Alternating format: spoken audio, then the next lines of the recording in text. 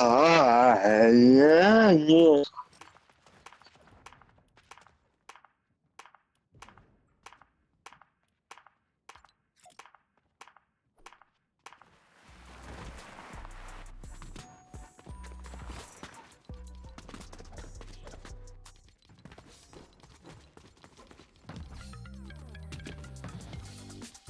I still back here. What's up, bro?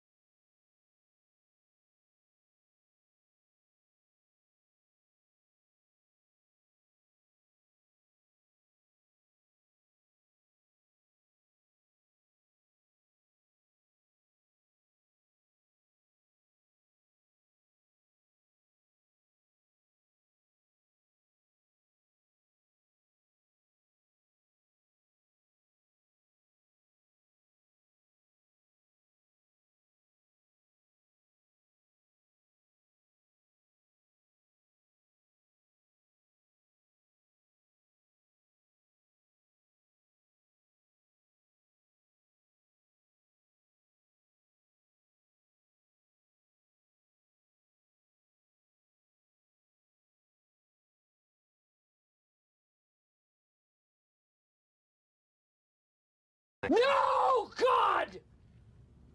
No, God, please, no! No! No! Little boy his ass. Walk your ass back down there. And little boy his ass. There you go. There you go. In the water with it. In the water with it. In the water with it. Oh, got the win. Got the win. Got the win. 50-yard line. 50-yard line close. That motherfucker got that with the wig on. I knew it was coming. I knew y'all gonna show y'all ass tonight. I knew y'all gonna show y'all ass tonight. Look. You better go on, nigga. Better go on, nigga. He right there. He right there. He right there, look. She's sick now. She's sick now. She's gonna be sick in the morning. Hold on, bitch, you don't have a car for a motor to get towed up. You don't. Put that shit in there. You don't have no fucking money, nigga. You a bum ass nigga and you got that rope throwing that truck in her goddamn face. You ain't no rich nigga, bitch nigga too. Got him. Got him. Got him. I knew it was coming. I knew it was coming. I knew it was coming.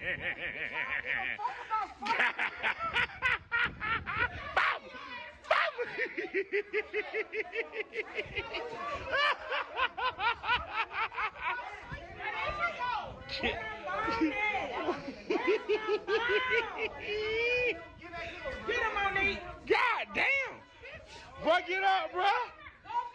Defend yourself. Uh-oh. Got him again. He's showing up. No. Hey, fuck that. Let's go. Come on. No. Let him go. And that baby got a lot of mouth. Let him go. No. Fucking nigga. Hey, now, hey, Mo, let him go, Mo. Mo, let him go. Mo, let him go, Mo. Hey, boy. Get them folks off your ass, y'all. Folks done wet your ass up out here, boy. Ooh, your ass swat.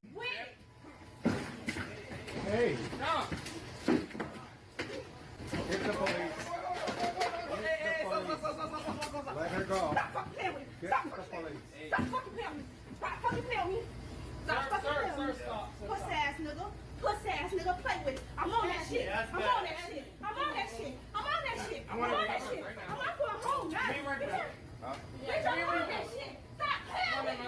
Stop fucking playing with me. Excuse me, sir. I'm calling the police. I'm on that. No. Where my phone at? Man, where my phone at? Go take it back there. I want her ass fired right now. No, you're finna go to jail. You don't get your head I can call you.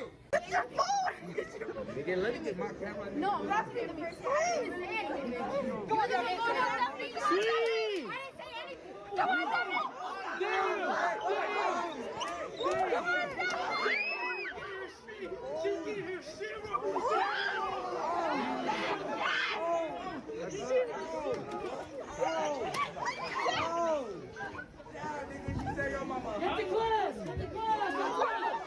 right now. Y'all just ate my dance up, chat.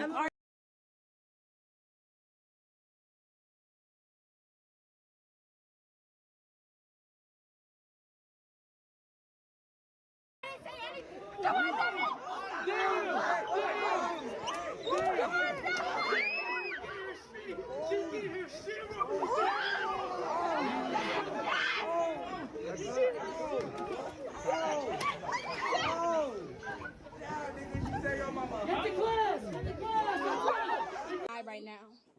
Y'all just ate my dance up, chat. All right, Leia, you gotta go. All right, you gotta go. Go. 2. Guys, Y'all gotta go. the doors. 3, 2, 1, 5. Hit it. Ow. Get her, Sham-Chase, get her. Oh, hell no, get her. Jump. Shut it, jumping it. Chartreuse, you gotta jump in. Get her, Chartreuse, get her. Oh, hell no, y'all not gonna jump Chartreuse. Get on the floor, yeah. Oh, guys. Y'all didn't even know it. Get up. I don't care what you do. Good job. Right on your bitch car.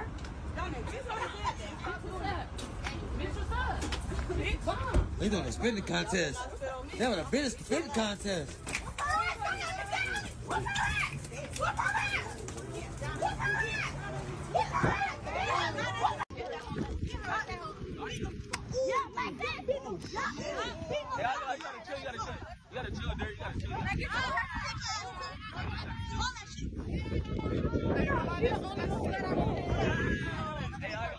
That very fire's gonna be dead.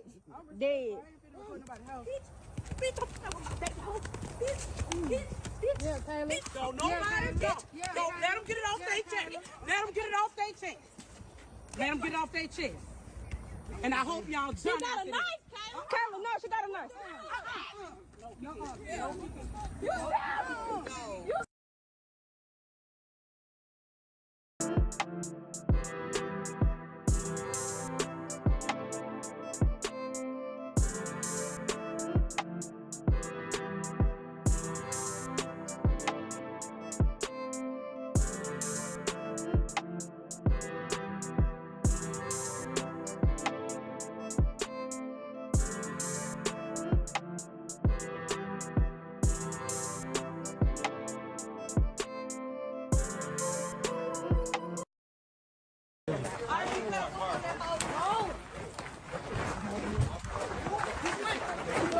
There you go. Yeah, Ivory. Yeah, Ivory. Yeah. Ooh. Yeah. Come on, Ivory. Get up. Get up, Ivory. Get up, Ivory. Yeah. Yeah. Yeah. Yeah. Yeah. Yeah. Oh, shit. All right, break it up. Burn up, burn up, burn up, burn up. This is not, that's not true.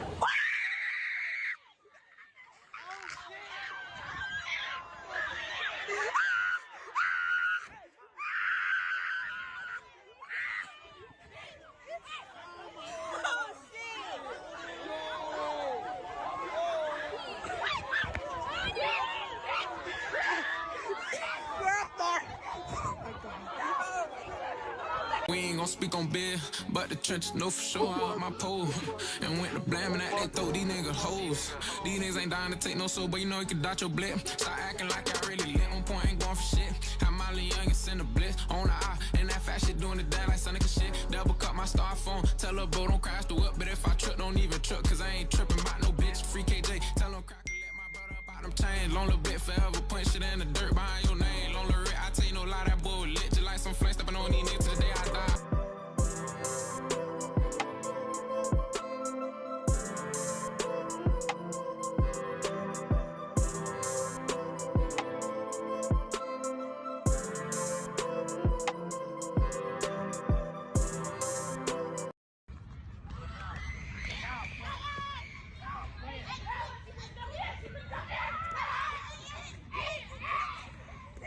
Hey, break that shit up. Hey, break it up for me. Hey, break that shit up.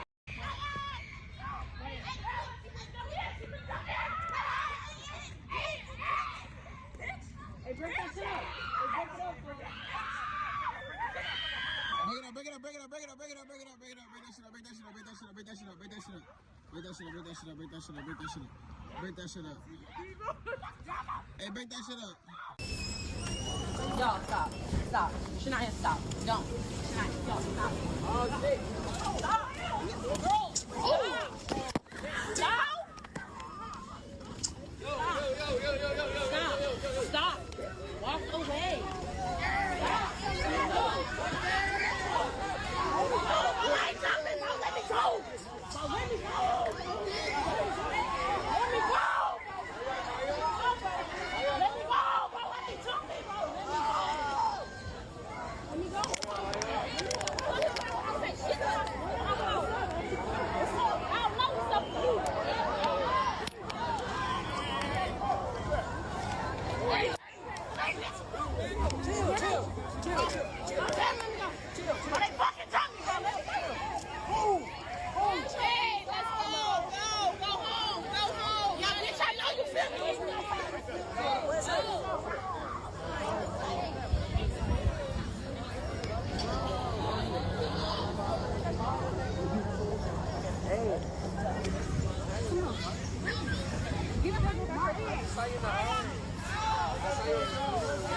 Put that shit down, Blue. Come on, Blue. Excuse me, ma'am. What the fuck?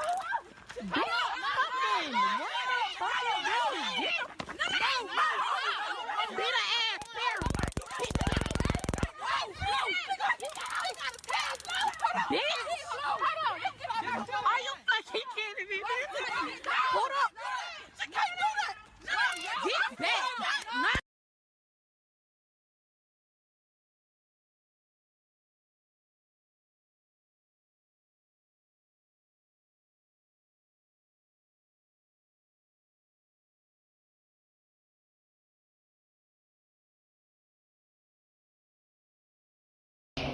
Go.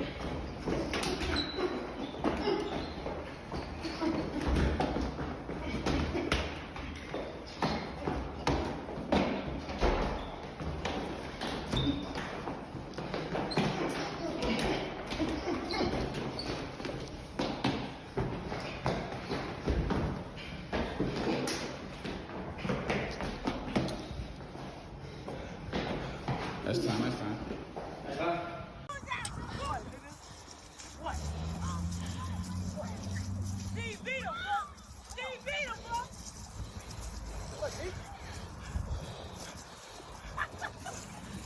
Come on, get into it, Aiden. Steve, bro, he got can't fight. Steve, be out. Steve, be out. Come on, come on, Aiden. Stop, bro. Aiden, bro. Get in the field, Aiden. Come on. Let's go help him. Let's go help him. Steve, come on. Steve. Oh, God, y'all not that phone. Y'all not that phone. Y'all not that phone. Oh, no. Steve, bitch, what up, bitch? Oh. Bitch, bro. Oh, Steve, man,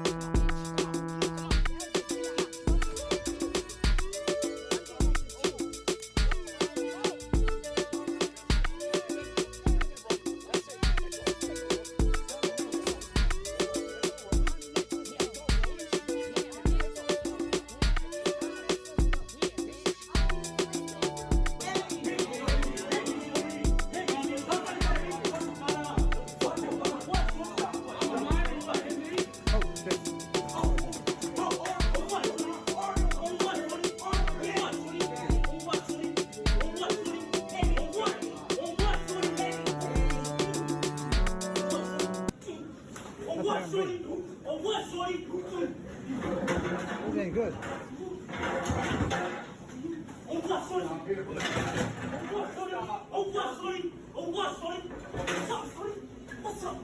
What's up, bitch?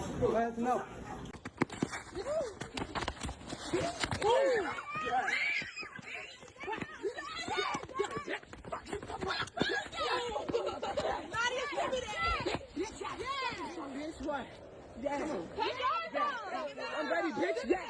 All right. Come on. No, come on. Come on.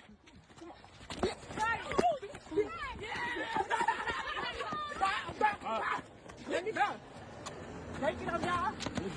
You good. Don't see. Break it up. Talk about, bitch.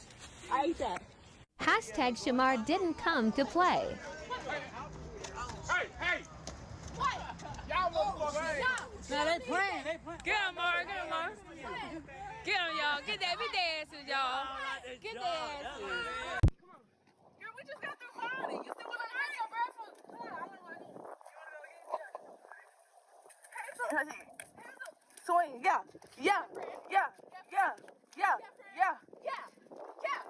Swing.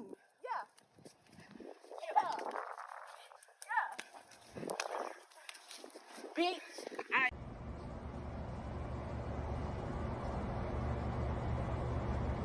My question is, why you ain't fighting the day I was in your house? Was you talking shit when you was in my house? Hold on. I did though. I asked you. Yeah. Go take that baby. Here to fight. Go ahead.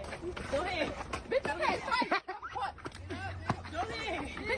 Go ahead.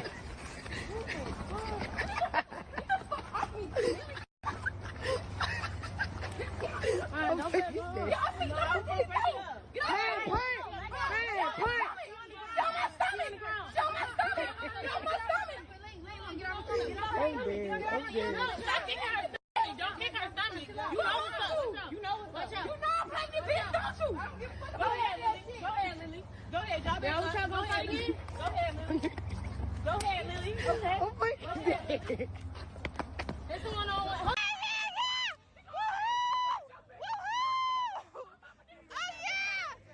Hold the camera nice and steady. Oh, she took the bonnet off. Here go her bonnet. Here go her bonnet. Oh, yeah. Hold on, back up. All right, yep. All right, y'all. Come on, bitch. Are y'all going again? Yep. Y'all want that nigga again?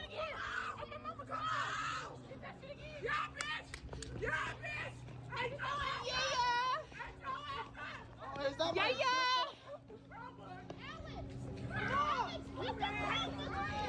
are you crying? Fuck, nigga, you mad? I'm on that no more, nigga. I'm on that no more. Oh! Damn! I'm gonna go home and watch a great video.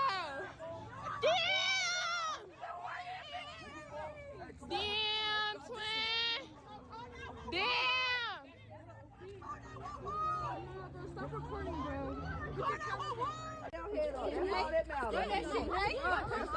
I'm back in line. Go down. Come on, right up to somebody. Swing. Go.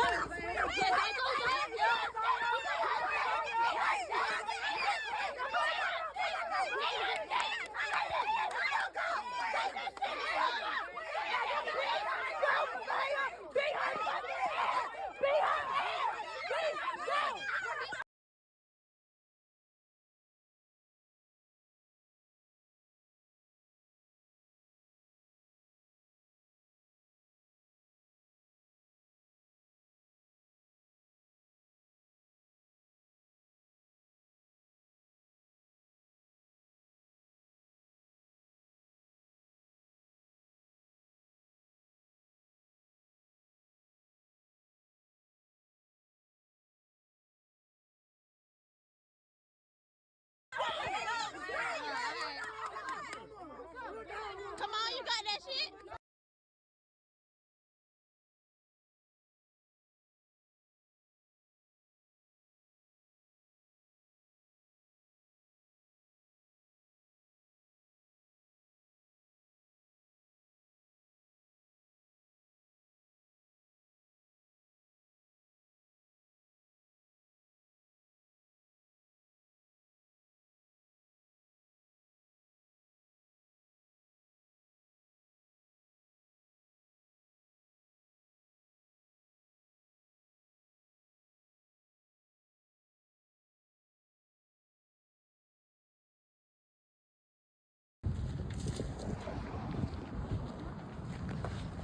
Oh shit.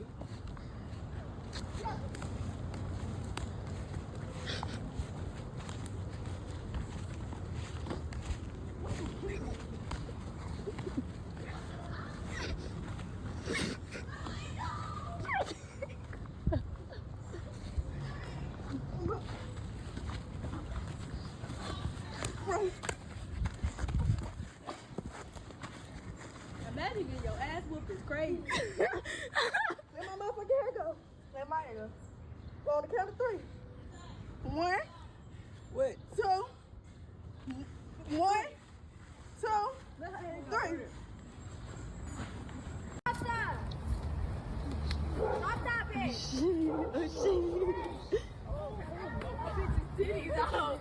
Oh shit, tits for me. Get that bitch, Nina. Oh shit. Rocker.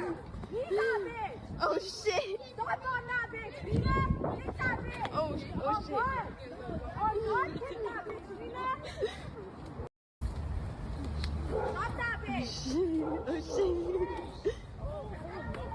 Titties out.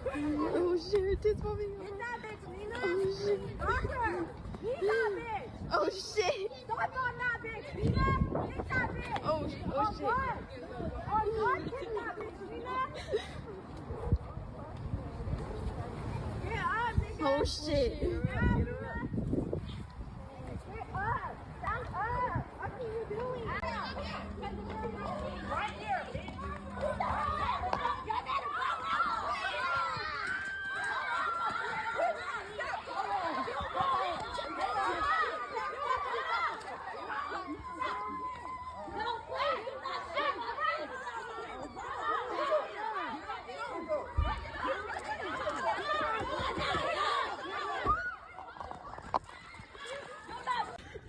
What, bitch? What?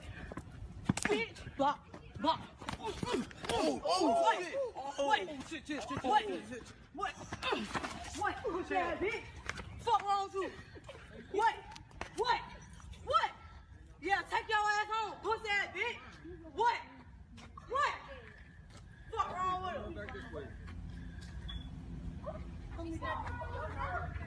What?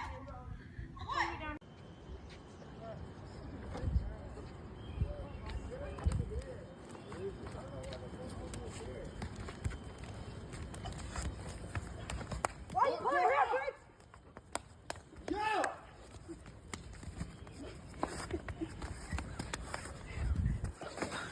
Hold on, wait. Hold on.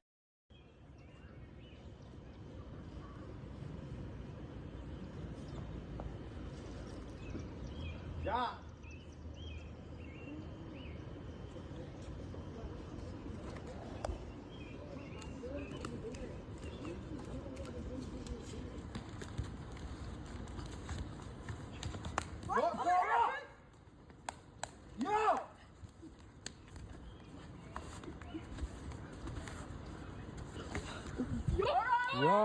Yeah. Hold on, wait until she gets up. Yeah, I'm not playing that shit.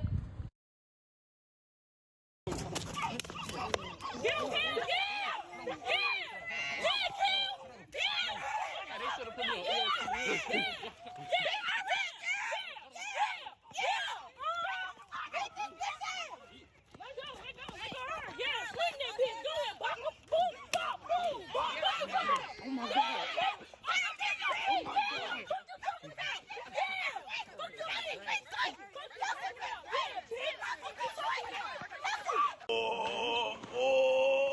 They sit here going. Oh, it's two hoes fighting right here.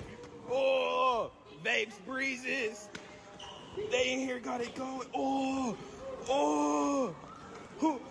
Damn. Oh, hey, Bands, you running in the cut? Damn. Damn. They got it going over here. What the fuck? They got it going.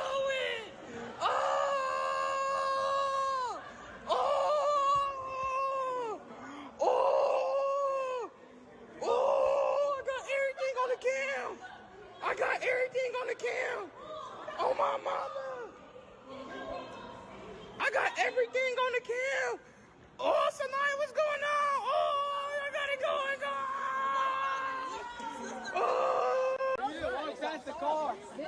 She don't want to fight. She don't want to fight.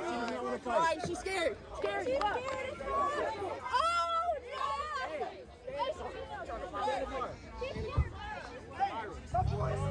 I got 5 bitches right now. 5 bitches right now. What's the deal? Yeah, back up off our car. Whoa, back up. What's the deal? Whoa.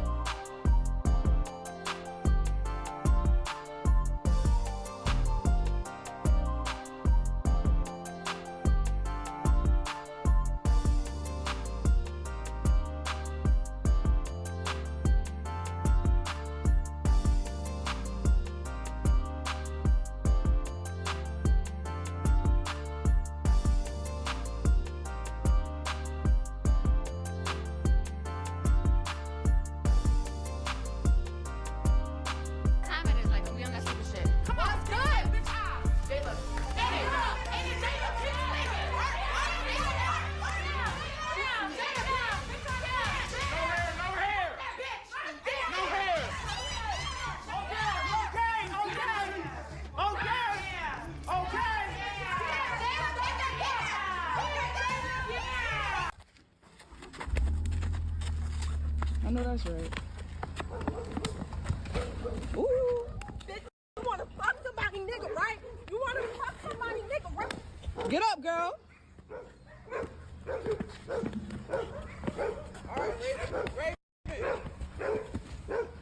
Bruh, let go of my hair. Let go of her hair. Hold on. All right. Hold on, get this. No, I'll be mad. All right. What? Yeah, you lost. It's okay. Okay.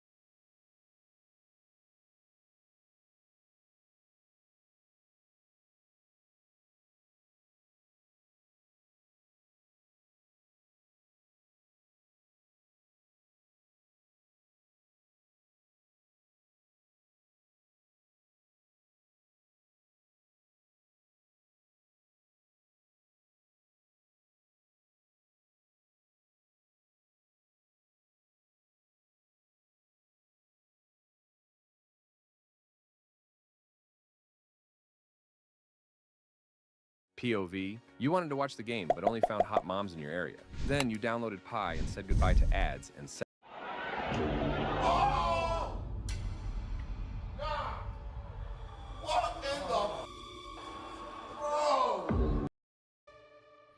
Number 6. Matt Mitrione.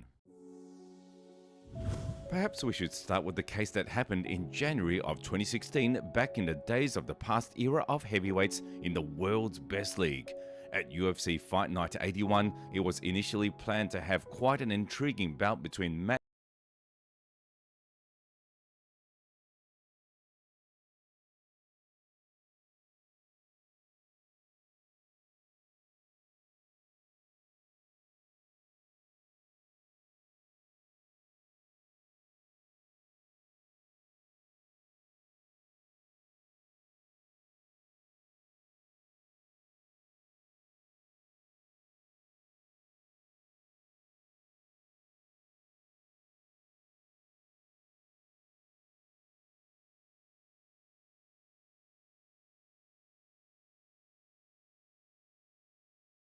Congo would win every time. He would be the undisputed champion of every weight division. Of the scary looks. Barry kind of checked that one off the knee a moment ago. Pat trying to figure out a way to get inside the reach advantage of Congo. He's switching up his stance. Checked. Oh my! Big right hand! Pat Barry looking to finish! It's over! Wow! Can Congo it looked like really Congo survive? was out. It looked like he was out. Oh, He is out. now. He's out. Nope, still Oh up. man, Mergliata's letting this go. That's incredible. Great job done by Czech Congo. He's in big trouble though. Barry looking to finish the fight. He's taking a run. Pat Barry's down. It's all over. Czech Congo has knocked out Pat Barry.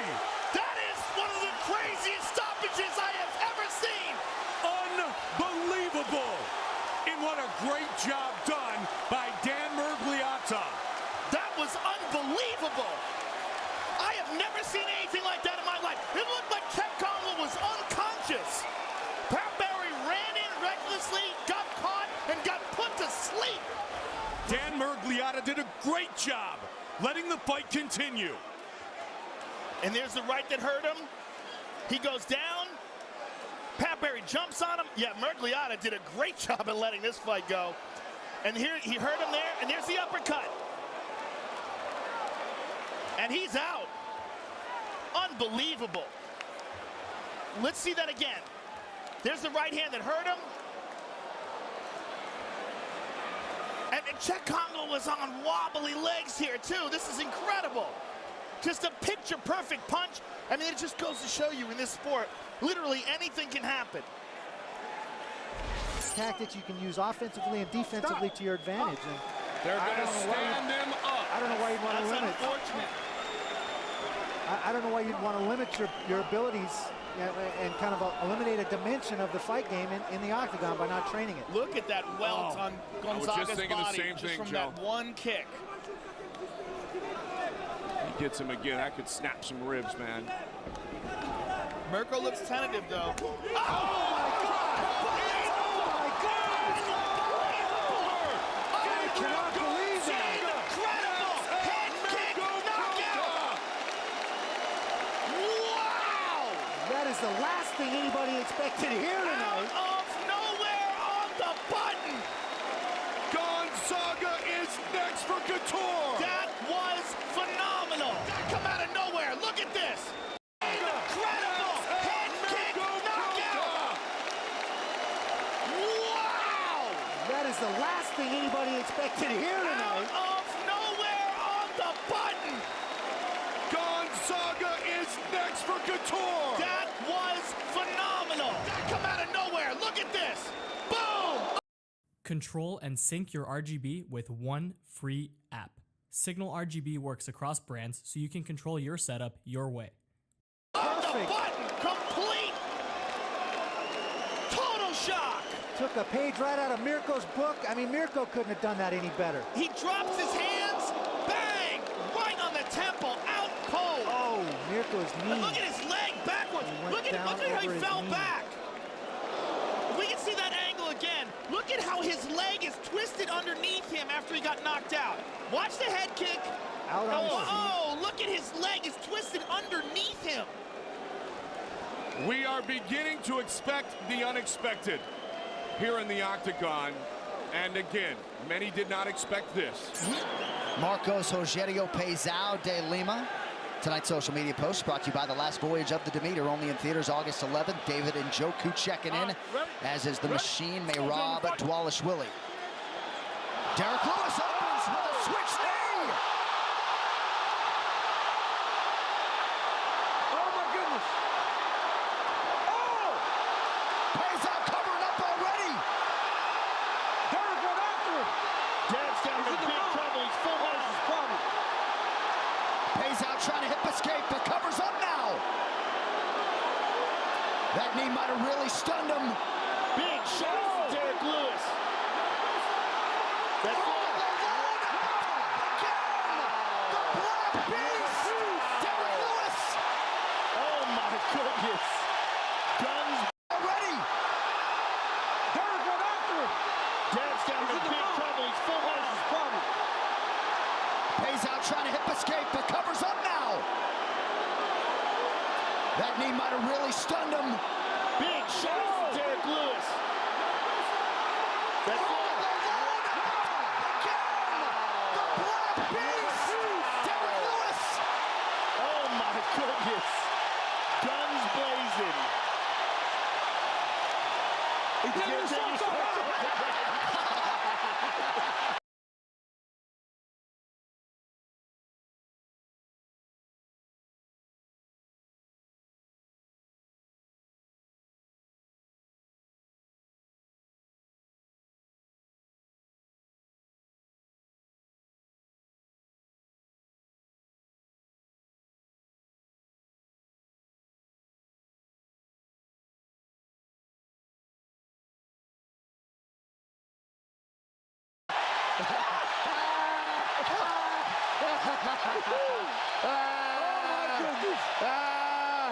Oh my God. Oh my goodness. Look at this guy. Oh, the shorts for fight. I mean, he just came running at him. Flying knee immediately, drops him, gets on top, big shots. DeLima's trying to get a heel hook, but Derek is just dropping bombs on him. Let's see it again here. Flying knee, boom, right on the chin. Big bombs from the top. Now here's the end of the fight. Just slamming punches down on him. And De Lima turns over just to block himself. Yep, then he gets the mount. And De Lima's just delirious here. I mean, he's just getting hammered by the biggest knockout artist in the sport. At this point, he's just trying to limit the damage. He's not moving, he's not shaking. He's like, let me stay covered so I don't take anything that's really damaging to me. And what a great strategic play. I'm curious how long they had planned that. But what a strategy to employ for Derek Lewis, who hands out a little bit, and he's going to try to avoid early. Yeah, I mean, it was a huge, an excellent decision to go to shoot the box, to really tighten up his striking, and that was what was missing from his game. He was a phenomenal jiu-jitsu player. Oh. Good leg kick by Dos Santos. Again, as Joe mentioned, Dos Santos probably doesn't want to mess with the crown game of Fabricio Verdum. Few do. Ducks underneath, clinch. Good job by Dos Santos of getting away. Because of the weight gain and bulking up, as you talked about, Verdum is much larger in this battle. He's larger, but, you know, he's not lean larger. You know what I'm saying? Like absolutely. Dos Santos is 230-something, 238.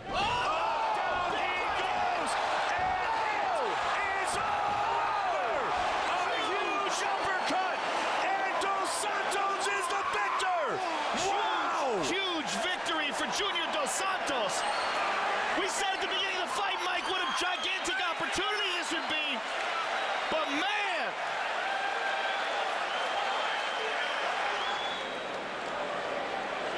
it's an uppercut. Oh! And did you see Verdum? He was leaning down, almost maybe. Look at it. Look. He went Verdum. into it, Mike. Yep. Watch this. Oh! Oh man! Wow. The difference in this one is one huge uppercut. We're talking about a guy who was probably the #1 contender outside of Brock Lesnar. Look at this. Oh, look at his ears wiggle. started meeting and you said to him, man, you are enormous. Boy, he looks so much bigger in person, right? But it's because he's a little taller, long and lean for the heavyweight division. That's not what you used to see. Oh, he hurt him.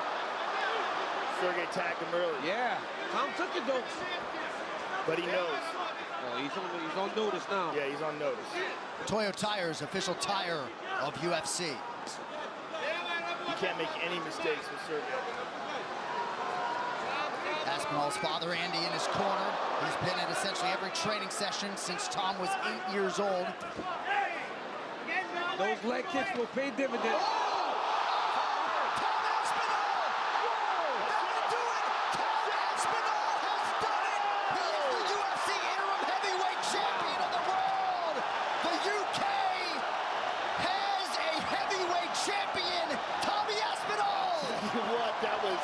Sensational. That was sensational. Oh, he's the real deal. Tom, heavyweight champion, and this is how it went down. Boom, right to the temple. Oh! The speed of Aspinall on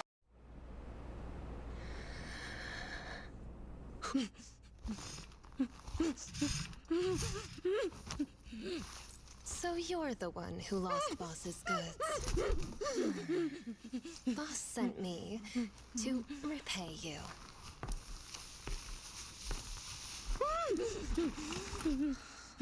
display.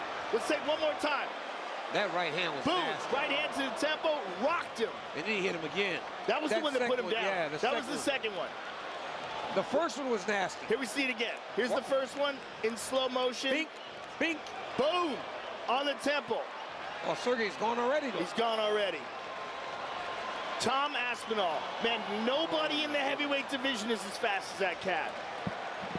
Oh, my goodness.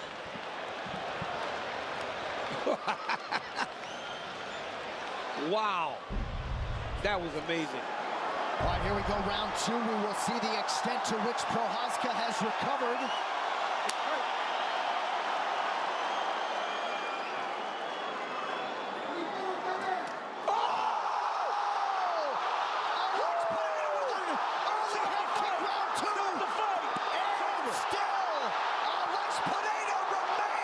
On the fight, Herb D. I mean, my goodness. My goodness. My goodness. Look at it. They shouldn't have let him stand up. No, put him sitting. My goodness.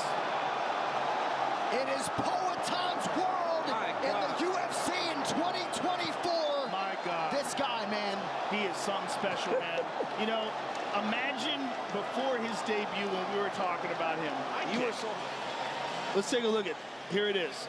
I mean, switch kick. Bam. Yup. He hurt his toe on Yuri's head. Stop the fight. Right. It's over, man. Right. He's not defending himself. Switch kick. And he didn't even catch him clean. Well, he caught him with his foot. He broke his toe, I think. Look, he's adjusting his toe now. His toe's really jacked up. He's standing over there walking on his toe and adjusting it. Oh. He might have hurt himself. I mean, that's crazy. What a head kick. I mean, this guy is just something special. You know what's crazy? He's finishing Yuri Prochazka, who finishes everybody else. Yeah, and he's finishing them easy. Like, Yuri didn't even threaten him in that fight. There was no moment in that fight where he had him rocked. In the first fight, he had his moments, but Alex adjusted. And Yuri still had to deal with that power. That power is just something out of this world. It's so different than anybody else's. All the little nuances, the mistakes that you can make, you can get hit a little bit and roll with it. You can't do any of that with that guy. No, you cannot make any mistakes. Stop the fight, man. Woo! You just lost for words. But this is, like, I'm so used to it. Look at me, I'm not even screaming. I'm almost like I'm expecting that when that guy fights. From Glover Teixeira so far, you have to wonder what DC and Jones are thinking right now if they've seen improvements in... With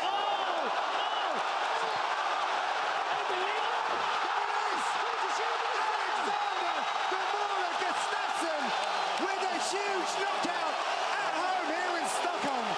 It seemed to be only a matter of time before that uppercut did the business, and there it was. Immediately Gustafsson goes over to Teixeira, his fallen foe. Unbelievable fight. Really, really impressive from Gustafsson as he climbs the octagon and celebrates in this Viking community surrounding him. Even ever. So the story was the same from the first round to the last, but there's the uppercut. Really nice. Such long-range punches. Slips out to the side to readdress the situation, pick his angle, and then steps in. He knew the job was done when Teixeira went down that second time. Look at that, his legs are gone. He needed one more punch, and there it was, right at the side of the chin. Glover Teixeira, to his credit, just could not take any more. Absolutely beautiful performance by Alexander Gustafsson, and surely gives him confidence going into a title shot in the near future. And he's connected a lot more here in round two.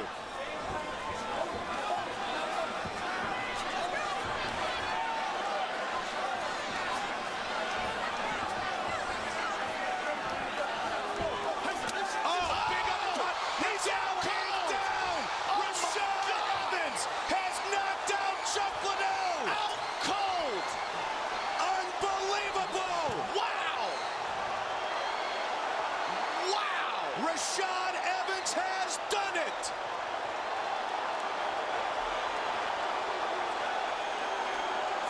Check it out, moving forward. Boom! Right on the button. Chuck through the uppercut. Rashad came over the top, Joe. They were both throwing at the exact same time, and Rashad got there. Have you ever wished you could play a video game your way? Where you can be invincible, unimaginably wealthy, or even teleport? Now you can modify your games easily and safely to have all that and more. Meet WeMod, the #1 app for PC game modding, and it's completely free. Whether you want to bypass tough levels, skip grinding, or enhance your gameplay, WeMod can help, and millions of gamers are already on board. Unleash boundless possibilities for thousands of popular games. Transform your game instantly using the WeMod overlay or mobile app. Don't worry, WeMod is incredibly simple to use. The app auto-detects your installed games, streamlines one-click modding, and is always up to date with the latest game releases. Take control of your gaming. Download WeMod for free right now and start playing your way.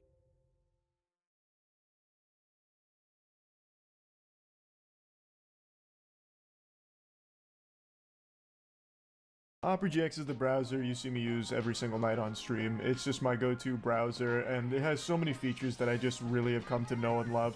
Obviously, the one that I always preach about, because it's the one I'm most enthusiastic about, is the fact that Opera GX is not a resource hog like Chrome and other browsers. It is so lightweight but so powerful, and the GX mods that it offers are super fun, so you can really customize it to make it feel like your own and make it feel super unique.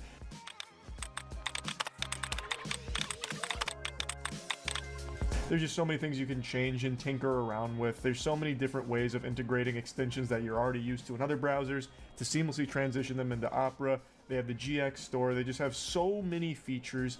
The hot tabs killer, forcing things to go from flashbang into forced dark mode, so you don't have to go to a new website and then just get blinded by a bright light. It's just the best browser.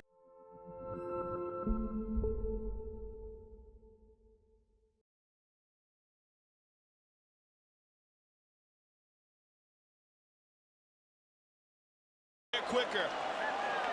One punch knockout. Let's look at this again. Wow. Look at it from this angle. Watch his neck. Oh, man. Rashad Evans. Silva, aggressive here in round one. Confident in his striking. Look at the hands low. Yeah, I think Ducks he really under. does. Down goes Griffin. I think he really is trying to send a message Looking here, to Mike. finish the fight. Forrest has got his feet on him, pushes him off. He's rocked him twice here in round one.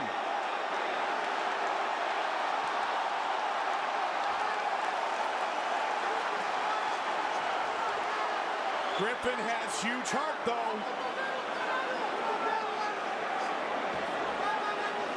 145. Look at Silva. I mean, that's just amazing. And again. He's out.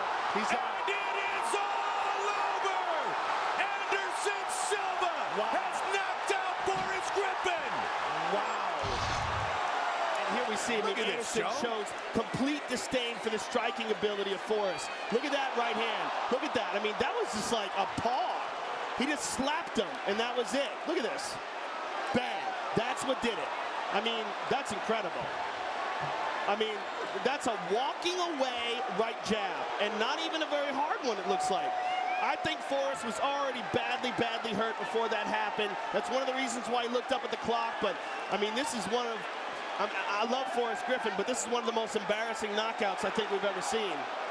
Well, I think you bring up a great point, though, Joe. He was hurt not once, Yes. not twice, and that was basically the third strike. Yeah, he was already out of it, Mike. No moment trying to catch Jimmy as he's coming in. 98% of Manua's strikes are from the stand. Welcome to the big leagues. Wow! What a kick! Step through head kick. No argument with that at all. All right, let's take a look at this beautiful left head kick from Rakic. He follows that right hand, dips his level, comes up with that head kick, and puts Manua to sleep. Straight on the jaw. Look how hard Manua falls down. I hope he's okay right now, but beautiful, beautiful performance from Rakic. Look at that, right on the jaw. Oh my God. All right, let's take a listen to that shin to face here. Left hook, left kick. Head down. Left hook, left kick. That's what a baseball bat sounds like, kids. It's one of the most clean knockouts. You saw him buckle with that low kick. He's going to limit him to southpaw. Again. Pereira so dangerous.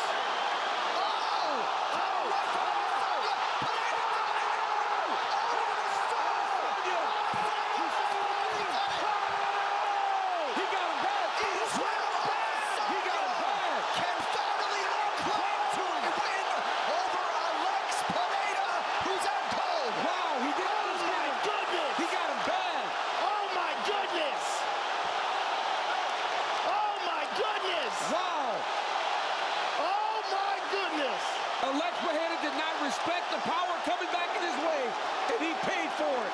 Oh my goodness. Fourth fight, Izzy shut the lights out. Let's take a look at it again. He gets hit with that low kick, covers up, Pereira's moving in. Boom! And catches a boom again. Right hand. And then hammer fist, out cold. Wow. Let's look at it again. Pereira hands down, just teeing off on him. Bang! Oh. Look at that right hand. Bang again. Left hook behind it, out cold, hammer fist. And Stylebender regains the middleweight championship of the world and reestablishes himself as one of the greatest mixed martial arts fighters of all time. And Adesanya. It's over. And Jared is defending his own. He hurt bad. Brunson owns him seriously wobbly legs now. Body kick from Cannonier, just missed with the right hand. Feels like the beginning of the end. He hurt him with an elbow and close. With Asana, AI teammates can help level up your goals by connecting them to relevant projects, so every team knows their role in the bigger picture. Asana, the #1 AI work management platform. Try for free today at asana.com. This is it. The elbow! Wow! Look who it's on! Jared Cannonier! There's your statement made! Wow!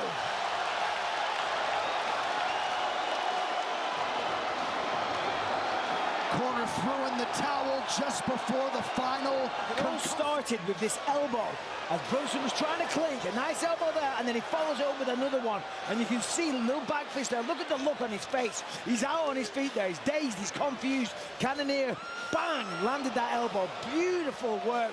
Goes at it again. That one just kind of glanced a little bit, but the first one did a lot of damage, and that was the beginning of the end. Nice little back fist, forced him down to the feet, and then some huge elbows. Right before the towel came in, Brunson was out cold. Let's take a look. Good shot there. Big, nasty, vicious elbow, and another one. That one put him to sleep. There it is. The head's bouncing off the canvas. The towel comes in. Jared Cannonier holds Derek Brunson on a 5-fight win streak. Incredible work. And I think it's Jim has been former middleweight champ Chris Weidman. Oh, man. Damn. Yeah, having a former champion on the mat is going to be very valuable indeed. Of course, Brian Barberena, who's with him tonight, lots of experience. They are so even on total strikes at the moment. One of the most spectacular knockouts we have ever seen. That might be one of the craziest knockouts I've ever seen in my life, Dan. That is real life ninja stuff. wow. He hung in the air for like 10 seconds. Caught the incredible kick, jump, spinning back kick. And he's up already. It's good to see that Kasanganay is already responsive, because that was about as clean of a spinning back kick to the jaw as you can get. Let's take another look at this. Let's take a look. Boom. Perfect. Catches the kick. The problem with that is, oh my God. You got to be kidding me. Beautiful. That's a taekwondo move all day. Yes. Foot on the body pad. Boom. Back Jump to the face. Very slick. I mean, let's take a look in real time here. I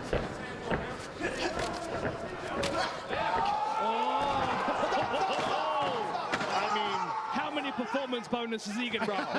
Give him $100,000. Oh my goodness. Dana, give him $100,000. Now Whitaker goes high with the kick and lands.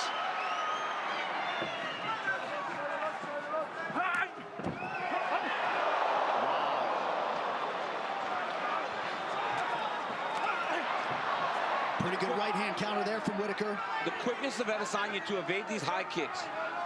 Hands down, just leaning back out of the range of those kicks. He's got to be very careful. Whitaker nearly on his feet. Adesanya trying to close it out. Israel Adesanya is the undisputed king of the middleweights. Man, every time Rob jumped in there, he was taking damage. And look what happened.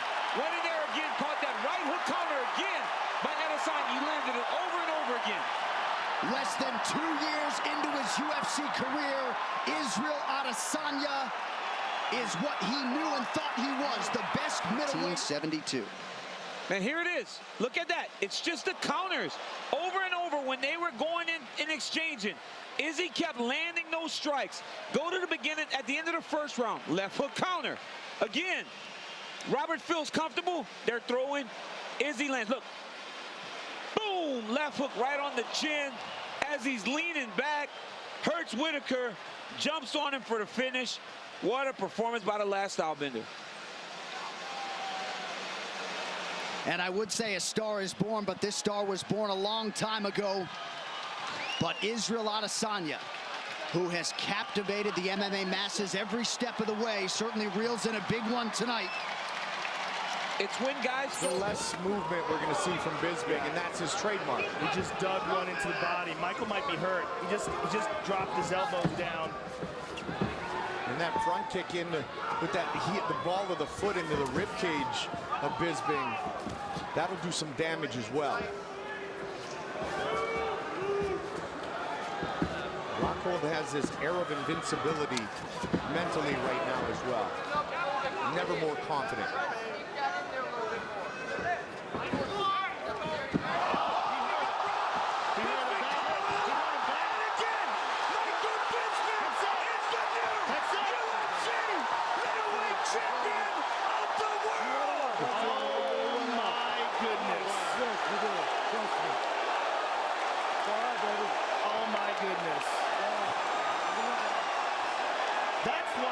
This is a crazy sport, ladies and gentlemen, because Rockhold, Joe pointed out that Rockhold had that chin up early. He goes body and then over the top with the left.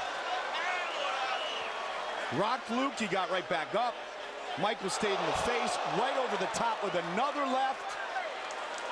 And we have a new middleweight champion. His name, Michael Bisping.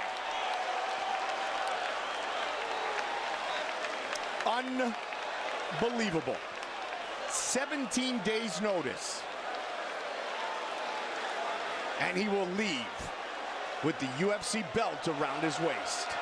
Just like that.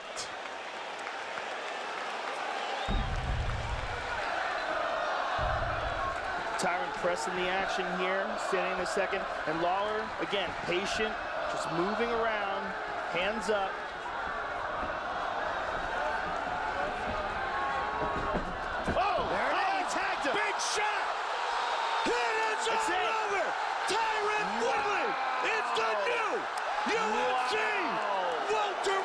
Champion of the world.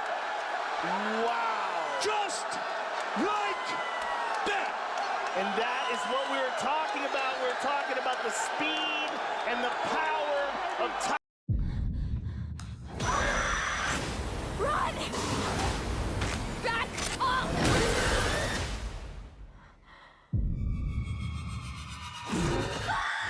Wolfman, rated R. Only in theaters Friday. Tyron Woodley. He moved in and dropped the bomb on Robbie Lawler. The speed this guy has. Boom! Just right on the button. Robbie dropped, and Tyron Woodley moved in for the kill. Dropped some bombs on him. Spectacular performance by Tyron Woodley. Just the second time he's been stopped by strikes. Tried to get back up to his feet. Yep. But really, he shouldn't have. I mean, he was hurting. Luckily, Big Dan held on to him. Incredibly impressive.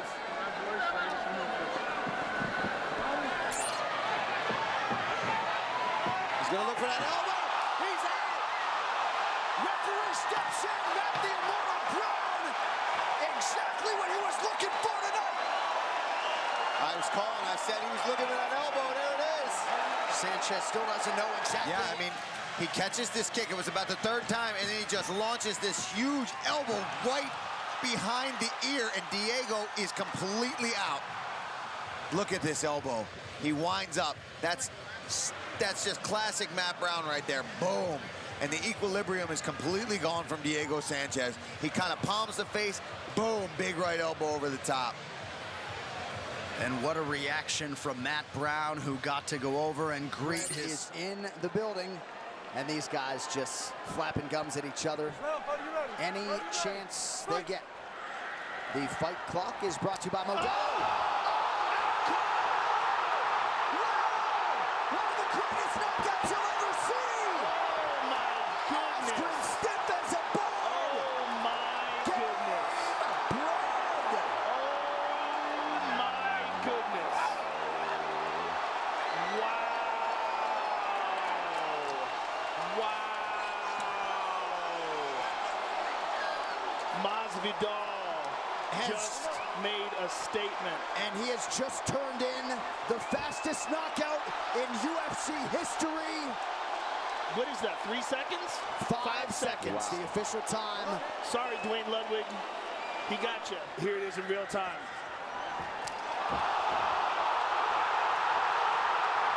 My goodness. My goodness.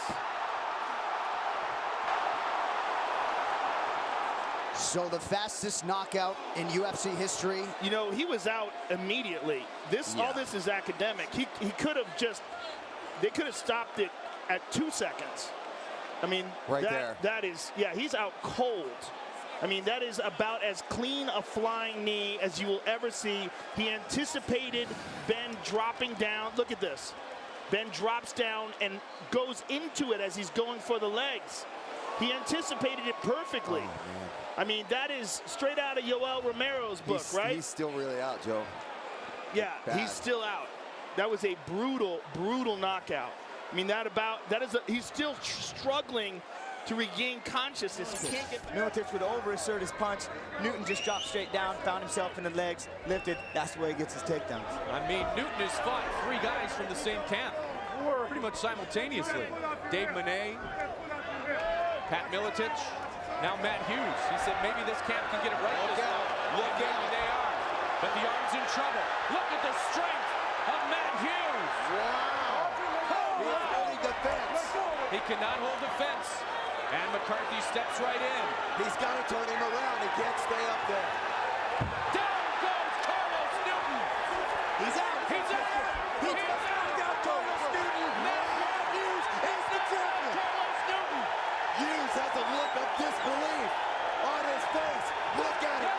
Now he knows it's over. He didn't even know he won the title, Mike. And could he have won it in any better fashion than the slam?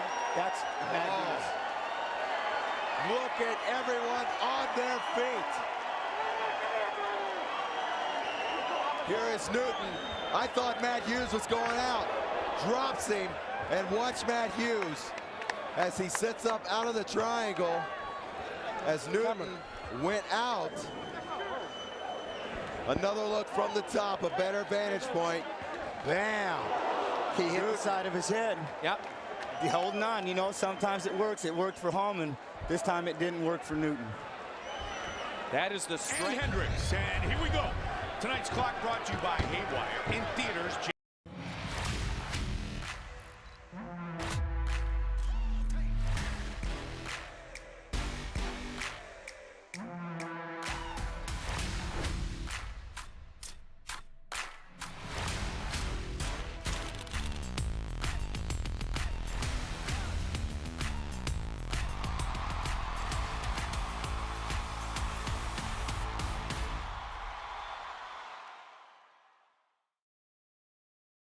January 20th, starring MMA superstar Gina Carano. Just like that, Johnny Hendricks knocks out John Fitch. I don't think John Fitch even realizes the fight was stopped. He just said what happened. He got tagged with a huge left hand and a follow-up shot and then started wrestling Steve Mazzagatti. We have talked many times about the one-punch knockout power of Big Red. He's still down there asking what happened. Johnny Hendricks. Here he's looking up at it.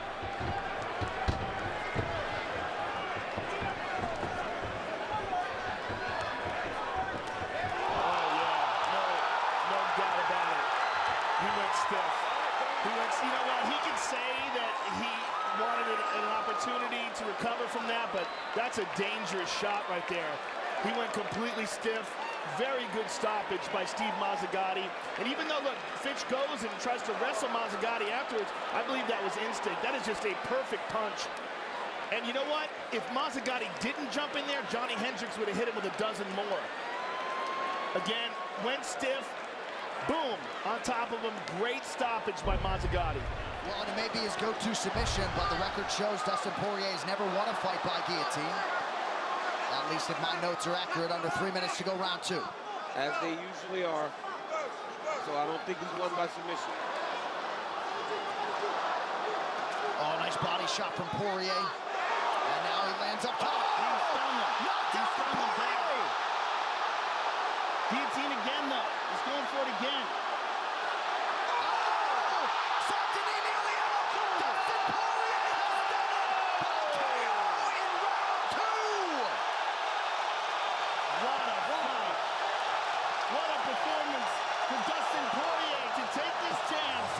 His fallen foe.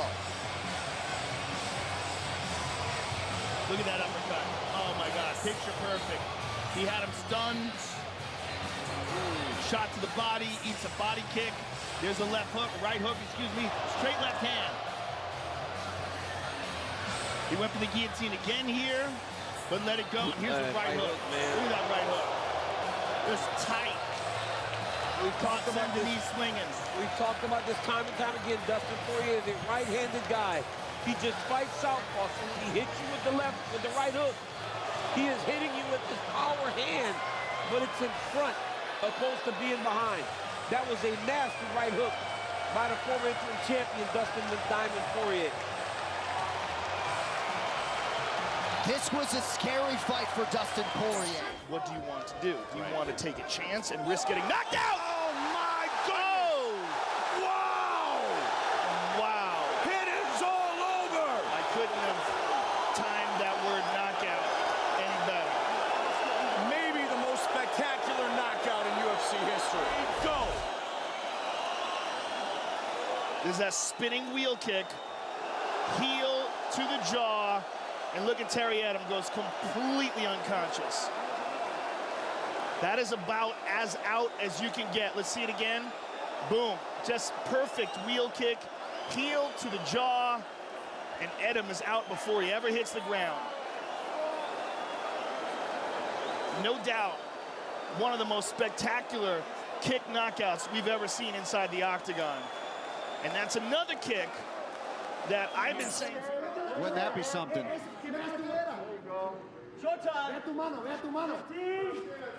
Oh, beautiful elbow. So Ignacio Bahamondes looking. A highlight for the ages for the Chilean Ignacio Bahamondes. Oh my goodness. No judges needed tonight. And like DC said, he was attacking the body with that spinning back kick. He threw a couple spinning hook kicks that were unsuccessful. Beautiful right elbow off of the clinch. He sees Robert circling to his right side, switches his stance. Boom! Right on the chin. End of the fight. Wow. I mean, that's unbelievable. What a performance from Ignacio Bahamondes. What a knockout. 9th career knockout for Ignacio Bahamondes. And he's been switching stances subtly for the athletes here in Houston as round 2 gets underway. Chandler working off of that jab early. Oh! Knocked down for Oliveira now. Now a knee to the body for Charles and a right hand. Chandler retreats. Now Chandler is down. Charles Oliveira is the undisputed UFC lightweight champion.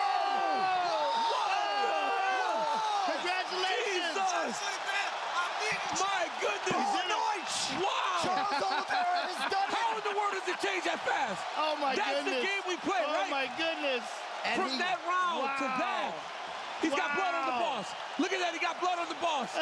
Here we go. Character since 1872. Oliveira with a crisp left hook. Look at that. Sits him down. I mean, perfect technique, as we were saying about Oliveira. He doesn't extend himself with anything. He's never out of line. Look how he's throwing these shots. Look at this. Look at his right hand. Perfect. See where his right hand was? Perfect. Right where it's supposed to be. It's always where it's supposed to be. Everything's perfect. Look at that right hand. Boom on the top. Chases him down. There's the left hook. I mean, everything is picture perfect, and Big Dan Miragliotta seen enough. Unbelievable. Can you believe it, though? It's so crazy when it happens like that fast. That's where the issue is, right? It's when you see Charles Oliveira get beat up in the way that he did in round 1. For that to switch that quickly, and he is now the champion. So crazy. That left leg is destroyed. Finally, in minute 25, Holloway shows some mortality. Look at this. Holloway just told him, stand right here. Oh, big connection late. That'll do it with 1 second to go. Gaethje face first on the canvas. Max Holloway wins the BMF title. Oh, my goodness. Oh, my goodness. Whoa. Oh, my goodness. An absolute stunner at UFC 300. Oh, my 1 God. second to go. Wow. Look, forces it, points at the ground, and they just decide to wing it. And then Max catches him right here. There it is. Oh. Just slapped him. My goodness. Clean as can be. And the accumulation of damage was too much for Gaethje to take. Holy smoke. And this was a fight where everybody thought that Max was going to be outgunned. He was not outgunned. Oh, my All God. night long. Look at this right hand that ends it. Right here. Wow. And what a result. I mean, what a result. Unbelievable. And on the With biggest 1 night of the second. year. Look at the clock. 3. I mean, these guys are winging. 2. Boom! America is revving up to keep leading the global automotive market. Investments in electric vehicles are keeping us competitive and solidifying Michigan's place in the world. Virtually every automaker agrees that electric vehicles will dominate the industry in the near future. That means we need to keep investing in American-made electric vehicles now so that we stay ahead of the pack this year and every year after. We can't stay ahead of the competition without electric vehicles. A second before the gun, Mark Goddard waved it off. Complete astonishment inside T-Mobile Arena. The baddest mother effer in the toughest sport in the world is Max Blessed Holloway. And he might have opened up possibilities for undisputed title fights in 2 divisions. Man, how can you most deny highly it? anticipated featherweight fight of all time. Conor looks extremely loose, and Aldo looks like he's feeling the pressure of this moment. Here we go! Green trunks for the southpaw, the notorious Conor McGregor. Black trunks for the champion, Jose Aldo Jr. Conor relaxed and smiling. Oh! He slapped him! Like that! Conor McGregor is the new UFC featherweight champion of the world! Oh, unbelievable! Oh my God! Unbelievable! The first punch he threw slept him. Boom! Boom. It was a straight left, and Aldo connected with a left right afterwards, and he connected as he was getting knocked out. Look at that. Boom. And then hammer fist, out cold. And that's it. That's incredible. One more look at it. Boom.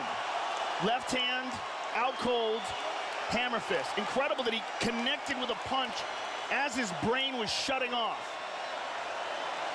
Let's look at it one more time. Straight left.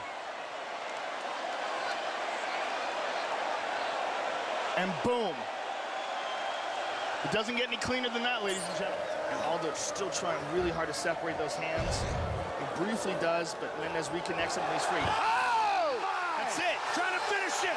And it's all over. It's over. Jose Aldo knocks out Chad Mendez and remains And he the just UFC ran out of the featherweight octagon champion. and ran right into the crowd. And they are swarming him now. This is nuts. And he did it with literally seconds remaining in the round. He just ran out of the cage and ran right into the crowd. And there's a protection. He wants to just wander out into the crowd. There's that knee that catches Chad Mendes dead on the button, and then a vicious right hand right behind it. Look, he uses that separation to perfectly time that knee. Mendes is in all sorts of pain, 2 shots, and Mario Yamasaki rescues him. Fight replay all night long, brought to you by Bud Light. Here we go. And that's what's called being well-rounded. Great takedown defense, great grappling, and vicious knockout power. Taking advantage of a really good results with that low calf kick. Edson's corner wanted him to be more busy with the left. Oh, ooh, good right hand by Barboza. Oh, my goodness. Oh, my goodness. Crazy. Oh, my goodness. It was a delayed response. He cracked him, and he tried to absorb it. But then his body just gave out. Never old character since 1872. Look at, he hits him. Oh my goodness. Wow. Oh my goodness. He tried to tough it out, but his body just shut off. This is wild. Look at this. Joe, watch his Here eyes. it is. Watch his eyes. Watch his eyes, Joe. Watch once he looks at him. He's like, wait. He realizes, like, oh, wait. Look at his eyes. Look at his eyes. See that? His eyes, he just kind of goes. He's out. Yeah, he's done. I mean, this is crazy. Look, he just went completely unconscious. I mean, he's taking these unnecessary shots because he was already out cold. His body just had a delayed reaction and then shut off. Join over 80 million users on the world's leading crypto app. Download the Crypto.com app now. And you see Mitchell took the center.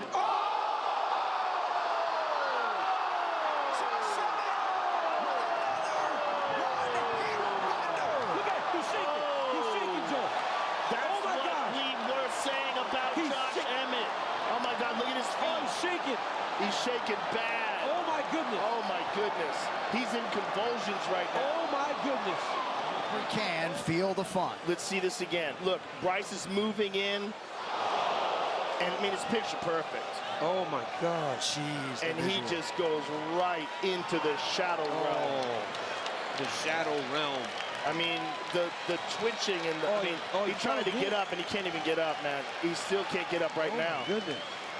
Mitchell was told of the result, expressed his disappointment. But I mean, it was horrific. Let's listen in real time.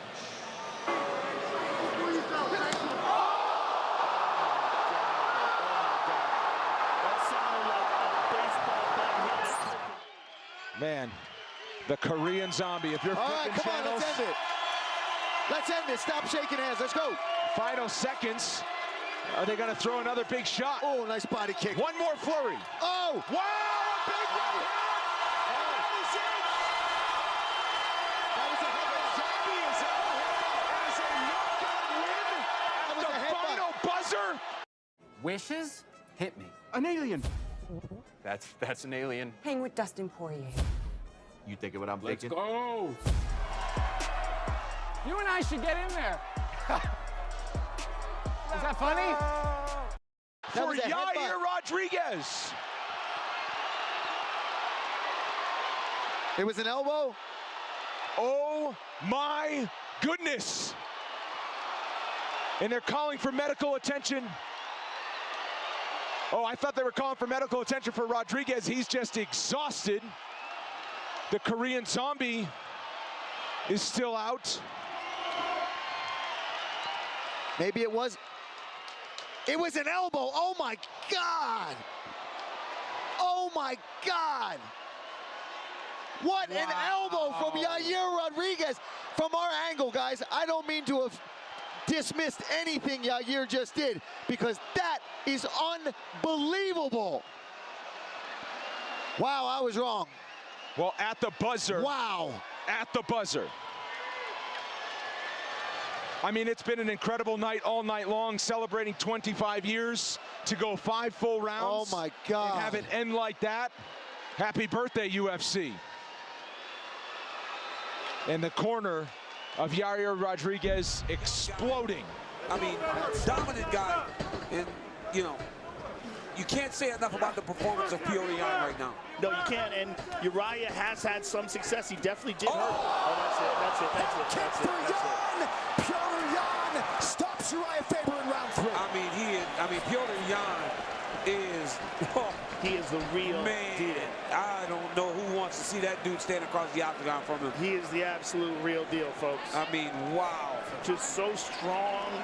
So just even like, found the target. You know, his technique is absolutely perfect. Here it is. Look at this. Boom. I mean, and this was Uriah Faber that was already in big trouble, right? So look at this clinch. Boom. And he catches him right on the face. I mean, but look at how close they are, Joe. Very tight. Look at the tight quarters that he can generate that type of power. This dude's a problem, man. He really is. In every place the fight is. In every facet of martial arts, Piotr Jan is a problem. Real dangerous with his striking. You see the impact whenever Wineland lands already. Well, he's such a physically strong guy. I mean, John, you were talking about his deadlifting. 400 pounds. I mean, how does a 150-pound man deadlift 400 pounds? He's got to be careful here, though, because when you're engaging O'Malley, look, he's good with that. That's where O'Malley's good, right? Whenever he's going in and out, he does a fence.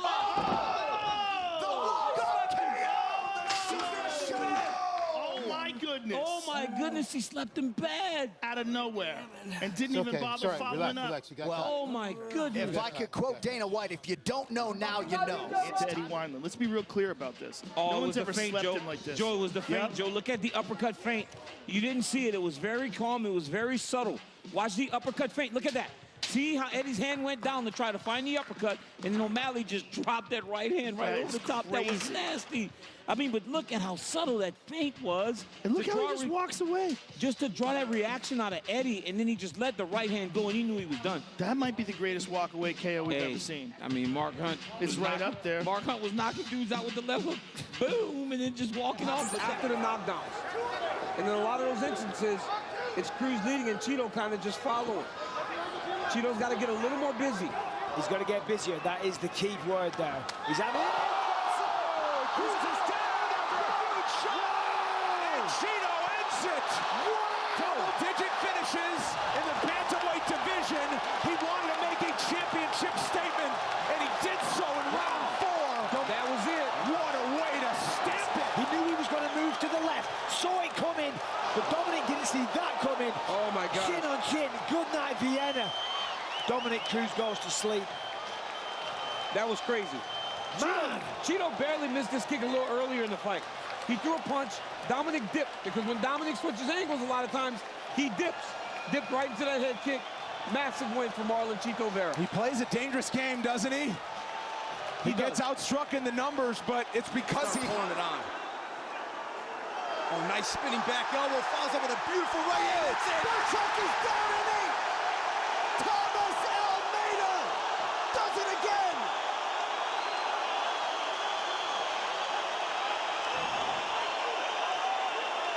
This place is going wild. Just pure technical violence. Spinning back elbow, steps back, straight right hand. That rocked him. Follows up with that right and Unlock a new world of efficiency with Asana. Automate workflows so your team can have less follow-up and more follow-through. Try for free today at asana.com. look at that. How many bantamweights are dialing Sean Shelby's phone right now to fight this kid? I'm going to make a bet that's 0. Look at the accuracy, steps back, gets his feet in place, and boom, lands with vicious power.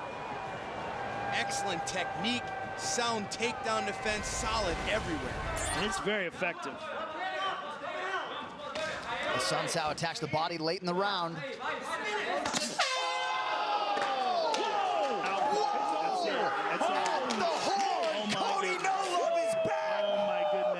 Oh my goodness. Oh my goodness. Look how he did that. Joe. Oh my goodness. Oh. I don't think there's a man faster. Joe. I don't think there's a man faster in the sport. Oh, crazy. Speed crazy, kills. bro. One of the more devastating knockouts you will see. Let's listen Look at back him, he's to falling it. over. Oh, he's falling over. He's out. He's having a hard time staying.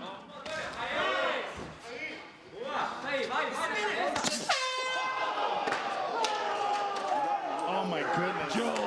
Joe. Right before I might the have horn. to go with you on this. Look at that, Joe. He dips and just throws the right hook. Oh my goodness. I mean, it doesn't get any cleaner than that. And Joe, you set up Assunção, rightfully so, as one of the more durable guys on this roster. That is a clean. That's as clean as it gets. Joe. Oh my goodness. Hey, and Joe, like in boxing, when they go face down, Joe, it's over. I said it's over. Wow. Joe, when they go face down and finding the right moment to throw a shot. Nice jab from Cara France. Garbrandt circling towards that power right. Well, when you're that hurt, you're not thinking about going left and right. You're just like, let me get out of the way of what's coming after me. Kai's setting it up, too. He jabbed to the bottom. Oh! Beautiful combination. Oh! That's it! Cara France has done it! He knocks out Cody Garbrandt. Right here, you see Kai kind of throwing the jab, short jab, and then right hand behind it.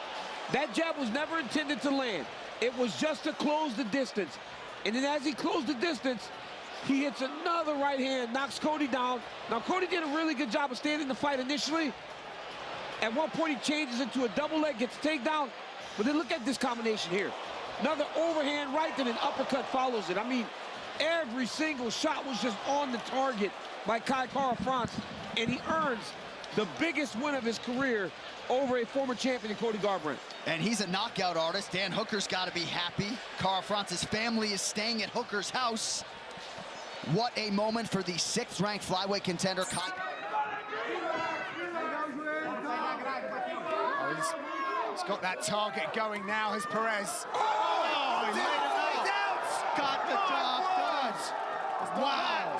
Was unbelievable. That's all he needed. This is what Perez was talking about.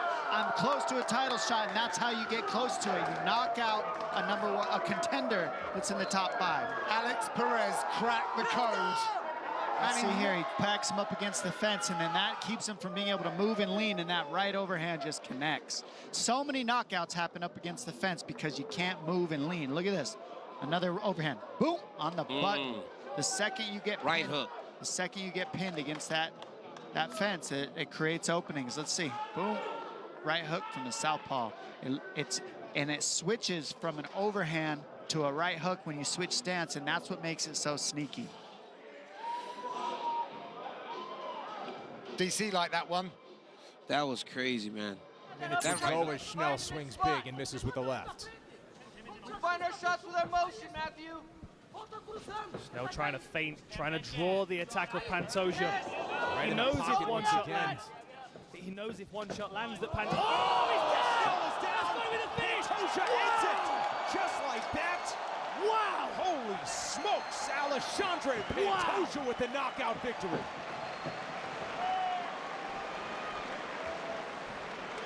What a knockout from Pantoja. You know he's got the power in his hands. Quite happy to stand and trade when you step into the breach. He goes over to show respect to his opponents. Look at this. Matt Schnell comes rushing in, takes a big right hand over the top as he's looking for that body shot. Beautiful work. Pantoja steps in for one more. Goddard was there to save the fighter. Here we go again. Looks for the body shot, but leaves himself vulnerable to that right hook. Pantoja, footwork beautiful, steps out of the way. Here we go again. Bang, right hand right down the nose. You can see the balance immediately. Really nice finish. And as you would expect, the American top team corner. Mike Goldberg, Joe Rogan. This is Fox UFC Saturday, live from Sacramento, California. Round 1 of our main event of the evening between the champion Demetrius Johnson, the challenger Joseph Benavidez for the UFC Flyweight Championship. So far, we're seeing a lot of what we expected. A lot of movement and speed by Johnson. Benavidez looking for big power shot opportunities. Demetrius Johnson's technique is second to none. He just does everything perfect. If you And it's all over! Demetrius Johnson remains the UFC flyweight champion! Wow! Winner by knockout! We were just talking about how good his technique is, and he lands a picture-perfect right hand. Outstanding. Just absolutely amazing. Johnson, the first man to ever stop. He does everything perfect. He saw an opening, and look at this.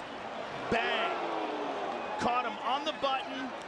Benavidez went down, and Mighty Mouse jumped on him. 1, 2, 3, before the referee could even get to him.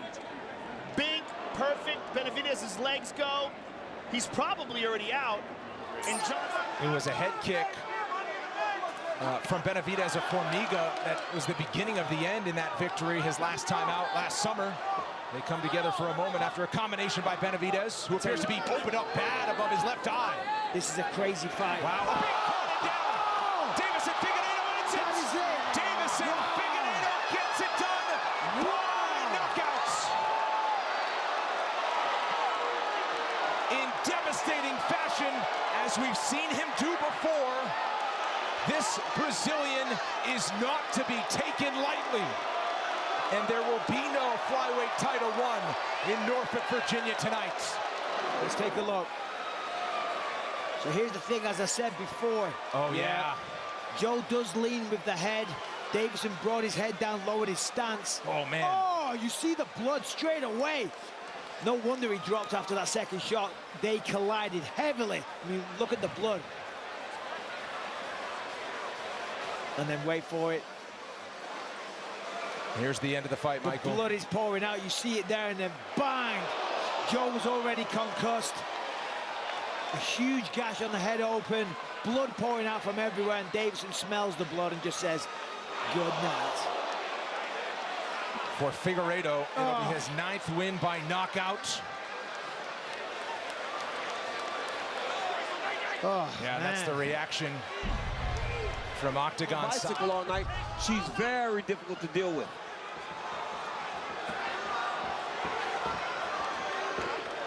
And Weili has landed several of those inside low kicks.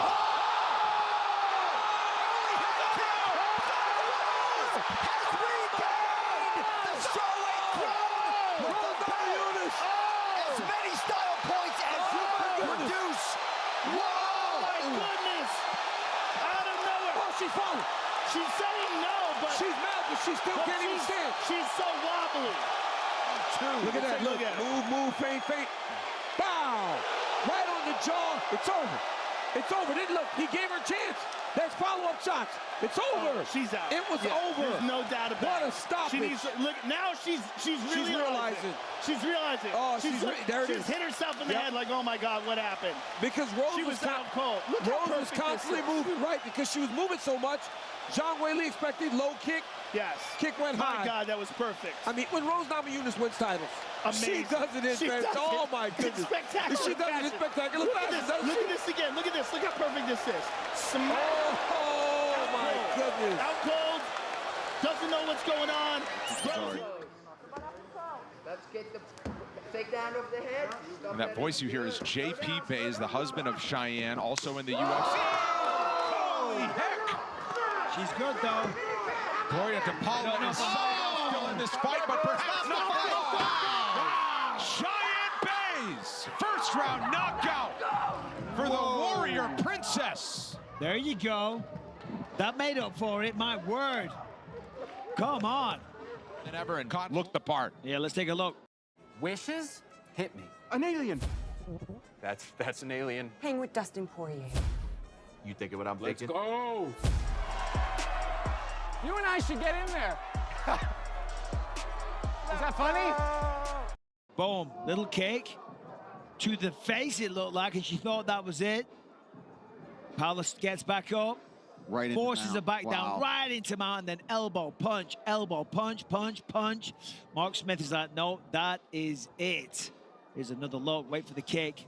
Bang. The Place hand that just comes up in perfectly. time, too. Yeah, you're right, Paul. It was risky.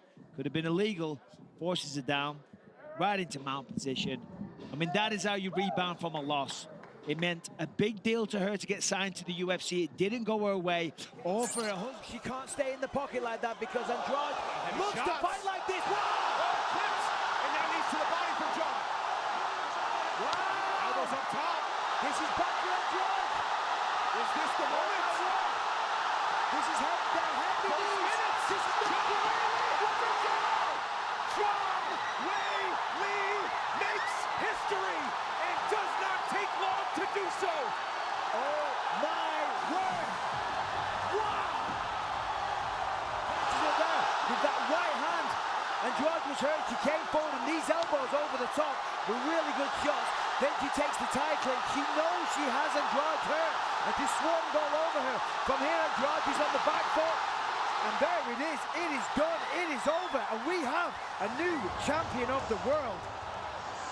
It is the second fastest finish in UFC strawweight history against a fighter known to finish her opponents in brutal fashion. En route to winning the title, Zhang Weili has now won 20 straight fights. This time she will be leaving with a shiny gold belt wrapped around her waist. And mixed martial arts may just never be the same. Everybody in this arena. Joanna's constantly pressuring.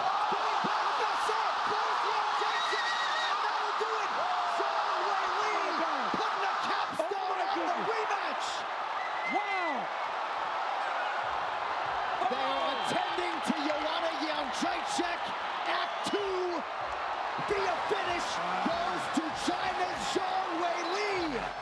Oh my goodness. I mean, so, Joanna pressures. Oh my Zhang goodness. spins, wait for it. Oh. Back fist to the neck, Oh. your ear. No follow-ups by Weili. None required. Take a look again. A little overcommittal. Spins. Here it is. Boom! Look at that on the carotid artery, on the jaw. The whole forearm lands with a tremendous amount of power, and the strawweight queen goes down. That is a truly special athlete. Zhang Weili did not miss there with the spinning back fist. She put it all together tonight. Landed 72 of 100. Significant they have for the lift is Andrade. If you stay a hold of that, Andrade cannot lift. She can't do it. There, now she's working on the problem, which is the hands. Nope, can't lift there. She'll still be power. Oh! She slammed her right out. No, you can't! Jessica Andrade! UFC strawweight champion! Incredible. Incredible. Holy smokes! Just like that. Here. Now you get hips in, lift. Guys, when I do this, they rotate all the way through. But Rose trying to hold on to the arm did not allow her to flip. If Rose would have let go of the arm, she would have got flipped through and landed on her back. But by holding on to the Kimura, she landed right on top of her head. Hey, run that replay back again, please. Look at this. Holding on to the arm. Look, fell on her neck. If she would have let go, she would have got rotated all the way through and landed on her back. But because the arm kept her in place, she landed right on her neck. What Rose should have done is once Jessica Andrade moved her head to the outside, you got to switch off the arm and go to the switch. Used for the fight, you used it on the walkout, which is fun, but you got to be ready for that. But it's not just...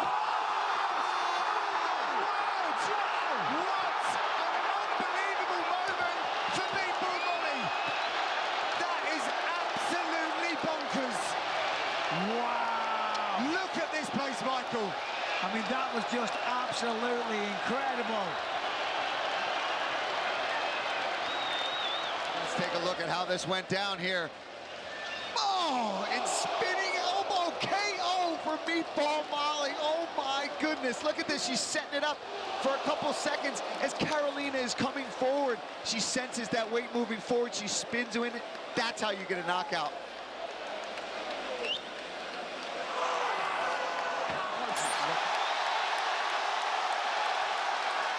Priscilla Cachoeira can relate to this treatment in Valentina's flyweight debut. John, I was grabbing my paper to try to find her name. But, I mean, this is exactly what happened to Priscilla, and Valentina is going to beat her up. Yeah, it looks like she opened her up with one of those elbows. Big Dan Stoppage could come here. Closely. As it should be. That's it. And still, the UFC flyweight champion. Is there anyone who has anything for her at 125? What a dominant performance. Massive performance. Just massive. 72. Here we see the takedown. I mean, just one of many. Literally every time she clinched up and fully committed to a takedown, she was able to achieve it. Now here is the end. She cinches up this crucifix position and just batters her with punches, then finally gets to a position where she can elbow. And Big Dan had seen enough. This is just horrific over and over and over again. She's slamming elbows and fists into the face of Jessica Andrade. Almost a merciful stoppage. Yeah. Because this fight was just a one-sided beatdown from the start. This woman is fantastic. I mean, she really is something. First bricks, obviously being Joanne Calderwood, who I think is good, actually. This is where Molly needs to be careful. Last time out, Hannah Golder got a victory over Emily Whitmire in a similar kind of fashion. Oh, that's a big right hand from Molly.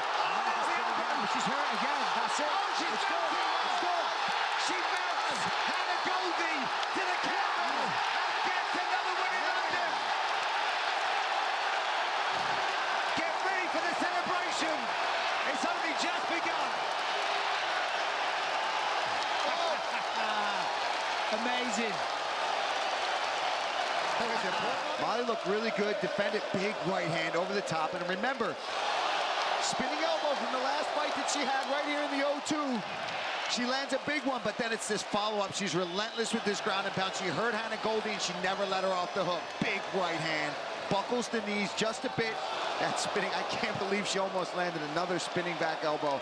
Ooh, big shots. Wow, that got everybody back up on their feet here. She is quite unbelievable. And look at the reaction from backstage. The energy in this place.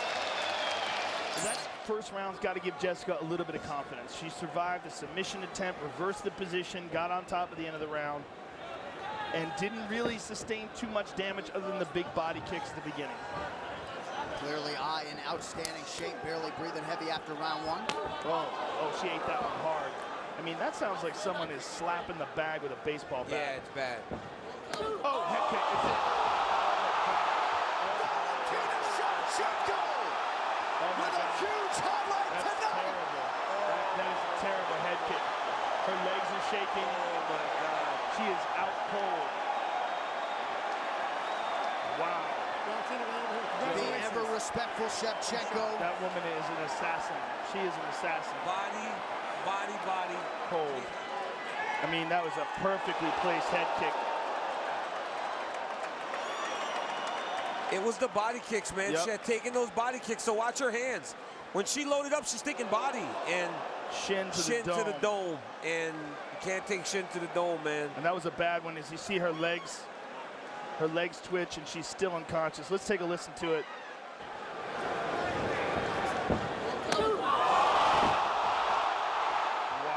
I mean, that is one of the most brutal KOs we have ever seen. It's crazy. Look at Valentina's coach, right? He's like game plan very effectively against Katlyn Chookagian. Oh, something's happened. To the body. Yeah, she's attacking the body. She's down. And that is it. Her flyweight debut. Andrade gets another stoppage. Wow, very impressive. Yeah, straight landed attacking again, the right? body. That's so smart. Here we go. Here's the replay we're going to see. We see a short, it's a hook to the body. Oh, look at that. And you know what that feels like, DC. You can't breathe, you can't think. I mean, that reaction, though, right? That reaction tells you it all. Yeah, There's turned no away. way Katlyn Chookagian wants to do that in the octagon.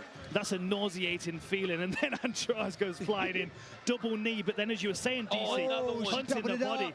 Another short right hook to the body, dropped her against the fence. A good stoppage from the referee. We were seeing nothing coming back. Nice body kick and a big right from Nunes. Oh, Nunes was... Oh! Huge head kick for Nunes! Amanda Nunes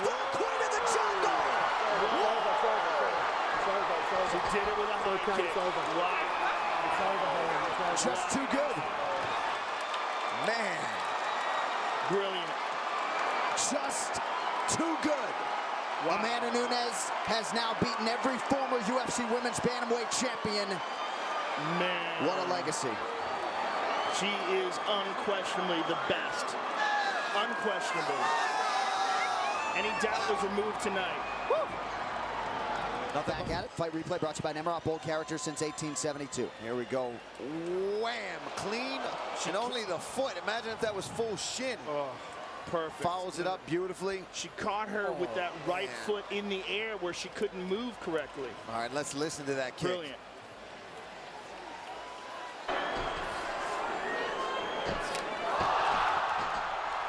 My goodness.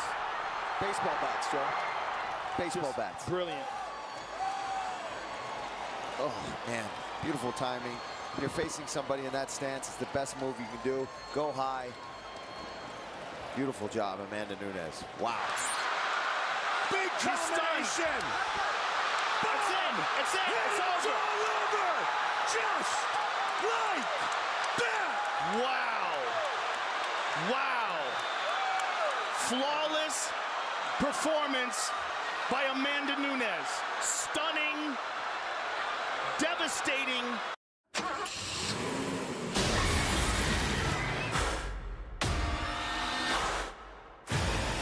Run! Back up! Wolfman, rated R, in theaters Friday. Victory by Nunes.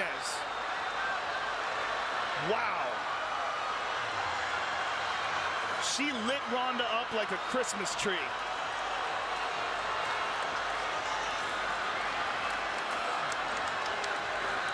Right hand again, right hand again. Amanda Nunes just completely smashed Ronda. 1-2, 1-2. I mean, merciful rescue by Herb Dean. Stunning performance by the champion.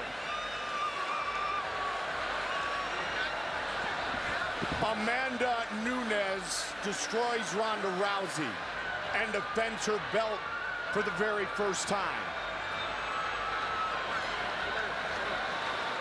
That young Brazilian superstar may hold on to that belt for a very, very long time.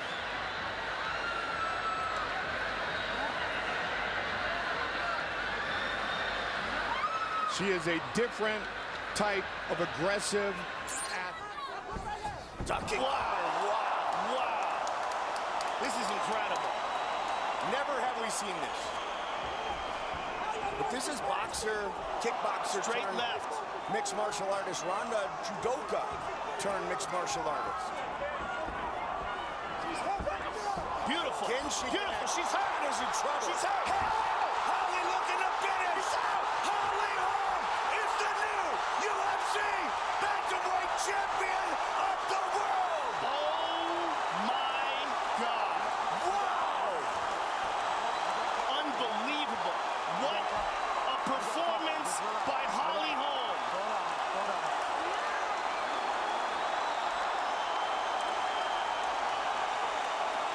Just an absolutely staggering performance by the challenger.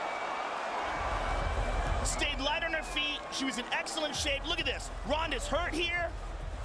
Boom! Head kick goes down, and Holly is all over her. And that was one of the keys to victory that we talked about. Holly Holm's kicks. The fact that she hit him behind the punches. But that is the perfect head kick there.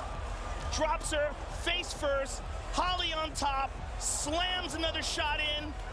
And that's a wrap, ladies and gentlemen. We have a new champion. Let's look at it one more time. Ba-boom! Right on the neck. Ronda goes limp. Holly jumps all over her, hammer fist, and she is out cold. Fight replay brought to you by Bud Light, the perfect beer. Are you ready? You ready? Fight! We are underway. Tonight's clock is brought to you by Bud Light. Here we go. Good jab right away by Davis. Good overhead right by Ronda. And a big throwdown. Can she do it right here? It's all over. Just like that. Are you kidding me? Wow, she doesn't even know what's going on. She's fighting Eve Levine. This is crazy. She's so adamant she's fighting Eve Levine. She doesn't know what's happening. The fight is over. The fight is over. Huge right hand started it all. Wow, that is crazy. She had no idea what's going on. Big right hand early. Knee, hip toss. 1, 2, 3, 4, 5, 6, 7, 8, 9, 10. Her arm relaxed and went limp, and that's when Eve Levine decided to stop it. Let's see it one more time. Look at this beautiful technique. I mean, my God. And when she comes down on you, it's all her weight on top of you with the momentum of the throw, and then the beatings come. 1, 2. I mean, over and over again, right to Alexis Davis's face. 3. Now look at the arm go limp. Over and over again, these punches land. Eve Levine gets into position, and we see these punches land, and somewhere along the line, the arm gave out. Joe, let's take a look at it. The 16 seconds that she was in the octagon. Right hand, a knee. Alexis landed a good jab there. There was a right hand that rocked her, and there's the toss. 3, 4, 5, 6, 7. See that arm go limp? When that arm went limp, that is when Eve Levine stopped the fight.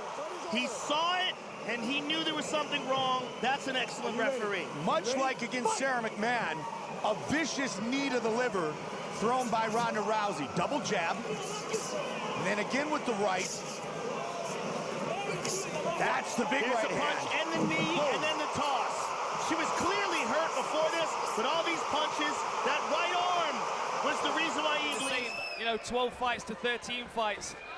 Holly Holm's a seasoned boxer. She's been doing this a long time, so she's much more settled in her style of fighting. Even though she's crossed over to mixed martial arts, she's employing a lot of the same techniques that she did in boxing. Whereas Bethe Correia is new to this sport. She's a new athlete, so she's constantly learning, adding new things to her game. Head kick!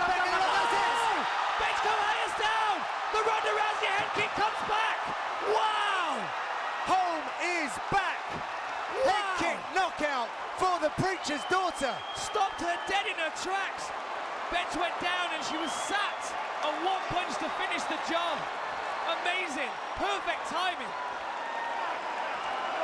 That is how you finish the fight and put it beyond the reach of the judges. That, ladies and gentlemen, is perfect technical execution. Constantly pumping the punch, setting up for the head kick. Very, very nice. Let's take a look at that again. What a fantastic knockout finish. So here we go. Holly Holm moving around. Bethe Correia calls her on. Holly feints. She's going to feint again. Bang! There's the head kick right across the face on the business end of a Holly Holm shin. There was no more needed to be done in that situation. Beautiful finish, look at that. Bethe Correia put an arm up, she was done. She knew she was finished, even though she was only semi-conscious. That sometimes, ladies and gentlemen, is what we're waiting for when we see these tentative game plans where they're feeling each other out. They've spotted an opening and they're waiting for it to present. Wishes? Hit me. An alien. That's an alien. Hang with Dustin Poirier. You thinking what I'm thinking? Let's go. You and I should get in there. Is that funny? What's up, y'all? Welcome to the WAN Show. It's been a great week. No. It's been a great week. Nope. And it's going to be a great WAN Show. Okay. Oh, I wasn't even talking about like world events. I realize what that probably sounded like now. I wasn't trying. We're not even going down that road. Wow, it took us exactly 3 seconds. I didn't intend to. 3 seconds. No! To alienate some half of America. That wasn't even what I was talking about. And we don't even know which one it is. Way to go, Luke! I was talking about completely not American things, okay? Nothing to do with America. We've got a lot of great topics for you guys today. I forget what the headline one was, so Luke might get it for a change. AMD is rocketing upward. They have Wow. Okay, well, we'll get into the details later, but that is absolutely incredible. EA has ditched support for Linux in Apex Legends, citing the fact that Linux gamers are far more likely to cheat. Them some fighting words. Yoicks. What else we got this week? A modder has made DIY upgradable Mac storage. Okay, this is so cool. This is legitimately cool. Crazy prices we were talking about might not be so bad. Actually, there's a little more to that as well. Oh. We'll get to it. Intriguing. The last one I will bring up is that MS Paint might be like a cool, neat thing to do on your computer again. Really? Maybe. They're Sounds bringing good. AI features to MS Paint and Notepad.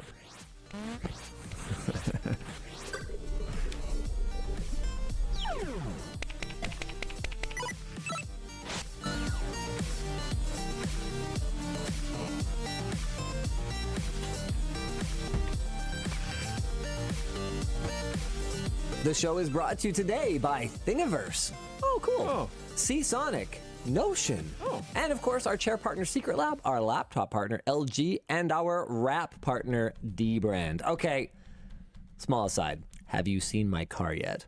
Not in person. I've seen pictures though. My goodness. Okay, anyway, that's all I'll say about that. Tell me when you get pulled over. EA is dropping Linux support for Apex Legends, despite the fact that the game was in the top 50 in terms of popularity on the Steam Deck over the past year. According to EA developers, it is much harder to catch Linux-based cheaters, and the quote is, "The openness of the Linux operating systems make it an attractive the openness of the Linux operating systems, make it an attractive one for cheaters and cheat developers."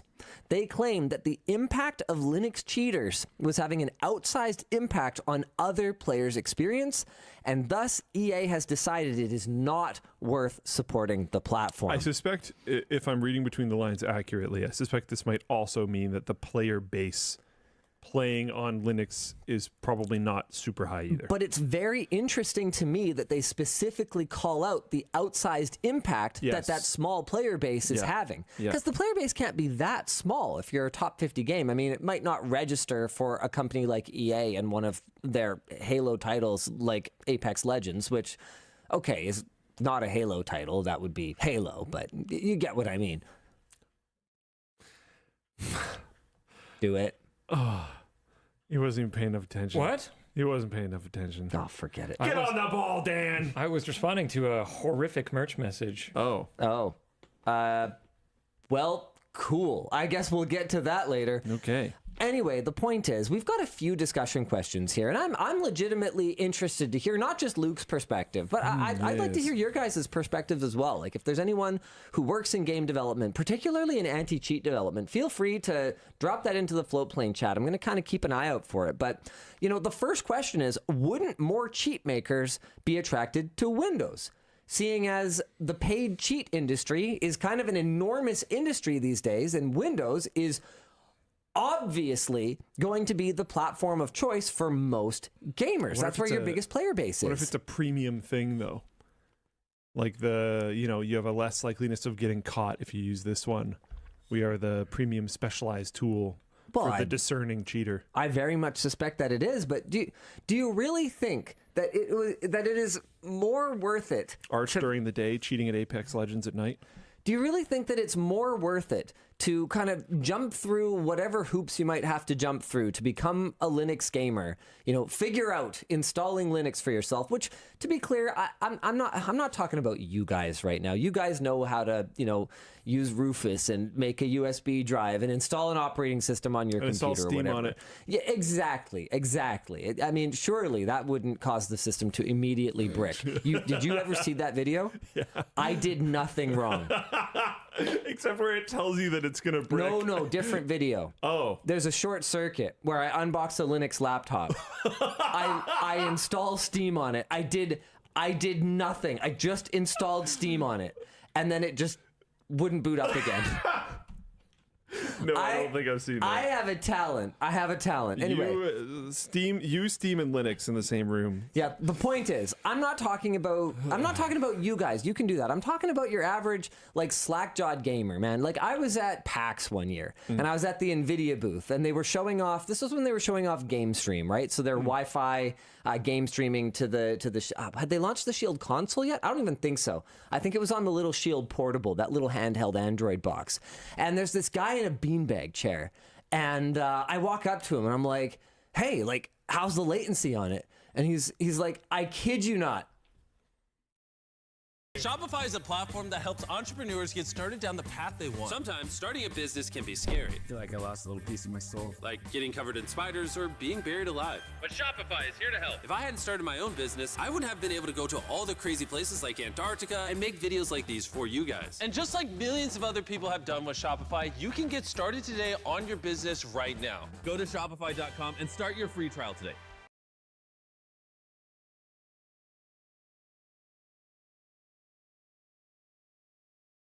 To have the option to just block out these thousands of advertisements that are popping in your face, it's amazing. So the cool thing about Pi is that you can choose to just block every ad that you're seeing, or you can opt in, watch the ad, and then get paid to watch the ad. Dollar bill. So here to show you guys, I went on the BuzzFeed website, and because Pi is enabled, all the ads are blocked. And not to mention, it is free. If you go to pi.org, you can get paid to watch the next ad that pops up on your next video that you're watching, or you can just block it and not see it. Do it right now, guys. Who wouldn't want to do that? Go to pi.org right now to go get Pi.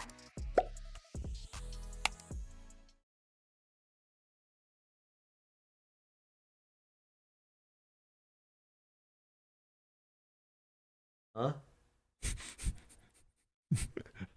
I don't know. That seems like a cool game. No. I'm just like, dude, you're in the NVIDIA booth. You're trying Game Stream. It's not even running on that machine. That's like the whole point. So I guess my point is, like, so your average cheater.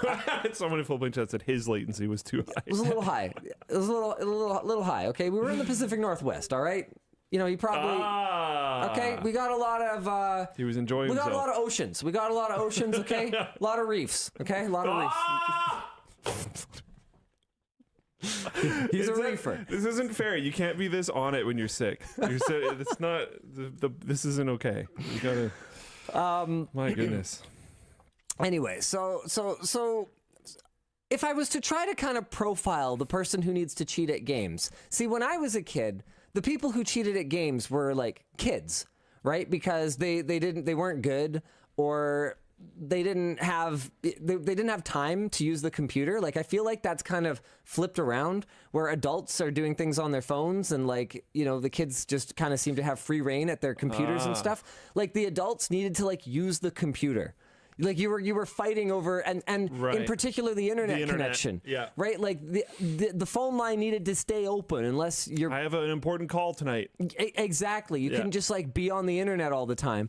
So you could cheat, and then you could download a Diablo trainer, and then you could kind of, like, have your godly plate of the whale. I'm so sick now. Yeah, you know, go and fight Diablo or whatever, right? So the profile that I might have in my mind for, like, a cheater as just, like, you know, an average gamer / a kid who's not good enough or whatever, that's probably just completely wrong, right? Because you got people who are obviously savvy enough to play a game like Tarkov, but obviously feel the need to cheat at it. So you've got these, I guess I've talked myself completely out of my argument now, because the amount of work that people seem to be willing to put into not doing the work. That's, like, what I'm trying to get at here. When you and I were growing up, when we were youngins, cheaters it was generally associated with having some amount of knowledge of, like, software development. Even if you got the cheat from someone else, it seemed like there was some amount of, like, arcane knowledge involved. Like, it was a pain in the butt to figure out, and the resources to research it, and the amount of trouble you'd get in from your parents for going on sites that could get the computer a virus. And now it's, like, advertised on YouTube and Twitter and stuff. Like, it's a totally different realm. So I think the like, hey, this isn't too bad. A lot of people actually do this like all the time is the current vibe. And when that's the case, you might be more willing to actually try the stuff that would be hard. You know what I mean? Installing Linux, running them that way, etc. Okay. Decimus Roman says... Nothing. Decimus Roman says, I suspect that part of this is that Linux doesn't allow video game companies to play the same games they do on Windows with memory inspection. But even then, the game was a mess on Linux and they weren't really making progress in fixing it. Do you think that Linux cheaters are just a scapegoat? I wondered about that a little bit. Because I do know, yeah, the install base for Linux for most games tends to be really low. I know it's not super common for developers to want to take Linux out of their supported operating systems. Mac is the worst, but Linux is pretty bad for that as well. I've heard that this is much less of a problem now that Steam Deck is a thing, because a higher percentage of your player base does want to be in Linux. But I don't know. So, okay, hold on. Gauntlet Wizard says it does allow memory inspection. In fact, more. Is it just not supported by their anti-cheat? That's a good question. I'm not sure. And again, that would come back down to just scapegoating, not wanting to put in the resources. Whoa.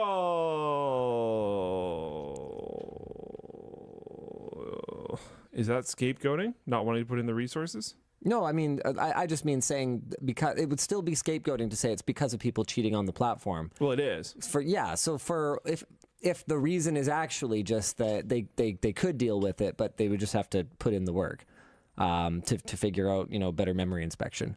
And I is don't that even know scapegoating though? Is memory inspection really the biggest impediment though, or would it be more to do with? I was gonna say more to do with not being allowed to just run at kernel level willy-nilly, but even then they probably could.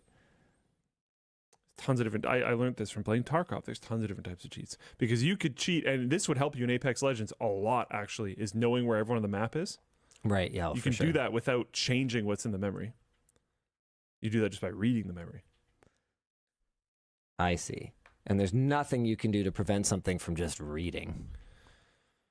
I don't see how you'd do that.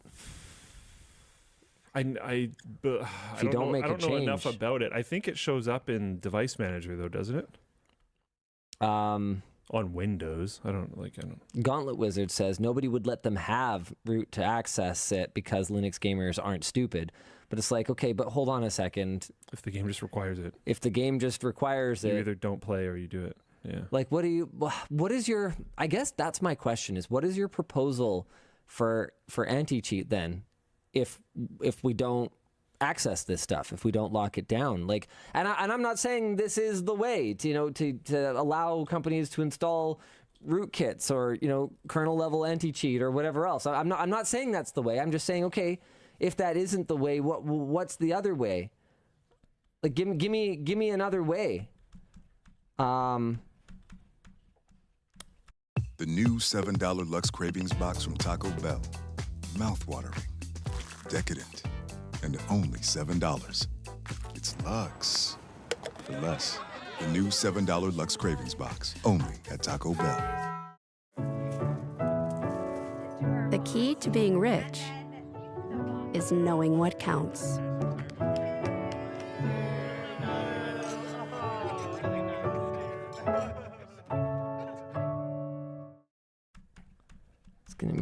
Windows kernel expert can protect. Okay, yeah. So this is more just like people are mainly saying, look, this pretty much seems to come down to resource management.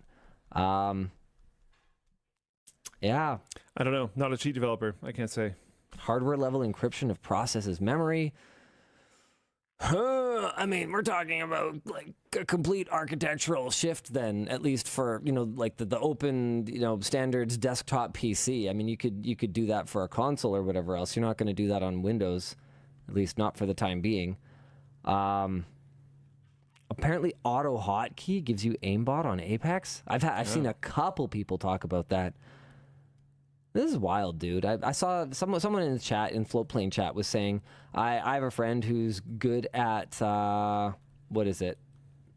I don't remember what it is. Battlefield, COD, something, I don't know, some game. And basically, he uses cheats because he'll get put into lobbies that are too sweaty, and he just wants to go around and kill people. And it's like, look, I can't tell you. So play with bots. I can't tell you who to be friends with and who to not be friends with. But your friend's an asshole. So yeah, like that it's mathematical. I genuinely get suspicious of what other. Like if they're okay with that, what other things are they okay with? You know. And that's a bit of a slippery slope because then you're expecting every person to be perfect. But it's like it's concerning. And there's it would raise a red flag. Nope, there's an easy counter argument. The easy counter argument is it's a game. Does it even really matter that much? And then there's an easy counter argument to that. If someone is willing to lie or cheat or step on someone else when the stakes are so low, when it doesn't even matter, when it hardly impacts them at all. If it was on the line, if it was a big deal, would they stand up for what's right? Heck no, obviously. Yeah. Like, they were willing to compromise their principles for literally zero personal gain. Nothing. I don't know. Just food for thought. Just food for thought. Yeah. Yeah, Funny Hat says, if you wouldn't trust a man with $1, would you trust him with $1 million? People, there's someone I stopped playing badminton with because I was sitting behind their court at a tournament, and it was like 22-20, so it was like into deuce where you have to win by 2 points, third set, and the other team hit a clear over their head, and it obviously landed out. No, it obviously landed in, and they called it out. And the way that it works in recreational tournaments is that the line call is the team that is on that side. You call your own line calls because you're closer. You're the only one who can realistically tell. There's no line judges because we don't have 6 people to line up down all edges of the court and like check everything because it's just rec, right? Yeah. And what you're supposed to do is, if you're not sure, you replay the point. Okay, so if there's a dispute, you're supposed to replay the point. So the other person was like, that was obviously in.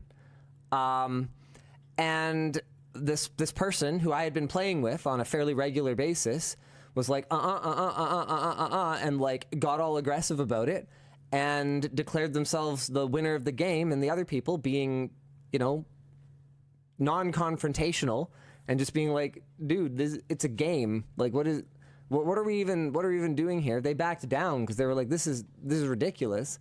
And I was like, yeah, that's I will never play with that person again. I will never set foot on a court with that person because you're a dishonest person. You have shown your character more clearly than any words you could ever say. Yeah. Especially in such a, not that it makes it better in a competitive game, but like it feels almost worse that it was like a casual recreational match. Yeah. I don't know. I mean, and you know what? No, I think that's a fair point because in a professional league, part of the gamesmanship, like literally, I had this like NHL card game when I was a kid. And I don't think I've ever heard of that. So what would happen is it was like a deck game, and you would, well, I mean, any card game's a deck game, whatever, just calm down. The point, no, it wasn't a deck building game, it was a card game. So you would draw your cards, and so you could play shot, and the other person would have to have a save. Okay? Or they could play a hook, and then I could play the ref to call the hook. Oh, okay. And then you could play behind the ref's back, and then the hook wouldn't get called, and then my shot wouldn't go in.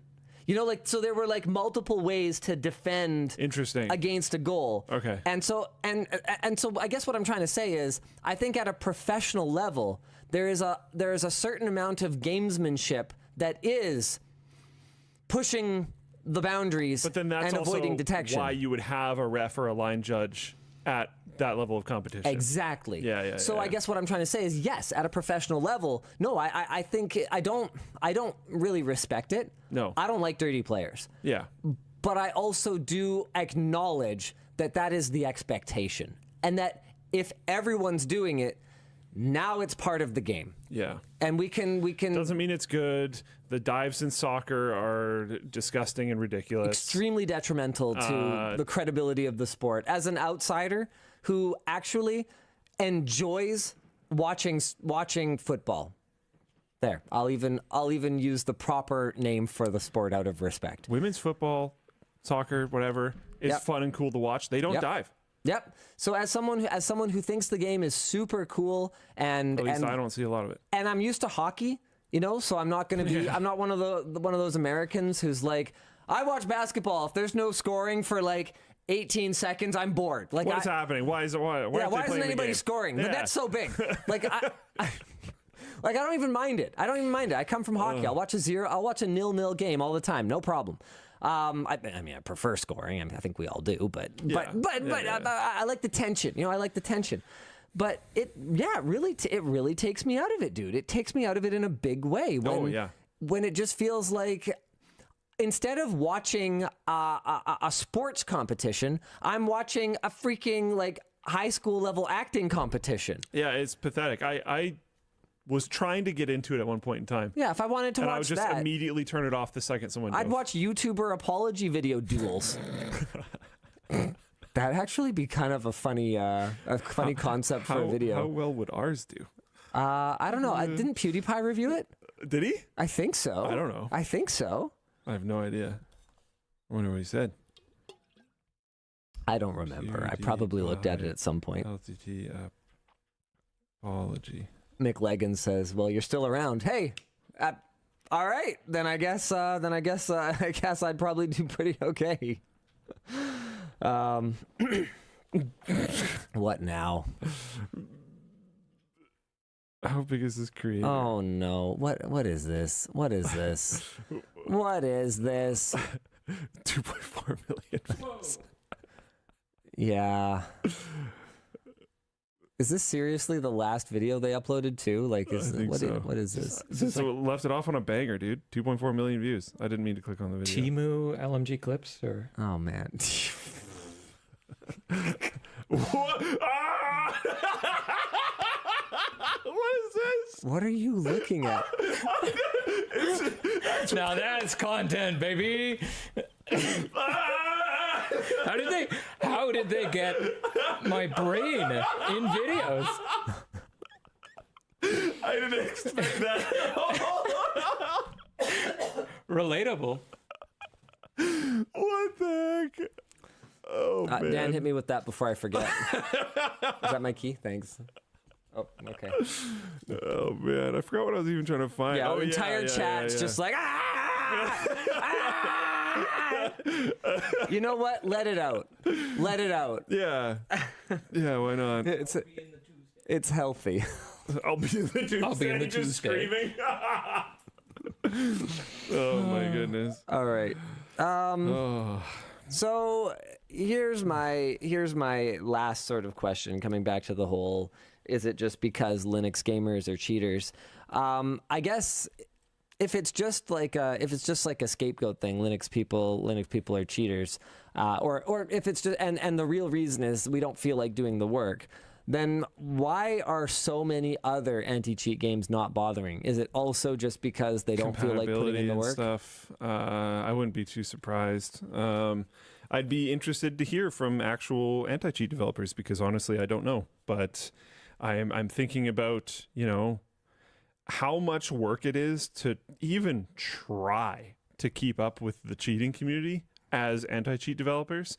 Yeah. Because you're kind of like, I'm making assumptions here, not an anti-cheat developer. Yeah.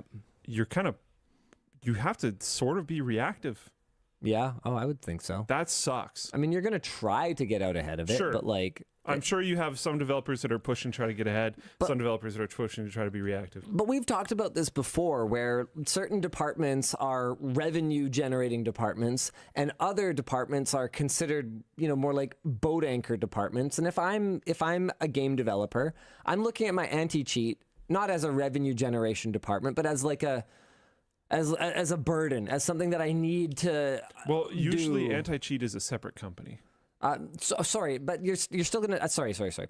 You're still gonna have internal people that are responsible for the implementation. You're still gonna have internal people that are working to make sure that the game actually functions with the third party.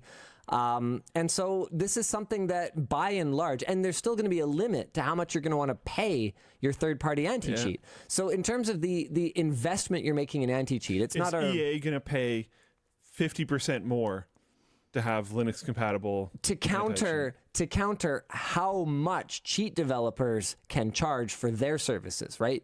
So what we're looking at is a situation where the investment in cheating software is a revenue generating department, an exciting department, whereas the investment in anti-cheat is like a burdensome, we have to do this so we can sell more. Hopefully the players Peter don't Griffin scream skins. too much. Yeah. Exactly. Yeah. And so you're always gonna, I just feel like you're always gonna be on the back foot that way. And there's a really unpleasant comment in the Floatplane chat. Someone said, because they're lazy. And that is just so unfair to developers. I have had the pleasure of meeting some game developers, and I haven't met a single one that I would characterize as just lazy. Yeah. In fact, they've felt to me, and this is based on limited interactions, none of them are my best friends or anything. Did you meet the developers? Sorry? Yeah. Like this is a person who their job is do development? Yeah. Well, they're not picking their tasks. Well, I know. That's where I'm getting to, Luke. Got it. He ruined the thing. I'm working on a whole setter here. I do specialize at that. Yeah, I mean, but what I'm trying to say is, like, they've seemed, in every case, passionate. And a lot of the time, if they're not getting resources, if they're not getting time, they're not getting tasked, thank you, Luke, on these things that will improve the game for their community. Well, it comes down to the bean counters. That comes from somewhere. To defend potentially the bean counters. Sometimes there are business realities that there's nothing that they can do about. If we spend all this time and all this money on this thing that like 4 people care about, it will cost us an opportunity over here, or it will come to the detriment of these other things. Can I no longer hire a person to help this other overworked person we have on the team? Can we not give good raises this year? Do we have to lay people off because we're out of money? These are questions that bean counters are trying to answer. That Monolith tour, and it's rough out there right now. That Monolith tour was so cool. Like the number of the game, I wouldn't say necessarily all of them were devs, but devs and artists.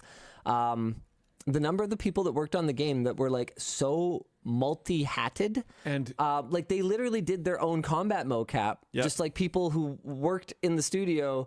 Who were like, yeah, I like train karate on my own time. I'm going in the mocap room to like fight with people and like, dude, which is so sick. That is so cool. That was a really cool thing that we did. Speaking of things being rough out there, dude, did you see Warner Brothers said they lost $100 million? Lost 100 million. I'm working on it. They lost, here we go. Multiversus and Quidditch Champions together contributed. Aquil and Floatplane Chat said it's rough when you do bad decisions.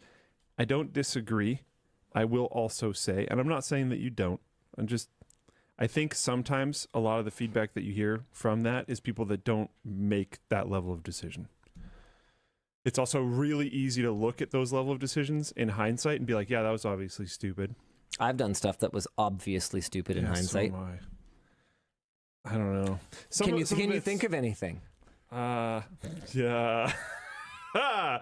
We can move on.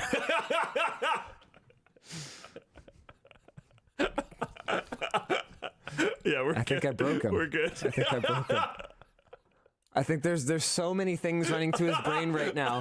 It's actually reached a runaway state, and he can't bring it back under control. Okay, what were we even talking about? We were talking about the hard R incident. Oh my! Which was not that word.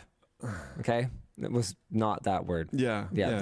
That's not a word that I believe exists in my vocabulary in my life. To Ackle or whatever, trust me, I get it. And there's a lot of scenarios where I feel like even if we're not thinking in a hindsight sense, I'm looking at some of the things some of these companies are doing. I'm like, oh my, that's so incredibly dumb. And I mean, it happens. I'm not defending all of it. I'm just saying sometimes, like, I don't know, it's not automatically that this person was just like being a malicious jerk. Yeah. Sometimes they're just trying to deal with the cards they have, and they don't have a great option, and they do the one they think is best, and none of them were good, and that one sucks, and people are mad. And it's what was that channel that you were talking about that takes apart the bags and stuff? Oh yeah. Did you watch that because you just like the taste of leather so much, or what? I just couldn't help noticing that out of the two of us, for some reason, you're the corporate bootlicker. No, I'm giving him a hard time. My goodness. I'm giving him all Luke's trying to say is that everyone's human. And I mean that at a variety of levels too, right? Yeah, sure. We could be talking about a small indie game with two people Absolutely. or one person. Yeah. And I mean that all the way up. I suspect the more the company size grows, the more it is malicious and bad and dumb decisions. I think the more it is detached too. Exactly. You have people that don't care about the thing that they're making; they just want more money. And you have people who don't know who the people working on it are. Absolutely, they don't see them; they don't interact with them every day. Like these are absolutely things. I'm just saying, like, I don't know. Anyway, WB Games lost $100 million on Multiversus and Quidditch Champions. Can I just say for a moment that I would be happy, Warner Brothers, I would be happy to work as a consultant for you, okay? And if you'd like, for the small fee of $99 million, okay, I would be happy to tell you that whether you should make a game or not. Yeah. It And Quidditch Champions, let me. That was a pretty obvious no. Speaking of bad decisions that we don't need hindsight to have known whether or not. I don't know anything about this game. Not even sort of surprised it didn't do well. Why would you buy a Quidditch game? Quidditch literally is a sport. One of the worst thought of sports. That was invented by someone who hates sports. I didn't know that. I'm not surprised. Thinks they're stupid and went out of their way to make a just terribly designed game. What's the word? It's not parody. It's satire. It's or maybe it is parody. I don't know. It's whatever the word I'm looking for it is. It is intent caricature. That's pretty good. Thanks, Ninja Dude. It's a caricature of sport. It emphasizes the weird tribalism to the point where people are cheering when people get seriously injured or almost killed. It has intentionally arbitrary rules to sort of to highlight how utterly arbitrary the rules can feel sometimes, especially if you don't really understand sports and you don't care to learn about them. Like it is intentionally stupid and intentionally makes no sense. And this is something that isn't even just like a retcon. Oh yeah, I totally intended for that plot hole. Or I intended for those characters to have an unspoken relationship, or whatever. This isn't just some like random inserted in an interview 5 years after the fact. This was like well established right early on. Yeah, Quidditch is fucking stupid, and that's totally on purpose. Yeah. And also, like, it was one of those games, I remember reading about it, because there was pretty much no way for them to win on this, because to make the game true to the sport, right, like in the novels and in the movies, you have to, it would have to suck. Yes. And so you would anger a lot of the hardcore fans of, the Harry Potter universe, right? And then to make a balanced game that would actually play like a decent game at all. Well, yeah, basically You have to that. completely change Oh, it. right. So if you make a balanced game, you'll screw up with the hardcores, and if you make the game the way that it was in the novels and the way it was in the movies, Then the it'll be hardcores- completely unplayable Yeah. to any gamer who's like knows what a rule set is and how Raiden 428 says they should have just done Calvin Ball at that point. Yeah. Dude. Yeah. I would play the shit out of Calvin Ball. Yeah. Like, okay. Why not? Because Bill Watterson would never license it. That's why. That makes sense. William, if I may. You know what? No. I disagree. Hold on. Okay. Hold on. William. Okay. How about this as a deal? Okay? You license Calvin and Hobbes. Wait. You license Calvin and Hobbes. Stop it. But the not-for-profit organization that runs it, okay, has like all the safeguards, okay? It has like capped executive pay for the people who for the people who manage the IP, okay? It contributes literally 100% of its yearly proceeds to the foundation or the cause of your choice in perpetuity, and it contributes in some way, just nothing but good to the world with all the profits that it makes. Give me a Hobbs toy. I think based Bill Watterson understands that given the erosion of time and entropy, all things are able to become corrupted and wasted. Well, then he knows that And as the soon as he base dies, answer it's is going to just happen say anyway. no. Hold on as long as you can. Or don't live to see your thing that you made ruined. Or instead of writing, don't allow The Hobbit to be made in movie form. Instead of writing that weird picture book or whatever, spend your time like setting it up for coolness before you go, man, because the world needs more like, Calvin and he Hobbes. just did it. That'd be cool. Well, he doesn't want to. He's like retired. No. Unretire. Well, I would like that too. Don't make but the like crappy better this picture time. book. Yeah, better this time, please. Don't make that thing. What up, dude? Me? Yeah. I mean, what? I guess. Hello. State your request. Over here. What? Hello. Oh, hi. Okay. Is this live right now? Yeah. Yeah. Why are you doing this, Dan? I don't know anymore. Okay, bye. All right. Dan, do you have merch messages for me? So he Sure. can go run away? BRB, one sec. Okay, bye. What topic are we even on? I don't remember. I don't. EA ditching Linux. I don't know how we got I don't know what's where happening. we're at. Ooh, this makes this kind of suck. Why? It is what it is, though. All right, I'm really not. We'll do what we can, anyways. Yeah, sure. You guys should go away. There we go. Yeah, leave, please. Thank you. I love you. Okay, let's see. What do I got? Okay. I am so out of it today. I'm so sorry. It's okay. Okay. It's okay. What do we have? I know that there was something. Dude, so I there. have to. So the WAN show's been ending slightly early for quite a while because I've had to do bird meds every day, 12 hours apart.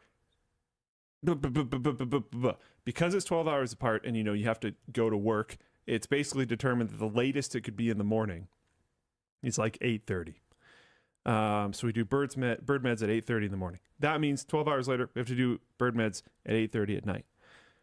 My girlfriend's going to be away this weekend, so I've had to try to learn how to do bird meds alone. We've had this strategy where I catch them, she gives them the medicine. We're good. We make the room really dark. They have really bad dark vision. Humans have generally better dark vision. I can see them. I can catch them, no problem.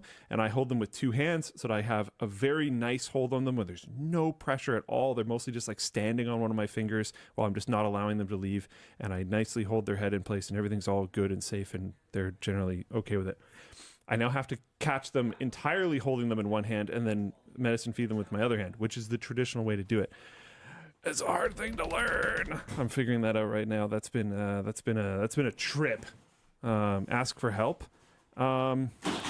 Like, from who? Who's going to be able to help me at 8:30 in the morning in my house? What if the other bird helped? Yeah. Oh, we got Linus back already. We didn't even get to do a merch That'll message. be a maneuver. Yep. That was so fast. What did you do? Sound like my wife again. You... What did you do? It was just a selfie. You good? Me? Yeah. Yeah, I got my chips. Okay. Yeah. That's good. All right. Just making sure. Canada hasn't been invaded yet. It's great. Life is good. Oh, what are we talking about? I don't think we actually got to a merch messages. I was buying time. We do actually have to explain merch messages and do a couple, so this is probably are we due to do that? Okay. Yeah, Hey, merch messages. The best way to interact with the show, it's merch messages, or just, I don't know, rolling up and interrupting, apparently, because that's what Jake does. What a guy. What a flipping guy.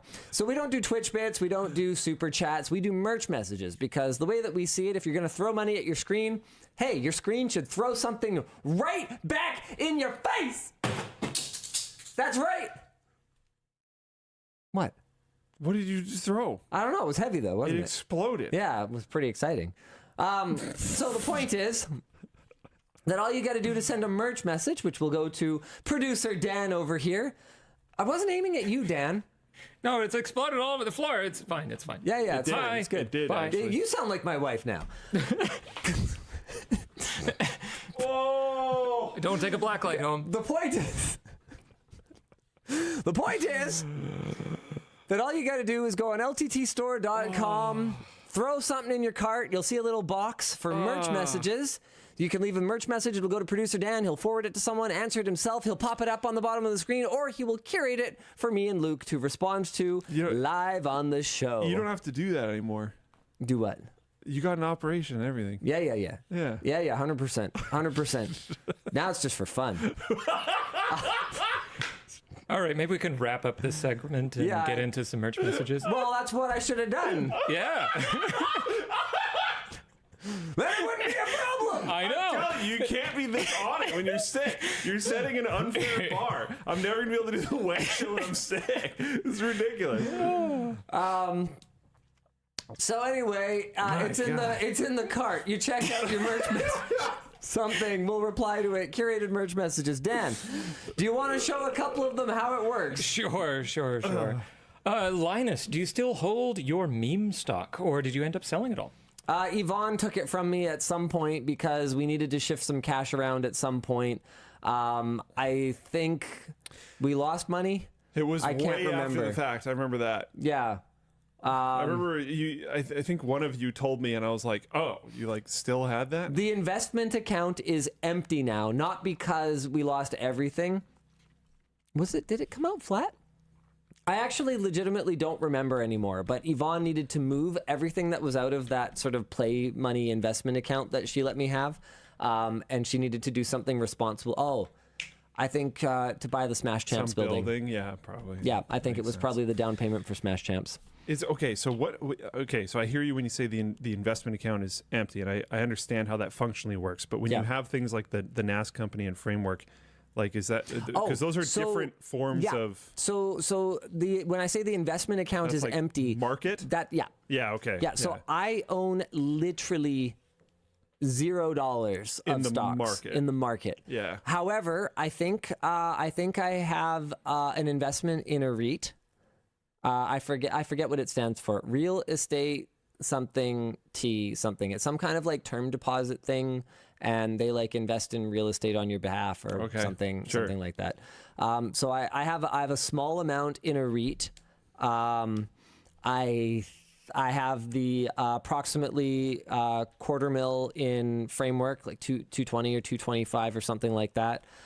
It's a similar amount in. I don't know if they've announced their names, right? The name, Hashtag. Well, now it's announced. I think so. I think there's even a website in the NAS. Yeah, in the NAS software company, and that I have real estate holdings, and then I own stocks in Linus Media Group Inc. This thing. Yeah, Hex OS. Hashtag. Yeah, it's down at the bottom of the page. Yeah. So that is it. it's one of those things where I think that there would definitely have been opportunities for me to do extremely well in tech stocks, but it has seemed A, inconvenient, and B, extremely unethical to morally questionable to participate. I wanted to buy NVIDIA back when it was like $17 when I worked at NCIX. That would have been a pretty good move. Yeah. It is what it is. But yeah, you know how it is. I think holding framework like ultra mega long term is a little bit different than like diamond kind of hands tech stocks. Diamond hands. Yeah, those are very framework. different The framework was a I wonder statement. what the technical value of that investment is now. I don't know. I was going to say Narav offered to tell me last time I saw him when I was at Computex, and I was like, dude, I actually don't want to know. yeah, it's not going to change anything. Yeah, and the reality of it is, even if it doubled, even if it quadrupled, it's not going to impact our business in any meaningful way. Like we're not the salaries. We're not cash strapped. Yeah. It's not like we like have trouble making payroll. You know, and I feel like now is a good time to just like shout out the team, like massive shout out to the merch team, business team, content team. Did we talk about this last week? We had an all hands. We talked about it in the all hands. Yeah, we had an all hands earlier this week, and was that this week? Was it this week? This was a long week, dude. Was it this week? Yeah. Holy That's crap! nuts. Oh my! That's crazy. No. I'm glad. Oh no, that's not okay. That's actually wild. We all should not feel like that. I'm upset. That's actually upsetting. What a week. That's crazy. Okay. Weird. It's weird that the beginning of COVID feels like it was like a couple years ago. I know. But this week feels like it was a month long. Yeah. I could have guessed at least 2 or 3 weeks. Yeah. So we had an all hands this week, and I was the one of the quarterly speakers. It was mine and Yvonne's turn from the exec team to speak, in addition to sort of Taryn giving opening and closing remarks. Great PowerPoint. Thank you very much. I drew our building on fire. And my point was, there's a lot of headwinds coming for us. And so what? We should just give up. So it was kind of a little talk about resilience for the team, and in both directions. You know, talking about the resilience we're going to need to have going forward, and also celebrating the resilience that we have shown over the last few years, which has involved a hyper growth phase and a shrink phase, and then a more gradual reclawing our way back to where we were phase. And I took a little bit of time to shout out some of the teams that have been essential for that kind of, I don't know what to call it, other than just like a getting back on track, right? Like LTT, I think I had said was within like 15%, 10%, within 10% of where views were, like sort of last July. The overall company, like the entire portfolio, I think was within like 15 or 20% viewership wise. Floatplane, massive shout out to the Floatplane team, to the social teams. So Sammy, if you floaters are watching all those exclusives, Sammy's been killing it, man. Crushing. I've really been enjoying it. The Floatplane content. And you know, I mean, like Sammy doesn't operate in a vacuum. You know, you got to give credit to the behind the scenes folks, right? Like obviously there's the editors, you know, the community management, like Chewy. There's the guys that are working on strategy from the business team that are helping with all this stuff. Yeah, huge shout out business team. But basically, like every team has kind of been resilient. Was what I had wanted to talk about, and I forget where I started on all of this. Does anyone remember what the question was? I don't think I remember anymore. Dan? Do you still hold meme stocks? Oh yeah, right. Yeah, I don't remember how I got here, but anyway, the team is amazing, and thank you all. Oh right, Floatplane is back almost up to 40,000 members, which is pretty nuts. Kind of unbelievable. Yeah. You know, if you think about it, because that we spiked up that high because of the YouTube hack, and then we thought it was going to decline after the YouTube hack because it was such a crazy spike, and we thought that people were at least some of the people coming in had no long-term intentions even before they saw the platform. We were hoping that some of them were going to see it and be like, oh, this is actually pretty cool, I'm going to stay. That did seem to happen to a surprisingly large percentage of them, but some people were just going to naturally fade out. But to be back up to near YouTube hack levels is like, whoa. Pretty nuts. Do you remember why I was talking about the all hands? Because I don't. I got distracted by the fact that I thought that was like a month ago. No. Okay, cool. Well, anyway. You were talking about how the company doesn't need the money. Oh yeah, framework. Yeah. Okay, so the framework thing. Yeah, how did that figure into that? I don't know. Because we were talking about investments. You were talking about how you could try to sell. We were talking about do you know the valuation of your investment? Oh yeah, no, I have no idea. Yeah, I have no idea. And it doesn't matter. Oh, right. And it doesn't matter because I was talking to the team about how, like, we're kind of back, baby. Yeah. It's feeling good. We had 2 separate threads. 2. Yes, I saw this. With a bunch of upvotes. I think it was last week on the subreddit that were like, yo, have you been just, like, really enjoying the content lately? And people were like, yeah. It's been, and you know what? It's been really heartening for the team. Like today, I read out what I thought was just a really cool comment on one of Plouf's recent videos. What was it? Oh yeah, I know what one you're talking about. You do? I think I know the comment you're talking about. Yeah. You do?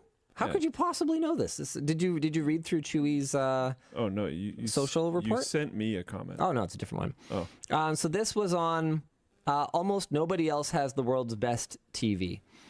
And they go, this channel is running on all cylinders again. The creativity of the skits, the edgy jokes, the efficient means of delivering useful information, the creation of a culture for tech. LTT is putting out some great stuff lately. Linus seems like he's in a flow state. It's good to see, honestly. I hope you continue to create a reputation for quality, transparency, and fun. You guys are killing it. That doesn't happen with Linus in a flow state, right? Like that happens when you've got resilience. That happens when you've got people working hard, caring a lot, and just kind of bearing down and getting it done. And when I say bearing down and getting it done, that doesn't mean that you have to like be in a frantic, like, you know, horrible state all the time. It means focusing on what we need to be doing and not allowing yourself to get distracted by negativity or by things that don't matter, you know, by little details. Unimportant details. One little thing details I would say matter. as well is when commenters make comments like Linus feels like he's in a flow state or input pretty much anyone else's public facing name, it's really what I think they're generally saying, not always obviously, but what they're generally saying is like the personification of this person, which is a bunch of people in the company in a trench coat, is doing well, if that makes sense. Yep. Like this person and the supporting teams around them are doing well. And to be clear, not everything is perfect. No. Right? Like, of course not. Never will be. We're not perfect. Not everything is going according to plan. And we still make mistakes sometimes. Yep. Like I think we called a Ryzen 7 a Ryzen 5 or something like that. Core Ultra 5285K, which is not its name. Yep. And I also misspoke at the beginning of the video where I was like, AMD doesn't really make Ryzen 5s and Ryzen 3s anymore. We were literally reviewing a Ryzen 5. My point was AMD doesn't really make low-end chips in their current generation anymore. They just like don't bother. When the earlier Ryzen generations, AMD brought their latest tech. They brought their A game to budget consumers, and now they just don't do it. And I misspoke. I said Ryzen 5 and Ryzen 3, when what I meant was Ryzen 3 and a very limited lineup of Ryzen 5s, because they've just kind of hollowed out their low end, and I'm sorry. It doesn't change my point, and yeah, I should make sure that we're actually, you know, saying the right words at the right times in the right order. But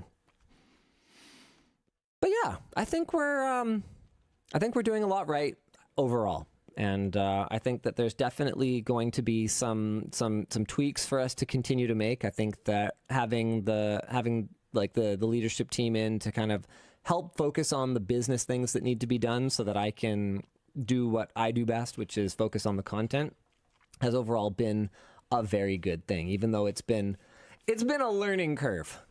It's been a learning curve. I had honestly, yeah, I mean, whatever, I might as well just say it. I had a,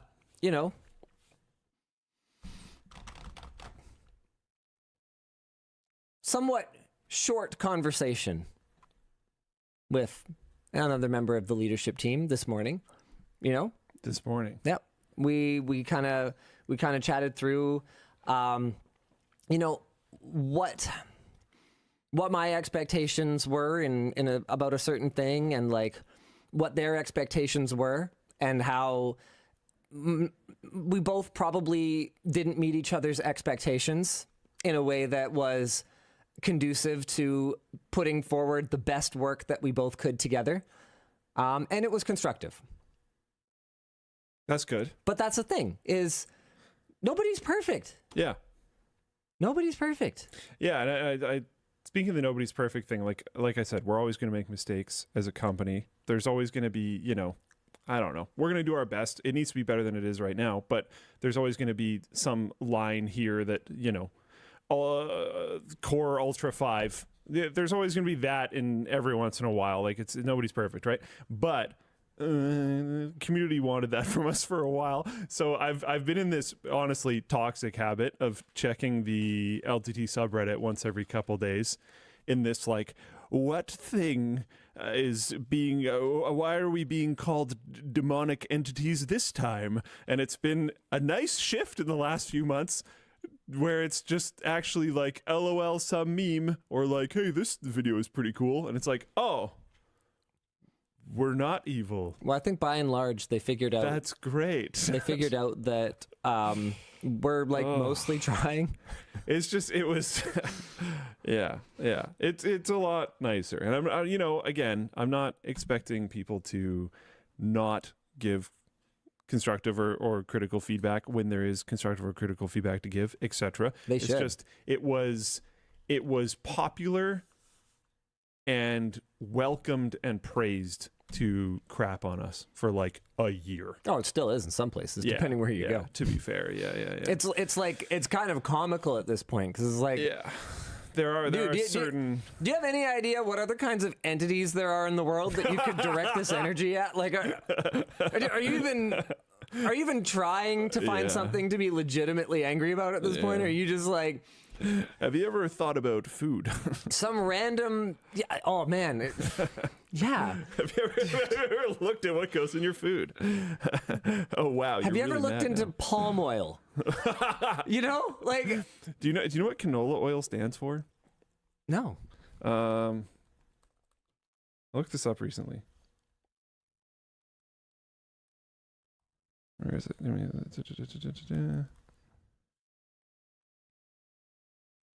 Where's its actual name? What now? It's like Canada oil or something like that. No way. Yeah. I think you made that up. Where did canola oil get its name from? It stands for Canada Oil Low Acid. No way. Yeah. A name created by a Canadian industry group of rapeseed oil producers. The canola plant is a type of rapeseed that is low in two compounds that, when removed, makes its oil healthier and taste better. Probably because saying the name of the seed just sucks. So why would they come up with something rebrand it? Yeah, that makes sense. It's made out of orphan killing plant. Yeah, I would want to rename that personally. Maybe we should go back to the marketing table. That would get renamed super fast, very quickly. I would. This oil, it's gonna oil you in the mouth. Don't worry about it. Whoa. Let's rename that. Yeah, let's rename that. How about we oil into some announcements? Man, yeah. Is that what we're supposed to be doing? Did we do 2 merch messages? We did 1 merch message for 45 minutes, and now we're gonna do the announcements and then probably move on to another topic. Oh wow. Okay. Wait. Okay. announcements. I can see the Reddit threads now.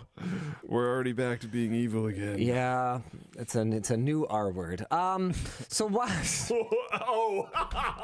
Why don't you grab a hoodie? Okay. Because I think it's time to relax and get cozy. Oh, I'm actually, yeah, this is great. We went all in on making your new favorite hoodie, the aptly named Super Soft hoodie.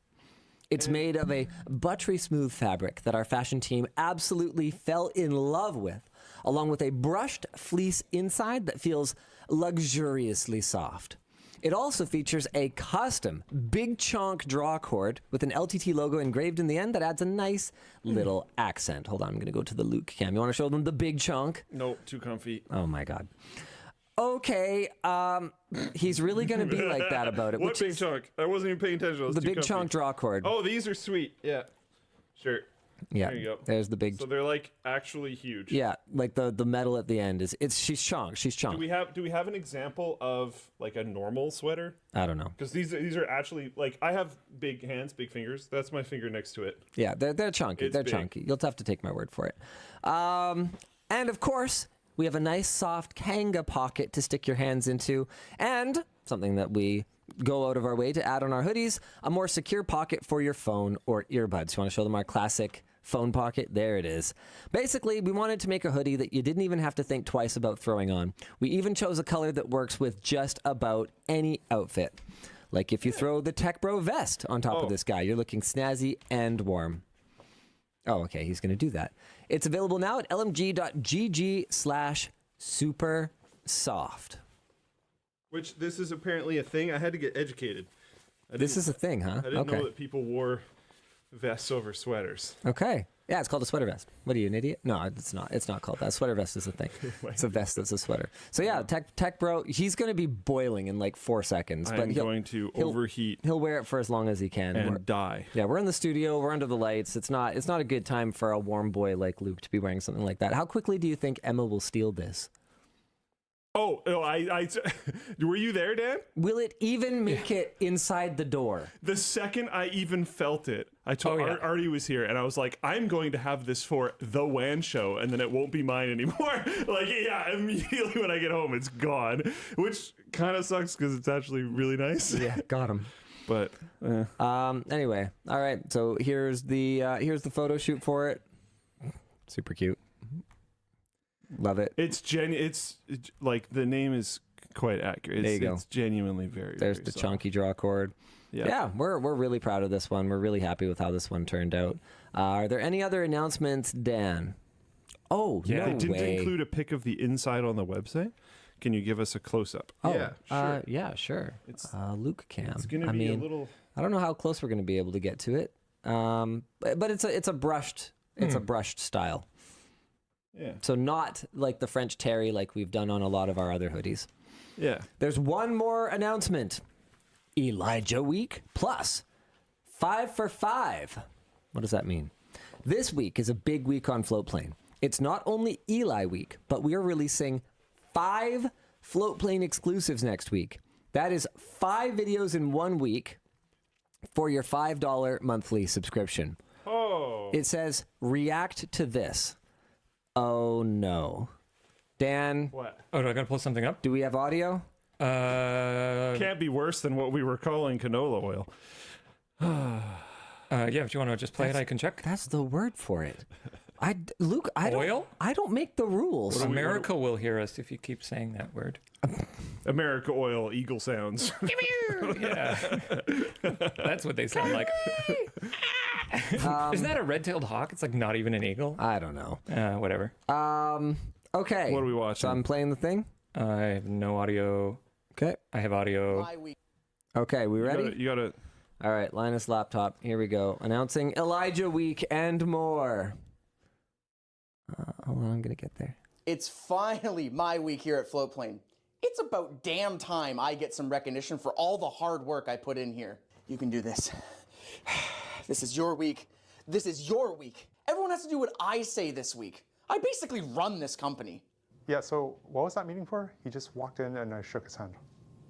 What's the score? What did I just approve? You know, it's time for some big changes. Elijah, what are you doing with my desk? Get out Just of go here. check out these teasers. I would have never gotten into IT if it wasn't for watching LTT. I did not get hired because of this script. That's going to be the best part about this. So then I got hired in logistics. If Elijah wins, he gets a lunch given by me and paid for by the company. If Elias wins, he saves $25 because no one gets lunch. And immediately found a spelling mistake in like the first sentence. And I'm like, when did TechLink officially launch? Probably launched between like 2005 and 2024. Asking questions about the content. Yeah, I did, and he still got it wrong. You're asking me also about the content 12 years ago. It's our popular videos, you know? That means Yeah, you've but probably nobody seen it. watches the That is fair. No, sorry. Go no, ahead. Let me finish this. Go ahead. Yeah, nobody watches the popular videos. Oh, man. So go ahead and subscribe on Floatplane if you guys want to check out Elijah Week. All right, Dan, hit us with another merch message, right? No, we should probably get straight into sponsors or we won't have my enough time goodness. for all these lovely topics. Oh, all right, fine. The show is brought to you by Thingiverse. Do you need a little help squeezing that big tool into tight spots? Really? Our sponsor, Thingiverse, has you covered. He does not. You can 3D print an adapter. Really? Really, Dan? You can 3D print an adapter for our LTT water bottle to make it fit in that tiny cup holder. And not just the cup holder. They have the world's largest online library of 3D printing models to help you find anything from a water bottle handle to this LTT fan grill. No way. Oh, that is so cool. That's sweet. Or you can create your own designs and share them with the global Thingiverse community for feedback. We even used their site earlier this year in that video where we 3D printed some hardline water cooling. Plus, you can win prizes in their regular contests by showcasing your design skills. Thanks to its easy-to-use design, Thingiverse has helped millions dive into 3D printing and become experts along the way. Thingiverse is always growing and getting better, so look for new features that will make 3D printing easier than ever. Check out Thingiverse at the link in the video description. The show is also brought to you by Seasonic. Our thumbnail might have been fried this week, but your computer shouldn't be. Okay. Which is why you should use a power supply from our sponsor, Seasonic. If you've watched Linus Tech Tips, you've probably seen Seasonic's power supplies in many of our builds over the years. Oh, we left the sticker on in that B-roll shot. That's because Seasonic offers top-notch reliability, efficiency, and long-lasting performance to keep your computer running smoothly. If you're building something that requires a lot of power, you can check out the latest Prime ATX 3.1 series. It's designed to power the newest PC components that require ATX 3.1 and PCIe 5.1 standards. And at up to 2200 watts, there's enough power to support up to 4 4090s. Its fully modular design means less cable clutter and better ventilation, and if you ever have issues, just reach out. Seasonic offers up to a 12-year warranty. So check out Seasonic's Prime PX ATX 3.1 and all their other great power supplies at the link in the video description.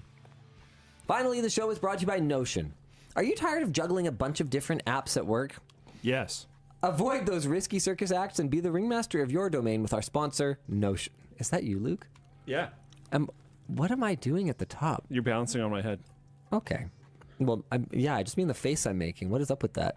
Oh, you're having a very good time bouncing on my head. It's a powerful tool that combines your notes, docs, and projects into one space. You can even view all your files directly on the platform and keep everything synced up with storage services like Dropbox or Google Drive. And to make it easier to find your files, their AI Connectors feature, designed to enhance searching capabilities, is now in beta. Speaking of AI, their new Notion AI is a single AI tool that does it all. Search across Notion and other apps, generate docs in your own style, analyze PDFs and images, and chat with you about anything. It's powered by ChatGPT-4 and Claude, and to protect your privacy, their AI partners are contractually prohibited from using your data to train their models. It's super easy to use, and Notion helps you save time by letting you focus on what really matters. Try Notion for free when you go to notion.com/WAN. That's all lowercase letters, notion.com/WAN to try the powerful and easy to use Notion. All right, Dan. Topics? Yeah, I think we'll do some more topics. MS Paint is the future! Is it cool again? I don't know, maybe. Dan's about to tell us. Oh, Dan, do you need a minute? Dan needs no minutes. Needs maybe 1 minute. He has all the minutes he needs. He's powerful like that. Our Dan is the best Dan. No offense to the other Dans. Yeah. He's the real Dan. That's why he stood up just now. We even have other Dans. To help us get the... Actually, oh, okay. That's actually really not fair. We have some other really great Dans. We have the best Dans. We have all the greatest Dans. Our Dans. My friends call me and they're like, wow, you have such great Dans. Your Dans. Yeah. We've got... the jokes are back! We've got Dan Besser, Dan Siegel, Dennis. Imposter Dan. Dake. Okay, so what am I doing here? Am I screen sharing? So this, as far as my understanding goes, has the generative AI paint stuff, and it has the AI notepad tools. All right, so and that laptop is now Luke's laptop, so you can send it over to the main screen when you're ready. Oh, I understand. Boom. Nope. That's mine. Neat. New AI experiences for Paint and Notepad. Okay, so Paint version 11.2410.28.0. Yeah, you couldn't have just... Fantastic. Yeah, sure. Generative Fill. A powerful new creation tool designed to help make your artistic process more fun and intuitive. Okay, now that is bliss. And this is actually our demo, right? Like we did this. This isn't a... No, this is on Microsoft's website. Oh, this is what... No, I'm just learning. I'm learning about it first. Don't learn. If you don't like what was generated, just press try again. Wow. It will be available on Snapdragon-powered Copilot Plus PCs. Blah blah. Sign in your Microsoft account, etc. Ooh, generative erase. Okay, make it look like the object was never there. Very cool. Very cool. So let's see. Bubbity gone. Let's go. Update to co-creator. Update blah, blah. Okay, Notepad, I don't know if I care as much about. Let's play around with Paint, shall we? Luke, do you want to be the... This was... What? Oh. Okay, so what should we put in it? What should we put in it? I want to play with it. Get it to generate your car. Generate my car? How the devil am I going to get it to do that? Generate the world's most flashy, self-important Porsche that it can.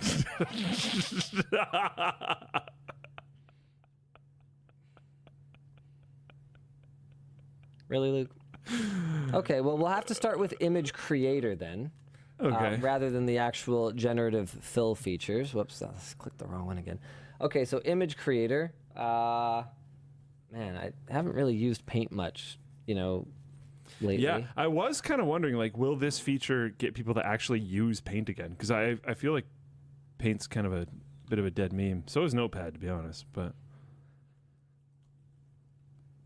Okay, so I want a Porsche Taycan with a D-brand wrap. Nice. I mean, that's what I drive, right? Perfect. So let's see what it comes up with. I don't think it's going to come up with anything. This is like a licensed, thing potentially.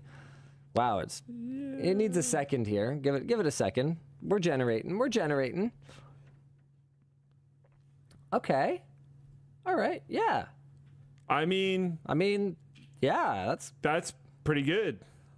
Okay, well, here, let's... Because we didn't say, like... Yeah, we didn't say the color. Let's say it's purple. That's pretty good. That is pretty good. That's a very strong start. We didn't say it was purple. Yeah. We also didn't say what skin. It looks like a car with a weird custom... It's got kind of similar headlights. It's missing the, cheetah tier thing a little bit. It gives you Porsche vibes, though. Oh, yeah, 100%. Okay, yeah, that one does, too. I mean, okay, sure. Okay, purple, textured, Damascus steel. Cool. We're getting close. Yeah, we're getting more specific. D-brand wrap. Okay, man, that's not bad. Okay, so let's get our base image here, and then we can do some generative fill. Maybe we could put a person in the thing, or like make your wheels your face. Whoa! Okay, which one do we like the best? I feel like that first one's getting kind of close. I feel like this one's cooler. I do feel like that one's cooler. Dude, that's super cool. I just think that one's more lore accurate, Okay, all right. That one's got some wacky glitches going on. Look at this. Look at this situation here. Yeah, and I think the wheel is like in the headlight, kind of. All right. Okay. So we're gonna go with this guy. Sure, or the cool one. I think this one's more accurate. That one's pretty sick. They're both cool. Let's go with this one. Let's go with this one. Okay. So we're gonna put you in it, or should you be like crouching in front of it? Well, I don't know, Luke. I don't know. Describe what you'd like to create. Okay. So style. Wait, no. This is generated art preview, image creator, co-creator. Okay. Well, wait. How do I do any of this? I guess I could have. Dan, do you know? No, I assume that what you would do is you would do a lasso. Like you've got the selection tool there. If you do the drop down and then go like freeform. Yeah, there we go. And then like highlight something. So I'm gonna ask to put a person like there, I guess. Sure. And then generator fill. If you hit the button, just underneath the lasso, there you go. So you could erase or generate fill. Wow, that's nice and intuitive. I just guessed. Yeah, do it. Describe what you'd like to add. Like okay. Person's head driving this car. Okay. Sure. Create. Yeah. She's cooking. Doing something. She's cooking. I feel like it's too slow to engage the children. Maybe not. Maybe not. No, because that could be part of the fun.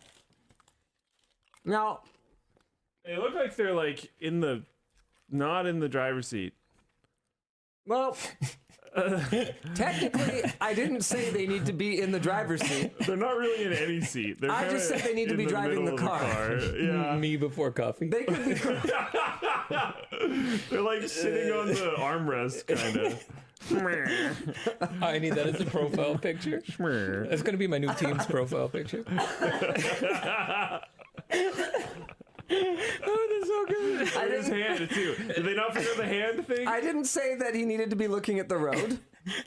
He's looking at a lot of roads. Yeah. Okay. Well, here, hold on. Let's give it another try. Okay. Hold on. Where's my lasso here? Okay. So let's give her the old. Okay. So we're gonna generate. Oh, right. Generative. Okay, here we go. Okay.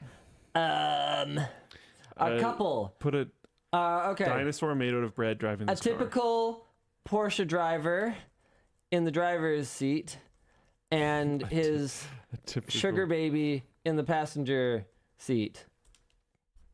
Come on. This is local, FYI. That's why it's slow. I'm embracing the stereotypes, okay? I'm super down. What?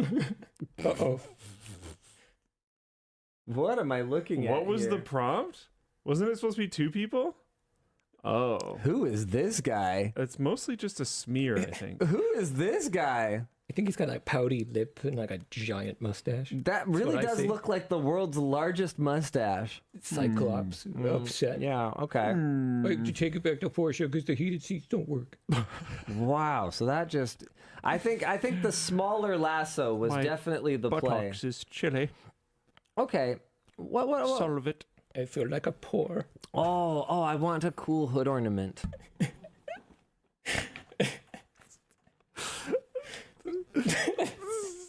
I'm sorry. The wealthy don't have chilled buns. My buns are seat temperature. Okay. Unacceptable. It's not acceptable. Oh, whoops. I did it again. A super cool and classy hood. Oh, apparently there's a try again button. Oh, yeah, I probably should have used that. That's a good idea. So what are you doing a hood? Oh. Well. To be fair, you did kind of put it in you did circle kind of a weird spot for a hood ornament. What? No, I wanted it to be coming in right here. I don't know. It's kind of. You circled way above. Yeah, he's kind of sitting on there. I mean, you could put a hood ornament there. Sure. I just need a second one. It's technically on the hood. Whoops. Is it? Is it on the fender? Oh shoot! I Control Z'd and it didn't. Oh. Yeah. I think it's sitting kind of here. Yeah. No, for sure. So can I? Though? Can I tell it to? Well, here I'm co-creator image creator. Can I tell it to like get another one? You know. Like here, like. Can I just like grab this and hey, it's still paint. Yep. Okay, well, no, that's fine. That's fine. I can use paint. Here we go. What about second one? There we go. Okay, so hold on. I've got a plan for this though. Remove the background. There's a plan. Yeah. So I'm gonna just give it the old burp. Oh, shribbity crud. Yep. Well. Oh, what? Oh man. Okay. Yeah. Here we go. Good luck with this. Okay. Okay. I think I'm about to remove something. Remove just removes. So. I mean, from far enough away. You know, go pretty far. Yeah, you gotta go pretty far away. From far enough away. You have now hit the bird. Yeah, well. Yeah. I need a license plate. Okay. I need a license plate on the front because And after you do the license plate, I think I'm officially bored. Yeah, that's fair. Yeah, next you get to check out Notepad, which would be even more exciting. No, I'm not doing that. I can do that. Do you want me to do that? Do we have to do that? This is neat, though. I like a lot that it's wow. local. I understand it's not as good. I didn't realize that it was local. That it doesn't seem as very impressive. Good. Well, someone in Flowplane chat said it is. I'm pretty sure it is. This is a Snapdragon. Yeah. Which so is like that's cool. I like local of this stuff. That's awesome. So even if it's not as good, that's fine. I mean, it's pretty cool. Yes. That's a license plate on the car. Sure is. That's a hood ornament. It's also on the car. That first face might have been a little cursed, but it did kind of look like it was a guy he was in the car somewhere. I mean, he might have had the shifter He's just wedged between his butt cheeks, but it's not going anywhere. Yeah, that's safe. That's it for safety. Yep. What if you got in a crash? You don't want it to accidentally go backwards when you meant to go forward. Yeah. Yeah. That's why you got to look both ways at the same time, like that guy. That's right. That's right.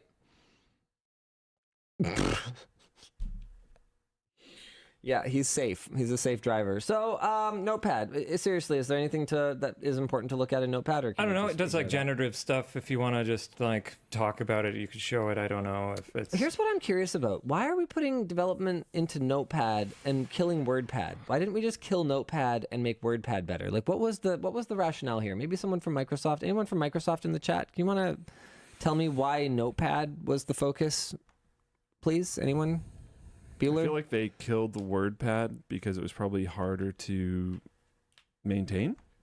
You think so? And then they were able to just ignore Notepad because there was nothing going on, so it wasn't going to break. But they aren't ignoring Notepad. They're like making Notepad I'm saying AI why they made that decision in the past. Oh, maybe. But then people like me have just been very exclusively, very committed relationship style using Notepad++ for like a decade. And will never go back. So, just like WordPad, I know they killed it because it was too close to Word, but I needed a way to open docs without having Word. Like they're just pushing me straight into the arms of Google. For one time in the last 12 years, I've had to open a Word document. I don't have Word installed. I have no reason to have Word installed. I would still like to be able to open this document. Yeah, that's what WordPad was for. Yeah, it was fine. It was not bloaty. It was fine. Open Docs is a thing. Yeah, that's fine. But the only reason I don't have Word is because I'm just setting up this computer. So I don't want to install any software. I just want to open this bloody document because it has the serial for the piece of software that I'm installing or something. Like it's just, I don't know. All right, let's do another topic. Yeah. So yeah, MS Paint. It's something. Luke, what do you want to do? AMD rockets forward? Yeah, let's do it. According to Mercury Research, AMD's desktop CPU market share has climbed 10% in the last year. This has manifested most clearly in widespread reports that the Ryzen 7 9800 X3D has sold out at retailers throughout Europe and North America. And I mean, I'm not surprised. If you ask anyone what CPU they should get, if they're a gamer, they say whatever the best X3D chip is, and that's just what it's been for a while. Anyways, they apparently sold out within minutes on Amazon and Best Buy. Wow. Newegg has claimed that they are out of individual units of the 9800 X3D, but they are, for some unexplained reason, still offering the 9800 X3D plus motherboard bundles. That's not an unexplained reason at all. Yeah. I can explain that. They need to sell motherboards. Yep. And AMD in their Probably they're regretting it now. AMD, in their sort of time of being necessarily pro-consumer, created this expectation of their motherboard sockets lasting for a very long time. So they've created this environment where they launch a new CPU and there's absolutely no accessory attach sales, just new CPUs. Yep. So Newegg's like, yeah, you're buying motherboard and a lot of times RAM. Some of their bundles have motherboards and RAM. That's how they get you. Yeah. Further, there have been recent reporting that AMD's data center business unit has started outselling Intel's for the first time in its history. Though this comes with some caveats, roughly $1 billion of AMD's $3.5 billion in data center sales is accounted for by machine learning, MI? Accelerators, an area that Intel doesn't particularly compete in. Without that key $1 billion, Intel's $3.3 billion remains the top spot. Intel knows, I've heard, I didn't dive into it, I've heard the most recent gen of Intel server processors are actually quite good, despite their consumer stuff being, Intel knows that they have messed up. I think it would be pretty hard to not know that at this point, but okay. Intel knows that they messed up. In an interview with Hot Hardware, VP of Technical Marketing Robert Halleck acknowledged the launch of Arrow Lake didn't go as planned, citing a series of issues the company has now identified at an OS level and at the BIOS level, and saying that the performance we saw in reviews, to be very clear, no fault of reviewers, was not what we expected and not what we intended. Can I interject for a moment? The expectation that you're referring to as not what you expected, or as I've come to know it, whatever, it doesn't matter. The point is, it's good. This is good. I can't remember the copy past. I have like 300 confirmed kills. Yeah. You little sorry, another copy past. Don't worry about it. The point is, what are you talking about? Yeah, that whole line was like, what? If you guys didn't have partner boards and you guys can't like launch a game and like, no offense to our team, but compared to the kinds of engineering resources that Intel can afford, we're just a bunch of random bumblefucks playing with gaming computers. Like, if you guys can't contact Gigabyte or MSI or Asus, be like, hey bro, do you mind sending over a motherboard so we can put a CPU in it and maybe open a fucking game and see if it like gets some FPS? The tools for evaluating this stuff, they're all free. What are you talking about? To be clear, I believe him. I believe that this whole thing was super rushed. I mean, and I believe that they absolutely didn't do the planning that they needed to execute this launch the way that they needed to execute. We did not get the 265K. Yeah. We had to go buy one after the fact, which, to be clear, I can afford. Yeah. I bought 10 7800X3Ds or whatever it was. The problem is the availability. The problem is that our job is to bring you guys information about these products so that you can make an informed decision, and Intel didn't deem it fucking necessary to send us probably the most compelling chip in the entire stack.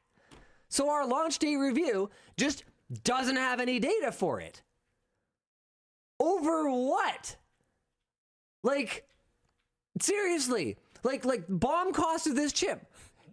What, because so many people were going to need to buy them? Just send us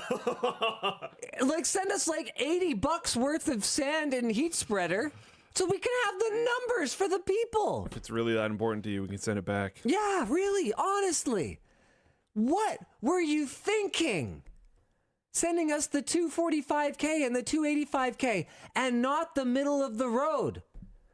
What were you thinking, bud? Yeah. Yeah, this didn't go as planned. The performance we saw in reviews was not what we expected. Dude, the last minute changes that we were getting. From when? Maybe what they expected 2 years ago from this launch. maybe, I don't know.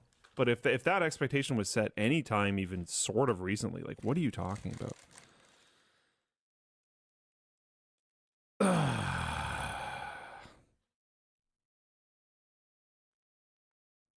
Anyway. I didn't even notice this.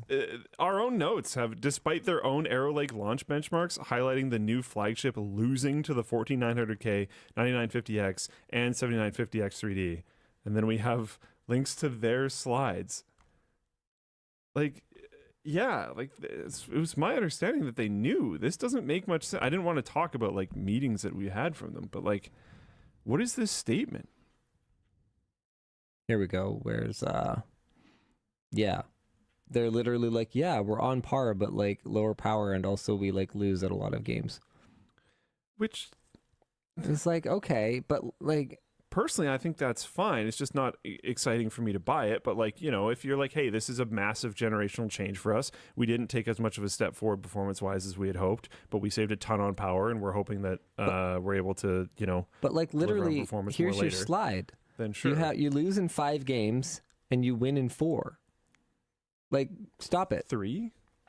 No, this one counts. 4%. Is that a oh, they didn't make it blue. All these other ones are blue. I don't know. Dude. I don't know. Okay. Sure. It's a lot of really nice praise for our graphs lately, and especially that last video. So, you know, shout out.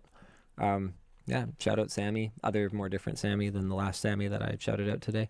Shout out the team for making graphs that are better than Intel can make. Yeah.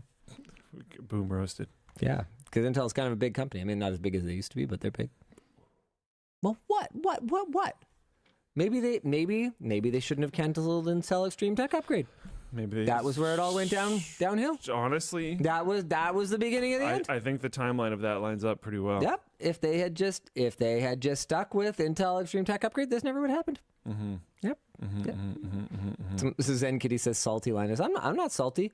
AMD picked it up right where they left off, and I don't know if we've ever told AMD this, but they pay more. Well, what? It was an established series by that point. Intel had the benefit of that they took a risk on it. Yeah. And then when AMD picked it up, it was like, well, we know this is an absolute banger, so time to pony up. Yeah. So what do you want? It makes sense. What do you want? I feel like we've always been pretty open about that kind of stuff.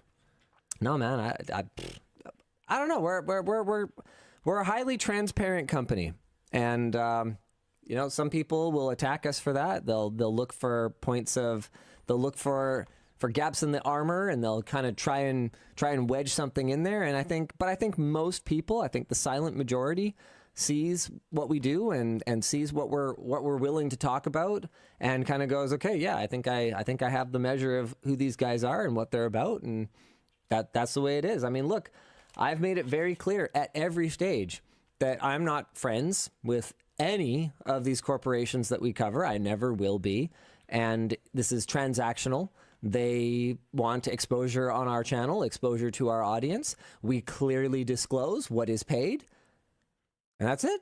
There's your talking points. It's separate from our opinions. It's all on the up and up. What else do we want to talk about today? Oh, this is so cool. This is so cool. YouTuber iBoff RCC has created a custom PCB add-on and swappable SSD modules for M series MacBooks. This is so cool. Check this out. Okay. Blah, blah, blah. The design isn't finalized. It requires a second Mac to run Apple Configurator to complete the setup because, I don't know, Apple hates their customers. Who knows? But the DIY M.2 port was demonstrated to take modules up to 2 terabytes and hit similar speeds to Apple's own soldered storage. Because, of course it does, because it's all just hooked up to PCIe anyway these days, because that's what everybody's using for everything. And this distinction between, special Apple SSD and other more different SSD is completely unnecessary, other than so that they can sell you an SSD upgrade for $200 for like $19 worth of NAND. Anyway, iBoff found that, strangely, the MacBook requires the SSD to be installed in order for the battery to charge, which they said was just another reason why the SSD should be replaceable. Currently, Apple charges the same amount for two 16 gigs RAM/256 gig storage Mac Minis as it does for a single Mac Mini with twice the amount of RAM and storage. So literally it's costing you twice as much to just upgrade the RAM and storage as an entire machine with half as much RAM and storage. Now, this is cool. Curiously, there was the posts about that had a lot of traction. Curiously, it seems that the new M4 Mac Mini does have a single removable storage module. However, Mac Rumors notes that it's likely that the controller for the storage is still embedded in the SoC, limiting DIY upgrade and repair. Similar modules have been found in the Mac Studio and the Mac Pro. Anyway, I just want to show this. This is so cool. I hate that this innovation, which is super cool, is necessary. I don't understand why Apple hates their customers so much, and I don't understand why their customers continue to bend over and take it and be happy about it. But the modding is really cool, and I've enjoyed that on this show and in the last show. We've been able to highlight some cool community modders that are finding ways. Oh, sorry. His mod was on the MacBook. That's the Mac Mini replaceable module from Apple. Sorry. Oh, that was the wrong pic I was showing. Hold on, I'll find it. My bad, you guys. I have something to go over after you find that. God, I thought that didn't look right. I hadn't seen the M4 Mac thing yet. You muted me? Yeah, you played that audio. Oh yeah.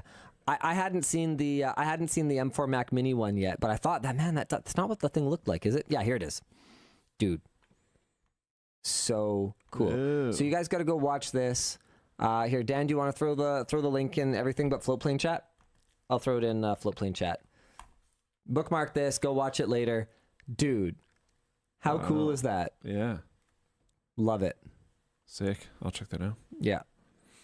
Okay, you brought up our graphs looking nice, and then you thought they were better than Intel's. Well, I mean, it's not that I think they're better than Intel's. It's that Intel hates their graphs Aggressively. They're unhappy about them. That we're better at Intel at everything that Intel does that we also do. Kidding. Can my iPhone just like chill out and stop interfering with my mic? Yeah. Okay. I think I'm done with the iPhone. I'm wondering.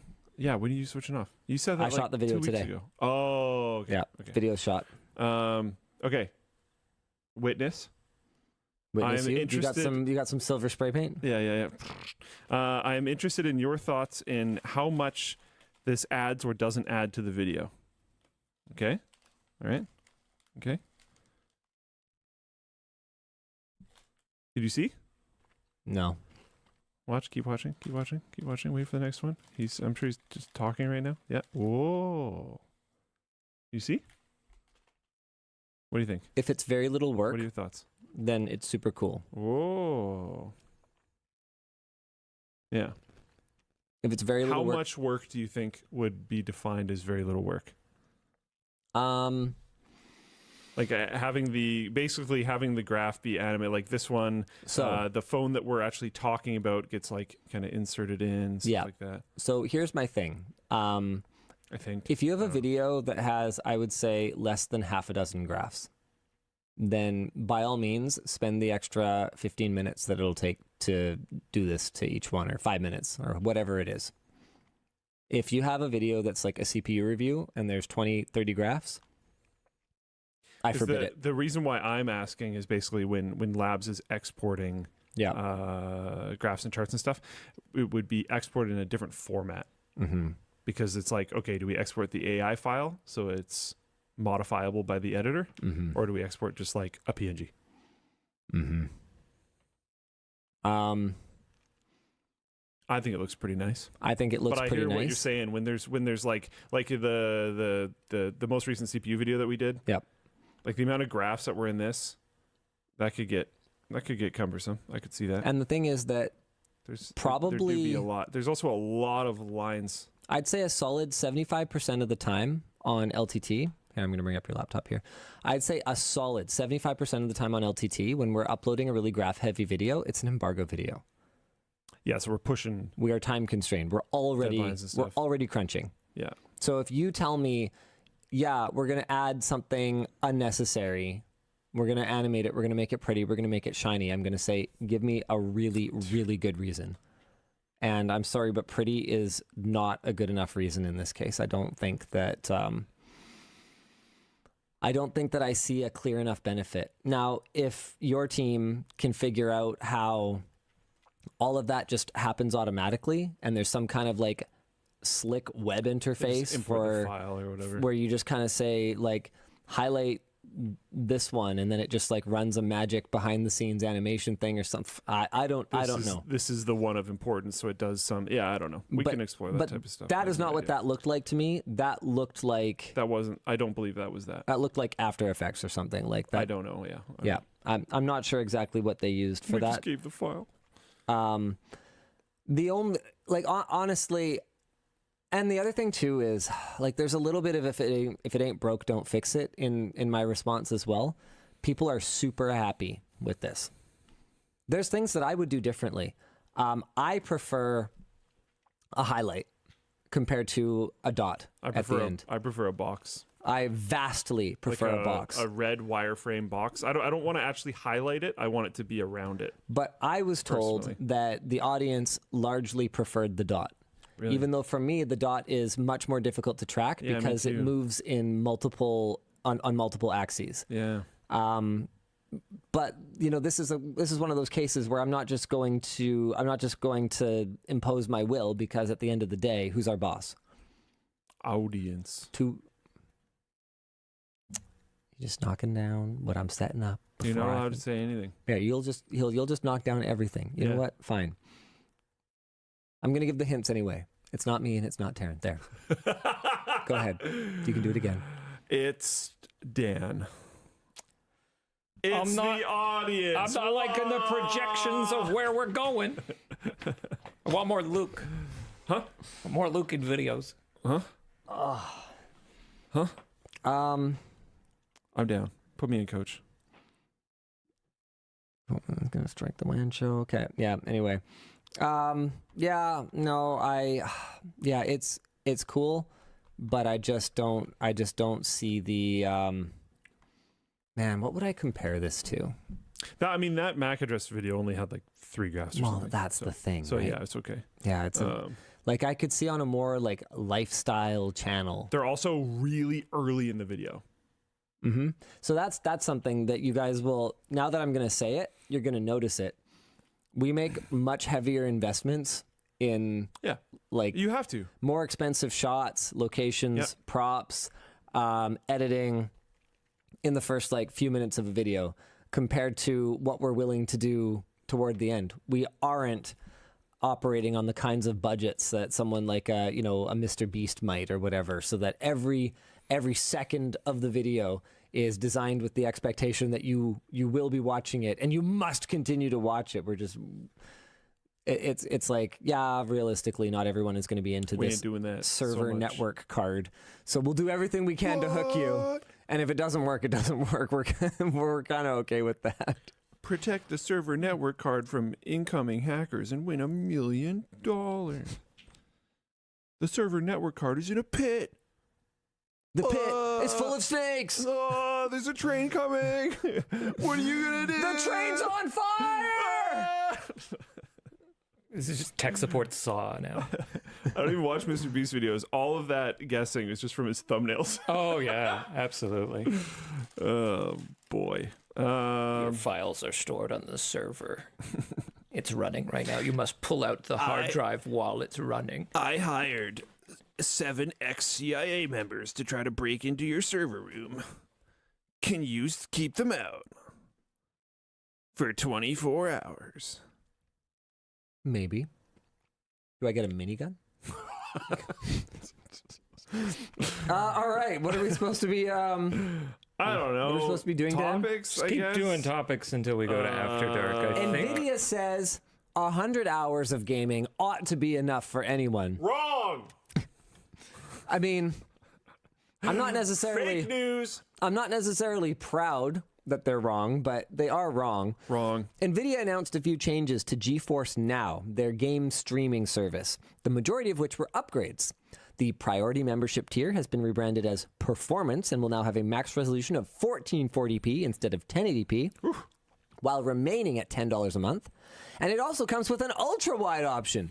Super cool. Wait, 100 hours monthly? Oh, they're like actually wrong. People are actually going to be upset about that. Can you stop getting ahead of things? No. However, both the performance tier and the $20 ultimate tier will now have a 100-hour monthly limit, which Luke spoiled. What? Which NVIDIA says I'm learning about this right now. It is doing to avoid global price increases. Because some random people are putting in 200 hours a week. The limit works out to just above 3 hours a day, which NVIDIA says accommodates 94% of their user base. Nonetheless, some users, 6% of them, did the math for them there, were extremely unhappy and expressed doubt that 94% of GeForce Now users were using it 100 hours a month or less. I have some bad news for you guys. NVIDIA is probably not lying. You actually have a problem. You win in those gaming lobbies because you don't do anything else. Yeah. Which isn't a problem. It's okay to have a problem. That's not a problem. It's just you can quit. You can quit anytime you want. Yeah. NVIDIA will charge $3 for an additional 15 hours of performance and $6 for 15 hours of ultimate. So basically, you're paying a third. Whoa. You're paying a third of your monthly rate for. Well, how does that math work? It's more expensive. No, yeah, it's more expensive. Why is it more expensive? That's stupid. I think it would be less expensive. Yeah. No, you'd think it would be more expensive because the other one is subsidized by the people who use it so little. No, that makes sense. Yeah, it would be more expensive. So that's probably closer to what it actually cost them, which interestingly probably gives us some insight into the actual math for how much people are actually using the service compared to, like if you use it, so if they can afford, what was it, 100 hours a month for $10 and another 15 hours costs them $3, then basically what that means is for every person who's using it 100 hours, you've got people who are barely touching it. Forgot about the subscription, using it for 0 hours. Yeah, in order to have that math work out. But very, very interesting. Plus, there's some profit margin baked into both calculations, probably. Mm-hmm. Yep. Live streaming is extremely expensive.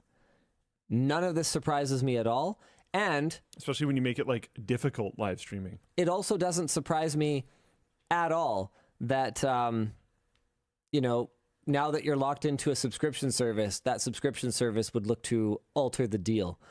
This is why we should probably, refrain. Scrapyard Wars, a mediocre PC rather than buy into a subscription service that can be yoinked on us at any time. I thought you were going to say put up the cost of a Floatplane subscription. Yeah. Spend your money on Floatplane instead. Got him. Oh. How much does WAN cost? Asks Luca103. A bunch. I don't think we know exactly, do we? Oh no, you do. There's ways to figure it out. I don't know off the top of my head. It also changes like per episode because we'll stream for 2 hours, then we'll stream for 4.5. Yeah. So like I'm gonna start sending it at 40 meg. Can you Sure. It actually like why don't we just do it? Won't make a difference, to be honest. No, Twitch will freak out. Oh yeah. Well, yeah, but that's their problem. Multi-streaming. It's not a problem. I mean, because what we receive from here. Oh yeah, that really actually matter doesn't at matter. all. Oh yeah, that's true. We transcode it anyway. Yeah. Who cares? Garbage That doesn't affect in, our garbage price. out, though. Less garbage in, less garbage out. Let's do it at 8K. 8K WAN show. That actually reminds me, man, these C200s have been absolute just tanks. Workhorses. Yeah. Been here forever. Yeah, we used to use these for like trade shows and stuff, and we ended up not getting a lot of use out of them there, but boy, have they ever been great for the WAN show. Look at that. We got all these camera angles. It's like, woo, I've got a C100 at home. Yeah, they're indestructible. Yeah. Great little cameras. Yeah. Yes. I think these C200s are like $8,000 a body though, but maybe more. There's no way they're worth that anymore. Not anymore. Absolutely not. Oh, okay. Yeah, I think we did pay quite a lot for them. Speaking of paying quite a lot for it, the Dow drops Intel. Intel has been removed from its 25-year position in the Dow Jones Industrial Average. I think we hinted to this last week, but it has happened, I guess. The go-to benchmark to measure the health of the U.S. stock market, being the Dow Jones Industrial Average. This likely indicates that the maintainers of the Dow Jones believe that Intel's recent struggles are skewing the average in a way not generally reflective of the market as a whole. And they were like, damn, we can get NVIDIA in here? And then they did that. Its position has been replaced with NVIDIA, which the S&P Dow Jones indicates apparently views as a more accurate reflection of the chip-making sector. To that, I don't necessarily agree with. I don't agree with has that been at as all. much of an anomaly as Intel has been over the last little bit. Yeah, but they're just on the other end of it. Yeah. Which I understand why you want that, but what you're saying just isn't true. Anyways. So yeah, that's cool. discussion question. Is NVIDIA really the company that's most reflective of the sector? No. Nice. It is a good discussion question. We just got to it too early. Oops. A network along your skin. Researchers at Carnegie Mellon University have developed a method of transmitting 40 megahertz RF energy along human skin, allowing the user to remotely power extremely small wearable devices that otherwise could not fit a battery, such as a patch that logs medical data. Whoa. This power could be delivered from head to toe from a power source worn elsewhere on the body. Startup Ixana has created a prototype YR chip that uses a similar method to send Bluetooth/Wi-Fi signals through the body's skin, thereby connecting multiple devices without broadcasting a wider, potentially insecure signal. This would likewise allow users to share a connection through skin-to-skin contact, like a handshake or a high five. You could literally like handshake someone and like exchange contact information. Whoa! Like if you had some like wearable thing modern or handshakes. Isn't that cool? Whoa! You touch people, says Sinful Hands. I mean, yeah. Well, geeks are. It's kind of funny that someone whose name in chat is Sinful Hands says "ew, touch people." Mm-hmm. Just kind of works. It does. It works. Yeah. You're not as on as me today. I'm sorry. Rude. So the discussion question here is, what kinds of wearable devices can you imagine with this technology? I mean, medical ones, I think, are obvious. We can kind of... What about embedded ones, too? Embedded in the skin.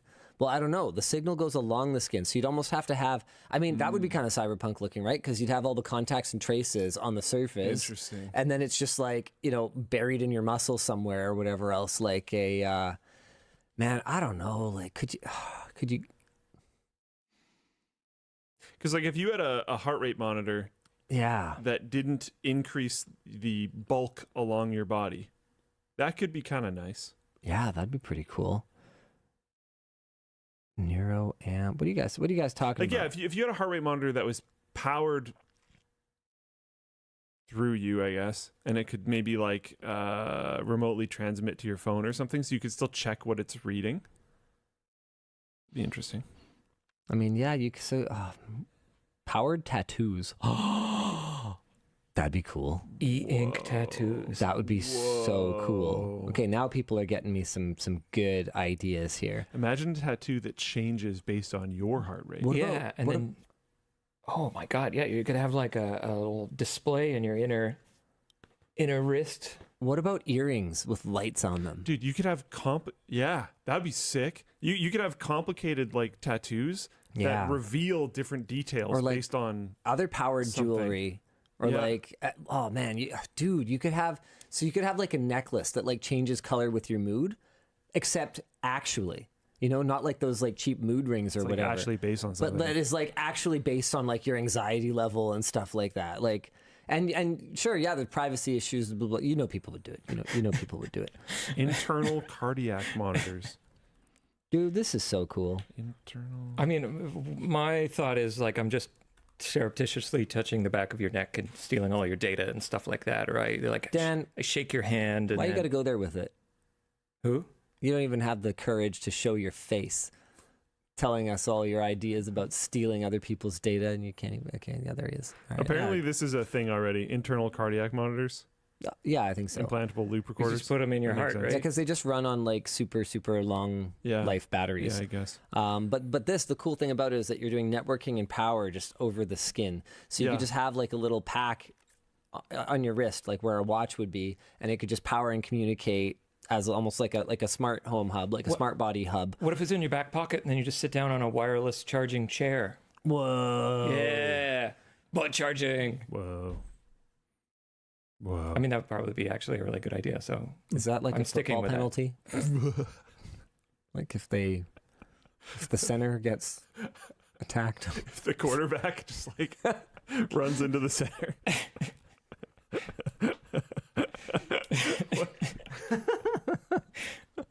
What are we talking about? Anyways, Steam. Moving on, yeah. Steam recording, super cool feature. Steam has officially launched built-in game recording, which allows gamers to record their sessions without using a second app. Players can start a recording manually or set it to start automatically. And there are likewise options to restrict the length, quality, and storage space that Steam can use. These settings can be configured differently for each game. However, the accessibility of these recording options and the broader audience of Steam users might cause problems for users who are less familiar with things like SSD degradation. As pointed out by u/crass_spectacle, Steam game recording has a max write rate of 50 megabits per second, around 22.5 gigabytes per hour. If it was used regularly at the highest settings, this could cause significant SSD degradation over time. Notably, the highest write quality on NVIDIA's own recording feature maxes out at 150 megabits per second, which is significantly higher, but is also something that you generally is generally a little more tech savvy to access, rather than just what your kids using the family computer are going to be able to figure out how to configure.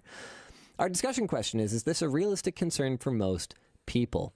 And I'm of kind of two minds on this. On the one hand, yes, this will, compared to how the average user is expected to use their PC and what SSD makers have been targeting over the last 10 years with the move from SLC to MLC to TLC to QLC to even PLC flash, with far less endurance as we move to each new generation, but higher capacity, meaning that you're less likely to overwrite it. But then now that we're going to overwrite it, we've been building products for this paradigm where people are like kind of occasionally copying some footage or downloading a new game, but generally speaking are barely even touching their drive, which is pretty accurate for the writes. most part. Yeah, and then we're throwing this into the mix.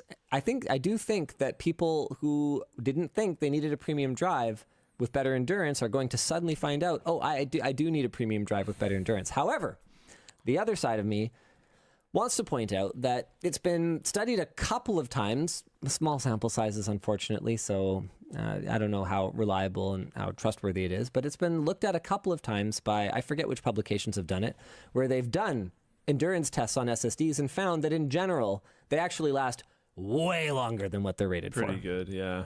So I also, when I use Shadowplay, I just write to my hard drive. Sorry, I just gotta move my leg. Not a there we bad go. guy, but yeah. Yeah, you should probably just use a hard drive for this. Yeah. In a NAS, ideally. Yeah. But most people don't have a NAS. I mean, That's very true. There really hasn't been like a DIY NAS software that is easy enough to use that that just anyone who could build their own PC could just install it and be good to go and configure everything and all the shares just work. That's the one that hopefully theoretically I just invested in. Proxmox. Oh yeah, sure. That's easy and approachable for the everyman. Yeah. That voice is Dan's like, I am screaming inside. I am also dying. Oh, it's fine. That's I think all it's time of for my After Dark. voices. That's a Sure, that's a few of let's them. go. Dan's switching it over. Push the buttons. All right. We got a lot of merch messages today. Oh, not too many. Not too many. I think we're doing pretty okay. Let's see. Heyo, DLL. Notice the Apple Watch accompanying the switch to iPhone. Linus, what do you think of it so far? Considering how amped I was on smartwatches at the start, Like, I loved my Pebble. I have just kind of completely fallen out of love with them. And maybe it's because the product category sort of moved away from me. Maybe it's because I moved away from the product category. Like, it feels like at the beginning, they were about getting notifications without taking your phone out of your pocket, and in some cases, as they got a little bit more sophisticated, interacting with those notifications to make them go away. And you can still do that, like being able to get a text while I'm on the court at the gym or something like that, and fire back a quick message. It's fine, it's good, but all the like trying to do too much. All the functionality that they've added since then around telling me to stand up. Like, sure, yeah, I can't right now. I'm in the middle of a podcast recording. Like, it doesn't have the awareness to just make the cameras, the table, everything. We should just make everything stand. Yeah, and everything every just, 45 minutes. Sure. Yeah. Yeah. Let me get right on that. Hell yeah. So all this extra stuff that they've added, the health tracking, it's not meaningful to me. I mean, when I'm a senior citizen and I'm worried about fall detection or whatever else, yeah, maybe I'll be more interested in something like that. But the health tracking that especially Apple has been doing is really cool. Yeah, it's really cool. I think not necessarily relevant. I think Plouffe made a really good point in his script where we were talking about their most recent event, where he was like, "Yeah, it's funny how the older Tim Apple gets, the more seniors' health tracking makes its way into their products." To be fair, it's also aging generation of a lot of Western countries. Like, absolutely, the most affluent generation in the United States is the baby boomers, and they're getting older. They be old. They're getting older. Yeah. So it's nice to be able to tell the time quickly and conveniently on my wrist. You do that with a lot of things. I don't like having to charge it every day. That's a downer. Yeah. You notice I'm not wearing it today. I just forgot to put it on, and I didn't notice until someone asked me what time it was. That was really the only... I don't know. Maybe part of it is that since I first got a smartwatch, I just am like on my phone a lot more, and that's probably a bad thing. Maybe I should get in the habit of using my watch to interact with notifications. If it got you off your phone more often, which reduced the total phone and watch usage time, then I think that there's value there. Yeah, but if you're just replacing phone time with watch time 1-to-1, I don't see value there personally. I don't use any of the other apps. Like, to me, the whole I am exercising right now. This is the type of exercise I'm doing. Until you can just tell that I'm exercising with all of your advanced, sophisticated measures and sensors and everything, what are we even doing here? Like, to me, it's like counting calories. Like, I'm logging the thing that I'm eating, and that's really useful for a lot of people, depending on what your goals are. 100%. Yeah. 100%. Depending on your goals, that has a ton of value. For me, it has. I am not even close, dude. I can go take something out of my freezer and think, okay, I need to go into my food checklist app and I need to update the inventory in the freezer. And by the time I have put it down on the counter, I have completely forgotten that I needed to do that. Expecting me to count calories or remember to log that I'm about to start exercise, it's not going to happen. The only way I was able to count calories was when I had pre-planned what I was going to eat for the entire day. And I never deviated. Because then it was like, okay, well, I could put in my calories for the next week. It's figured out already. Someone says they really like it for sleep tracking. Dude, if I have to, the only way that I can remember to charge something is if it's overnight. So, yeah. There's people at work here that have an Apple Watch charger on their desk. So they'll take it off and they'll put it on the charger so that they can use it for sleep tracking. I would leave my watch at work every other day. 100%. Oh, yeah. There's absolutely no way that it would make it home 5 out of 5 days in a week. I'd probably leave it at your house half the time I visit you. Oh, yeah, sure. Dude, you would leave your keys at my house if you were able to leave without them. Yeah. 100%. That would be a hilarious troll sometime, to just leave your key in your car and then just see if you leave without your keys. Because I bet you would. Mm-hmm. Probably. All right, what else we got? Okay, let's see. Archive. Hey, DLL, my friends and I have a long-running tradition during a LAN party on Black Friday every year. What are some of your favorite memories, games, and food to have at a LAN party? Van Gelly says, new watch charges so fast, I literally only put it on the charger when I shower and otherwise wear it 24/7. Bold of you to assume I shower every day. Only exercise days, which is at least it's about 2 out of every 3 days. So I'm not a complete like barbarian or whatever, but yeah, no, my life is not routine enough for anything that doesn't fit in the very limited routines that I can manage. Starcat1 says, shower every day, man. You know you don't have to, right? I'm just saying. And it's totally fine to shower every day, but you also like don't have to. Or maybe you do, which is fine. I'm not judging. Yeah. For me, honestly, it depends how stressed I get. Oh, stress sweat stinks. Oh, mine is. I'm sure everyone's is, but I only really have experience with mine. Mine is brutal, dude. If I'm just chilling,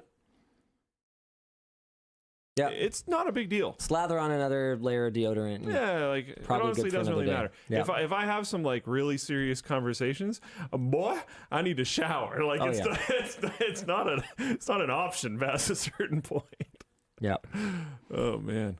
LAN memories, games, and food, dude. I think it was like COD 2, which I had never played. I got a bunch of copies of it from work because there was like a COD 2 like GPU bundle and we didn't move through them all. I was like, can I have some of these discs? And they were like, okay. So I showed up at this LAN and I had like 8 copies of COD 2 and we completely lost track of whatever the objective was supposed to be. And we started playing this like King of the Hill, except it was like at the very top of this water tower and there was like over half a dozen of us. So it was functionally impossible to get to the top of it. I think it happened that way because someone got up there unnoticed at some point in the match and just started like spawn sniping everybody. And we were like, what the heck? That's a good spot. I want it.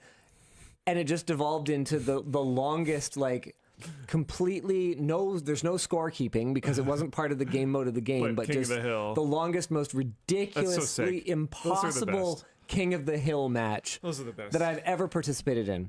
Custom goals, custom rules, all that kind of stuff. Those are always like the best way to play games. It's more fun. My favorite LAN memory, and I'm not even going to remember it correctly because it was from so long ago, but my birthdays when I was in high school were always LAN parties at my parents' house. And one year we went really hard on Halo 2 custom rules versus. And if I remember correctly, we had like, it was a birthday party, so we tried to go a little bit overboard, and we had people bring like couches and TVs and stuff from their houses, and we put, if I think I'm getting this right, I could be wrong. I think this is how it worked. I think we had 2 TVs and 2 couches in the garage, and 2 TVs and 2 couches inside, and there was 1 team inside and 1 team outside, and we had a tournament of Halo 2 on one particular map that I'm not going to remember the name of, and it was either like swords and shotguns, or I feel like it was swords and rockets. But I feel like we played more swords than shotguns, but I don't know. I don't remember why I'm thinking rocket. But it was 49-49.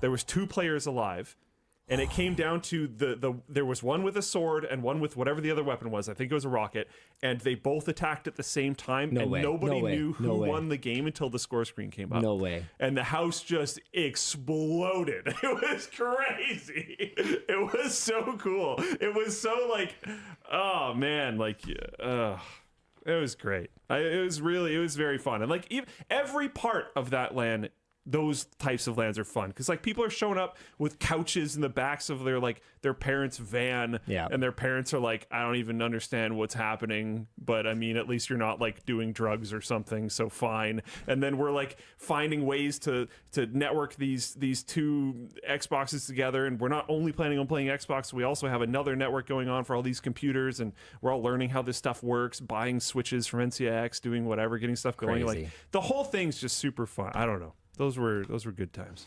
I feel like kids are kind of missing out on that. My son was playing Rocket League with one of his friends, and I was like, hey, you never invite me to play games. And he was like, okay, yeah. My dad's joining us. And they're like, okay, sure, whatever. We'll carry. You know how bad I am at Rocket League. I did one useful thing, though. What'd you do? I don't know. I don't remember. I hit it somewhere that was useful, and then we scored. Oh, okay. Yeah, cool. don't worry about it. Nice, But anyway, nice. the point is, his friend pulled off, what's it called, a reset or something like that? A flip reset? Sure. Yeah, so he... You touch your wheels to the puck while it's in the air, and then you get another jump. I'm assuming that's what happened. It was with the or ball. It's not right. Yeah. I play snow day. It's Anyways, fine. Anyway, whatever. the point is you have to touch all 4 wheels to the ball while you're in the air, and then you get another flip while you're in the air, which is beneficial in some way or something. Yeah. And he was really excited about pulling it off or whatever. And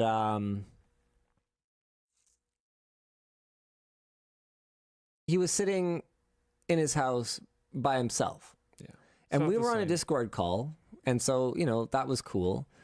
But it's cool. It's not the same. It's different. Yeah, I feel like things get diluted, right? And you think it's the same, and a lot of people don't do LAN parties anymore because they're like, oh, we can just play over the internet and stuff, but it's not.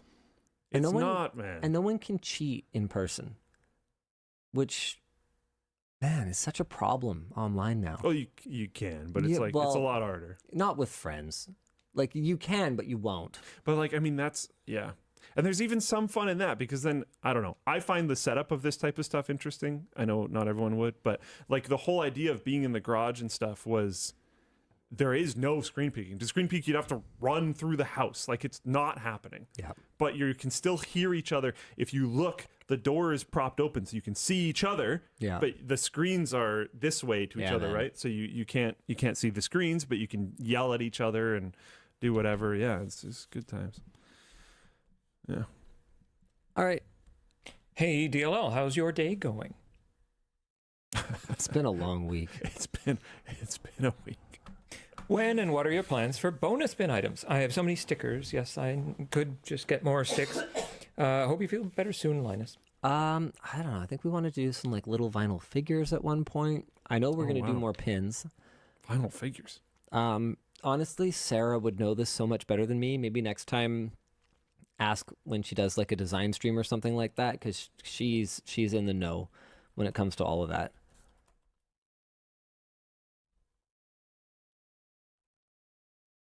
Are you asking her now? Should I move on? No, Sarah's off work. Ah. Hey, LLD from Australia. Any thoughts on the 9800 X3D not being in stock anywhere? Was the release rushed in your opinion? Not nearly as rushed as Core Ultra 200 series, but I feel like every product release gets kind of crunched and rushed to a certain extent. It's at a certain point you have to. You're working with retail partners. You're working with all these other people. There has to be a certain point in time when you launch the thing. Yeah, there's deadlines, and no, I mean, it's easier to not have those types of deadlines with things like independent game launches because you set the date. But in this situation, there's a lot of moving pieces. You're screwing a lot of different people over if you move your date back. So yep, or forward or wherever. Changing anything really disrupts the plans and distributors, retailers, and in such a globalized world, right? There's always a time zone where it's highly problematic for someone to be having to deal with this right now. Hey, DLL, now that you have some new cats, when can we expect the next Linus Cat Tips video? I uploaded a short for some reason. I was feeling just inspired to, and one of them grabbed my feet from under the bed, and I was like, that'd be funny. And then they didn't really do it the same way when I turned on the camera, and then I was like, this wasn't really worth it, so I didn't bother doing any more. That's where I'm at on that. Fair enough, yeah. Hey, DLL, have you heard about the iPhone users having all their notes deleted after accepting iCloud's new terms of service? I had 6 months of important notes not backed up due to my 5 gigs of iCloud being full. Wow. I have not heard. But hey, it just works. Dude, I feel like I'm going to make some enemies with my iOS 18/iPhone 16. I know you will. Video. I am certain. Because... Man, there's one point where I'm just I think the next time someone tells me it's magic, it just works, whatever, I don't know if I'll be able to help it. I might just laugh in their face. It's such a like galactically stupid thing to say at this point. And I'm not saying that Android is perfect and just works, and I'm not saying Windows is perfect and just works. I'm saying they're all trash. They're all human. They're all full of bugs and problems. Like, let's just not pretend. That's it. Let's not pretend that because someone says it so that it must be thusly. Like, that's not how things work. If something like and I think the thing that I was going off on was the way to sign in to your Google account on an iPhone, which I know how to do, and we've talked about, and I figured out. But it is just, to say that that's intuitive, good design is just so utterly incorrect. I don't really, we're clearly not living on the same planet, speaking the same language. So I don't even know how to talk to you. Like, if you think that going into the Apple Mail app in order to sign into your Google account system-wide is intuitive or good design, it's just not. It just isn't. And it's funny because I was reflecting on it some more, and you know how the settings app is where it used to be? Before that, if I recall correctly, it actually used to be in the initial setup wizard. Am I remembering incorrectly? Because I seem to recall that it used to be... I think that was the case on Android. It's definitely the case on Android. Yeah. It's still the case on Android. But I recall seeing that, like Google, Microsoft, that interface right when you are setting up the phone initially.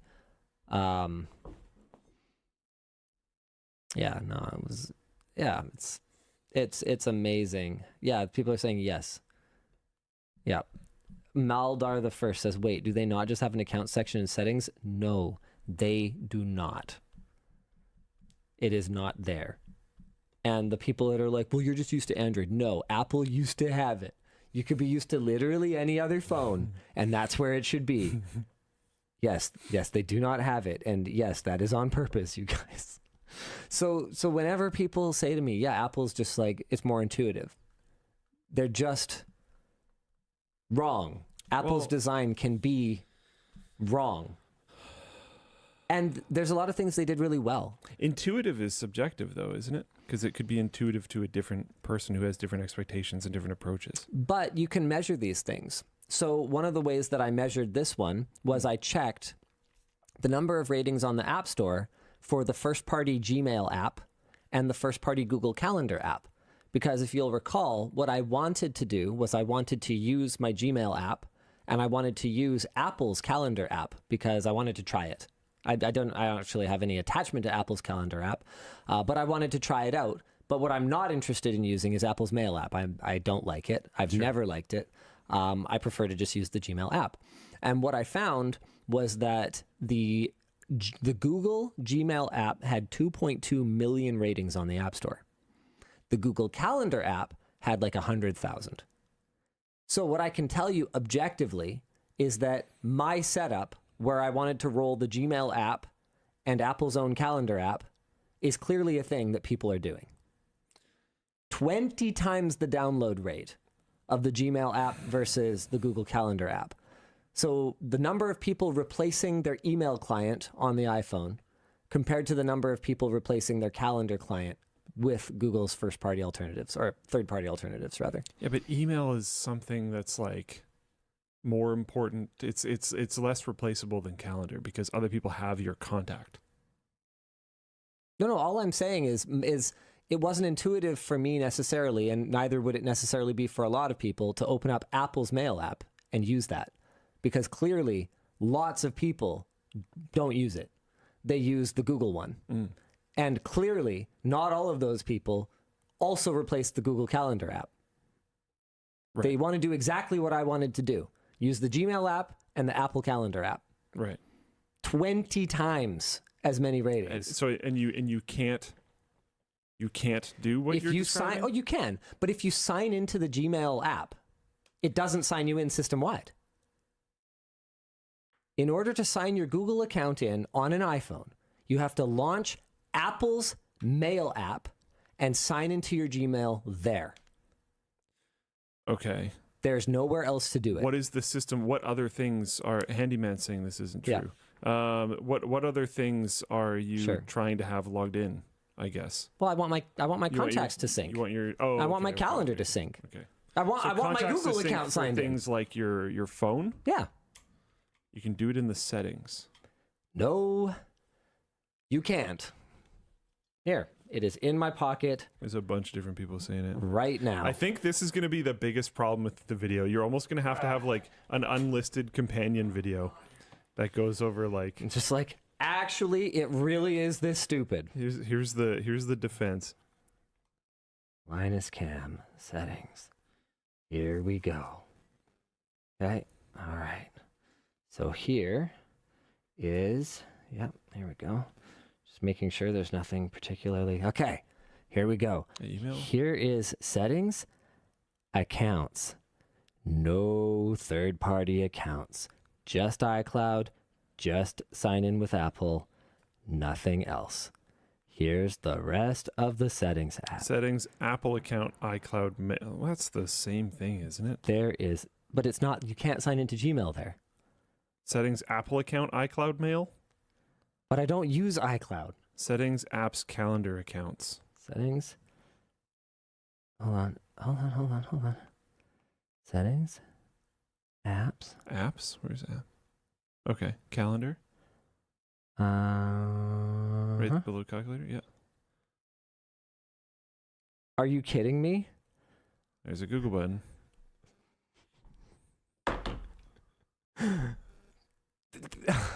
Should we like go So hold on a through- second. Hold on a second.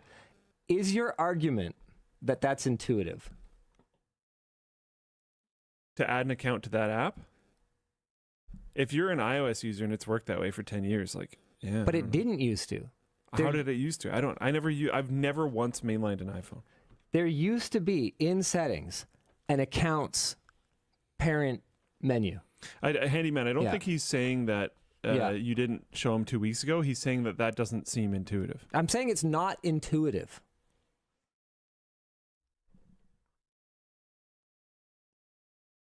So we will have to do. Can you not get there in the app or something, or like what's No, you can't. That you definitely cannot. So that feels unintuitive to me. You not being able can't- to do it in the app. You can get there in the Mail app, not in the Calendar app. But if I'm an iOS user, am I used to going to that settings page to do things like that? So here's what happens. Here's what happens when you open Mail and you aren't signed in. You are prompted to sign in. So that thing that we got on the other page. Yes.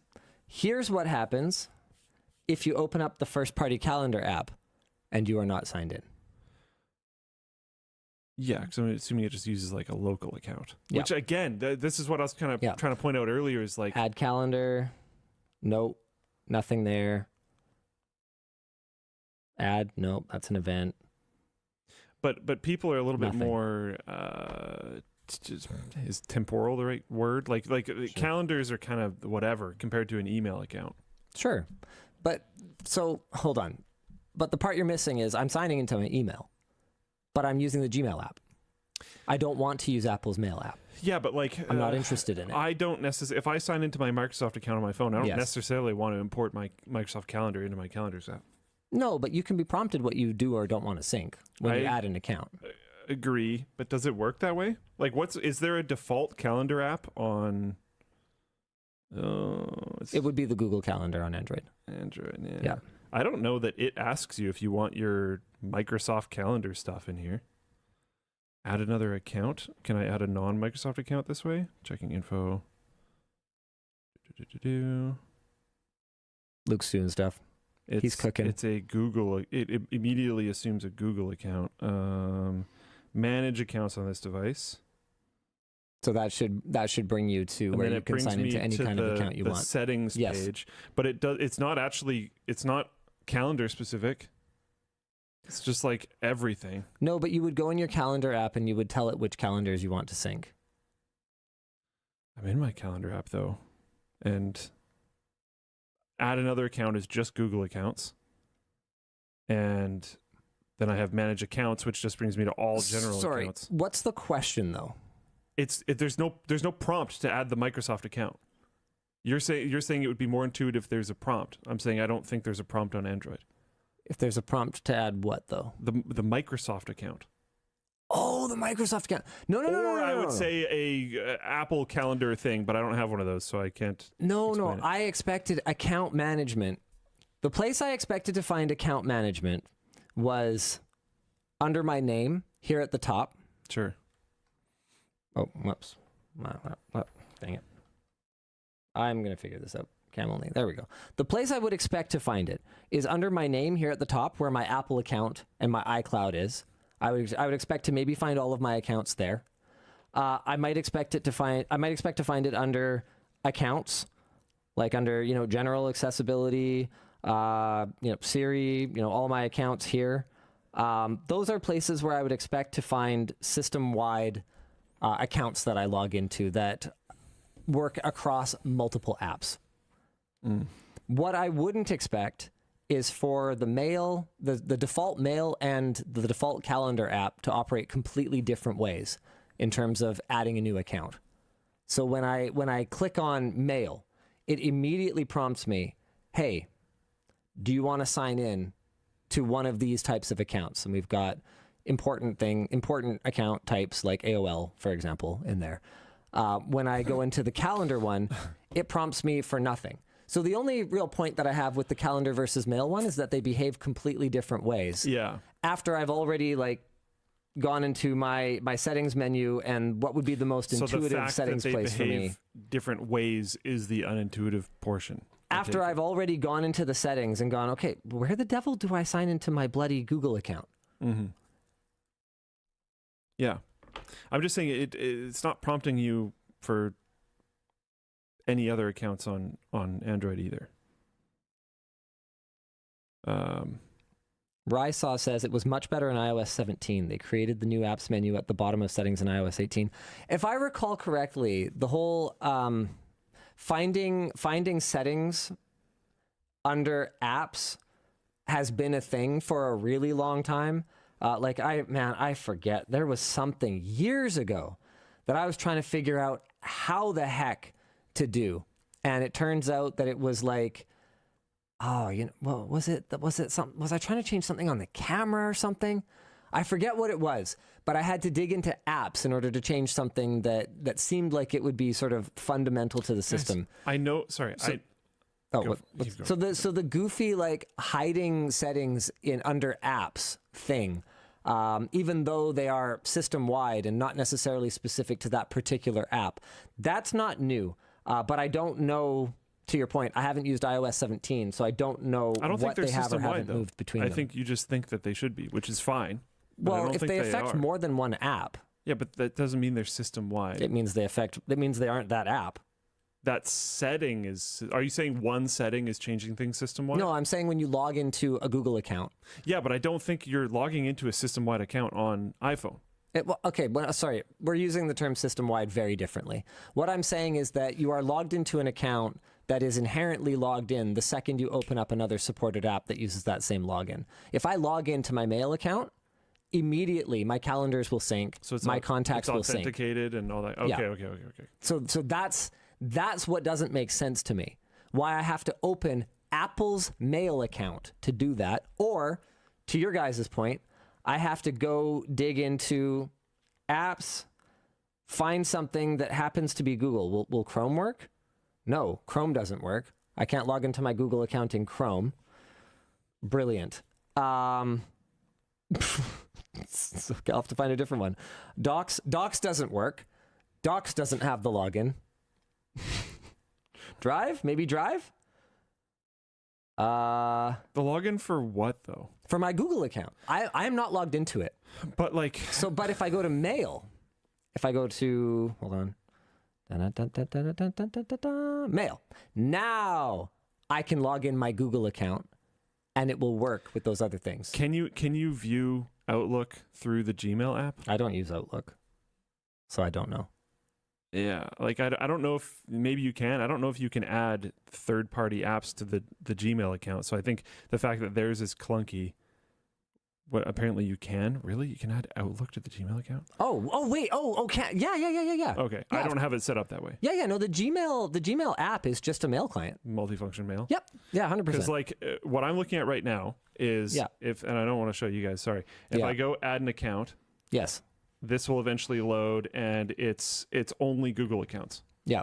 So, okay, fine. If I go manage accounts on this device, it brings me to password, passkeys, and autofill, and it doesn't bring up things that could sync. That's not if I very use that intuitive phone, either. then I would say that that's trash, and that's not intuitive. Yeah, okay. So my point is not that Android is better.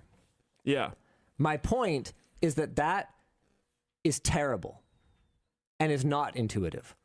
If I wanted to log in an account, if I had never touched an Android phone or an iPhone before, and I wanted to get my Google Calendar, and that was the first thing that I wanted to do. Where do I go from here? How would I do it from here? There is literally no way to be prompted to sign into some other type of account. Literally no way. I'm not gonna lie, I'm immediately lost because I feel so lost the second I touch an iPhone. That's not an iPhone problem. That's a me problem. But yeah, I would personally like there to be a setting in the app somewhere. I generally like it when I can fully operate things from within the app. I don't like it when I have to go to external settings on anything, whether that's a desktop device, any form of phone, whatever. It doesn't matter. So you just fundamentally don't understand how this is working. It's not a system-wide account. What you're saying is false, I believe. If I want my calendar to sync, I have to sign in to the Mail app. Really? Yes. Now, I was shown that other way. I can also go into settings, right? So I can also go into settings, apps, calendar, and I can add a calendar account here. So it's not going through the Mail app, but it's still a lot of clicks, clunky. That's what you're saying. And it was a very different interface compared to when I went to the Mail app, and I was immediately prompted to sign into my Gmail. So if you open Mail first, the way that you're being trained to interact with the phone is not the same as when you open the calendar app. Correct. Yeah. Settings, apps, calendar, accounts makes sense to me, though. It does make sense to me, too, but his point is that when you open the Mail app, another first-party app that is highly related to calendar, I would say, it doesn't work the same way. Yeah, so he just in case you didn't see that, he clicked on the Mail app. He's not currently signed into anything, so it immediately prompts him to log into stuff. When he clicks on the calendar app, there is no prompt. Now, I have an iCloud account because you have to sign into an iCloud account in order to, sign into the phone, in order to set up the phone. As far as I know, can you set it up without an Apple account? Maybe you can. I've never tried. I don't know. So that's the calendars that it's pulling. It's pulling ancient Apple calendars. Open calendar. I saw this button earlier, but I didn't really think about it. Open calendar. Click on. I'll find it. Go away. Click on calendars at the bottom. Calendars at the bottom. Here we go. And then I think I saw that it was add calendar. Yeah. Yep. Nope. Add holiday calendar, add subscription calendar, and family calendar. What's just add calendar? What's add calendar again? So is it fixed on iCloud? Can you click the thing that says iCloud? Yeah, I don't know, guys. I don't know what to tell you. A calendar can be local to your device only. Yeah, I pointed that out earlier. Yeah. Mail is not just local. Yeah. I don't know. I get why. I understand what Linus is saying. I also get why it might not work that way. I would like that add a calendar thing that we just did. It literally shows an account line that's it says account and then there's a grayed out text on the side that says iCloud. And it was if that just was able to be whatever you wanted, then. Or it opened a prompt to log into another account. Yeah, sure, whatever. Yeah. That's what I would try to do. If I wanted to log into my calendar app, I would go to my calendar app, and this is exactly what I tried to do. I went into my calendar app. Stop it. I went into my calendar app. I went to calendars. I went to add calendar. Pretty intuitive. I went to add calendar. Pretty intuitive. And I was like, and now there's what? Which it feels broken almost. There's a line that says account, and then on the right it's grayed out and says iCalendar, and he can't interact with it at all. What's up with that? That seems weird. Is something wrong? No. Set up Google in settings, mail, then turn on everything. Then in calendar, tap on the word calendar at the bottom and add it there. Which is exactly what I've been trying to say. So that makes it a global account if you do it that way? Well, not global account, but it makes it so that you can access your it. Google crap will sync. Yeah, see, that's wacky. I'm sorry, but you're right. I missed something. It actually doesn't change my point at all. That these two systems behave This is gonna be such a bloodbath of a video. very differently from each other. You should do oh man, it might be brutal. It might suck. Yeah. I think it would be kind of fun if you did a stream whatever the duration of the video is after the video launches. Yeah. You start a live stream and then just basically do this. That'd be kind of fun, actually. It's like real time. Actually comments. You're pissed about Apple. Fight me live, bruh. I don't know. It'd be kind of interesting. Thank you, Mikhayo. Everyone saying he's wrong is nitpicking the minutia and missing the entire actual point, missing the forest for the trees, as it were. You guys, what do you want me to say? You guys are right that I didn't think to go digging into a submenu of a submenu of a submenu instead of just opening the app and signing in the way that I did in the other one. I would hope. That's the problem. Skill issue. To sign into Mail, I just open the Mail app and I sign into Mail, which will also allow me to sync my contacts and my calendars and my Google stuff that I need for work. If I want to sign into Calendar, I open Calendar and it's a complete dead end. Handyman saying because on iPhone all settings are expected to be under settings apps. That's just Apple's approach. I may not like it, but it's their way of doing it. Yeah, and there's lots of settings that are not under apps. What happens when they're not? Tim said, does it matter that Apple's guide on this explains it well and I found it quick? I think good documentation matters, and then he linked it. I don't think you should need a guide for logging into your I think needing a guide account inherently means it's not intuitive if we're using the word intuitive for what it's supposed to mean. Yeah.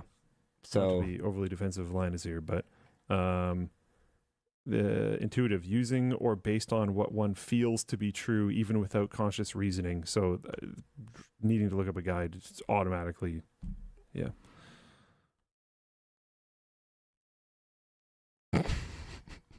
Man, anything to do with iOS, man, is it's I don't know, it's spicy.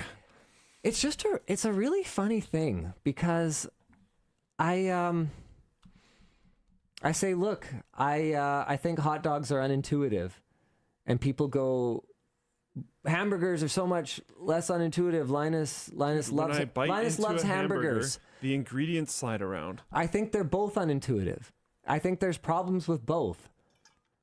And I think to make this argument that this is good design is just I don't really know what to tell you. If I can, and you say, look, it's the Apple way that the settings for it are in the apps part of the settings menu. Okay. So is the account that you're logged into a setting? Yes or no?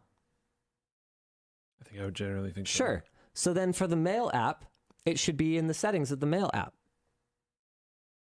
It should not prompt me when I open it then. It might even be useful, in my opinion, to make it so that I think some apps do work that way. Maybe not in the Apple ecosystem, but if it was like, you're not signed in, press this button to go to the settings, and it opens the settings app and makes a little bit of a display of Sure, but it doesn't do that. Yeah. And that's the problem. Avon Fox says it's not that. It's that you say it's trash because it's not for how your brain works is insulting to people for whom it is. When UI or UX is inconsistent, that's bad. That's measurably bad. That's not the goal. And because we're used to something does not mean that it's good. When I say something's bad, it's not personal. The fact that you're used to it or you like it, it's not personal. It's literally my job to point out things that are unintuitive or that aren't good about technology. Something that I will never understand, though, is, and this is, again, coming from Android brain, because it's the only thing I've used. My mom always struggled with Android. She would find ways to email me text messages. Wow. Like, that's kind of impressive. There's weird, no, but she could not send me a normal text message. I would just receive emails that were text messages. And I've never actually even done that. Yeah. Like, it's weird. It's not a normal email. It's not, she sent an email with text in it. No, it's a text message in an email. Right, like as an attachment. Yeah, it's or something. It was very odd. It was years ago, but it was very weird. And she had lots of other crazy, weird problems with her Android phone. And then she was working in the movie industry for a while. Yeah. And they had standardized on some iOS stuff. I don't remember what it was. Yeah. So she needed an iPhone. She got an iPhone instantly. Perfect.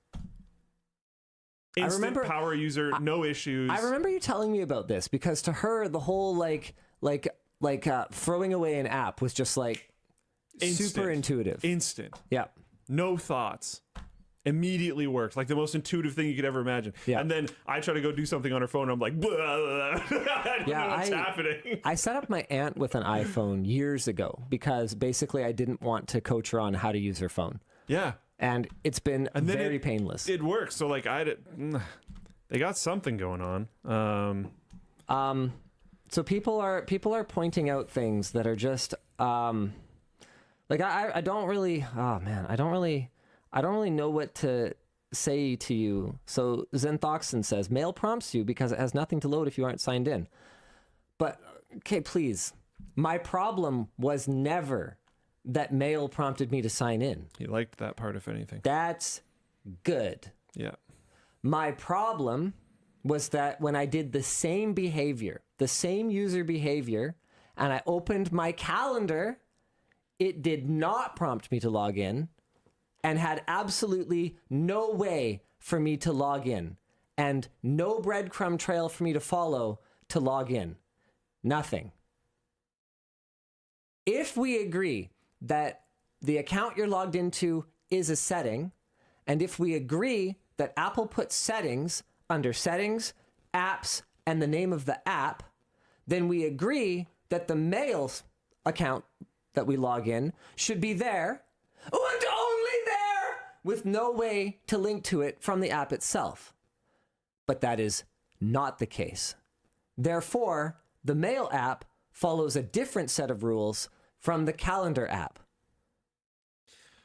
Guys, are we there yet?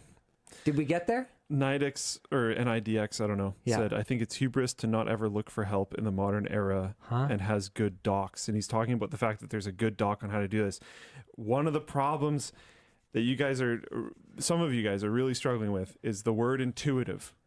If he has to look up a help doc for something, it is not intuitive to him. Flat out. There's no other interpretation of that. If he has to look up a help doc for something, it is not intuitive for him. Also, I did figure it out. I figured out to log into the mail app. That's not the problem.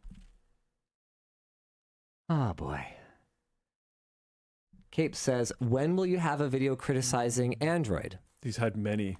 Tons. It's amazing. For many years. It's amazing. The selective perception that people have. But you're insulting my tribe, Linus. This entire video was dunking on the deplorable state of AOSP. Yeah, that might not have been the best video example to bring up. It was 2 months ago. I understand that not everyone agrees with the premise of the video. Yeah. But the premise of the video was what the premise of the video was. You guys aren't wrong. That is stock Android. It is stock Android, whether you like it or not. I just don't know how applicable it is because it doesn't apply to anybody. But that was our point. Yeah. Our point was that stock Android's kind of dead. And we discussed some of the reasons that it's kind of dead. For users, yeah. Yes. Let's see.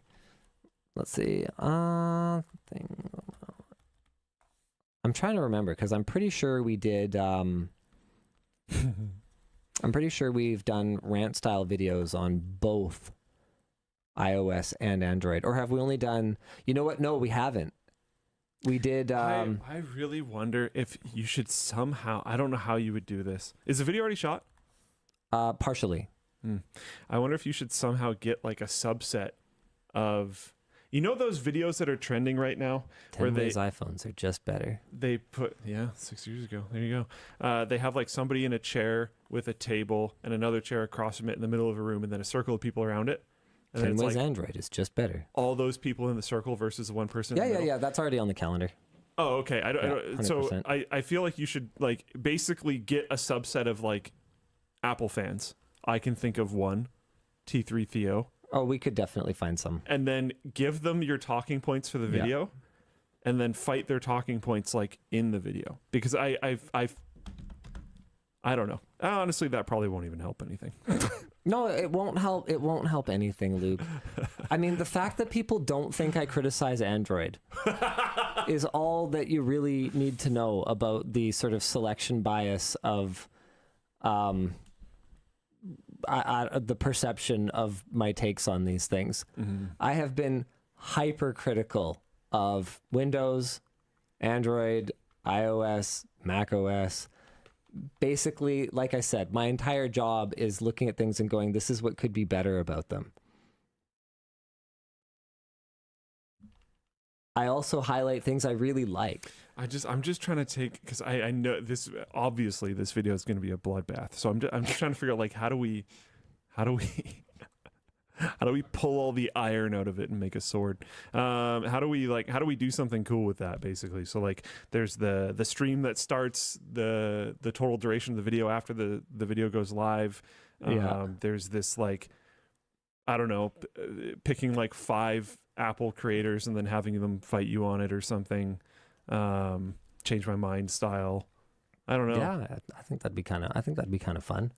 Yeah, because especially like it could even be genuinely helpful because as long as people come in with like an understanding that you might end up agreeing to disagree, then it's probably just going to be like a good conversation. I don't know. Separate what is personal opinion and fact. The whole conversation we're having right now is that seems to be a very difficult thing. Like I'm not going against Avon Fox here to be clear, but that seems to be a very difficult thing with a lot of topics, and this is one of them for sure. This is definitely one of them, which is just baffling to me because so weird. At the end of the day, if you ripped my Android phone out of my hands, I'd use an iPhone. Yeah. Like there'd be things that bother me about it, just like there are things that bother me about my Android phone. Tacky the Penguin says, you're really straining for a gnat, which is not an expression I've heard before, but I think I kind of like it. You're straining for a gnat if your biggest issue with iOS is how you sign into calendars. It isn't. It's just not intuitive. Who said it was? And what I said was, anyone who tells me that is intuitive, I'm sorry, but I have to take exception. And then I laid out. Why would you take the biggest exception with this issue? I laid out the only exception you have in very clear, in very clear mathematical terms, why it's not intuitive, and how the one app behaves differently from the other app. And if we accept this rule that the account we're signed into is a setting, and settings can only be here and are not linked to from the app, then the fact that one behaves one way and one behaves the other way is not compatible with each other. And that is not intuitive. And pretty easy to solve as well, actually. Extremely easy to solve. Yeah. It is so easy to solve and is so intuitive to solve. In fact, some people who opposed my criticism of Apple in the chat today were saying it's so simple, you just click add calendar. But it wasn't there. Yeah. Why wasn't it there? I don't know. It seems like something's wrong because like why would that line even be there if you can't do anything with it? And that's where like my brain feels like it's broken, and maybe this is Android brain, I don't know, because I expected I would be able to click on that and it would list the various system-wide accounts that I have, and there would be an account add account option. And maybe it brings me out to some other menu and I have to add a system-wide account. There's 10 trillion authentication steps and it puts its fingers into everything in my phone and whatever else. But like that's the flow that I would expect. I would not expect a line that is completely not interactable on a page of inputs. That's not something I would expect, like, ever, to be honest. Apple was forced to make setting up Mail as easy as Apple Mail. Great. Okay. So you're saying then that the fact that they work differently is because Apple put user hostile design That's not the argument you wanted to in make, their bro. calendar app and left it there because they were never forced to change it.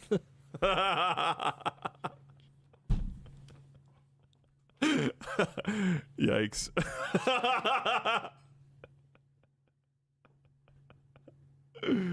Why are they like this? And now they want to change the subject. Well, you got to go to settings and then. There's the change subject app settings, which are only in settings. Yeah, but it's in the settings of the subject app, not in the global settings. And it's under a hamburger menu. I got another merch message for you here. We're going to be here all night, and Luke's birds are going to get sad. Linus, do you want to move on? We can keep talking about this if you want. Yeah, no. All right, cool. Move on. Linus, I need to paint my house. It's only 1,150 square feet. People tell me rolling looks worse than spraying. Is it worth buying a sprayer just for a one-time use, or Absolutely would rolling not. be okay? Get good at rolling. It's not that hard.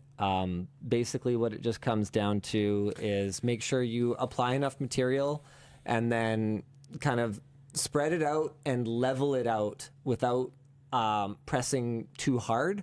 And then make sure that you've got a light on nearby. Because while it's wet, it kind of has a sheen, and it's really easy to see any spots where you've got too much paint built up and it'll drip.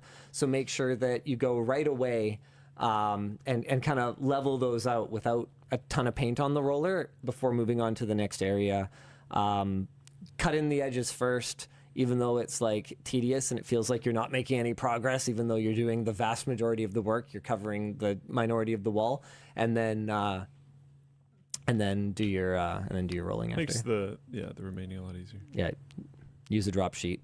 No matter how careful you think you can be, use a drop sheet, because as you roll the roller, it turns, obviously, and when you've got paint on it, it'll flick out little bits of paint.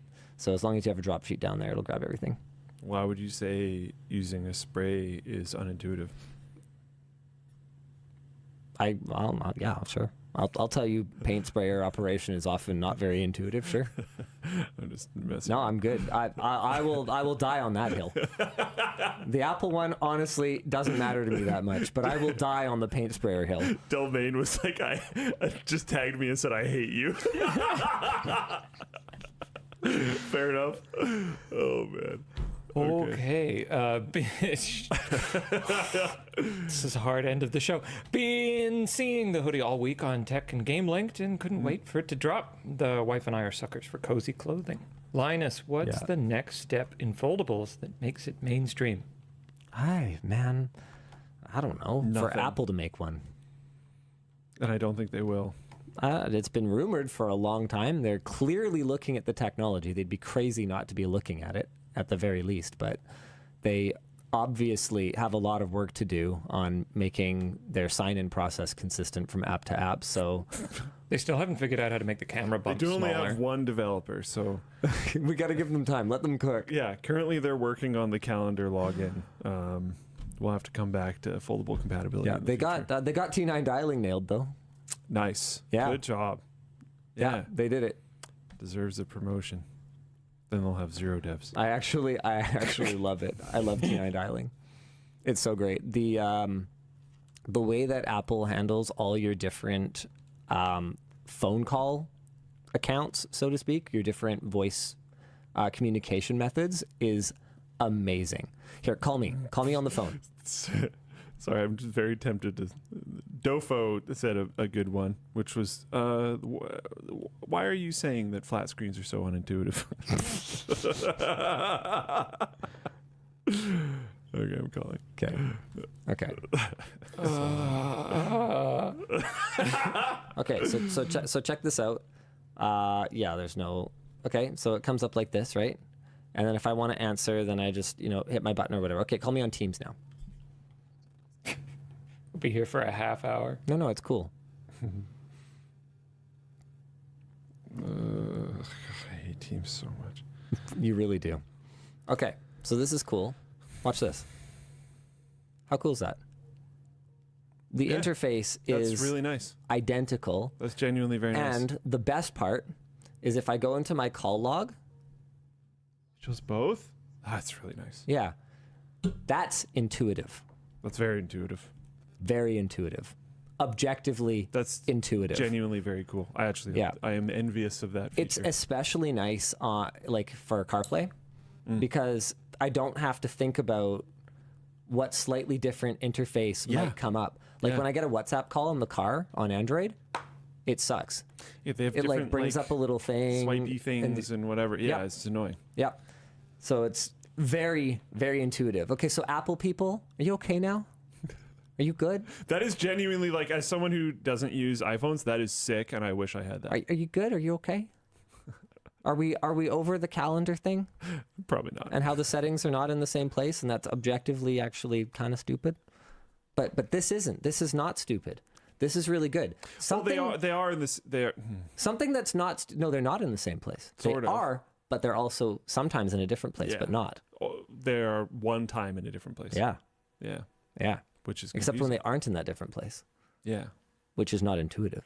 Yeah. But this, you know what makes something intuitive? When someone who's never seen it before is like, whoa, that's really intuitive. Yeah. That was pretty intuitive, wasn't it? Yeah. And, oh man, not having to like bananas. Sometimes swipe left and sometimes swipe out of a circle and sometimes press a circle. On Android, the call receiving like button, it's just different depending on how someone's calling you. It's incredibly stupid.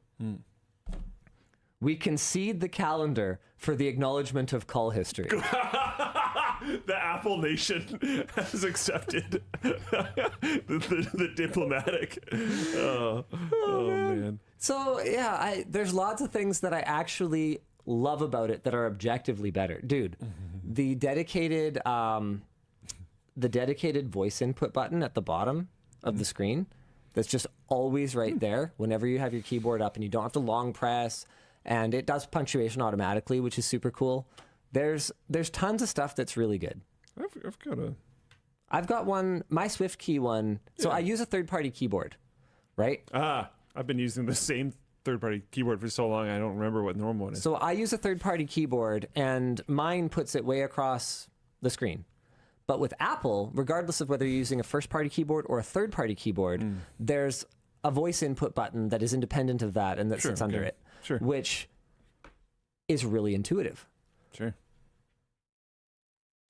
There you go. We good? You got a bonus one. You got two things now, yeah. You got a bonus one. You owe the Android Nation something. Is there a next topic? No, there's no other topic. This is it. Leave. Okay, I'm sorry that it's not intuitive that there isn't. Carson asks, in your experience, does iCloud... No, I'm just kidding. They want balance. Floatplane chat wants balance. They want a negative thing. I'm going home. Oh, man. I want to try one, honestly. I've never done it. An iPhone? Yeah, I tried an iPad and then immediately threw it out. I was going to say, I feel like you'd go insane. I would probably. What's wrong with the iPad? No, we're not talking about this. I love the iPad. Shut up. Linus. Dude, have you ever used an Android tablet? I was going to say, it is the superior tablet. Only with extreme custom firmware. Dude, it's not even close. No, Linus, as someone who practices 3-2-1 backups, are M discs or Blu-rays viable? I bought some recently to backup, archive some important stuff, but now I'm wondering if my efforts are better spent elsewhere. Very viable. No, M disc is totally a different class of storage device than tape. Are you familiar with them? Yeah, but is he like actively using them? Well, you don't. They're just like an archival grade DVD, essentially. Yeah. Yeah. So if you have like legal documents or something like that, I would say out of tape, M disc, Blu-ray, throw them on M disks. That's the way to go for something that you really want to not rot. I would trust that more than a hard drive in storage. That's actually been a big problem for data recovery companies, is some of those drives are getting so old that even if they're brand new and sitting in storage, they're just like, they don't last forever. Whereas M disks, I think, are rated for like 1,000 years or something like that. Oh, really? I don't know that they'd actually last that long, but they're rated for an extremely long time. What is tape rated for?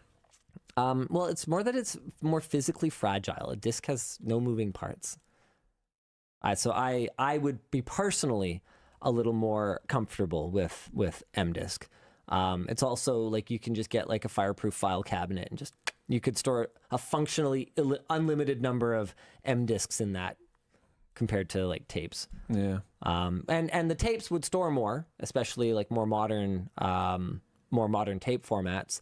But if you're doing legal documents, yeah, then it's purely archival. Tiny files. Yeah, they're small files anyway. And if you're going back to and having like smaller amounts and just like a ton of them and putting labels on them versus like how much stuff do you have to back up to this one tape before you finally put it in the archive? I'd almost be afraid to like have enough data pending that I'm going to fill up a tape before I can put it away. Do you kind of get what I mean? Don't you need special software for tape as well that remembers where all the data is on the tape itself? You need, and you need an expensive reader and writer, whereas MDisk can be written on not quite commodity, but slightly more expensive burners. I didn't realize actually, I didn't realize quite how not as long tape lasted as I thought.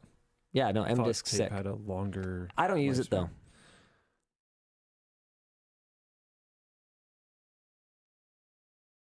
Cool.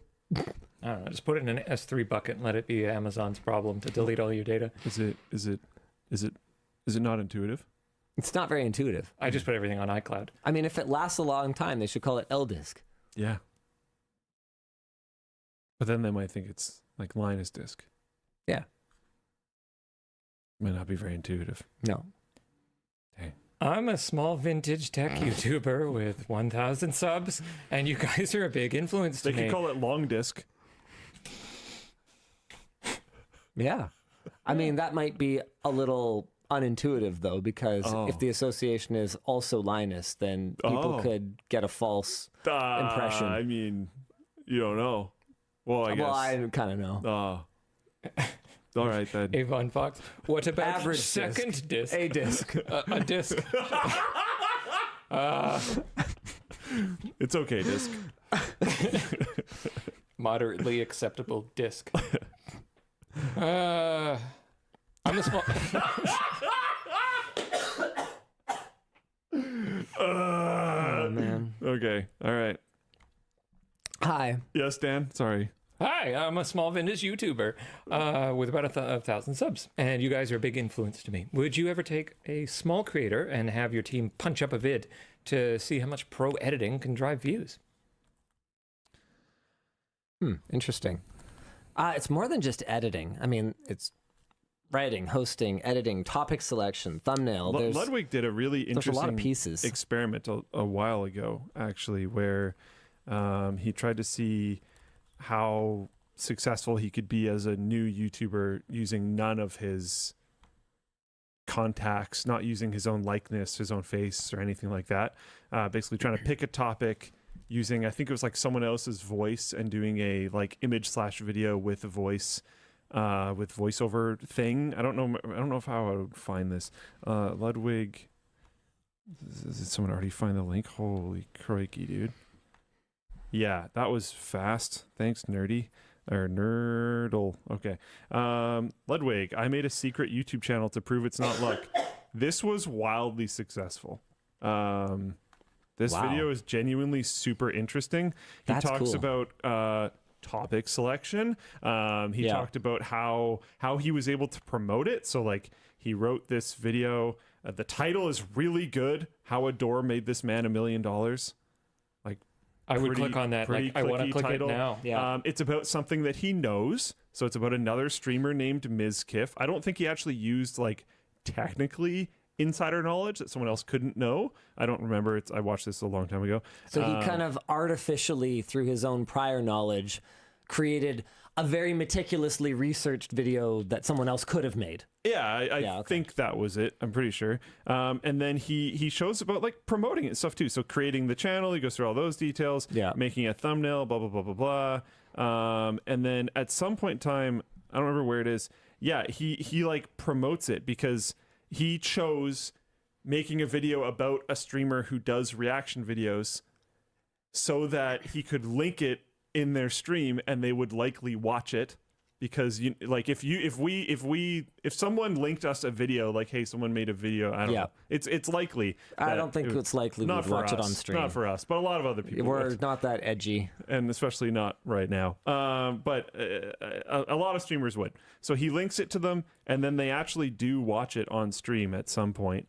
That gets it a bunch of traction. People liked the video. He tells them to go subscribe, whatever, and it starts the channel off. And it's really interesting because he genuinely goes through all the steps. Yeah, this is like Mizkif watching the video, I guess.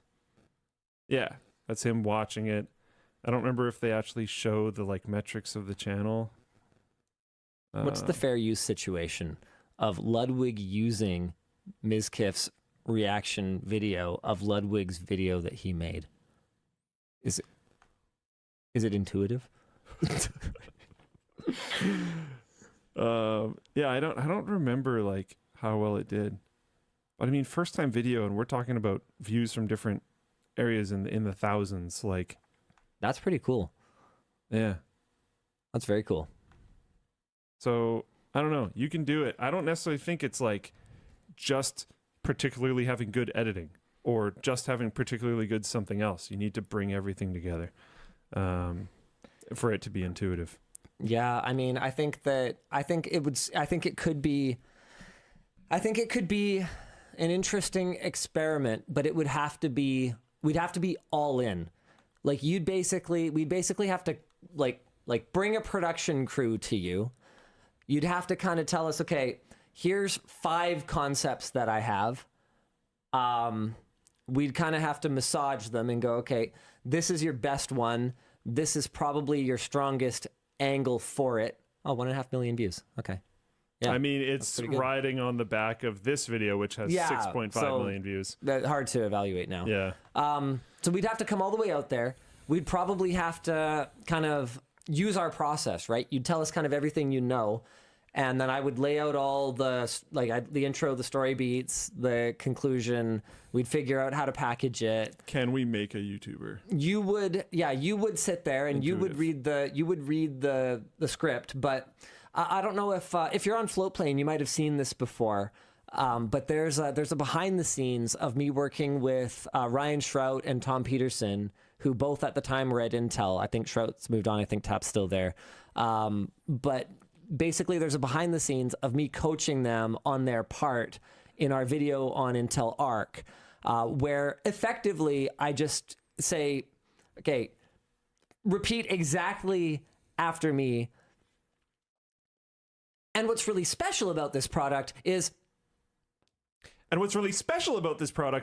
So essentially, like showing them the exact intonation that they need in order to make the delivery a little bit more dynamic and engaging. So I would probably have to do that, unless you're amazing at it already, which you might be. I'm not. You didn't even say exactly what your channel was, so I'm not sure what it is. And then from there, we would have to kind of show you, okay, well, what does it look like to put together all the guidance for the visuals that are going to support this? Then we'd edit it. And at that point, I don't know. It's tough. Like, we haven't really answered your question, like how much pro editing drives it, because there's so much more to the editing process than just the edit. So I don't know what to tell you. Yeah. Linus, what advice would you give a young Canadian business owner? I'm from Ontario. Run. To LTD store and get these good deals. Man.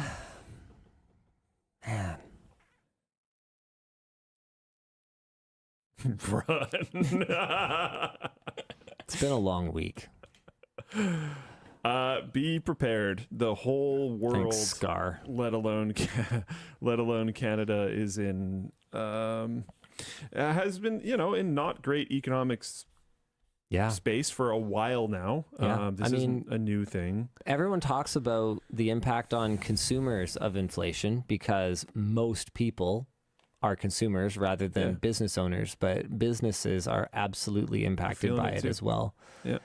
And on both ends, right? Because on the one side, you've got your suppliers or your partners demanding more because of inflation, and then on the other side, you've got your labor force demanding more because of the impact of inflation on them. So in a way, you're kind of caught in a squeeze. If you increase the price of your product, some people might not be able to afford it anymore, despite everything else, because they might not be getting raises from their companies to keep up, even if you're giving your people raises, so you might have less revenue. And Hazaifa asks, Linus and Luke, Trudeau or Pierre?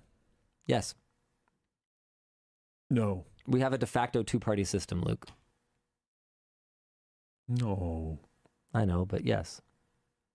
Wasn't it so cool when he was like, I'm going to get rid of first past the post. He was like, it's done, dude. We're getting rid of it, bro. It's obviously really stupid, and you all voted me in for this reason, so I'm definitely going to do it. And then I didn't. I know that there's been plenty of other things. Hell yeah. That Captain JT has screwed up. Demote him. But the one that I am actually by far the most angry about is first past the post. Yeah. It enrages me as well. Like, election reform is something that I would think that Canadians and Americans, the need for election reform, I would think, is something that Canadians and Americans should probably all be pretty aligned on at the citizen level. And the fact that he promised he was going to get that done and then was like, psych. Not cool, JT. Not cool, bruh. Not cool, bruh. There's there was our own province for the Americans. That's the same thing as a state. Yeah. Well, it's not. Yeah, that's fair. Yeah. Anyways, it's like a state, except it's like it's actually part of Canada instead of like wanting to be its own thing completely. Yeah. Yeah. But except for Alberta and Quebec. They also want to be their own thing completely.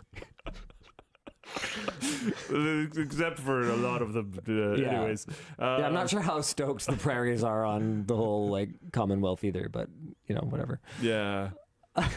BC kind of hides on the other side of the Rockies and pretends we're part of Washington. Yeah. We us Washington State and Oregon State, as far as I can tell, if the whole rest of the world went to crap, I think we could probably get Yukon in there. I think if the whole rest of the world went to crap, we could all probably kind of come together and be like Pacific Northwest land, Rainland. Yeah. Yeah. We like it wet. What was I gonna say? Yeah, we had a provincial election here recently, and I was looking into it because I was like, I want to be an informed voter, and I found the platforms page for the three parties. He sends this to me in the middle of the night. He's like, "Oh my god." I was like, what are you talking about? It really felt like genuinely someone in grade 4 was like, this would be, I don't know. They asked ChatGPT, how should I make a bad political campaign? And they were like, I don't know, do this. And then they actually published it. It's stunning that people put this on paper. Dude. And I mean that for both of the main two parties. Dude, think about it. When you were in grade 11, grade 12, okay? And you put together a project on something and you did some research or whatever, and you did a presentation at the front of the class. It seems like it went further than those. That, as far as I can tell, a lot of people never really progress past that in terms of their research and presentation and data compilation skills. And you would think, well, I mean, these are people in a position of, where it's really important for them to be able to do this. That's been a wild realization. As an adult? And it still gets me. It still gets me often.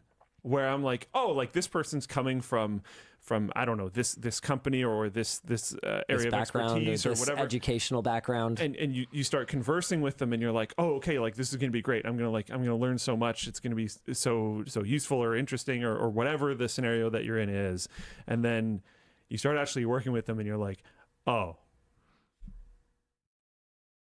okay, you're just like a dude. Well, everyone's just a dude. Yeah.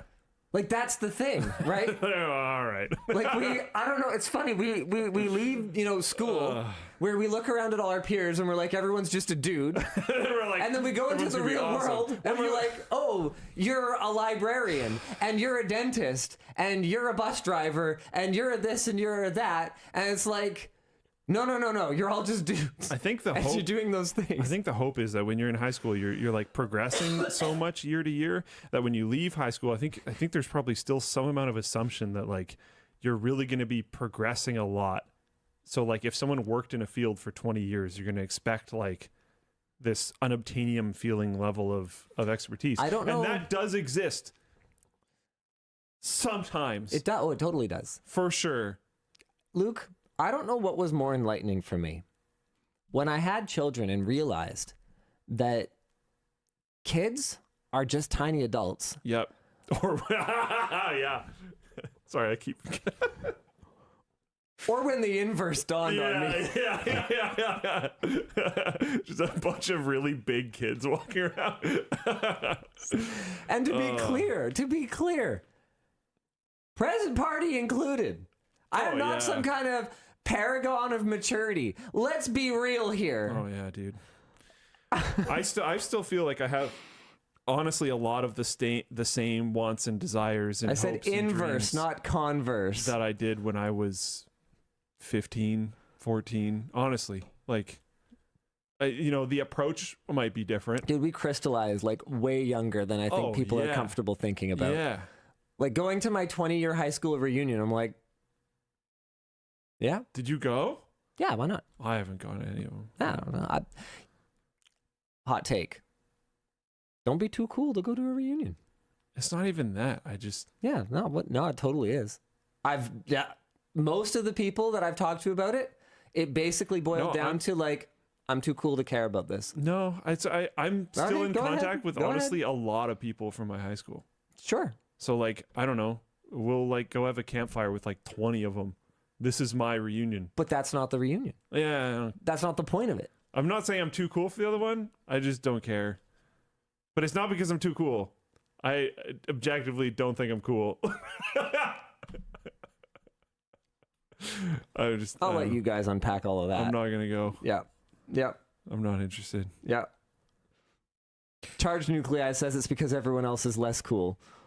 Deep Blue V says, sure, Luke, sure. No, I Avon don't care. Fox says, which makes you cool. I think if you're not in contact with a bunch of people from your high school, it could be good to... Also, in the age of Facebook, I think that's another big change.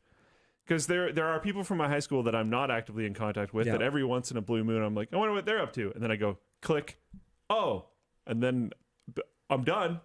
I didn't need more than that. I don't know, look. I only stayed for about 15 minutes. Yeah. Because it was one of my kids' birthday party that day. Okay. And so I was like, well, I'd like to go. I'll go show my face, say hi, and see if there's anyone that I recognize. Some of them I didn't. I had a pretty big class, and I was a loser. So like I was actually not cool. You had a pretty big class? You didn't go to like I thought you went to like a farm school, basically. Well, yeah, but were you commuting a decent I had to drive a fair bit to get there. It was like 20-minute drive. How big was your my well, when I say pretty big class, I mean for me to remember all the names and faces. Like our school was about, I want to say about 1,500 or something like that. So my class was a few hundred people. I think you're at a bigger school. But part of the problem for me is that I was in the I was kind of in my like streamlined pod. So I was taking like challenge courses and AP courses. So I saw a lot of the same like 25 people, and I saw very little of the rest of the 90% of the class. Oh, interesting. I saw a lot of those folks in like, I took metal art and jewelry. We had a really small I took shop, school. believe it or not. So we only had one AP course, if I remember correctly. It was AP English. Oh yeah, okay. Like there wasn't like, so you were often like, I was quite mixed amongst everybody. We only, for AP, I think we only had English as well. So challenge was just our internal name for like a slightly more challenging version of what is essentially the same curriculum. Yeah, I've never even heard of Whereas that. AP is its own like separate entity that like organizes things. Oh, Dan is saying we're over time. Oh, we're over time. Yeah. You okay, Luke? I am still good, but not for like a long time. Okay, cool. Yeah. I just needed to check in. Yeah. No, that's good. We wrap up pretty soon here. Yeah. Yeah, I don't know. I'm not like against it. I just don't care. I've got Facebook. Spoken like a true cool guy. Sounds like a very cool answer. I met somebody. My goodness. Oh my. You know, I met somebody. You know, from it's like my- whatever, man. Like, yeah, we're all just kind of going through life. I'm just not that into it. I could go to the high school reunion. I could do it, but like I don't know. Or I could do something way more important and sexy. Could hang out with my beautiful partner and my birds and my cool. Hey, my birds are pretty cool. Okay. My cool friend. I met somebody at the gym that I went to. I could lift something heavy. I went to elementary and middle school with, and that was cool. But they don't do like elementary and middle school reunions. Like those people, I actually don't have contact with anymore. Any of them. So you would go. 'Cause that was pre-Facebook. You would go to a grade 7 reunion. Yeah, actually. Interesting. Because I don't remember almost any of their names. I don't have any contact with them anymore because that was pre-Facebook and stuff. You know what's funny is I actually had the exact same thought like 2 weekends ago. I was back in Ladner and I was at Sharky's Bar and Grill with my grandparents, the kids' great grandparents, and The more I think of it, this is more true. And the waitress bore a striking resemblance to someone that I went to school with. The age wasn't right, like they were younger. Yeah. But I was like, holy crap! I wonder if they're a relative of this girl I went to school with. I didn't want to ask because people don't interact in person anymore. Yeah. And it'd be like a weird thing to ask someone. Speaking is weird. Hey, do you have a It's not relative? very intuitive. Do you have a relative named whatever? Like you look like someone I know. It almost seems like a pickup line, you know? Oh. Yeah. Really? Well, you never know. People apparently just like don't approach each other in person anymore. So anything sounds like a pickup line? I would think so. Fair enough. And I was just like, it was unnecessary. I don't actually care that much, so I wasn't gonna like say anything weird. Aragoth says, yeah, that's a fair concern in my opinion. Make as advised says, I accidentally picked up a girl that way. Okay, so there you go. I'm apparently not completely crazy. I do think it would have been fine. I was there with my wife and my kids and my grandparents, like. Yeah, that kind of diffuses a lot of that. Clearly, I'm not making a move, but never underestimate how scummy a dude could be. So and modern relationships sometimes. Whoop, whoop, whoop. Exactly. Who knows? Exactly. Not very intuitive. Who knows who those kids are actually born from? Yeah. Yep. What about second wife? Says mine still. Anyway, the point is, it made me think about someone that I hadn't thought about in a bazillion years, and I was like, dude. How cool would that be? Because this came on the heels of my aunt telling me, because she ran into the mom of like my elementary school BFF, who was like, oh yeah, he's like moving to North Vancouver and like has a kid and stuff. And I was like, it's crazy to think about. What? Yeah. You know? Yeah. Yeah, like I don't know. I think that'd be cool. Like I left my elementary school, my first elementary school, after grade 2. So like being able to be like, hey, remember me? No. I'm pretty cool. I don't even want to like tell this story. I mean, I think you're committed now, so let's go, cool guy. I think it was grade 1. I kissed some girl. Wow, that's pretty cool. Like who the heck was that? You kiss girls, you don't even remember them. No. And this guy says, no, I really don't think I'm that cool. Damn. Damn. I don't know. Talk to you guys. I've held so many hands, I don't even know. I don't even know how many hands I've held. If I remember correctly, I've had so many cups of tea. If I remember correctly, one of us was like hurt or something. I pulled on so many pigtails. My God. If I remember correctly, one of us was like many hurt or cooties. something. I'm just gonna go for it anyways. And whichever one actually like initiated it did so because like their parents would do that when they were hurt to try to calm them down. So Yeah. it wasn't. We're in grade like 1. It wasn't what you thought. Wow, he's been emotionally intelligent and caring since. Wow. My God. Look at this guy. God, you're cool. God, you're so cool. I can't handle you guys. Damn. Mine Paradox says, yeah, definitely friends from grade school I'd love to see again, but high school, no interest in talking at all to any of them. Now, Yeah, I exactly. have a hypothesis here, and that is not that the people you went to grade school with are like better in some way, but rather that they were at a stage in their life where they hadn't turned into complete fucking assholes yet. But that makes the elementary school reunion interesting, though. I see. Okay. Because you didn't get to see that process, so it's like what happened in the gap. How did you get? Yeah. Why? How do you look like this? Basically, yeah. How'd you go from like that kid that was fun to play soccer with to like, I don't know. Who knows? Something crazy. Adfaxel Stidgev says Luke's just a stand-up guy. Stop. Oh man. Yeah. Okay. What's going on more? We got I got some more merch messages. We got some. Is cool, there more? We Really? got some cool people sending merch messages. Yes.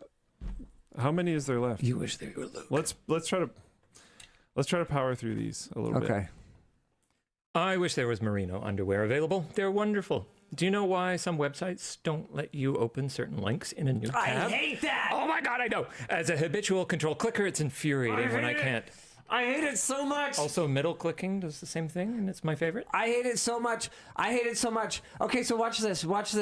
Okay, so if I'm in the dashboard and I want to switch accounts, and I right click to, oh my God, I left clicked. Okay, it doesn't matter. The point is, if I want to switch accounts and I right click, I want to open a new tab. Where is my open in a new tab?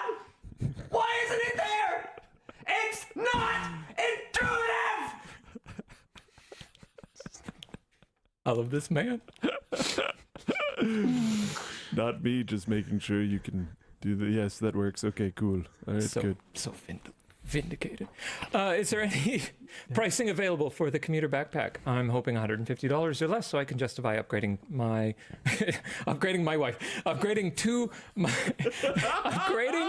so I can justify upgrading to my wife from the $50 backpack I'm still using from high school.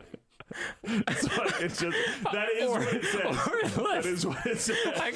This is the least intuitive merch message I've ever read. Upgrading to my wife. Upgrading to my wife from the $50 backpack. Where are you storing things in your wife? That's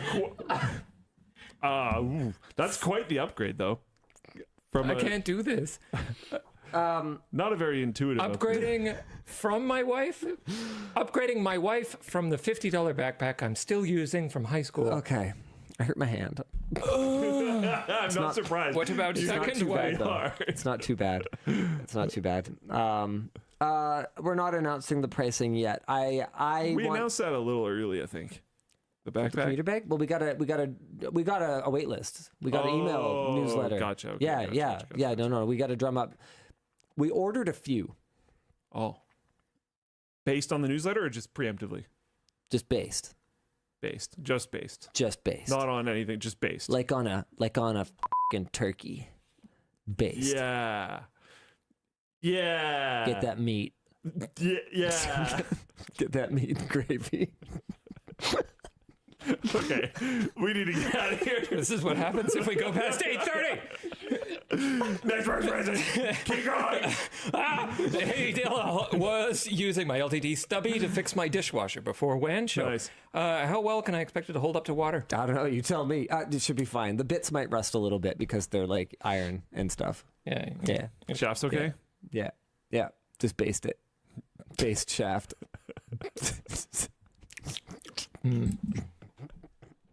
All right, keep going. Okay. All right, sorry. The last one I got for you. Hey, With your focus on transparency, will there be any more how LTT makes money videos? I know they were used against you, but can you look past that? I really hope that people were not here during the start of the show. Chad understood it apparently, but yeah. I think someone internally pitched it a little while ago. It might have been Adam. I think it was Adam. I'm not sure. Don't quote me on that. I might be wrong about that. Someone pitched it internally a little while ago. I think we are due for one. I don't know, guys. Like it's one of those things where someone in Floatplane chat said, "Wouldn't the old video still basically apply?" No, I mean, and that's the thing, right? And that's why it has changed. That transparency is not just once, right? Like if you have a window into the front of your house, right, and you open it for a second and then you close it, that's not transparency. That's a glimpse, you know. Transparency is a process. It's a mindset. It's ongoing, and so I think in the interest of transparency, yeah, I'd like to do another one, but after sort of experiencing the way that people take what I say in those kinds of behind the scenes looks and extrapolate or twist what I'm saying to turn it into something that I didn't say, I don't know. It definitely makes me like that one time that you said that the iPhone was an unintuitive mess. Yeah. And had no redeeming qualities. Yes. Like the time I said that. It's really challenging, right? Because I can't reasonably expect people, every individual person out there, to be familiar with everything I've ever said, right? And so you'll see like bad faith statements like Linus always criticizes the iPhone. He never criticizes Android. So mean. And I think this is one of those content pieces for us that have a super high potential for people to see just this and not see the bigger picture, or to see it and not believe it. And I'm putting myself in a position where they just wouldn't have been thinking about it if I didn't bring it up. I think that's probably the biggest danger. Is I talk about I talk about the sponsorships, or I talk about integrations, or I talk about merch, or I talk about Floatplane, or all the other ways that that Linus Media Group makes money. And you've got the people on the one side that are going, that couldn't be all of it. What are they hiding, right? And then you've got the people that are like, oh my God, I can't believe that they make so much off of like sponsorships and merch that they can pay 100 people. I didn't think about that before. I thought that, Linus was just my friend or whatever. And it's like, bro, why is it a conversation that I'm even opening up at this point? Like during Wench, 2.5, 3 hours into WAN show or whatever we are right now. What are we? Yeah, we're 3.5 hours into WAN show. It's like, yeah, fine. We can kind of talk about this stuff, because realistically, the only people who are going to make it past me insulting their precious iOS are going to be people who I think can at least based Android users. Let's go. I think are people who can see the bigger picture of what we're trying to say, and see that for all of our flaws we're trying, and sort of take things that we say and take the things that we do with a set of positive assumptions rather than a set of negative assumptions. Whereas like a mainline channel video, it's not really like that. So we'll see. I think that right now, this is not a good time of year to go bug the accounting department to create a bunch of extra like presentation slides for us. They've got shit to do. Got a lot of new goalposts, things to work on. Yeah, but maybe next year. We'll see. Okay. Cano asks, timeline for backpack carabiners. You should have them already. If you don't, contact support. And I'll see you again next week. Same bad time, same bad channel. Bye!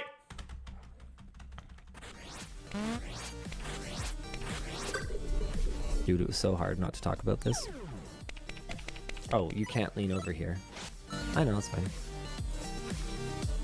Ooh. I know, right?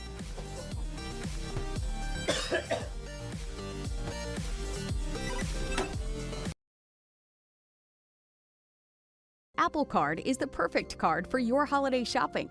You can apply on your iPhone in minutes and start using it right away. You'll earn up to 3% daily cash back on every purchase, including products at Apple like a new iPhone 16 or Apple Watch Ultra. Start holiday shopping for your friends and family today with Apple Card. Subject to credit approval. Apple Card issued by Goldman Sachs Bank USA, Salt Lake City branch. Terms and more at applecard.com.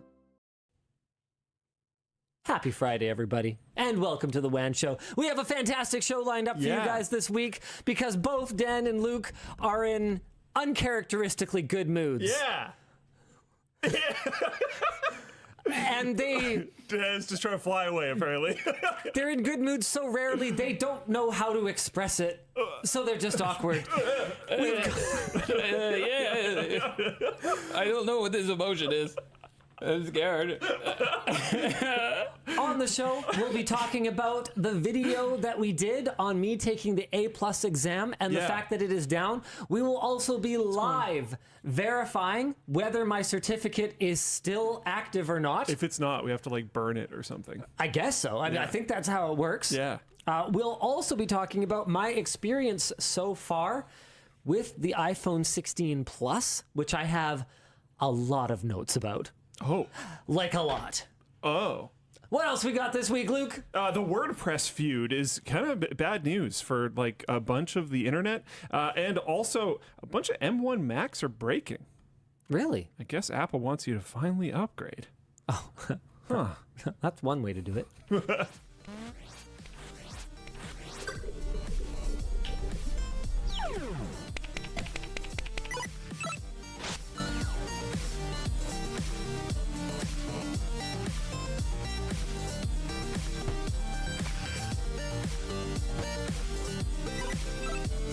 The show is brought to you today by Supermicro, MSI, Ridge, and of course, our chair partner Secret Lab, our laptop partner LG, and our wrap partner D-Brand.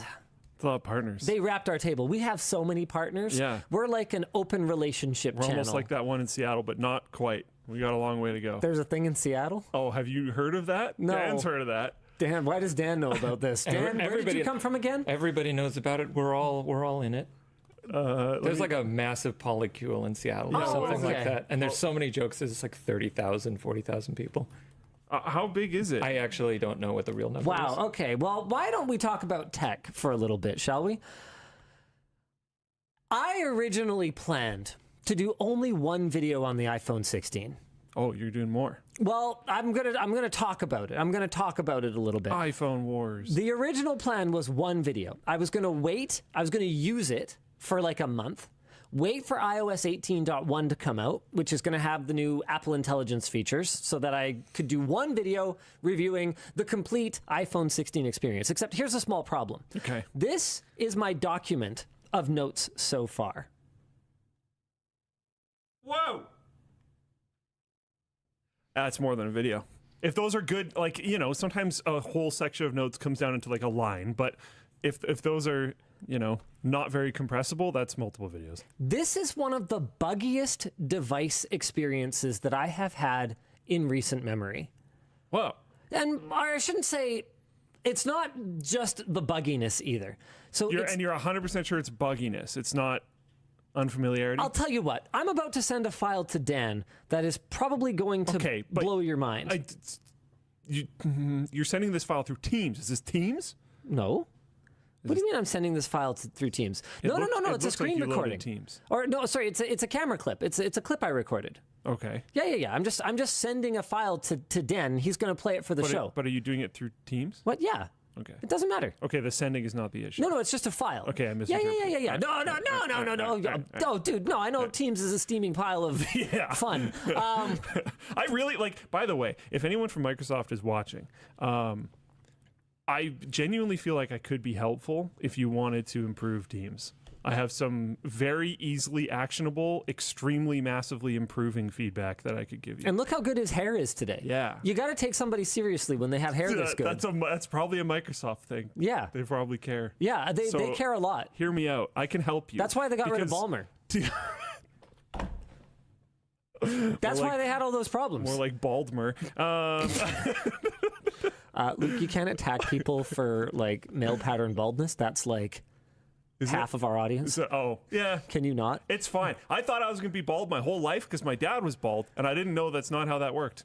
Yeah, I thought I was too because I was told it's the men on your mother's side, and my grandfather went bald in high school. Oh, yeah. So see, my grandpa had hair the whole time. From a very young age, I was like, well, that was part of the reason that I would dye my hair like wacky colors in high school. I was like, well, Might as well enjoy it while you have it. Yeah.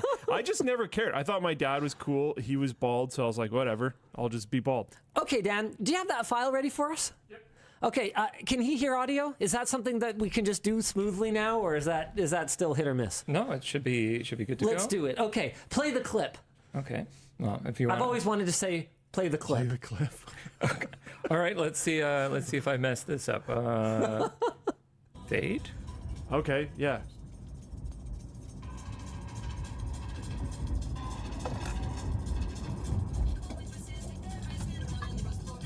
I take it this is not intentional. Wait, is it playing like 4 songs at once or something? 416 out of 334. At Alienware, we're always working to improve how you experience your favorite games. That's why our latest monitors take QD OLED technology to the next level. The AW3225QF is the world's first 4K QD OLED gaming monitor, and the AW2725DF is the world's fastest QD OLED gaming monitor.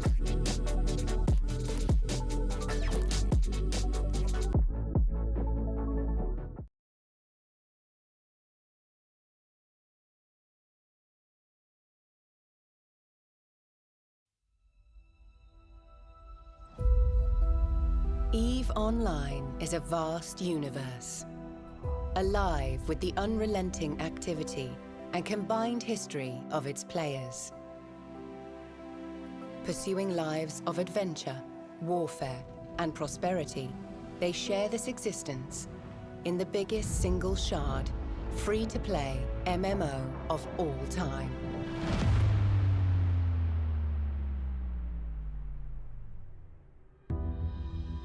Set 21,000 years in the future, EVE takes place in a distant cluster of over 7,000 star systems known as New Eden.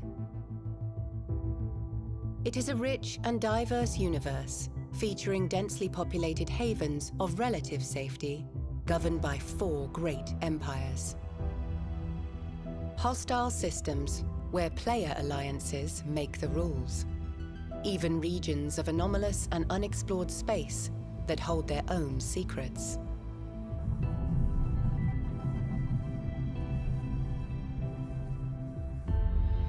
You play as a Capsuleer, a revered breed of highly trained pilot, having achieved immortality through the use of cloning technology.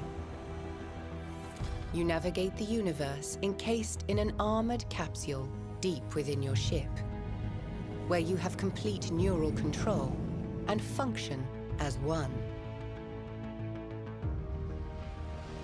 There are hundreds of ships to fly in EVE.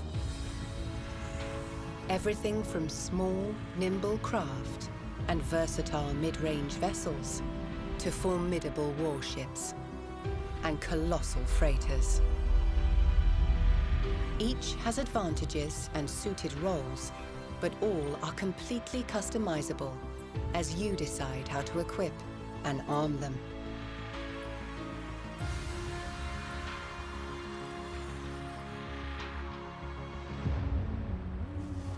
What you do in New Eden is entirely up to you. EVE's immense sandbox gives you the opportunity to choose between multiple professions and activities. The key to this unique customization of your playstyle is skill training. This is a passive process, and it continues whether you are in or out of game. As a new player, you can focus on one specific area in order to quickly reach the same level of specialization as a veteran. So be adventurous and explore new avenues of development for your character. as you can always change role and reinvent yourself if desired.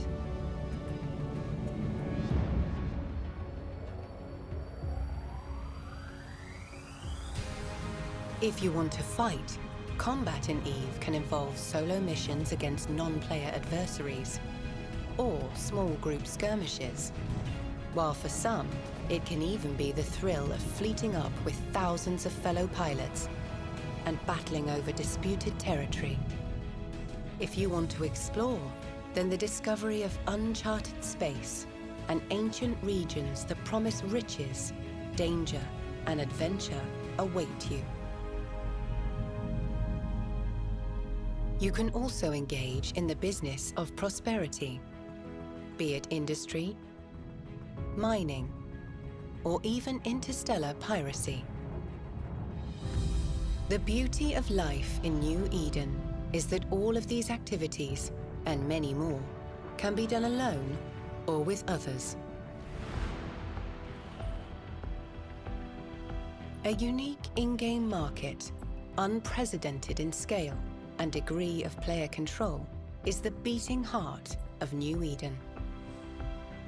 Players are responsible for the manufacture of almost everything you can buy or sell.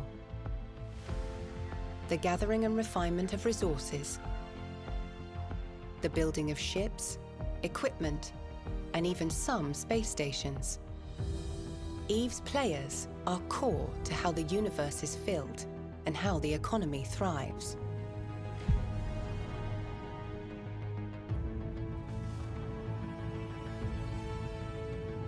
Players in EVE can band together to form corporations where they can enrich their experience, learn new elements of gameplay, and share their wealth and goals. When these player-run corporations grow to become larger entities, they can merge with other corps to form alliances. Powerful alliances regularly compete for control and influence over large areas of space, waging wars and engaging in record-breaking battles. Even taking down well-defended, sprawling, player-built space stations.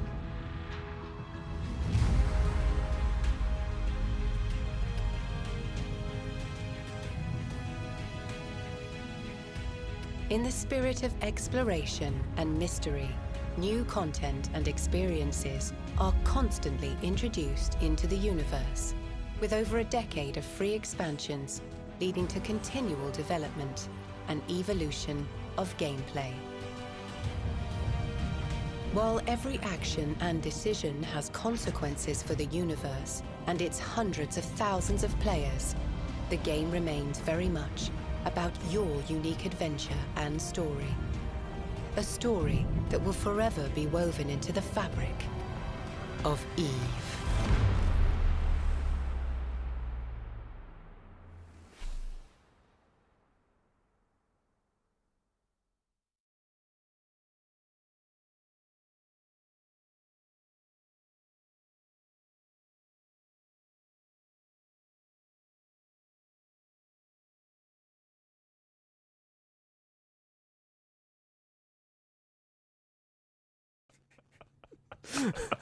Oh my! And that's not a problem with your car. That's not as far. I've never had a problem with Android Auto in my car like that. All right. So there's so many layers of problems here.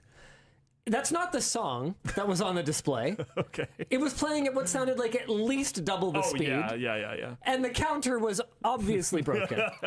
Now, fixing it was as simple as turning it off and turning it back on. Okay. Right? But the issue is that I've had a number of those types of problems. Here's another fun one. I haven't daily driven an iOS device in a long time. And back when I used to game on my phone from time to time. And one of the games that I liked as just like a pass the time toilet game was Jetpack Joyride.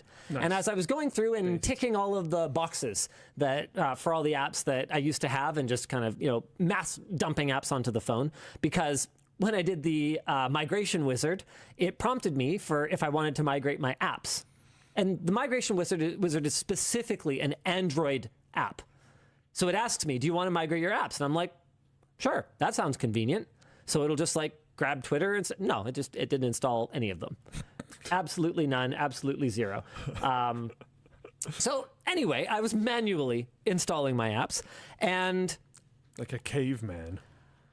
I fired up Jetpack Joyride, and I was like, okay, let's play this game. And I was sitting on the floor next to the cats, and I was like, yeah, I am, I don't know, firing bullets to fire my jetpack or whatever. And I put it down like this, and it auto-rotated to the other side, and then I went, oh, shoot, I should have gotten a video of that, because it wouldn't come back. Okay, well, that's apparently resolved now. The developers over at Apple are working fast. They're getting it done. But and I don't think I've gotten any updates. So that may. I'm just trolling. Oh, you know what I bet it was? No, I bet I know how to replicate it now. Hold on, give me a sec. I think I can probably replicate it. Here we go. Okay, so I'm resuming. I'm putting it down. It's going to flip the other way. Blah blah blah blah blah blah. I bring it back. Yeah. It's upside down. Yeah. Why is it upside down, Luke? It's a really cool level in Jetpack Joyride where you have to oh. Well. Oh. I don't know. That seems weird. You'd think it would rotate. Yeah, you'd think that. Rotation lock isn't on or so anything rotation like lock is on. Oh. But it will only lock one und exactly one way. That just sounds like an Apple thing. I don't think that's a bug. No, it's an Apple thing in that it is Apple obstinately refusing to implement a landscape lock on iOS.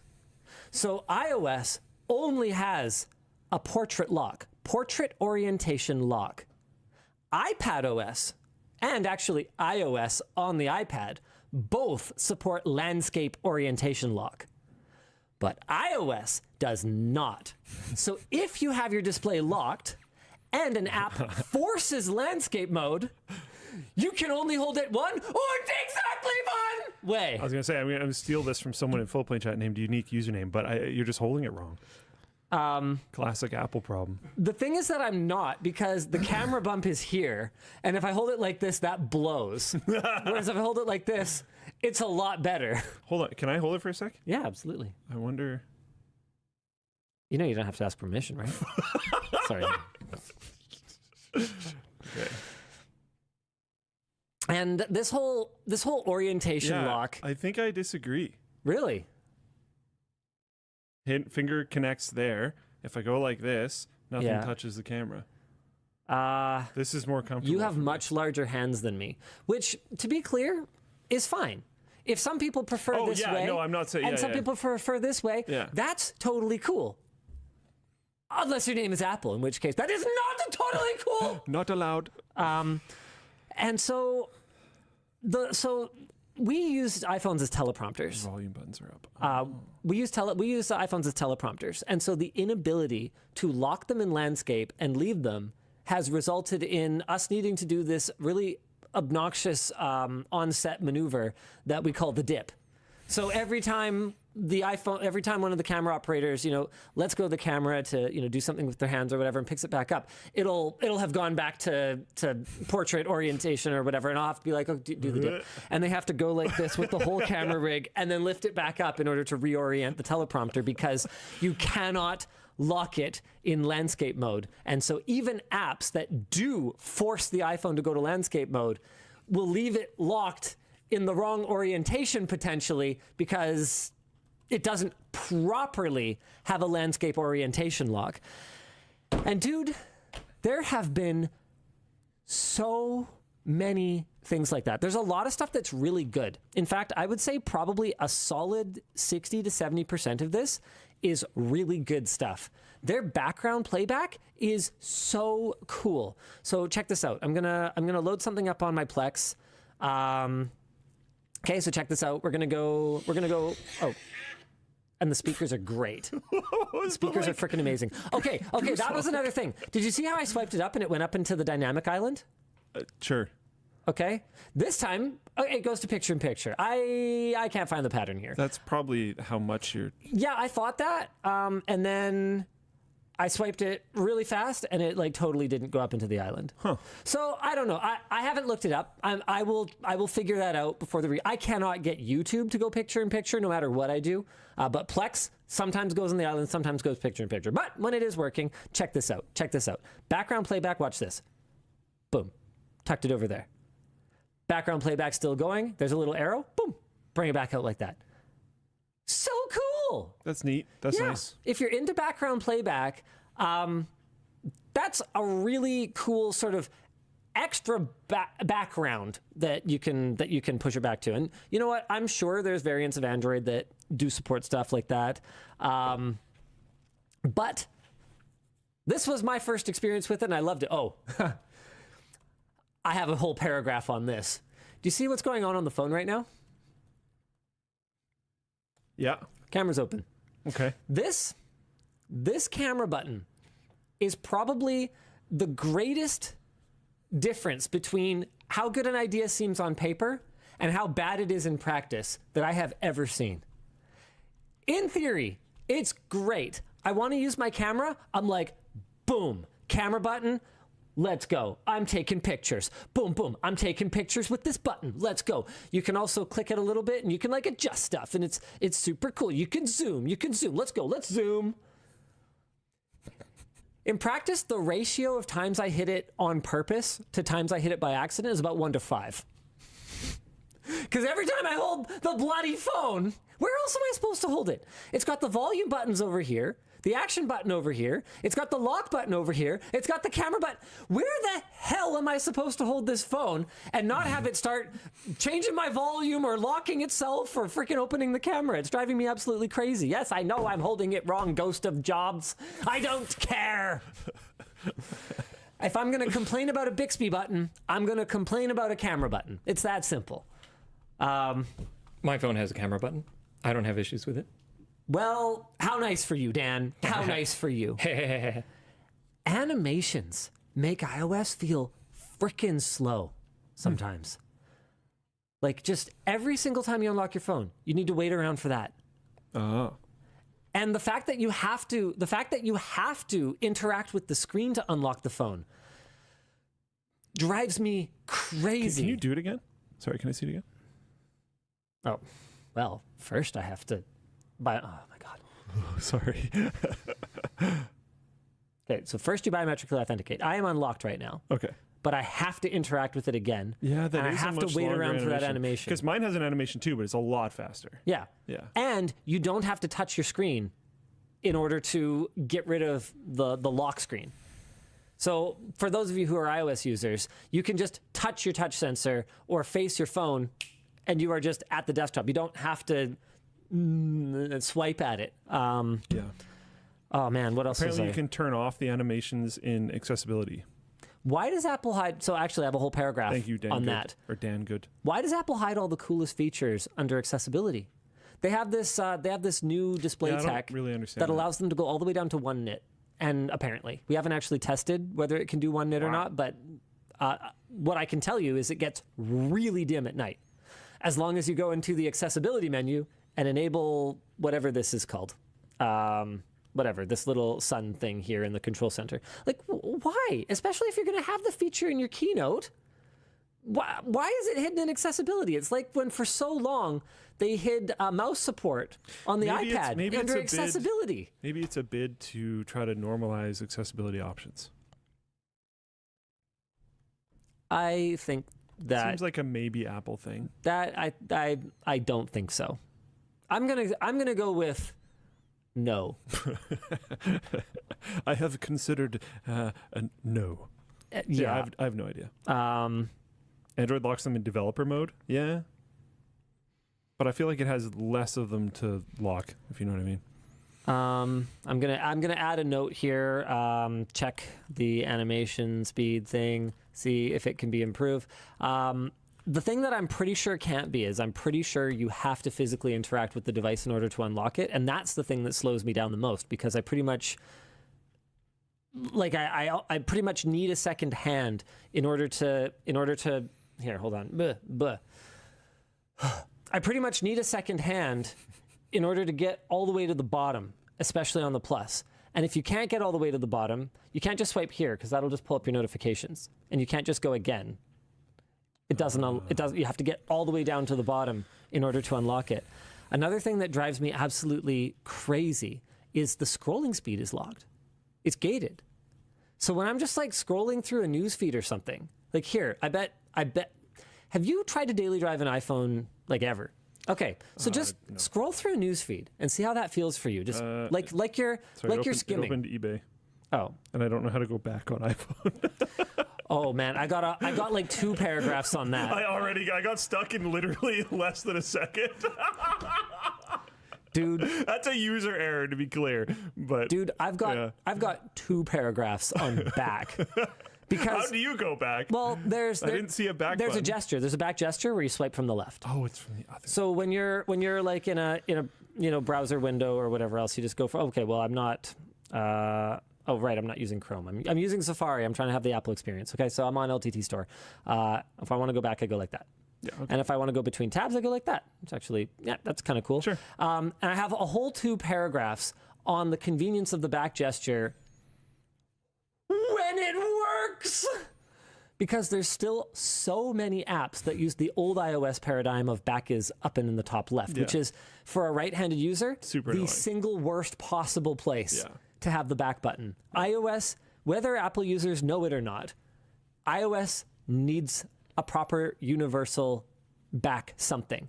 And so I've started documenting all the times I've encountered when back gesture doesn't go back. I wonder if do you think you could... I think you should try to pour through the accessibility options because I wonder if you can switch which side it goes back. I will, but it doesn't matter because it just isn't. It just doesn't go back a lot. Because like needing to swipe from the left-hand side sounds less convenient to me. Oh yeah, it's possible that there's an accessibility option for that. I'm not done. This is raw notes, and this is what I would take into sort of sitting down descriptor review. Yeah. And then I would go and I would figure out if they're valid or not. Like I specifically have stuff in here that I'm like, check into this, follow this up. Anyway, so here is a news feed. So flip like you're like trying to get past ads and stuff. That's too slow. It's way too slow. It feels like you. Oh, interesting. If I like preload some things by scrolling a bunch and then scroll all the way back up, I can get it to go quick, but only for like a little bit. Like if you go all the way to the top and then try to crank, it'll go. It's still not the speed. But it feels artificially slowed down. What it isn't is the speed that I'm moving my finger. Yeah.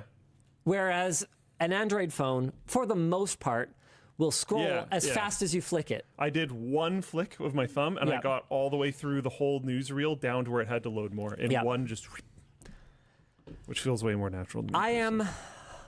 I am quickly coming back to my old conclusion that iOS is best enjoyed by people who aren't as busy as I am. Because pretty much everything takes a little bit longer on iOS. Pretty much everything I do. In spite of how slow the Note 9 is, when I'm not gated by the SoC, so installing an app, for instance, is much faster on the iPhone compared to a 5-year-old phone or however old that stupid thing is. Sure. But in terms of just the interface, do you know you can't resize the keyboard?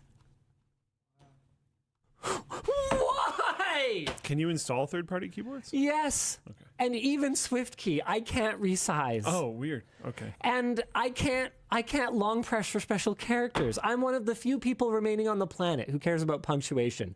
And I actually just literally can't on this thing. I can navigate. Is that actually not a thing? There's no. Yeah, no, I can navigate to a submenu of special characters, and then what about second submenu of special characters? And I've noticed that drives me actually insane. I hate the second menu. Oh my god! People are saying you can. Where? You can resize the key. It's probably in accessibility options.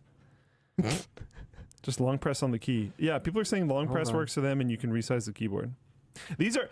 In Linus's defense, hold on. These are notes. They're not done. Okay, hold on. No, I'm gonna switch my keyboard. I'm gonna switch my keyboard right now. You guys are gonna show me. What are you guys talking about? Are you talking about accents? Like an accented That's not what he means. That's not what he means. That is super duper not what I'm talking about. He wants to hold press, what is it, 4, and then you get asterisk or whatever? Like he wants that type of stuff. Hold the bottom left emoji? Oh my God. It is amazing how, like... Some people are saying accessibility. How much better iOS could be and isn't. Okay, I'm going into accessibility. We're headed into the accessibility menu because that's apparently where all the good things the whole phone. On the iPhone are. Okay, here we go. Side button, camera control. Camera control, yeah, you can just disable that, so that might be what I end up needing to do. Hearing devices, subtitles and captioning, speech, access, keyboard and typing. Here we go. Okay, hover typing, key repeat, show lowercase keys. Slow keys, sticky keys. It was saying long press the globe. I thought that was a joke, but long press the globe. Okay, hold on. Even know what hold on. is. Hack the world. Yeah. Hack the world. Hack the planet. Long press the globe. Okay, here we go. Here we go. Long press the globe. Okay. Keyboard settings. Here we go. What amazing ideas do you have buzzing around in your head? Turn your ideas into reality with an Azure free account. Azure gives you everything you need to develop apps across cloud and hybrid environments. Scale workloads, create cloud-connected mobile experiences, and so much more. Start building in the cloud today. Sign up for an Azure free account and discover what you can create.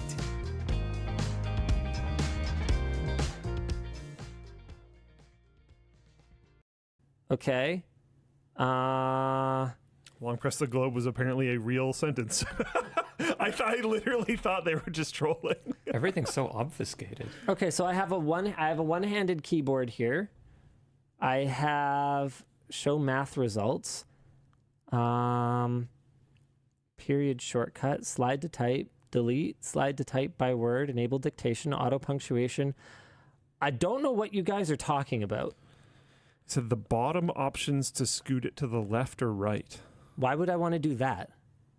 I don't think that's what he means by resize. Oh my God, you can resize it as long as you resize it exactly the way that Apple wants you to resize it. You guys don't... See, this is the funny thing, is it's just like the T9 dialing thing, where talking to iOS users is a little hard because I thought they meant. It almost feels like we're speaking a completely different language. When I say resize a keyboard, I mean move it wherever the fuck you want and make it any size you want. That is not resizing a keyboard. Well, I mean, it is. But not in the way that you meant. It's not a stupid feature. No, it's cool. Yeah. Because by shoving it to one side, Yeah. especially if you have smaller hands, you can reach all the keys significantly more easily. And by being able to put it to either side, that means that it can work that way for people that are left or right-handed, especially, say, if you only have one hand. But what he's talking about is completely different. Pugboy asks, but how many people really do these things often? Nobody. Nobody does them often. You do them one time so that your phone works really well for you. I'm pretty sure I set up my keyboard like close to a decade ago, and just every time I've migrated Android phones, it just comes with me. Yeah. Like, I don't know. I don't remember last time I did anything with the keyboard, but I spent quite a while like grinding on keyboard settings like forever ago, found a thing that I like, and now I can like go fast and everything seems good. Oh man, this is a take that just drives me crazy. Sifrin says, yes, it's a device not for someone like you. That's the point. I hope they don't make it like you want. That would be an Android. No. It would just be a better iPhone. And then if you never wanted to turn any of that stuff on, you could just not. Just buried under settings. Additional settings are like basically never bad as long as they're dumped in menus. So when deeper in menus. So when I say long press, guys, you don't want them in front of the users. Here, let me explain what I mean. Long pressing for special characters. Oh my God, you're not going to be able to see this. Well, it's quite a flashbang you have there. Yeah, I know, right? So basically what happens is every one of my characters every one of my alpha characters has a secondary character on it. So Q is %, W is the little hat. I always forget what that thing's called. I've got my parentheses over on the right over here. I've got my @ on the A. So all I have to do is long press for 200 milliseconds, and I can type that special character. And like I dialed that in, so mine is shorter than 200 milliseconds. So if you type really quickly on your phone, then it's super useful to be able to say, hey, if I hold it ever so slightly longer, I get a special character instead of interacting 1, 2, 3 times in order to type a special character, assuming that it's 2 menus deep, which it sometimes very well can be. And when I say resize your keyboard, what I mean is, here, let me get into the settings for this. This you'll be able to see from there. And I hate actually editing this because, like, once I get kind of dialed into it, I'm, pretty fast. When I say resize your keyboard, I mean like that, or like that, or like that, or like however you want, basically. I mean actually resize your keyboard. Oh, reset, there we go. I don't mean give me a couple options for if I like to type one-handed.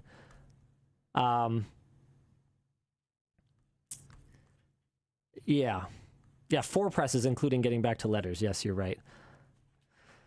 So, yeah, guys, how many times do you change its size? That's the whole point. You change it 1 time. And if you change phones, for example, if you were to go from a regular iPhone to an iPhone Plus, you might be really used to using a smaller keyboard. And it may be beneficial for you, A, to be able to type more accurately, to just set it to a smaller size, and B, to get back more of your screen space. That's one of the things that blows me away about the iPhone 2 is how undense the interface is. There is no way to change the home screen layout to be a by 5 tile grid. You can't do it. It's just by 4. It's like, okay, but I don't like that. I like to see more things on my screen. It's like, nope, you can't. At least you can have blank spaces now. At least you can have blank spaces now. We're moving forward. Apparently you can touch the 1, 2, 3 button and then slide into the normal keyboard area to get special characters. Okay, let's try that. The 1, 2, 3 button? And then slide. Yes, you can. So that gives you a relatively limited number of special characters because it uses up a whole row with numbers, but it does give you the main ones. It's slower, but it's less slower. Thank you. That's helpful. Yes, that's very helpful to know. Pretty neat. I was so disappointed, though, to discover that, and yes, that works on SwiftKey as well, because that is the Apple implementation. I was so disappointed to discover that my third-party keyboard didn't operate the way that I would want it to, because to me, that's kind of the point of a third party. Yeah, like if the Apple one is super locked down, I don't really mind that too much, as long as, you could install another one. You're about to go viral, but it's not so bad, even if you'll forever be known as the #dad. Just remember to take life one spoonful at a time and go. Go to your simply place. So anyway, there's been a lot of things that have just been a little slower and a little frustrating, but there's been a lot of things that are really good, and I realize I've been really focused on the frustrating things. The easy access to the dictation button is amazing. Regardless of what keyboard you're using, you don't have to long press anything. It's completely separate from the keyboard. It's just down at the bottom and it just works immediately. And part of my problem with dictation on this thing is that it's old and buggy and just kind of a piece of crap, but that doesn't change the fact that I have absolutely appreciated that. I also love the better integration with third-party calling apps. On Android, Teams, when you're on Android Auto, for example, the interface is terrible. Yeah, it's I don't actually think there's a way to hang up a WhatsApp call with my Android phone and my car when I'm using Android Auto. If I want to hang up the call, I either have to tell the other person to do it or I have to do it on my phone, which you're not supposed to do. Whereas on iOS and with CarPlay, the interface, other than just saying this is a Teams call, this is a WhatsApp call, it looks exactly the same as a regular phone call, which is something that I really appreciate. It's a big deal. Kakarito says, oh yeah, does it call Yvonne? Yes, it does. Hey, that's a big improvement. So that's something. That's pretty big. It won't call almost anyone else. I haven't figured out a fast way to sync my Google contacts with it just yet. Oh, well, that's not it. So what's funny is my address book is like it's like a time capsule from back when I dailied an iPhone. Oh yeah. So I was like, who are all these people? Because I've since purged my address book multiple times. So that's been kind of fun. It would be kind of neat, actually, if there would be a way to be like, I haven't contacted this person. Like, show me all the contacts that I haven't contacted in over a decade. So and then a purge all button. So I haven't figured out the contact sync thing because it hasn't been a priority. I'm not saying you can't do it. But what happened is they appear to have moved it. So your accounts menu used to be in the settings menu as one of the like top level things. So you could stop it. So accounts, if I recall correctly, and I might be gaslighting myself, but I feel like accounts used to be here. And so you had all of your like third-party accounts and stuff. Now it's not there. And I think the way to sync it is to use like the... apparently go under the mail section to find accounts? Yeah, that's what I was about to say. I think the way to sync it is to use the Apple Mail app, which I don't use. I use the Gmail app. So I have a whole paragraph on this as well, where I was like, if I use Gmail and I had no intention of using the Apple Mail account because of the way they've changed that interface, let me know on this, by the way, guys. Did it used to be there like I imagine it used to? Because I could have sworn I have no idea. It was just in the top level of the settings menu. There was just an accounts thing. Sam Phoenix is saying Linus has gaslighted himself. It has always been that way. It's always been that? No. Frey says, yes, it used to be in the main settings. Yes. Fight! Yes, there used to be in accounts. So as someone who hasn't touched iOS in a while, I was able to kind of figure out, okay, maybe that's it. But there is no other obvious place to sign into your Gmail account unless you use the Apple Mail app, which was not particularly intuitive to me. Sorry, one second. Yeah. Kin Deej in Full Plane Chat said, I wrote an automation that texts every contact I have a great weekend. And then I delete every contact that replies, who dis? That's actually pretty funny. Sorry. How often do you do that?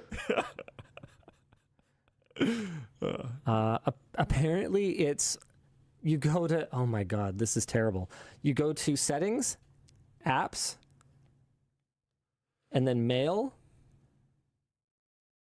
and then mail accounts. Once per year, apparently. That's how you add a system-wide account. There you go. That's where they've moved it to. Isn't that pretty similar to Android? No. No, it isn't. Apparently it's not mail. Go to, okay. Oh, well, this is so much better. Okay, so if you want to sync your contacts, Luke, don't go to your phone thing. Not here.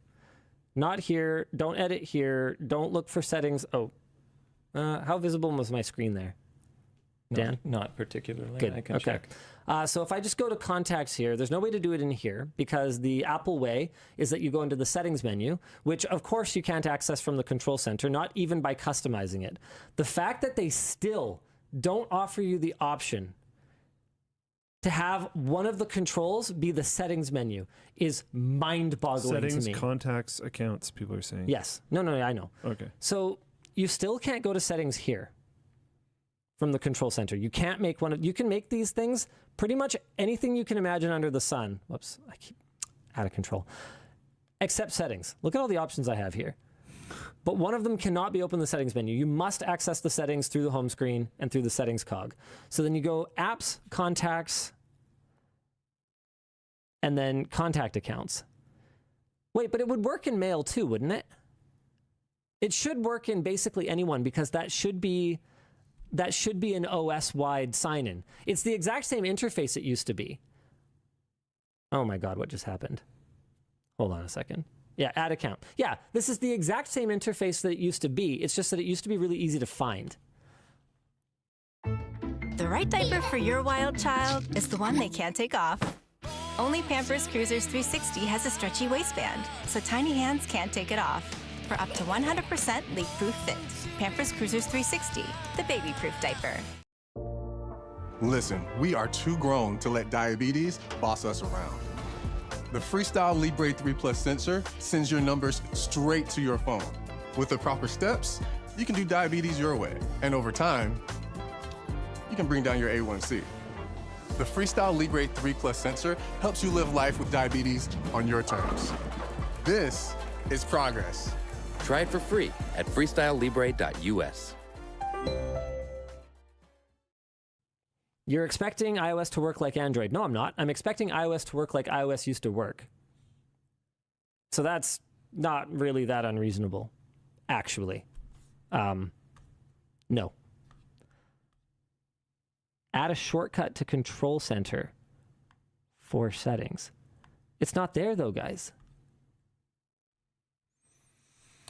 Use the Open App widget. I don't know what that is. Jesus.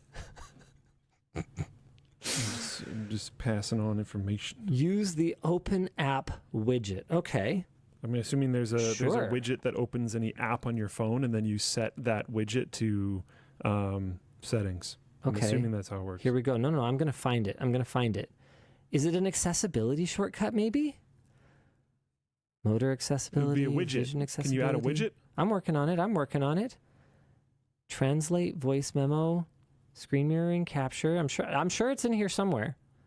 Orientation lock.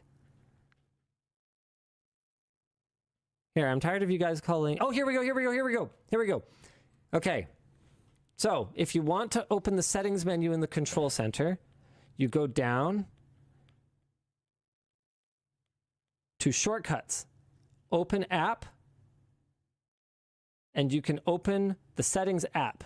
You can't be mad at them for having too many options after being mad at them for not having enough options.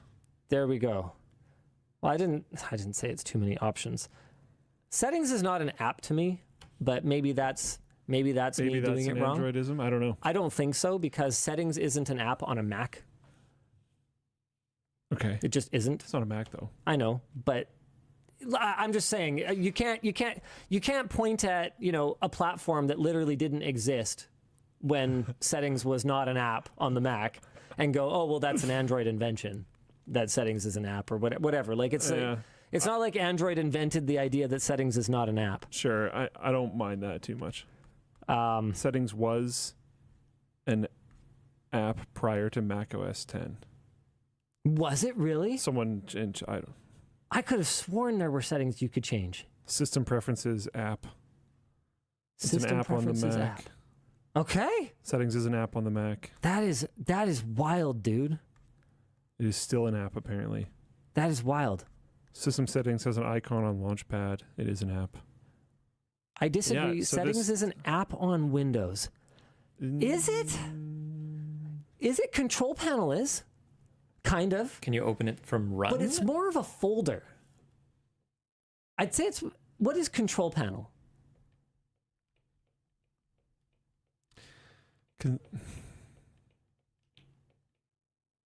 Help me out. I don't know. The Windows... Okay, so Windows... Okay, so hold on. Oh, man. See, settings in an app is tough, because, Here, let's screen share for a second here. I'm just going to make sure this is muted. Okay, so Linus laptop. Okay, so this is settings, but I wouldn't say that this is an app. You know what I mean? Is that settings though? Well, Is I that can really change settings, but if I click this, that's an app. Is this an app? Yeah. Yeah? I think so. Okay, all right. Settings is an app then. Because it's just application. Yeah. Okay. So everything's an application then. Close to it. Let's see if I can think of something that's not an application. There's things that aren't an application that you control through an application. Sure. Would you consider Explorer an application? Yeah, you can end the task. Yes, but you actually can't, because it'll automatically relaunch because there's so many dependencies on Explorer. You can still end it though. Okay, this is true. I mean, okay, so by that logic, then, yeah, basically any process is an app then. Pretty much. But is it, though? Is any process an app, Luke? I don't know. I don't know either. I don't actually think so, because like I don't think like the service hosts and stuff, I don't know if I would consider those an app, an application. You can replace Explorer with another shell. Those. Yeah, okay. Settings on phone isn't an app. What do you mean settings on phone isn't an app? Yeah, I don't think being able to end the task means it's an app, technically. Is there a definition for this? I think if you look up the definition of app, you're just going to find a lot of people arguing about app versus application. And it'll be like 10 years, 15 years old when people were still mad about that. Like, I don't think we're going to find any useful discourse about this. No, but I want to see anyways. Is puffery an app? Anyway. Long story short, I am... Services aren't apps. Yeah, I feel that way as well. But you can end them. I was trying to make my argument on, like, you can end the task. So that doesn't work if services aren't apps. Anyways. Long story short, I have a lot to say about my experience with the iPhone. He has words. I think you got to work with, like, Horst or someone on it, though, to make sure that you're not just, like, missing something. No, that's fine. Yeah. No, I'm not worried about that. This is rough notes. Yeah. Let's see if I, speech to text, everything, yeah. Oh, dude, the way it, like, proactively hounds you about apps tracking you and notifications and stuff is actually amazing. Because you can 100% configure all that stuff on Android. No problem. But the way that it proactively is like, hey, are you sure you want this? Are you sure you want notifications? Here's the ramifications of the data this app is collecting. Are you sure about that? The new $7 Lux Cravings Box from Taco Bell. It's Lux for less. Infused with vitamin B3 and hyaluronic acid, this body wash leaves my skin feeling silky soft. Kind of amazing. Wicked. Always thought that was very cool. Yeah, outstanding. Also, Apple and their privacy stuff is, like, obviously correct. I don't remember. I doubt this is in the doc today, but I was skimming through news articles and I didn't read enough of it, so sorry if this is wrong. But I think it was like nation state hackers from China or something gained crazy backdoors to something because it was some government agency was like, yeah, we need to have these. No one else will get them. And Apple has always been like, yeah, they will. So yeah, as we've said in the past, they're definitely correct about that. There's some things that are, like, definitely better about the Apple way. But I also have an Android phone. And there are definitely things that are absolutely brain dead stupid about the Apple way. And the fact that we don't acknowledge this is, I just don't even know what to say. Like, Luke, here's an example. So if I want to get into my, like, Bluetooth settings, like I really want to get into my Bluetooth settings. So I go my control center. Oh, angle swipe. I go, yeah, it's from the corner. You can't do it from the top. Really? Yeah. Well, I'm used to that at this point. Okay. I don't agree with it. I think it's kind of stupid, but that's notifications. That's control center. Isn't it just the left or right side of the island, not the corner? I don't think so. I think it's just left or right side of the island. No. Really? Yeah, look. Notifications. Corner. Yeah, I'm not a fan. I don't. That just seems weird. I'm not a fan. Doesn't matter. I'm used to it. Sure. Okay, so I open up my Bluetooth. I long press my Bluetooth. I can configure it so Bluetooth is one of the main ones that I can interact with right away. Okay, so I go to my Bluetooth settings. Finally, why did it navigate through the menus like that? Why would it do that? Like, why? It seems a little weird. I don't know. Oh, man. Yeah. Apparently, they're saying Luke is right, except I just showed you guys. I watched him. Oh, that time it did it. Oh. You watched me do it last time. I watched you. Do you just have to be more over? I thought it was on this side of the island at all. Well, I'm on that side of the island, and I just did it. Brought down the notification shade. So you just have to be. Yeah, you just have to be corner. more over. I think it makes more sense to be left or right side of the island. Not. It's 75% of this side of the screen and 25% of the other side of the screen. Anyways, whatever. I'm assuming that's because they still want one hand pull down to be able to be done for either one of them. I guess, but I there's no way I could reach. I'm trying to think of the reasoning, and I think that makes sense. There's no way I could reach notifications from there. Yeah. Yeah. I mean, I also don't think I would bother, because if I wanted to see notifications, I wouldn't even like unlock it. I would just do that. Yeah, but what if your phone's already open? Yeah. Would you like quick lock and then check that way? Yeah. Getting all the way over there for me though with one hand, I'd have to have like a pop thing or something, Right. which I would not install on my phone. I don't really like the. I'm not a fan of them. I like being able to slide it in and out of my pocket easily. Yeah, I find it catches on too many things. The swipe was designed like this before iPhones had islands or notches. Yeah, but Apple has like a monstrously big and good development team, and I'm sure they could go. I'm sure it wouldn't take that much effort. Based on how long T9 dialing took, I'm not actually convinced. By the way, this thing is My causing goodness. way more mic interference than just about any other phone we've ever had on set. Other than my like clearly broken one. Yeah. That could be a bit of a problem. I don't think you guys are hearing it, but it's very annoying for us. Do they not hear that? I don't think so. The buzzing? Oh, interesting. They don't, right, Dan? It might be processed out. They can hear it. Oh, then that's we heard very loud. Then Yeah, that no, one it's- was particularly because bad. I don't think they could hear mine. It was very quiet, and sometimes if no one's talking while it happens, then that'll get kind of gated out. We hear it, but it's not very loud. Okay, yeah, it's loud for us. We're direct monitoring. Yeah, it's like quite loud for me. Crazy. Anyways, time to move on. Yeah. iPhone done. Yeah. Now we talk about how the second video. I'll be using it for a while. Oh yeah, no, I meant for this part of the show. What are those? Are you cheating on your normal ones? What? What? How could you? We're not allowed to talk. What? Why is everyone so like interested in talking about whatever snack I'm having? Before you got here, they were like talking a bunch about the new like gummies. Well, like, you're cheating on your regular. They're still Welch's. They're just juicefuls. They're like fruit gushers. Still they have a lady. Like the.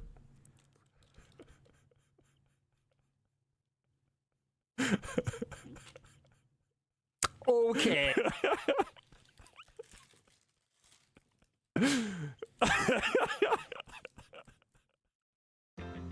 Need inspiration? Shop Kroger for thousands of appetizing ingredients that inspire countless mouth-watering meals with savings beyond low prices. Like digital coupons worth over $600 each week and up to $1 off per gallon at the pump. So you can get big flavors and big savings. Kroger, fresh for everyone. Fuel restrictions apply. Save big on your favorites with the Buy 5 or More, Save $1 each sale. Simply buy 5 or more participating items and save $1 each. And still delicious. All right. Anyways, my man, you had another video get taken down. Yes. How has it?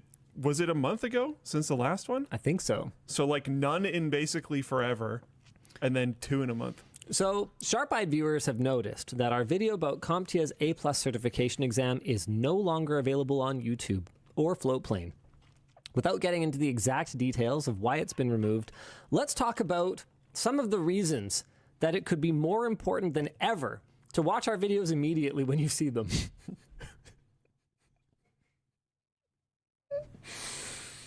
Without naming any names. Ugh.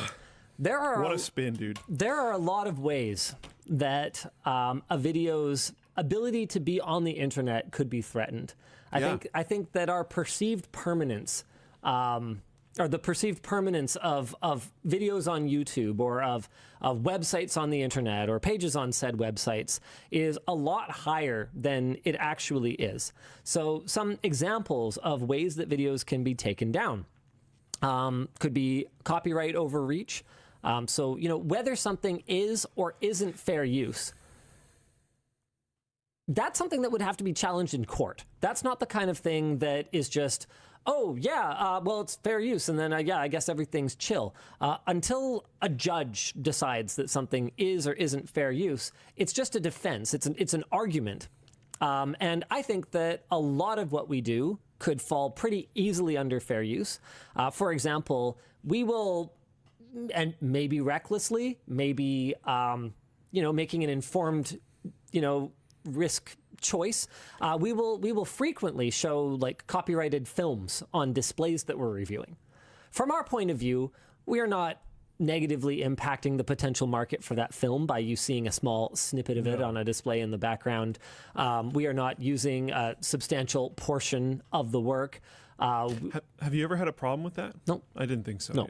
Yeah. Well, what we have had problems with is watching trailers and ads on WAN Show. Constantly. Which, again, so stupid. I would make the argument is absolutely fair use. As media, we are covering it. It's, if anything, going to have a positive impact on the market for the work. It's highly transformative in nature, given that we're not just repurposing it, we are discussing it. This is not React content where we're just like, or chair streaming. It's not that. And I would say that, if we were, say, for example, providing commentary on, a class, let's use the word class. If we were providing commentary on a class, and in order to do so, needed to get into some of the specifics, I would say that we would probably have a fairly strong fair use defense, but that would have to play out in court, and we would have to have both the means and the will to take it to that bitter, bloody end.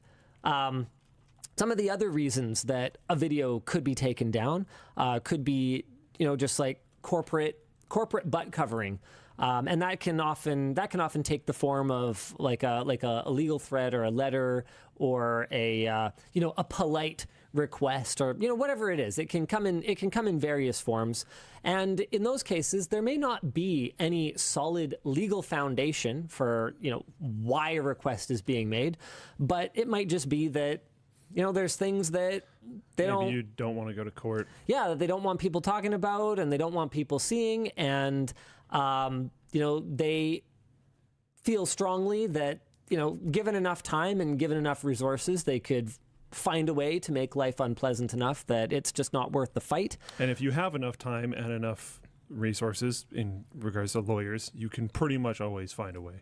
Yep. And I don't know if I want to get into the example that I would have of something like that. That actually happened in the past before a video was ever posted.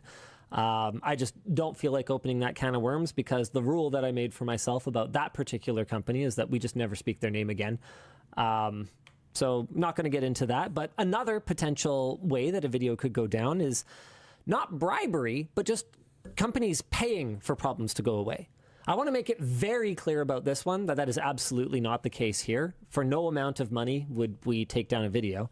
But something like this did happen recently with the emulator Ryujin X, where, as far as we can tell, because it didn't violate Nintendo's intellectual property in any way, it was fully reverse engineered, Ryujin X appeared to be immune to the same takedowns that took down Yuzu. But what seems to have happened was the project owner was just offered a bag of money to quietly delete everything and go away. Our discussion question: is it a problem for consumer journalism when companies use copyright protections or other legal tactics to avoid people criticizing their methods and the material they are presenting? Pampers Swaddlers. Up to 100% leak-proof protection, up to 0% skin irritation. Live from New York! It's the best sketch that's ever been made. I gotta have more cowbell. Writing's hard. My first audition, I threw up. Yeah, I got fired. We gonna talk about it. We'll let you guys be the judge. We'll let you guys have a little discussion in the comments. In the meantime, what I would like to find out is if I am still A+ certified. Because this is from last time. What's on the screen right now is from last time. Yeah, so we need to recheck. This is from last week. So here's my certification, and we're going to find out very shortly if I need to burn that or not. Yeah.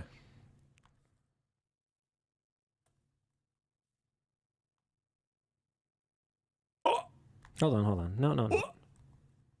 Hold on. Still active. Oh, I'm kind of disappointed. I wanted to burn it. I don't think it's going to be active for long. I can tell you that with a fair degree of confidence. Well, maybe the flames will still burn bright. I believe it is extremely important for people to be able to have transparency into how the certifications that in some cases could even impact the hiring practices of national security agencies operate. I think that is an incredibly important thing, and I think it is a public good that outweighs any other concerns. I have absolutely no regrets about making the video that we did. And for anyone who watched it, I hope you enjoyed it, but it is down and it is not coming back, is all I have to say about that. From us. Yes. There's been precedent set in the past that when this happens, people tend to re-upload the things. Well, there's nothing we can really do about that. They would have already archived it because we did not keep any copies. No. So even the source video files, we do not have them anymore. Yeah. I purged them myself. Oh, did you really? Yeah. Good for you, Dan. Mm-hmm. People auto-archive all our stuff, though. So. No, I command line gone. I don't mean internally. Oh. Well, people have like Plex scripts for Floatplane and stuff. Yeah. Yeah. Yeah, it's pretty wild. Like a bunch of people have it. It's actually kind of inconvenient for our server infrastructure. Oh, yeah, we've fixed that problem. Oh, we throttled it? Yeah. Nice. Yeah, we did that like a long time ago. Nice. And people didn't notice for a super long time because they're all just running scripts. So it was still downloaded by the time they wanted it. Right. Because like it's not throttled that much. I had to ask AJ to unthrottle The Office. Yeah, what were you doing when you did that though? You downloaded like a ton of stuff. I downloaded every single exclusive. Yeah. So like, okay. at once, multiple times. Yeah. But that was for work. So I guess you can hit the data. Yeah. Anyway, if you were looking for a way to help us make up for any losses that we might have incurred for not being able to keep our video up, is it time? You could send a merch message, and we've got something pretty exciting that you can check out this week. Oh my goodness, man! Oh, they're here. They're here. Look how happy Dan is. This is the second time I've smiled. Look at that. That's crazy. You've never seen Dan that happy. You never have. Yeah, this has been a long time coming. I'm sorry it took so long, but this is such a great picture. He's like, look at this. You can't see my belt. It makes the pocket go away. It's amazing. It's so nice. Look, the arms fit. This is a medium. It's a medium. I'm wearing a medium. You want to see another happy Dan? Go down to the last photo. Oh, yeah? Oh, no, there's too many photos. Too far. Wait, we have long sleeves as well? I'm wearing one right now. And it goes to his wrist. It's Look a how medium. happy he is about this. It's a medium. Amazing. This has never happened. I've done the laundry like almost every day this week because I took home one of these, and every day I'd wake up and be like, oh, okay, well, I want to wear it again, so yeah, I have to buy like a ton of them, I guess. Pretty exciting. So yeah, we have tall blank t-shirts and long sleeves. It's our signature blank tee, improved to fit taller, lankier builds, custom made to provide the comfort and durability that we want in a tee. Available with short or long sleeve. Oh wait, that's in there twice. Well, whatever. The point is, it uses our tried and true 60/40 cotton poly blend that you can find on most of our printed LTT shirts. We are slowly rolling these out, so the initial inventory is a little limited. So if you want them, get them. It's to gauge interest. It's only black for now, but our hope is to expand our tall lineup in the months and years to come. Also for the store this week, the Tech Sack is finally back in stock. Dun, dun, dun, dun, dun, dun, the 5-star reviewed Tech Sack. Let's go. Go check out people's reviews. Great as a diabetic sack, apparently. Oh, that makes sense. So that's I never thought about that. Good to know. The greatest sack, so many pockets. I use it as a toiletries bag. Me too. I use it when I no, travel. not I. Hold on. I was reading a review. Oh. Where'd it go? I use it as a toiletries bag for travel. Yeah, me too. Thank you, Luke. Thank you for that. Anyway, the point is, check it out. Tech Sack, finally back in stock. The new $7 Lux Cravings Box from Taco Bell. Mouth-watering, decadent, and only $7. It's Lux for less. The new $7 Lux Cravings Box, only at Taco Bell. What else is there? I think that's pretty much it for the store. So merch messages. If you want to leave a merch message, all you got to do is go to LTD Store, add something to your cart, and in the cart, whenever we're live and accepting merch messages, there will be a box for merch messages. You fill out your merch message, you place your order, and it'll go to producer Dan, who will pop it up down there so you can shout out your mom or your girlfriend. Just kidding, they're not watching. So you can shout out your dad or your boyfriend.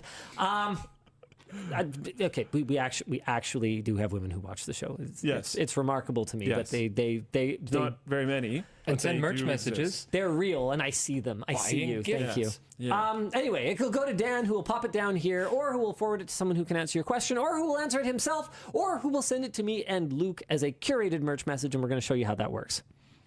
Sure, I've got a couple here.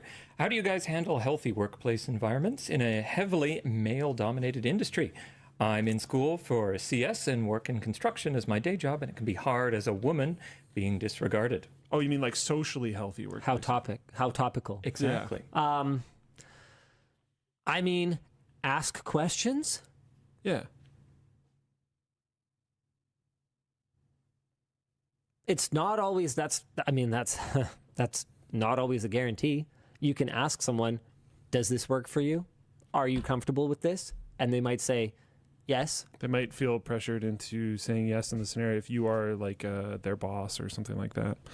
That's a you got to be careful with that line. I mean, one of the things that I like to do is I will explicitly say, if not, that's fine. We'll do this instead, so that there's a clear out. Give the other option. I have to confess, sometimes I'm in a hurry, and I forget to like do every step. Yeah, I don't know. I mean, I would say that it's never for any lack of intent, or sorry, it's never for a lack of intent to make the environment like good. But I mean, this is a great point. Poison says, seems weird to ask men how they manage like making things better for women in a male-dominated industry. I don't know. All I can really do is ask questions, because a lot of the time I just don't fully understand the challenges. And I can't unless you tell me. And even if one person tells me, doesn't mean that that's going to apply to another person. You can't really, like, this is why the entire concept of, sexism or racism is just so fucking stupid, right? Because trying to bundle individuals into any kind of bucket is just a complete waste of time. You're making assumptions. You will always be making assumptions. And so, I know one of the main things I've heard is the whole, like, people react differently to the same thing depending on if it's coming from, like, a man or a woman. So, like, if you try to be assertive as a man, people see it as, like, oh, yeah, good personality trait. You try to be assertive as a woman, and people see you as, I don't know if I can say this word or not, bitchy. Probably. I don't know. So I think just try to be careful to not treat people differently. Am I the one who's always canceled? No, I'm saying that's, oh my goodness. I'm not saying that's a thing. I'm saying that's a line of complaint that I have heard people in that sphere discuss being a problem at their workplaces. So try to, just treat people the same. So if someone's being assertive, treat that person the same that you would treat anyone else being assertive. So we have someone, to make this harder to identify, I'm going to say we, at some point, had someone, a woman, in like a supervisory / managerial, basically who had subordinates who reported to her. And I remember having to... Getting started with GitHub Copilot and Visual Studio Code is easy. And now it's free to get started. Here in Visual Studio Code, press the Copilot icon at the top of the screen and click the Use Copilot for Free button. This will open your web browser where you can sign into GitHub and allow Visual Studio Code to connect to your account. VS Code will now automatically install GitHub Copilot, and that's it. Let's say hello to Copilot. Great. Now I'm ready to start coding with my AI pair programmer by my side. To learn more, visit gh.io/copilot. And I feel better now. explicitly multiple times make it clear that my expectation was forthrightness and pushback, like, to me, and that like that was good, and anything else was not good. Well, because it's possible. That's another thing. It's everyone comes into every single conversation ever with their own custom baggage. Yes. So that person may have gotten a lot of pushback for that type of thing in the past. So you have to try to make sure that they understand that that's like something that you exactly. can and I'm not should saying it's a bad thing that I had to say it. Well, it is. It's a bad thing that this individual had experiences in the past that led to that not being something that they could assume is their right in the workplace to give their opinion in a I wouldn't say like not forceful, but in like a, I don't know, in a confident manner, in a assertive. Yeah, assertive manner, because that's totally fine, and that should be totally fine. And you can say something assertively, but still be open to feedback on it, if that makes sense. Yeah, of course. You can confidently hold a position and say it assertively. Yeah, and but then, look, I mean, something Yvonne tells me all the time is that like I tend to overpower the conversation sometimes, whether it's intentional or not, by just being confident in my position, being kind of loud, being kind of energetic and kind of bombastic in my body language, and bombastic. And so she'll say, like, look, whether you're intending to or not, you can kind of make it hard to talk to you sometimes. And so, you know, in those situations, it's something that I have to be like actively aware of and go like, okay, this is a modern thing for Linus. I've seen him do it. Here's my take, and this is why I think we should do it. But you guys go. I'm not married to it. Yeah. And he'll do that. He'll sit back because he's like physically removing himself from the conversation because if he doesn't, he can't help himself. Am I wrong?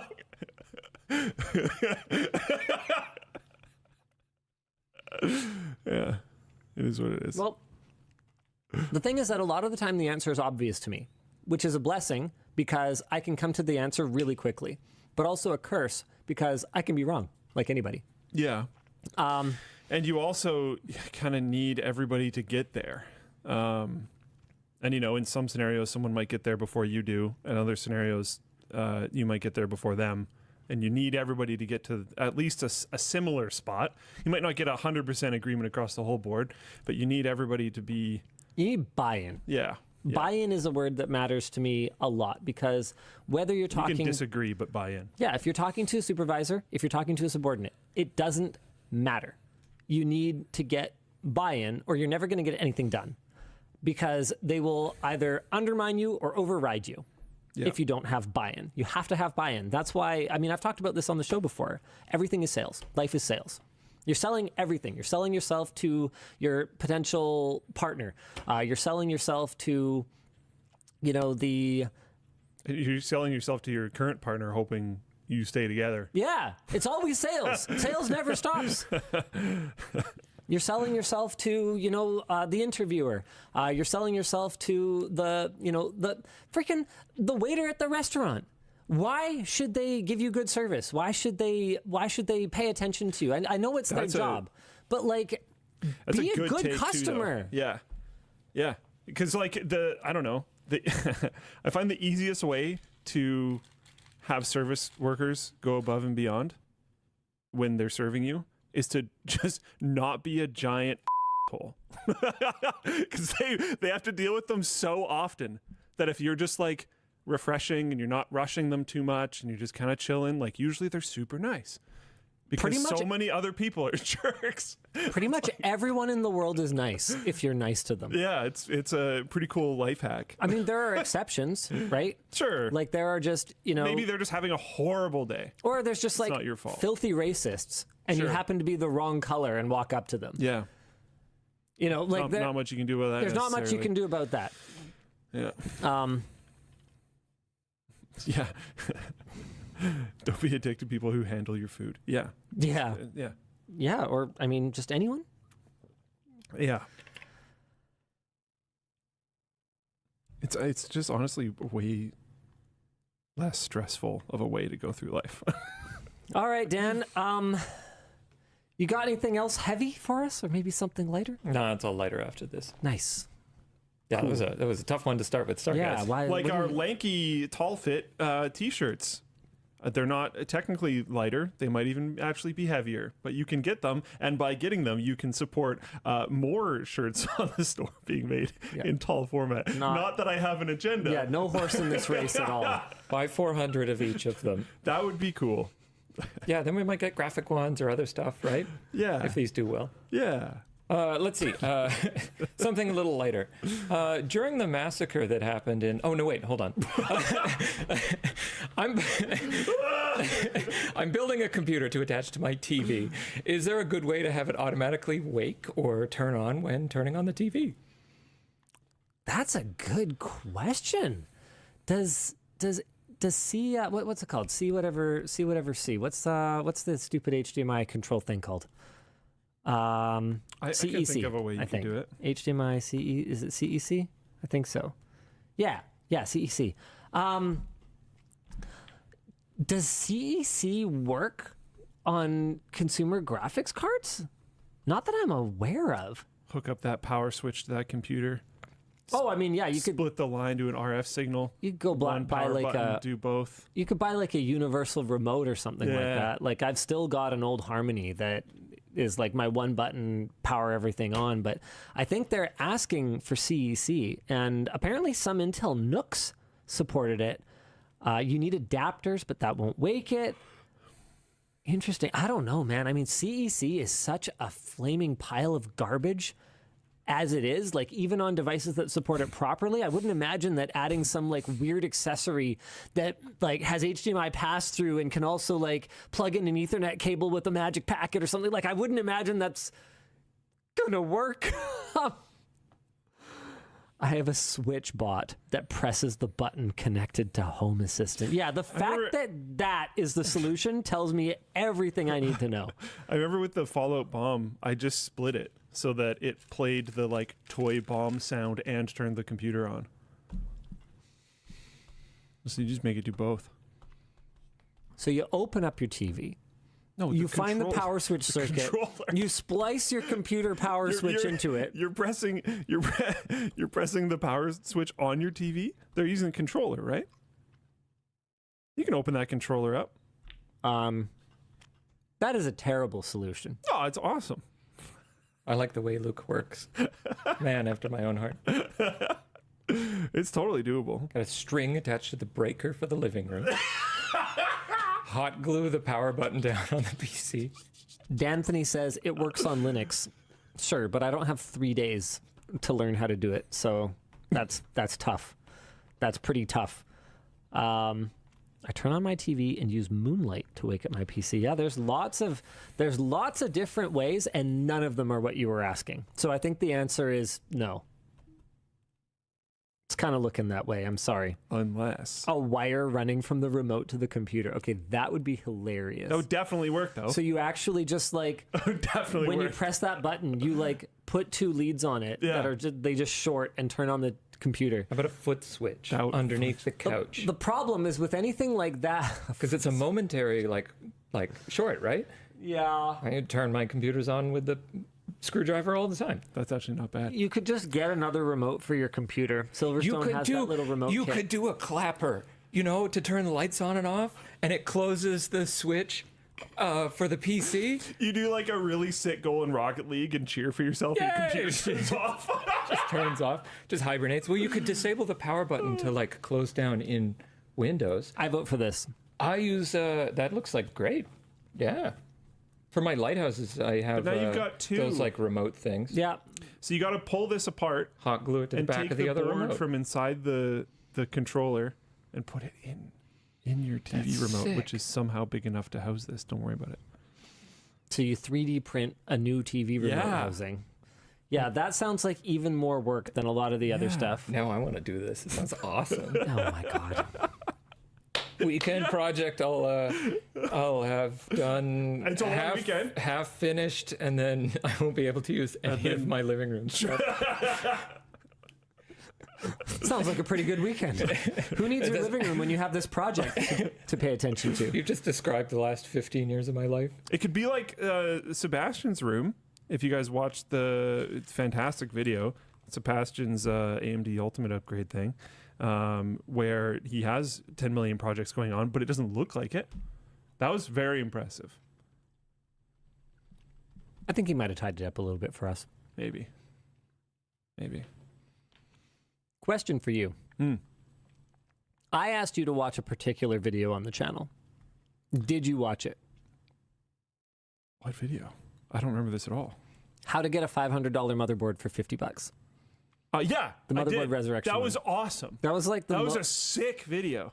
I didn't remember that you even asked me to. I happily watched the whole thing. That was probably the most fun so I've had good. shooting a video in a very long time. Genuinely very entertaining to watch. Absolutely stuff that like I think it has the the spirit of why we started doing Scrapyard Wars, where it's like you're finding watching the value ticker. We have had historically a problem of our videos having like trackable elements in them, and being able to watch like Alex updating you with like how much money you've saved versus how much money you spent as you go through was mind-blowing. The level of wow, that board is mangled and then you were able to fix it was mind-blowing, and the lack of expense in the things required to fix it. That whatever microscope. Yeah, that thing. It's like $100. Yeah. Under $100. I think it was 70 or something. Yeah. By the time you pay shipping and taxes, it's still, you're under $100. That's not cheap, but you buy a broken board, you buy that, you fix it. Now you have this tool permanently, and you just saved money on the board. Yeah. It was still cheaper. That was super cool. There's been a bunch of videos that have come out lately that I've just organically wanted to click on and watched the whole thing and was like, wow, that was really good. You guys have been doing great. Well, thanks. Yeah. Yeah, no, that was a lot of fun, and the editors have been doing a great job. They've been putting in the extra effort on those, like you said, those trackable elements. I think that was way better in Scrapyard Wars 9 than previous ones. Yes. Like tracking the budgets and like what deals we're working on. That was one of the reasons that, first of all, the first one was delayed, and then second of all, one of the middle episodes was delayed because I basically sent it back and I was like, guys, you've done a great job with the time that you had. Here's more time. Go do a greater job because it needs that. And there's another one coming soon that was also sent back to the kitchen for, I asked for about 10 minutes to be removed from it. And then I also asked for the tracking to be updated a little bit, so it was a little clearer what people are talking about. But the good news is that the final cut is awesome. They finally did it. You know how we've talked 1,000 times and I've rejected the idea 1,000 times about doing like a PC build challenge, just instead of going out and buying stuff, just using our warehouse, see who can build the best PC out of like the parts we have here.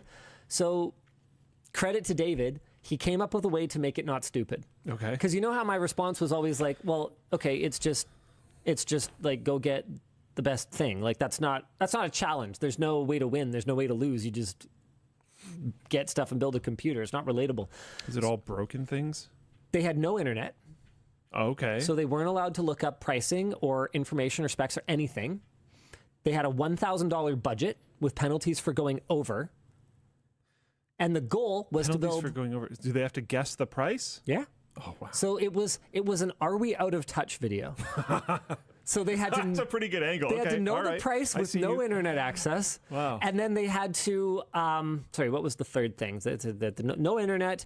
They had to... Oh, yeah. And they had to have the best performance possible. So the best performance, don't go over budget. You can't research online. So it was like, oh... And to get parts, because there's a lot of things we only have one of, it was a draft system. So they were given 45 seconds, team 1 to go grab a part, team 2 to go grab a part, team 3 to go grab a part, then team 3 goes again, then team 2, then team 1. And so there were cases where someone got the board I wanted. It should be really good. I think David and I talked about it, and we agree that the original like 32 or 35 minute cut is good. But my issue when I talked to him about it was like, look, there's two great videos here. There's one that is super driven by personality, and there's one that is super nuts and bolts on the hardware. There's only room for one video in the YouTube cut. It's got to be one or the other. And so that's why we ended up, and I kind of went, which one is it? Yeah, it's the personality one. It's the engaging, fun version. So what I think is going to happen is I think we're going to get the YouTube cut on YouTube, and I think we're going to get like the David Snyder cut. Nice. On Floatplane. Nice. Sick. So I think that's the right way to kind of not have that footage just lost to the ether. Have people be able to enjoy it, because there is a little bit more analysis and thought process behind some of the parts. But sometimes I was just like, I was watching it and I could feel myself tuning out because of how many, first word latency, balancing act of the CL, whatever. Like, not that. I was just trying to come up with something that was kind of jargony, but basically just a lot of wiffle waffling about which one to get and discussion. And if you are super techie, it'll be really interesting. But for the other 2 million people that are going to watch the video, I think it's not that engaging. So we had to give her the old. Anyway. Kaboom Pow says, I've never heard so much joy out of Linus than in that motherboard repair video. This man loves getting some deals. That's part of the reason why it was fun to watch, though, is like you clearly cared and really wanted to make every one of them work. Dude. Which mirrors how you would feel if you were actually just doing this. Dude, making every one of them work was not the goal. That was not the plan. Fair, but you cared about making every one of them work. Once it was attainable, yeah. I wanted it so bad. Once it felt like it was in reach, dude, I would have been happy if I got half of them. I would have been thrilled. Yeah. If I had done half of them. Well, I think you still would have been profitable on half. Yep. Right? I think so. Yeah. Pretty sure. And some of them weren't like crazy deals either. They were all pretty good. But some of them were clearly better deals than others, which is fine. Like if you were really trying to do this and like make money off of it, you could, be a bit more picky about certain purchases. But it was the right decision for the video to try to like push the line a little bit. Steve J3D says, I love the $50 motherboard video. Didn't like the we try and break things for fun one you posted the other day.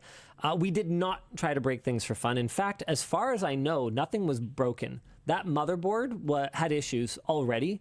They didn't affect our ability to play a game and run Cinebench, the Indulging Thoughts one. Yeah, not when you sprayed water all over it while it was running? That didn't break anything? No. Okay. And none of the parts that we were using for any of the actually that one might have, but none of the parts that we were using were not sacrificial parts. It was clearly mentioned in the video that those were all parts that were like already having issues and were on their way out. Yeah. Yeah. So don't overthink it. We are not about destroying perfectly working stuff here.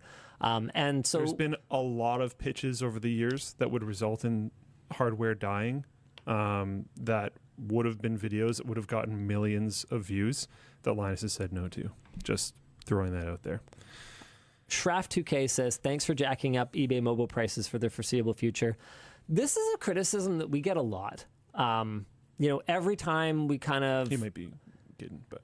Sorry? He might just be ribbing you, but... Yeah, maybe. But it's a criticism we legitimately get a fair bit whenever we do a video about something that's kind of like an open secret, but like a niche community or a niche community. I think probably the best example of it was Windows 9. Oh yeah. When we talked about that modified Windows 8 ISO that was super cool and all the bloat was stripped out at a time when Windows 10 was still kind of a steaming pile of garbage and people didn't want to migrate to it. That project probably directly because of us highlighting it came under pretty intense scrutiny from Microsoft. Now, I believe since then they've kind of risen from the shadows with a different method where you download the ISO from Microsoft and then you download a modifier script from them instead of downloading the modified ISO, because that was Microsoft's problem. You were downloading Windows from them, which is bad. Kind of fair. But here's my counterpoint. I didn't post that on the internet. I didn't make Microsoft's terms of service and copyright and, intellectual property protection. And what is my job if not to talk about what's going on in tech? And sometimes it's going to make, the prices go up on used hardware, or sometimes it's going to draw unwanted attention to a project. But like, isn't it my job to talk about what's going on in tech? Sometimes it's going to cause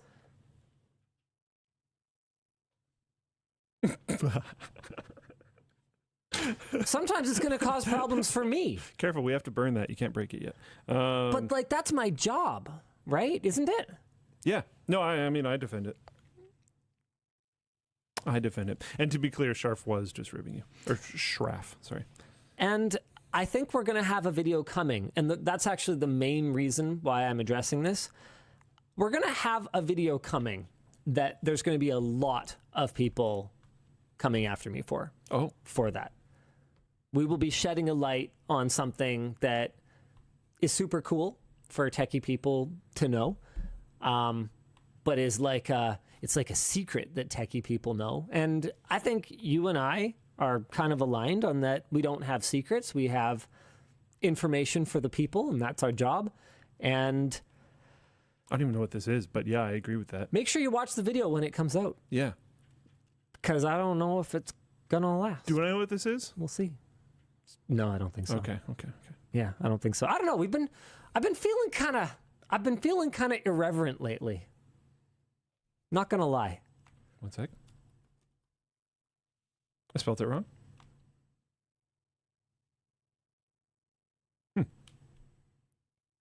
I've been feeling a little, fuck it lately. I liked the video that recently got taken down, because I'll refer to it that way to add a little bit of buffer, because there's technically 2 videos that recently got taken down. So who knows? Yeah. Because that's been a laughed about non-secret for so long. Yeah. But there's always new people entering the space. Yeah. So it's also a question that I've received forever. Like, since I was a kid, people are like, is this thing legit? Yeah. No one cares. So it's like, yeah, I don't know. I'm down with it. I was down with it when it happened. I think how everything went was fine, personally. Luca asks, are you trying to get canceled, Linus? Dude.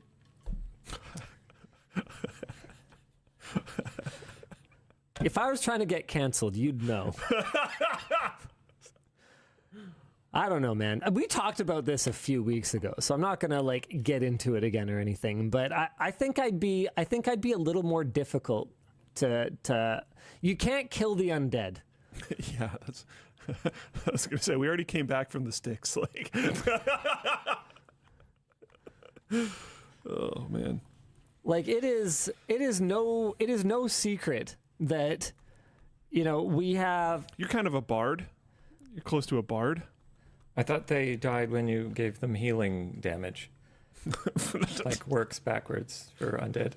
Like, it is no secret that after July of last year, we experienced a precipitous drop in viewership and therefore our bidness. That we have. These graphs are super informative of how channels work, what things impact their success and their non-success, and yeah, they're. I think people would have a surprisingly fun time actually just poking around Social Blade and seeing how different channels do things. Yeah, it's genuinely surprisingly enlightening. So this is 28. Oh, this is 30 days. So we are not there. But yeah. Boy, are we ever! But that's a line that's going up. Boy, are we ever tracking back. Yeah, and you can feel it, man. The videos feel good. Yeah, I know I've been saying that a lot on WAN lately, but they actually just do. No, the vibes feel good. I think it's good. I think things are good. Oh, whoa, dude! What up? What is this? Streams with Sarah announcement. Floatplane exclusive merch. Yeah, you didn't know about this? I did not know about this. Yeah. Yeah, it's cool. What am I looking at? This is 48. What the heck is going on? What is happening? What is this video? I have not watched this. Where did we come from? I don't know, but that was the timestamp we were at. Why did what am I even what do they have me saying? I don't know. Okay. Well, you know I'm what? not sure. I think the idea is basically that she's going to be streaming on Floatplane and she's going to take community input on a design. And then I think, I could be wrong about this. It's going to say in the post, so you should really just read the post. But I think that's going to be a Floatplane exclusive shirt. But it doesn't mean that the design is going to have like the Floatplane logo on it necessarily, unless the community asks for that. And she riffs on it in a certain way. Maybe I should just read the post. It's on the first Floatplane exclusive merch live. You can also contribute to the design in chat. Yep. This is the clip Linus and Luke will react to today on WAN, but there's an early access to our fellow floaties. Are we doing that today? I think we might have jumped the gun. I think this is the early access. Maybe. Well, okay then. Great job. Professionals. Yes, we were supposed to react to that on WAN, so maybe we should get audio and get that going. Okay. Hey, conveniently, we already made sure that audio works if we're watching videos on the computer machine. Okay, cool. Told you I fixed it. We did from Dan's. Sure. And make sure. Okay. Hey, Sarah. Let's do Floatplane exclusive merch. I'm Linus, and I love badminton. I'm also the average height for a Canadian male my age. That's a weird thing to say, but sure. And make sure to stream it on Floatplane. It'll be lots of fun. Okay. I'll stream it next Thursday. I love eating chicken. Starfield.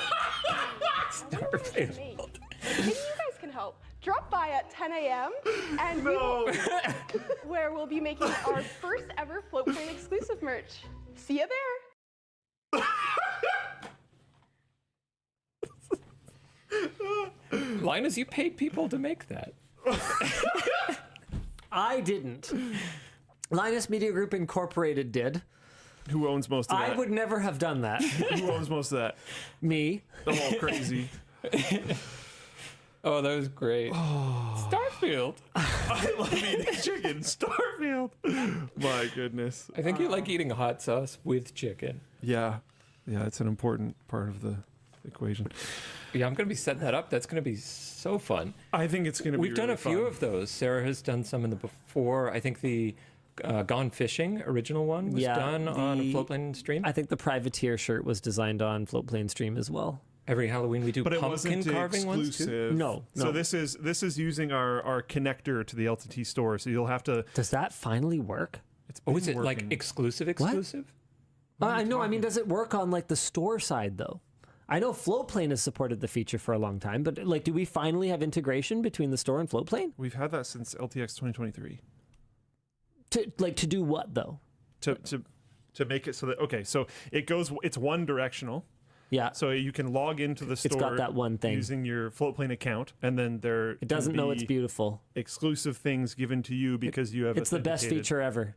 Because you've been authenticated as a Floatplane user. What we still don't have is like if you buy something on LTT store, you are granted something on Floatplane. It doesn't go the other way. Mm-hmm. It just goes Floatplane to LTT store, not LTT store to Floatplane. We do want to do that eventually, but it's far roadmap. There's many things we need to do that are high priority from both the users, the creators, and the people running the service that want done before we would be able to get to that. Got it. Yeah. Neat. Just making it clear before people are like, where is it? I want it. It's like, no, it's probably not coming for a very long time. 2% cashback rewards on LTT store from Floatplane subs when, no time soon. Ever. Let's say that. All right. That will never happen. Cool. Floatplane is too cheap. That we would just lose money. Oh, I subscribed to Floatplane for 1 month and then bought all the different screwdrivers in a backpack and then unsubscribed. Wow, I just made so much money. It's only 2%. If they buy a bunch of stuff, I think we still win. Well, if they have a grandfathered Warehouse OG sub, it's $3. That's true. And there's payment transaction fees and stuff that we lose. Yeah, the OG subs are like really not profitable. They technically are. Are they? Yeah. Because certain costs of things have gone down. Oh, I see. Yeah. Okay. I think the last time we talked about it, it was break even at best. It was basically not so much. Okay. Well, it also depends. Like, do you account for like dev time? I mean, yeah. Then probably not. Okay. So, but the rest of them are. So we're good. Let's go. It's fine. Everything's fine. What about us $10 ballers, Luke? Yeah, you guys are Those great. Those ones Thank are profitable. Thank you very much. Yeah. Mind you, with how much you watch the streams, I'm not sure if you individually are. Streaming basically just completely destroys the business model. Not that you shouldn't watch the streams. Yeah, you should watch the streams. You should watch on Floatplane. But yeah, streaming is super expensive. The sickest combo is watches the entire WAN show stream every time and every other stream that happens on the platform OG sub. Oh yeah. That one's that's the money loser that's right a there. gamer move. Yeah. Yeah. Not that you shouldn't do it. Go ahead. We are doing fine, to be super clear. Yes, streaming don't not use the platform. Streaming is very expensive compared to VOD. It can't be buffered essentially if you want decent latency, which I think we have on Floatplane. That's a big part of the problem. And the beta site now has manual controls. Manual controls? Yeah, I've been telling people in the Floatplane chat all day. What do you mean by manual controls? We had a player limitation for a long time where for live streaming, it was just auto quality. Oh. And people didn't like that because sometimes it would jump too much. It would switch too often. So on the beta site, we added manual controls. Oh, right. I'm not on the beta. You're doing real-time conversion? I thought you weren't. What? You said switching qualities. Oh, for live streams? Yeah. You do multi... Not what we're pushing up, what people are taking down. Oh, okay. Okay. Oh, look at that. Oh. Yeah. There you go. So that's a thing now. My understanding was that you had to real-time transcode all Very of those cool. at the same time. Does that still happen? Yeah. Oh, okay. I thought you weren't doing that. That's what I We're meant. not doing that. Someone is. Don't worry about it. Yeah. Basically. It's not really, it's not going to be very interesting for... Speaking of sites that use someone else's underlying technology, oh, Doherty. It's Jack Doherty. We're talking about this? Internet personality Jack Doherty. This is in the doc? Yeah. A 21-year-old who's primarily known for controversial prank videos crashed his McLaren during a live stream this past weekend. Footage of the incident appears to show him speeding in rainy conditions while glancing back and forth at a phone in his hand before he loses control of the vehicle, crosses multiple lanes of traffic, and hits a guardrail. Doherty continued filming the aftermath of the accident. His cameraman, Michael David, who was sitting in the passenger seat, had his head injured in the accident and later received stitches. At one point in the footage from the crash site, Doherty hands the device to David, who is bleeding from a head wound, and instructs him to continue filming. When another young man suggests that someone else should take over filming from David, seeing as his face appeared to be injured, Doherty prevents anyone from taking over, instead giving the concerned man another device to film with and telling him to make it look good. Some images that Mr. Doherty posted to Instagram appear to show him posing shirtless with the wreck. Note that he was wearing a shirt when the accident occurred. Some online observers noted that Doherty re-uploaded edited clips of the aftermath of the accident, but not his actions immediately preceding the crash, so it wasn't obvious that he was on his phone. This is why this is on topic. Streaming site Kick has removed his account and given him a lifetime ban for violating a community guideline prohibiting reckless behavior and the endangerment of others. So this is actually what I want to talk about. Have we found the line? And if this is the line, why wasn't the line setting off fireworks indoors? Oh, did that happen? Or not from whatever his name is. Not him? Not from Jack, no, but somebody on that's Kick. Definitely something that has actually occurred. Did you see the stuff that happened at TwitchCon? No. Oh, yeah. Why? Kick streamers were just like straight up harassing people at TwitchCon. Cool. It's very cool. Very cool. Very cool. Kick is not Not that- Microsoft D Starfire. Not that any form of content creation is honestly like just a bastion of perfect people. No, but I think Kick has a pretty bad rap for a reason. And the indoor fireworks thing was actually not. That was not on Kick. I think that was on Twitch. Okay. So Yeah, I guess the conversation is like, have we finally reached the line? Because as Wait, someone, indoor fireworks thing, that was KSI, right? That was fake. someone definitely actually did it at some point. Okay. I don't know who. All right. The KSI one, or not KSI, yeah, sorry, Kai Cenat. That one was, I think it was a Mr. Beast and Kai Cenat thing, and it was faked. Yeah, someone definitely did it at some point. Apparently, iShowSpeed actually did it. Oh, okay. Says chat. Okay, so cool. Anyway, the point is that as someone who grew up in the generation of, like, when I was a kid heading into adolescence and teenagehood, like CKY. To become a man, you have to crash your McLaren. Jackass. Back in the day. Tom Green. This kind of shock, do anything humor. Yeah. I've kind of watched it progress to the point where, you know, we stopped doing these things under professional supervision on closed courses. We started doing more and more, not just insane, but inane things. I saw this really unsettling footage of someone breaking their back doing the milk crate challenge. What is that? You stack milk crates to make stairs. Okay. Like, you know, those square milk Yeah. crates. And then you see how high you can go. Except that the problem is that by the time you're high enough that it's unstable, you're like 6 to 8 feet up. And if you fall onto milk crates, that should give you like a pretty good idea of what's going to happen. And I guess I've just been kind of sitting here patiently waiting for either people to get smarter, which I'll probably be waiting a long time. Yeah. Or for whether it's platforms, or regulators, or parents, I don't know, for someone to kind of say, hey, okay, that's the limit. That's the limit there. It's time to stop. And is this finally it? So operating your phone while driving is the limit? Well, the thing is that I don't even know if that's. And to be clear, it's dumb and reckless, and it's because you're streaming, driving, poor conditions, and operating a phone. And then I think that's already bad, but I think it's sort of which parts are bad? Because we've recorded videos while driving. So is the streaming portion bad? It's the flagrant disregard, I think, for any kind of consequences after the fact. But that's like an impossible thing to measure. No, you're right. It's totally impossible to measure. I mean, it's a compound problem, I think. Context menu, I think, kind of nailed it. Any one of those things, you know, I would say is compared to the kind of stuff other people are streaming online, right? Because we're not talking about whether those things were wrong and bad. Absolutely wrong and bad. What we're talking about is streaming while driving wrong and bad? The line. I don't think it has to be. Okay. I think if you have a fixed GoPro on your dash and you're... It's basically the same thing as like talking on the phone. It's basically comedians in cars or whatever. Yeah, with, like Seinfeld. Like, I don't think...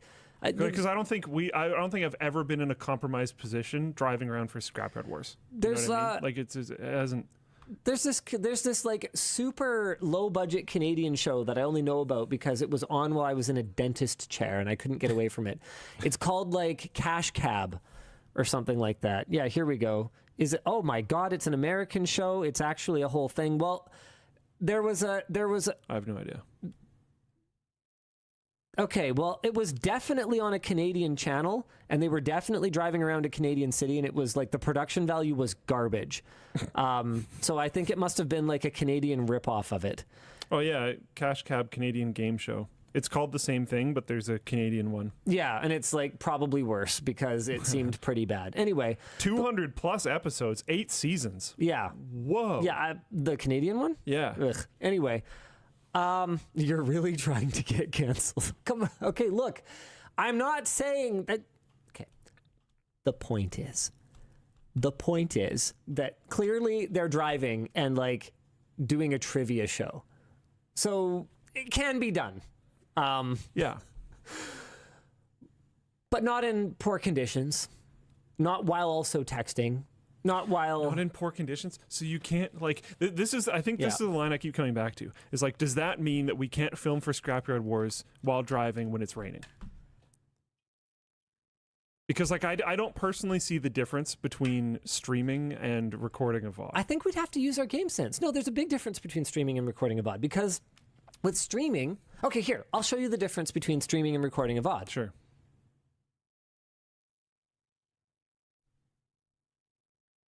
Well, no, because you don't have to go on your phone. I'm showing you the difference. You don't have to go on your phone. Well, I'm showing you the difference.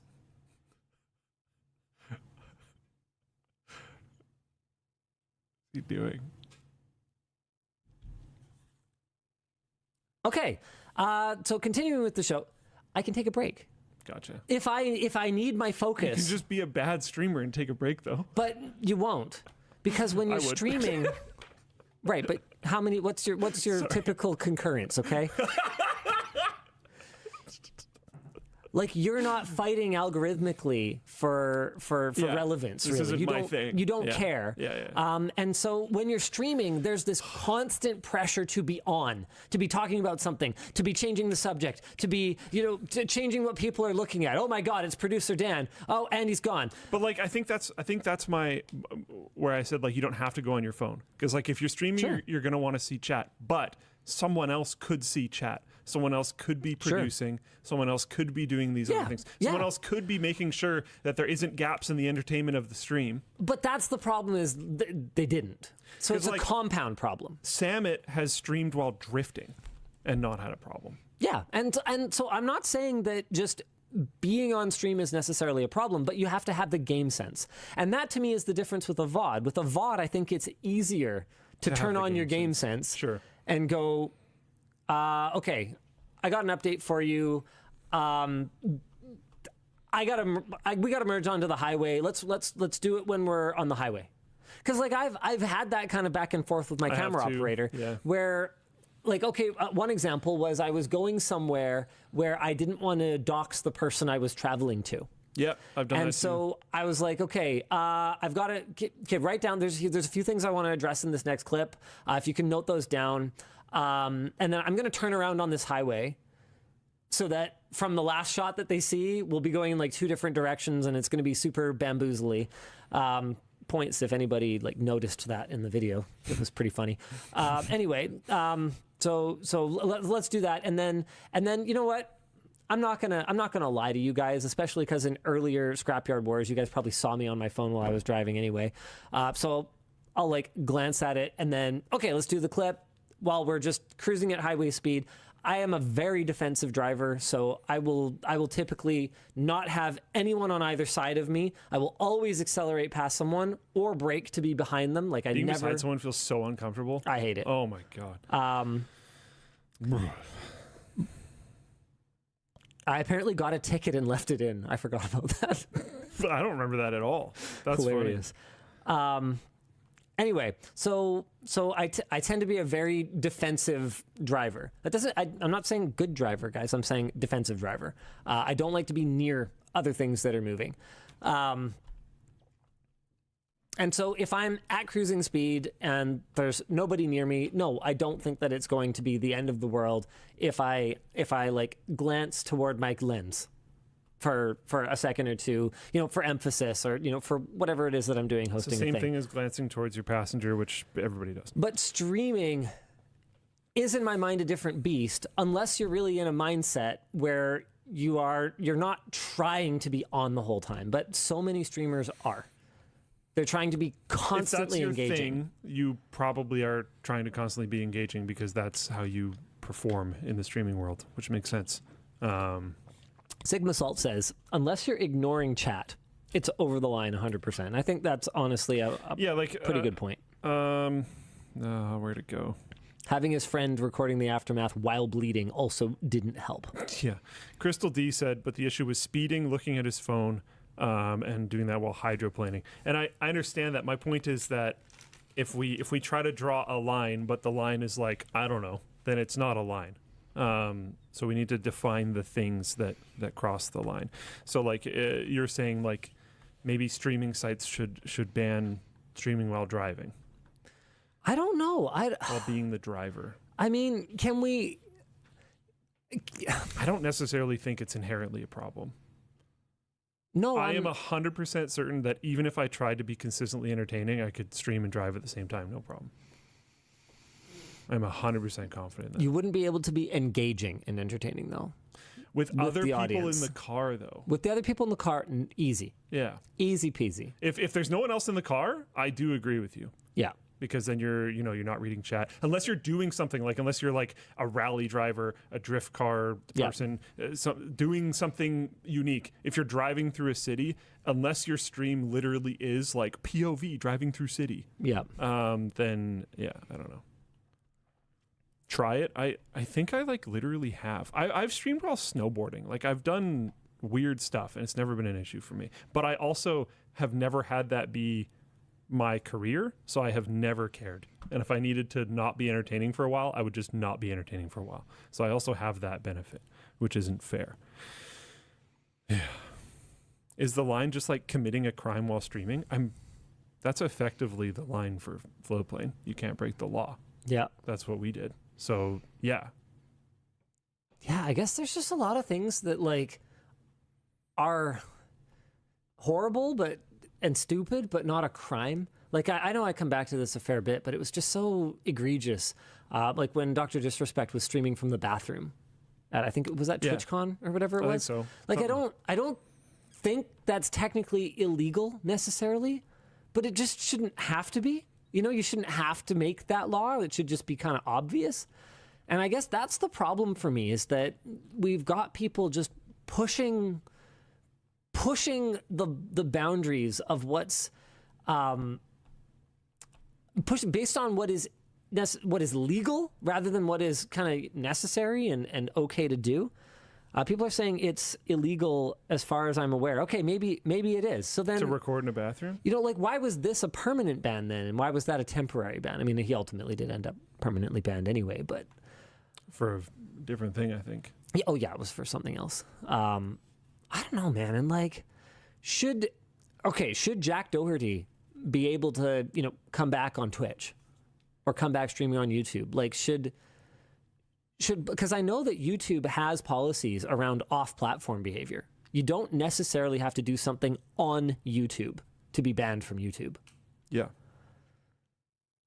Like, should this just be the end? Because I don't know, guys.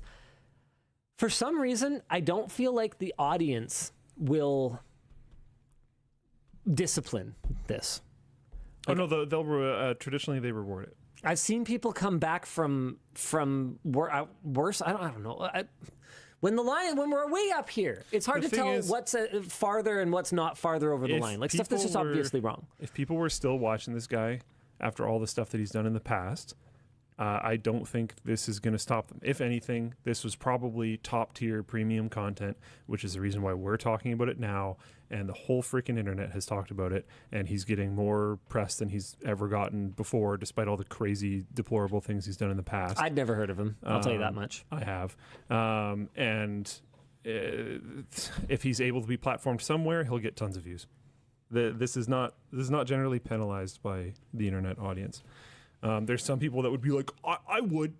Yeah, but you weren't watching him. Yeah. Like, it's not you. I don't know. It is what it is. I worry about the kind of stuff that, like, not my kids, because they, like, I have access to their watch history. I know what they're watching. But, what their peers are watching. What if they delete stuff? They have demonstrated their truthfulness elsewhere where it wouldn't be possible enough. And as far as they know, I can access things they delete. As far as they know right now. In time, they'll figure things out better. And, I won't be able to rely on that. But for now, even in cases where I can't prove it, and where I don't necessarily have the power to know exactly what happened, They have shown themselves to be extremely honest. And I mean that as a parent with my eyes completely wide open, who knows that children are just little humans who lie, cheat, steal, and will even kill. They're humans. They're just people. They're just smaller. I'm not saying this to say that the other ones aren't. I've just spent more time with this one, and he's older. But little man is definitely intelligent and clever enough to figure it out if he wanted to. And he has bypassed parental controls before, and we have talked about it. And he did get busted, and that's why he thinks that I know. Because I did catch him before, and it was a pretty clever workaround that I was not aware of. Is it bad that I'm like a little proud?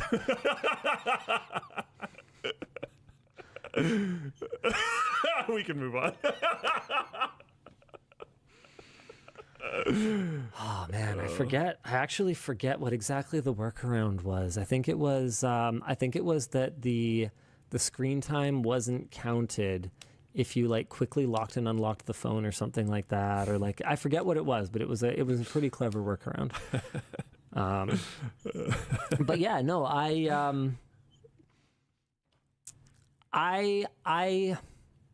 he's at the age now where instead of the conversation being you need to be 100% honest all the time, the conversation is you need to learn the importance of honesty, and you need to be man enough to be honest at times when it's hard. But no, I don't expect you to tell the truth to absolutely everyone in your life 100% of the time. And eventually you need to learn the lesson that you shouldn't. Yeah.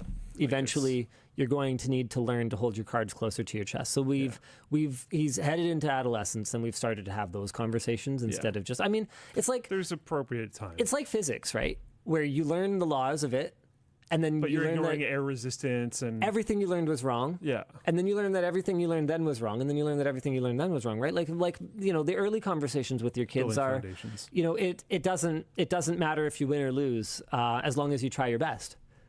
Well, probably about a year ago, maybe between a year and a half ago, I had to have the first conversation with my son, so it's coming real soon for my eldest daughter, that was like, hey, what I told you, that's actually bullshit. In life, it matters if you win. If you didn't win, you lost. And if you tried really hard, you still lost. And, I think it was after a tournament or something. And he was like, I was tired. And to make my point, I brought up like someone who lost like a major match. And I was like, hey, look, have you seen this? On the results, it says that the score was this, but this guy was tired. Here, look. And he goes, it doesn't say that. I said, yeah, exactly. Yeah. It doesn't say his tummy hurt because nobody cares. At some point, you're going to need to win, and it's not going to matter. Nothing else is going to matter. If you want to win, then you're going to have to leave everything else at the door. And you can understand as well, like you can basically decide that it's not worth the effort that you know that you might have to put into this thing in order to win. Then you can be like, okay, I'm going to accept that I'm at a certain level of casualness with this thing. But if you're like, no, this is my thing, I must win, then it's like, well, then win. Yeah. Put in the effort. So yeah, I think we were also having the conversation about like school as well. It's like, look, you're right. You can get a good enough grade, but at some point you're going to have to decide if good enough is good enough, or if you want to excel. Because like let's be real, our kids have ended up with a really interesting mix of their parents, obviously, right? Because that's like how genetics work. And they've got this fascinating sort of spectrum that they sit on between the things that are great about my mind, which is sort of this raw creative dragon energy, and the things that are great about Yvonne's mind, which is this spectacular attention to detail. And I think they have a lot of potential, but I think they have a lot of the same challenges that I had and she had and that she figured out and that I didn't until a lot later.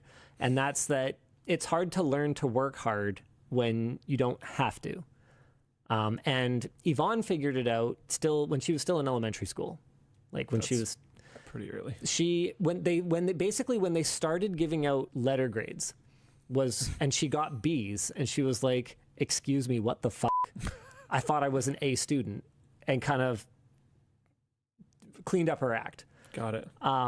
Whereas for me, I don't know. I cleaned it up in like grade 9, I think, but then I completely fell apart when I started dating.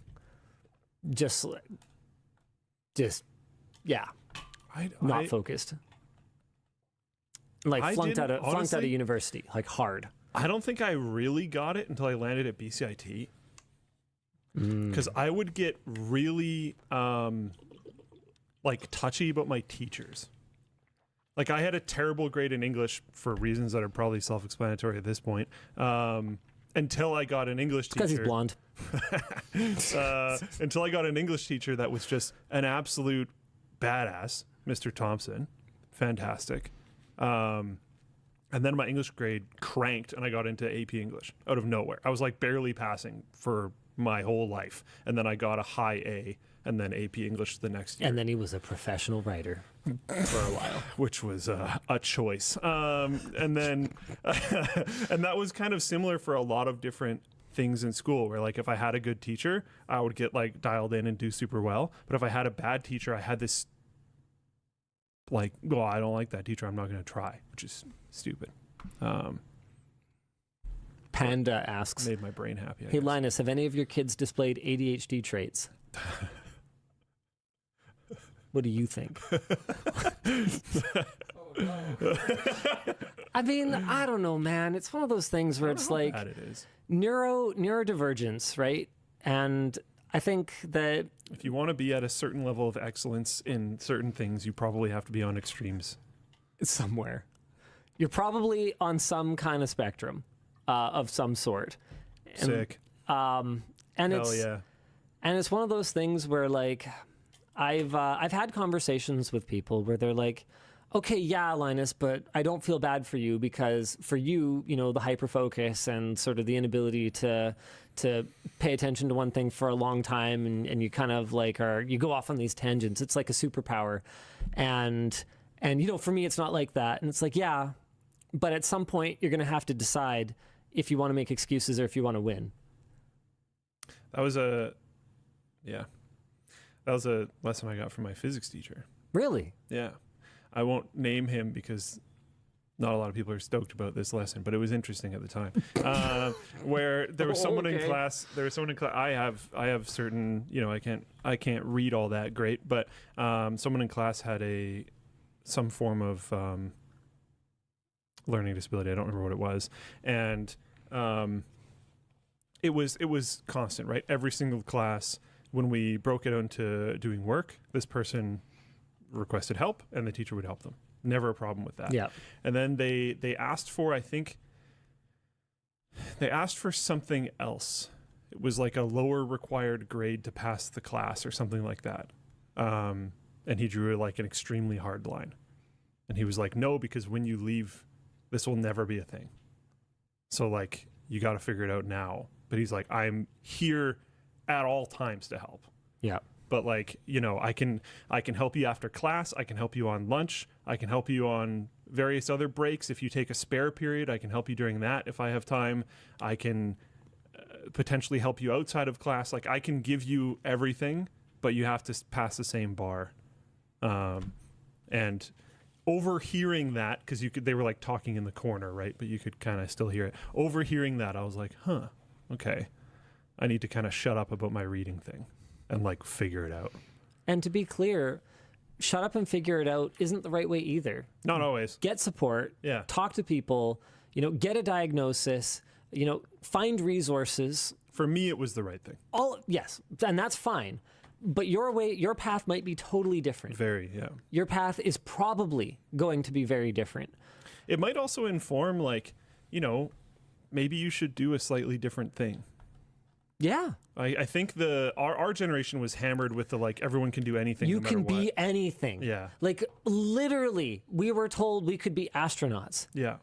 I cannot be an astronaut. Yeah. If I had focused every ounce of my being on being an astronaut from the age of 2, I would be no closer to space than I am right now. And that is exactly 5 feet 6 inches off of the Earth. 5'9" if I jump. Yeah. And I think honestly, I think that advice was kind of poisonous. Yeah, I think so too. And I think sometimes recognizing like, okay, I am clearly not good at this thing, even if I like it. Well, there's practically infinite other possibilities in the world. Maybe I should find something else that I like and I can do well. That was something that I really struggled with so too. many options. We weren't exposed to that much. At least I wasn't. Yeah, it was like, do you want to be a tradesperson, a policeman, a firefighter, an astronaut, Or a teacher? Don't forget or teacher. a teacher. Yeah, yeah. And like, so I just thought I wanted to be a teacher because I was like, I don't know, my mom's a teacher, There's my like 5 options. stepdad's a teacher, my aunt's a teacher. Yeah. Every adult in my life, Like I just listed all the things. my teachers are all teachers. I didn't know what people went to business school for until I was in like high school. I was like, what do you mean? You just do like these things. Yeah. Because it's all anyone would ever tell you. You just have a boss and you just do what they tell you, right? Yeah, yeah. Like I was, oh, okay. Yeah, you figure it out eventually. But it was a weird time in regards to communication of what like schools and teachers were telling you could do when you grew up. Dwinlin says, I still don't know what people go to business school for. I think it's for a common sense education, honestly. A lot of what people seem to cover there is just like how to interact with people, how to do basic analysis, how to generate pretty valuable. Communication. No, I know. How to generate a report. Dude, it's such a huge problem. How to do a meeting. How to sell. It all comes back You were to talking how to earlier sell. in the show about how you have to be selling all the time. These are genuinely very valuable things. Always be closing. Yeah.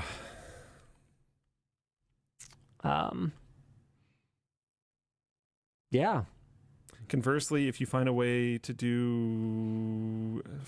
love reading problems. If you find a way to love what does work, surrounding yourself with others. Okay, I can't read that properly, but yeah, I mean, there's alternatives to everything, right? Like there's there's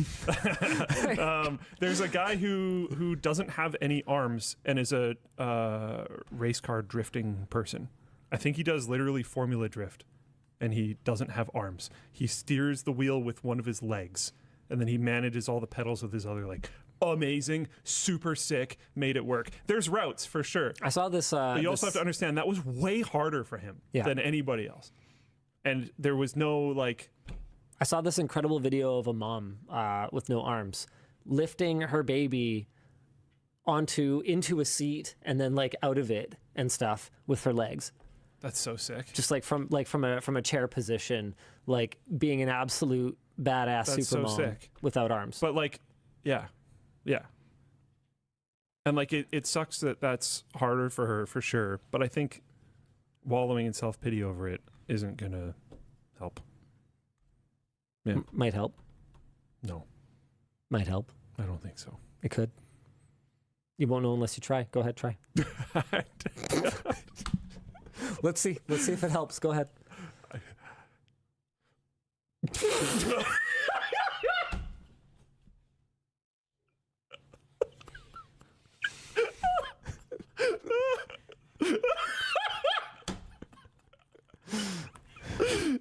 Okay.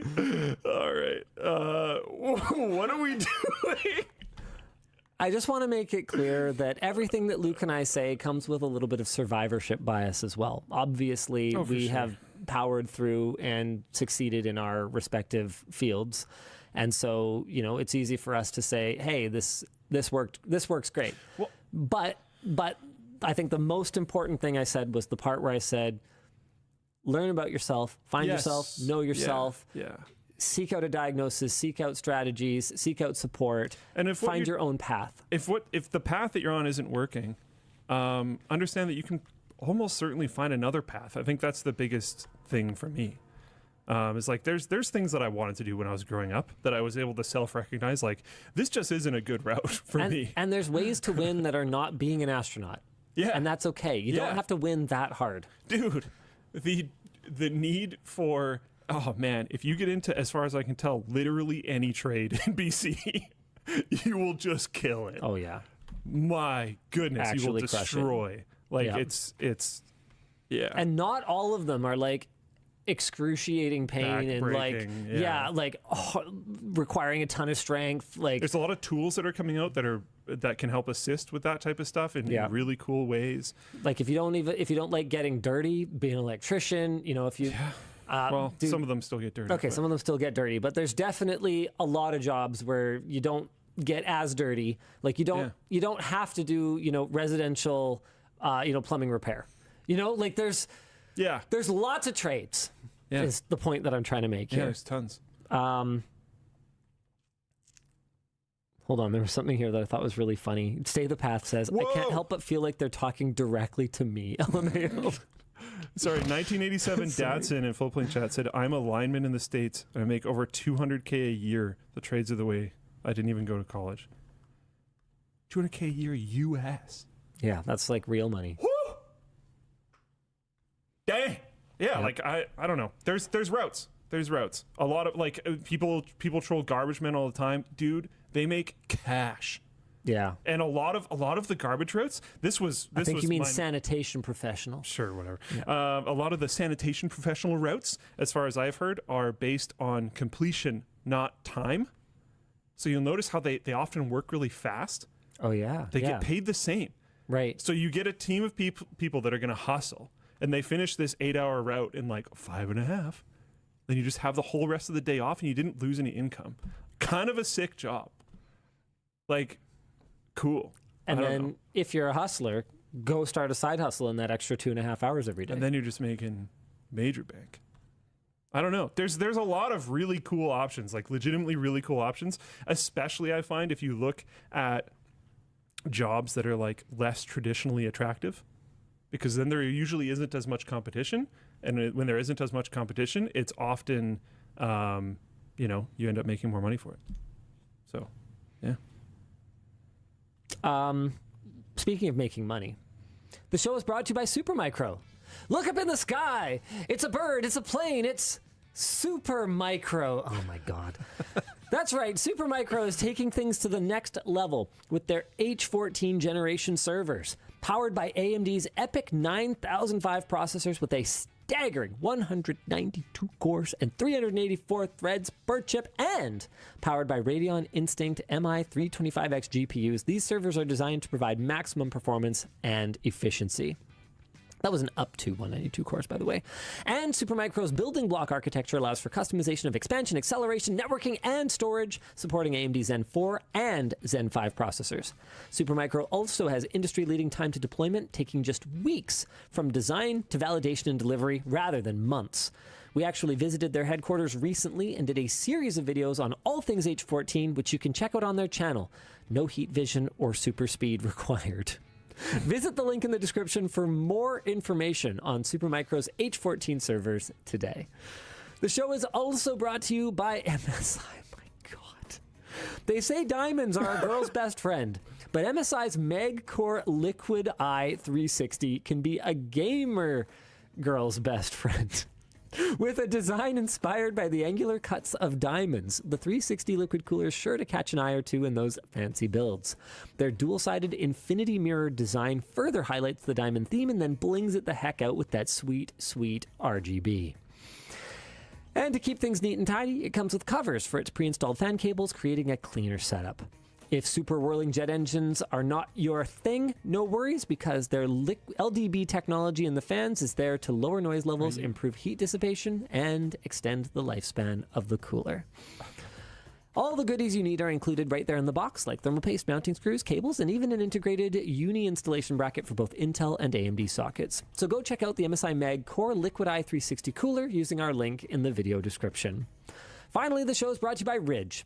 If you missed the reveal a few WAN shows back, our collab with Ridge is now available for you to pick up. With a circuit board design thanks to our very own Sarah Butt, we hope it catches as many eyes for you as I dropped it when filming this spot. Catches as many eyes for you. I don't know, Dennis probably wrote this. And it's a wallet. So besides being impossible to take your eyes off of, it's functional. Here's some features. It holds 1 to 12 cards. It's RFID blocking. It includes an extra set of silver screws, and it comes with a cash strap and money clip. Plus, it's a Ridge product, so you know the quality is top notch. I mean, we've been partnered with them for over 5 years. Is that really true? That sounds wow. True, actually.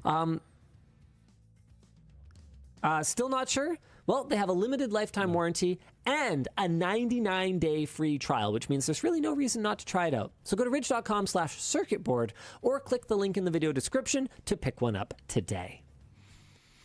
All right, Dan, what are we supposed to be doing now? I want to show something really quick before we move on. We were talking about being able to do different things and technology moving forward and allowing you to do maybe some more things, but blah blah blah blah blah. Have you seen this? Japanese cafe employs paralyzed people to control robots to serve. That is so cool. So sick. That is so cool. So sick. That is so cool. The staff is robots, but they are controlled by people. Actually, so cool. I love stuff like this. Huh. They're avatars for people with diseases and illnesses such as ALS to connect with people while they're stuck, bedridden. It's a fantastic concept. Add it to your itinerary. Dude, my sister-in-law just got back from Japan. I would have totally told her to go check that out. Super cool. Absolutely love this idea. No, Ducati, there are no plans for an ad-supported float plane tier. We'd have to build an entire new ad sales department. And no. Lee School said, as a disabled person, I find this more dystopian than cool. Really? Oh. Wow. Okay. In this case, it's specifically called out diseased people, though, not necessarily. Well, okay. Duly noted. The WordPress. Oh, wait, we're supposed to do merch messages. All right, hit us. Sure. Message for Luke, fellow dyslexic here. Have you ever read or heard of the dyslexic advantage? No. What would be a dyslexic advantage? You also missed part of this merch message. I thought you'd have a Google of that. LMG crew, keep up the good work. And who the F is this Dan guy? Interesting. I ain't going to prompt you at this week, Linus. That was very embarrassing. I'm sorry about that. The dyslexic advantage, is this a thing? I have to say, this being a book has got to be the most hilarious thing. I'm sure you've seen the fonts. That's got to be the funniest thing I've ever heard. That's like somebody writing an ADHD book that's 12,000 pages. Yeah, something like that. It would be interesting if it was in one of those fonts that's easier to read. But no, I haven't heard of this. I don't know. Just get an audiobook. Yeah. Reviews are really positive, it seems. Wish I read it sooner. Interesting. I have no idea what it's supposed to be. I mean, have you found an advantage on your own? No. Okay, then I guess you need this book. Unless I'm already doing it and don't realize it or something. I don't know. But it just makes reading harder. Maybe it makes cooking chicken easier. Yeah. Expert. Maybe. Maybe. You don't know. Up next, why does Linus focus on the bill of materials cost when arguing a product isn't overpriced? If BOM costs exceed the value to consumers, then the product needn't exist. Sales data seems like a better indicator of value. Okay. So, overpriced to me is not a measure of value. It's a measure of the price. And the price is the price. The price of, let's say, man.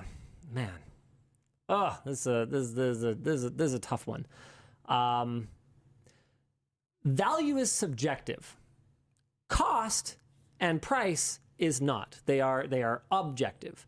So if something has a bill of materials cost of $100 and a retail price of $150 or $200, it is objectively priced within the range of what you would expect based on what a brand would have to price it at in order to account for all of the various other expenses that they need to manage within their business, all of their administrative overhead, customer service, breakage and warranty, and like after sales support, sort of all of that overhead that they have to cover. You can typically expect a markup on a product to be anywhere from like 50 to 100 points bare minimum. Luxury brands get away with a lot more than that, but that's sort of pretty normal. And it can even be normal to go quite a bit higher. Like software companies, for example, will have margins way higher than that.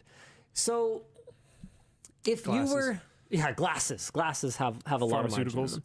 Pharmaceuticals, a lot of margin. But the thing about pharmaceutical margin, and I'm not going to defend the big pharma companies, but the thing about pharmaceutical margin is there is a lot of R&D that goes in up front, and there is a need to cash in on that. Have they gone a little far? Absolutely. Like I said, you'll never hear me defend big pharma. A lot of R&D and a lot of things.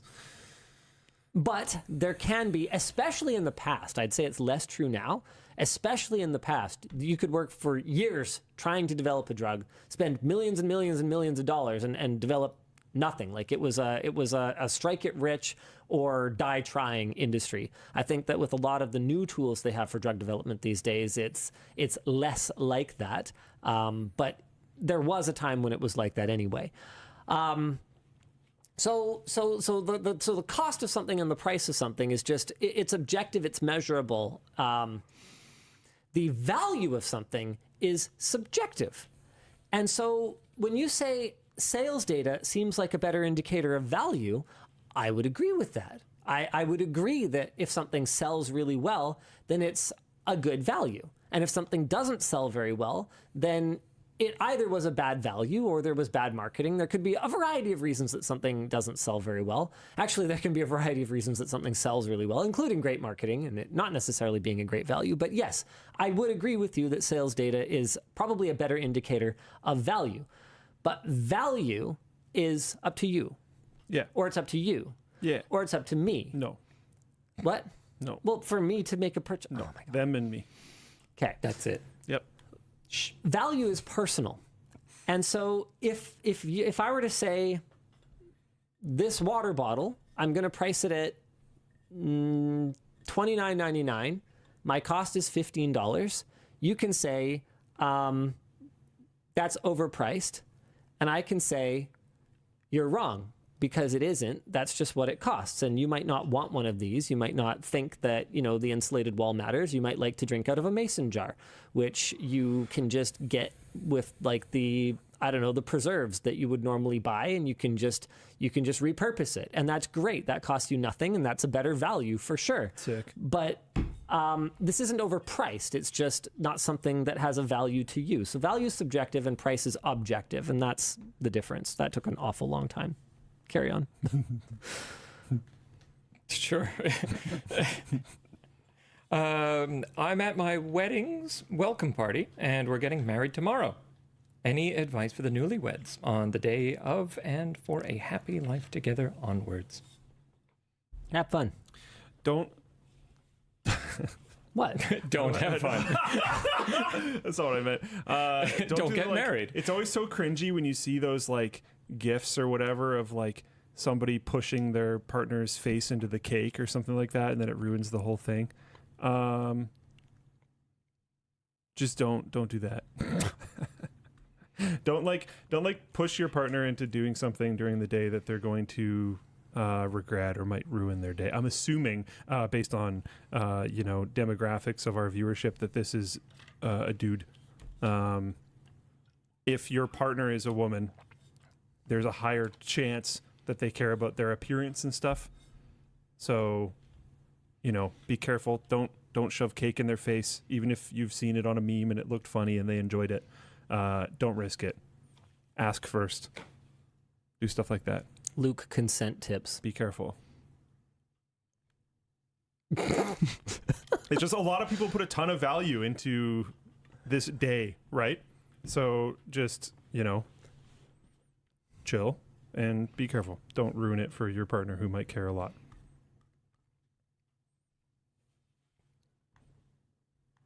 Next. 2 to 3 more topics. What do you want to talk about? How about the WordPress feud? Yeah.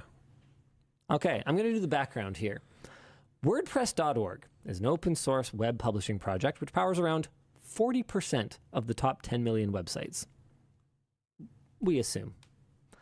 It is owned by Matt Mullenweg, who is also the CEO of Automatic, which owns WordPress.com, a freemium web building platform based on WordPress.org.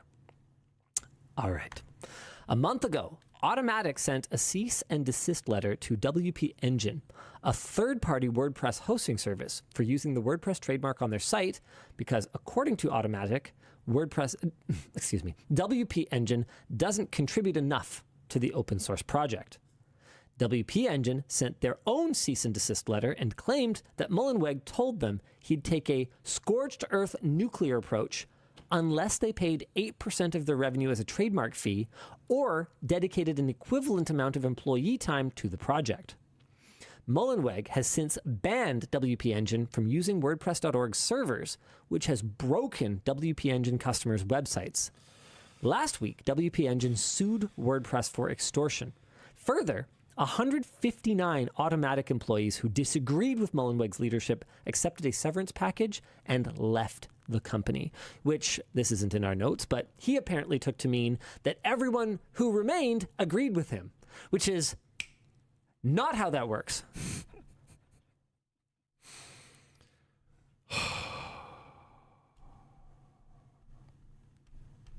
Yeah. Discussion question is, as much as it's good for people to contribute to open source projects, how are people supposed to trust open source projects when the rug can get pulled out from under them at a moment's notice? That's true for closed source projects too. That's just part of life. I don't know. Yeah, it sucks. That being said, of like all the times in the internet's history, this is the easiest one to pivot off. So as much as it's, terrible, I'm sure there are services that will welcome you with open arms, Wix, Squarespace. Like, how much work have you done on your WordPress implementation, absolutely. though? No, it sucks. I'm not trying to say it doesn't suck. Okay. Just as long as you're not trying to say it doesn't suck, because it definitely sucks. Yeah, no, it sucks a lot. I think what I'm trying to say is, like, I wouldn't just automatically throw in the towel. You might feel like you want to do it right now. You sure might. And I wouldn't blame you. But, even compared to like a year ago, the internet is more equipped to move your business off of WordPress than it ever has been. So there is light at the end of the tunnel. I suspect there's even going to be companies that pop up that are designed to help you with this. And, you might not have the money to go that route. I work for a publishing company, says Context Menu. We have over 50 sites running WordPress with hundreds of custom plugins. Yeah, the custom plugins part is...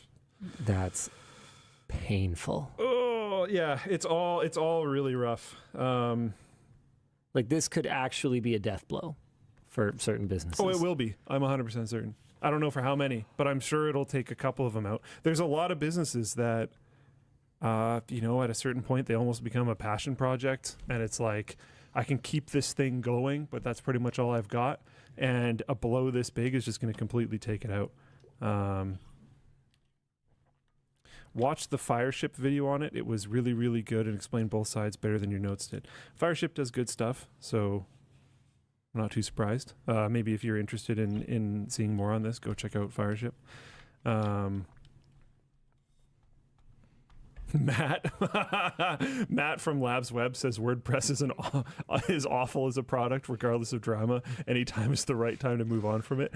Yikes. I don't disagree. I would generally echo that sentiment. That being said, you don't want it ripped out from under you. You would want to migrate off of it carefully and while taking your time and stuff like that. But yeah, this is the wrong circumstances to be. Unbudging Brady says, WordPress is the notepad of blog sites. Change my mind. I won't be able to because you're unbudging, but I liked it. Yeah, I also don't disagree with that. WordPress is just, I think their time is past, in my opinion. I know there's cool things that they do and stuff, but they're just, I don't know, man. Speaking of... can't remember the last time I recommended them. Speaking of cool things... I used to make money through WordPress, fun fact. Really? Yeah. I bought a package of WordPress themes. This was one of my many small business ideas that I had. I bought a package of WordPress themes, and then I would just set up info pages for like local businesses and stuff. Because it was really easy. I have the theme, so it looks nice. And I just put their info on it, put their logos on it, and I was like, cool. Wicked smart. Is what it is. It was simple. It was easy. It was good. It was fantastic at the time. It was exactly what I needed. It was the best tool for the job at the time.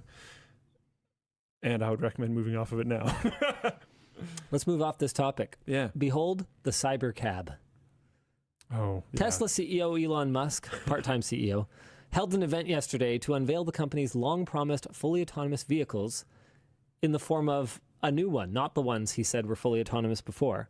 The Tesla Robotaxi, the so-called Cybercab, currently consists of 20 apparently functional prototype vehicles. It lacks any steering wheels or pedals, which means it would need special authorization from regulators.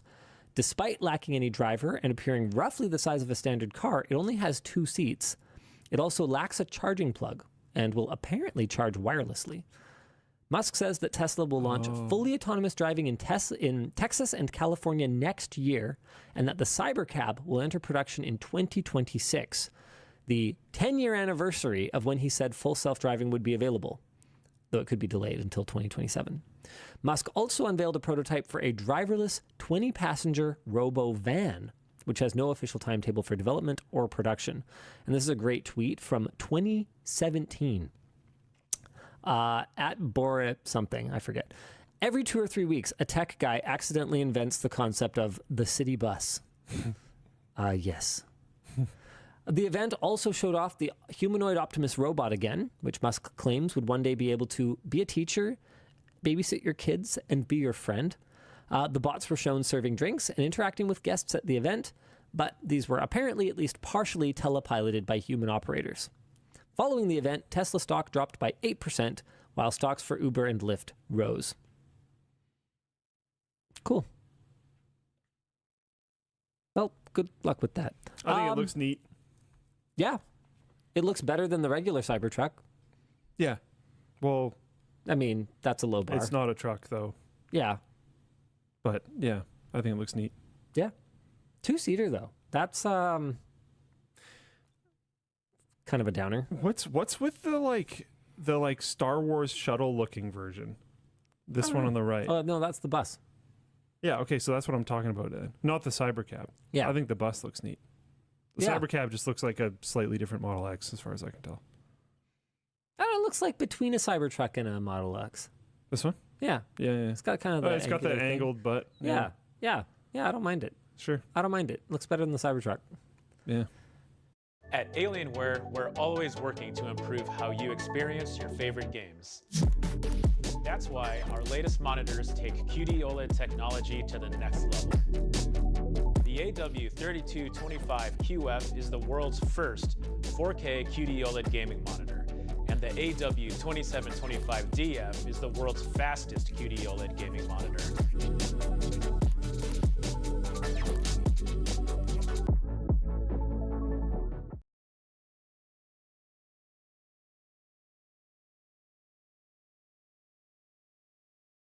To have the option to just block out these thousands of advertisements that are popping in your face, it's amazing. So the cool thing about Pi is that you can choose to just block every ad that you're seeing, or you can opt in, watch the ad, and then get paid to watch the ad. Dollar bill. So here to show you guys, I went on the BuzzFeed website, and because Pi is enabled, all the ads are blocked.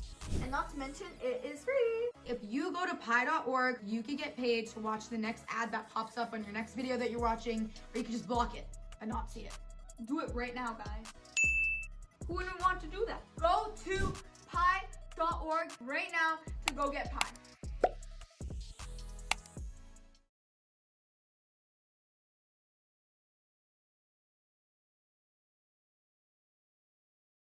Anyway, yeah, good luck, everybody.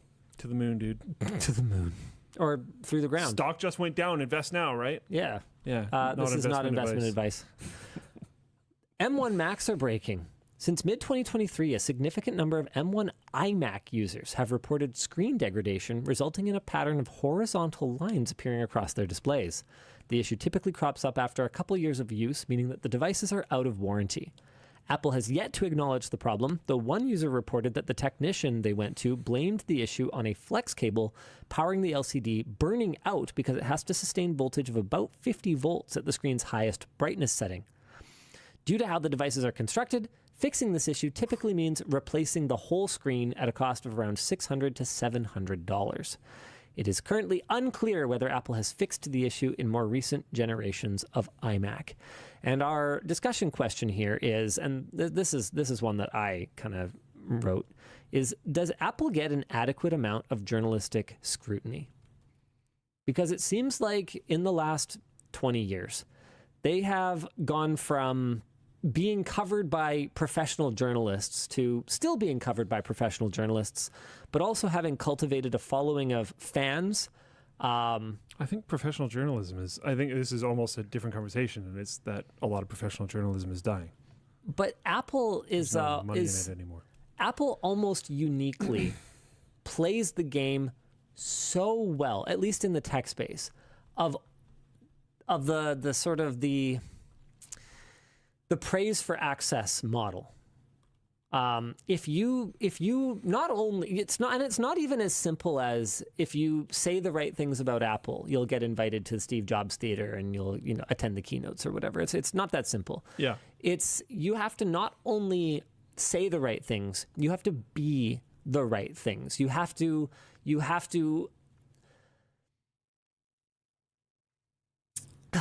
what's the word I'm looking for? You almost have to have the right aura. You have to. That is a trend. That is very good. Good job. You've communicated to the young. You have to personify the ideal Apple customer. There you go. Is what you have to do, and I almost wonder if that's detrimental for Apple. Puff them in the long term. I don't know if they. I mean, they get a lot of criticism, but I like seeing all the better things about iOS 18, right? Seeing how much better it is. I don't know if it makes me think that they have heard all the things that they're supposed to be doing and then just weren't doing it, or if they were shut off from it and are finally hearing it. Like, I don't know what it is exactly that made them sort of ignore these obvious, egregious, glaring issues for so long, like not being able to rearrange your icons on your home screen, stuff like that. Yeah, but people were pointing that issue out even when there was more negative They journalism. were, but were those voices powerful enough, I guess is the question. They're pretty loud. Is Apple under enough scrutiny? But are they loud in the right places? Remember, you're not necessarily reading a random discussion forum on Mac Rumors if you're a decision maker at Apple. Like, the people with access, the people who can actually talk directly to decision makers, are they putting the right amount of pressure on them? Because, like, I'm looking at this screen issue, right? When Asus didn't acknowledge the SD card problem with the Ally, we weren't the only ones having meetings with top-level executives basically saying, you guys need to do this. Yeah. I don't know if anybody holds that kind of power over Apple, and I don't think Apple wants that. Oh, they definitely don't. But will that be damaging to them in the longer term is the question that I'm asking. I have a hard time believing, honestly, any company wants that. I feel like most companies will comply with that to try to soften the blow. I actually disagree. And no company is monolithic, but there are certainly ones that I've encountered that value criticism. Okay. At a high level. I think what I was pointing out was the public nature of a lot of the criticism that happened around Asus. I don't think anybody wants that. No, I don't think anybody wants a media firestorm necessarily. Yeah. But I think that... I do definitely think there are companies that really want measured, good, accurate, constructive criticism. Definitely. There are quite a few companies that, like... I don't know if Apple does pay money to have that, let alone just want it. CMD Carini says, who says Apple isn't adequately addressing the issue? Well, they haven't acknowledged it. That's step one.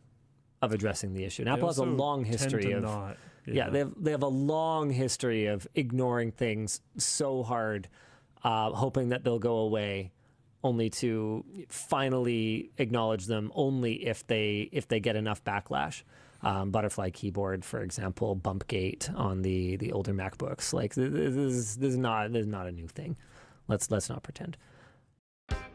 What amazing ideas do you have buzzing around in your head? Turn your ideas into reality with an Azure free account. Azure gives you everything you need to develop apps across cloud and hybrid environments. Scale workloads, create cloud-connected mobile experiences, and so much more. Start building in the cloud today. Sign up for an Azure free account and discover what you can create.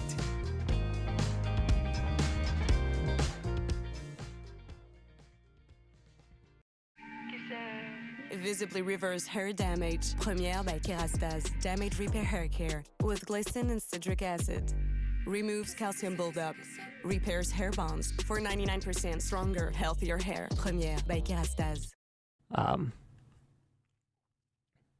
You're holding it wrong. Yeah, exactly. Vertig 1. That's about it. Fisker can't sell its cars due to server issues. Rough. This is such a cautionary tale, and we should all listen extremely intently for the next 2 minutes. As part of its bankruptcy proceedings, EV company Fisker has been attempting to liquidate its assets in order to pay back creditors. In June, rental company American Lease agreed to purchase Fisker's remaining 3,300 vehicles for $46.3 million. As of last week, American Lease had paid $42.5 million and had accepted delivery of a third of the vehicles. Last Friday, Fisker revealed that they couldn't transfer the vehicle's cloud link to another company's servers due to an underlying technical issue. It is unclear how long Fisker knew about this problem prior to informing American Lease.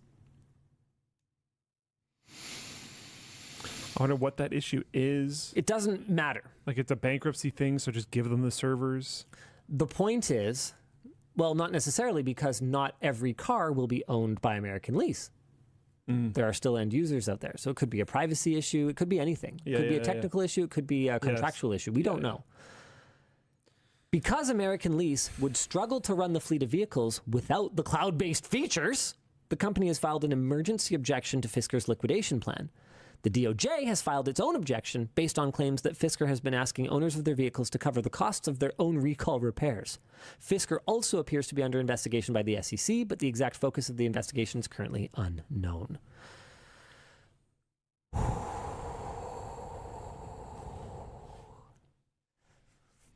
So here's the problem. The problem is not Fisker necessarily here. The problem is not just this car or this server. The problem is that this will happen to basically everything that you own once it is reliant on cloud-based services. Absolutely everything that you purchase, because is it really a purchase if it just stops working when somebody you rent? Yeah, when somebody sort of decides they don't feel like paying for it anymore. I forget how I started the sentence, so it doesn't matter. The point is that everything is literally one bad decision or one key person being hit by a bus or one infrastructure error away from being a brick. And this is terrifying. Yeah. Back to Tesla for a minute. Back to every single day that goes by, I like my car more. They have done a very good job, actually, by and large, of providing OTA updates to their vehicles, going back to pretty much the first ones. From day one, I said these things are going to be a disaster because they keep revving the hardware so frequently, and the ongoing overhead of supporting all of these various models and all of these various iterations of the hardware is going to be completely untenable, and they're just going to start sort of deprecating them, and it's going to... I was wrong. They have actually done overall a pretty spectacular job in that regard. They've done a pretty bad job of a lot of other things, but that I got to give credit. But that doesn't mean that I was overall wrong about that problem. And Fisker, anyone who bought a Fisker or 3,300 Fiskers is finding that out the hard way. And I don't know what to do. What do we do, Luke? Help me.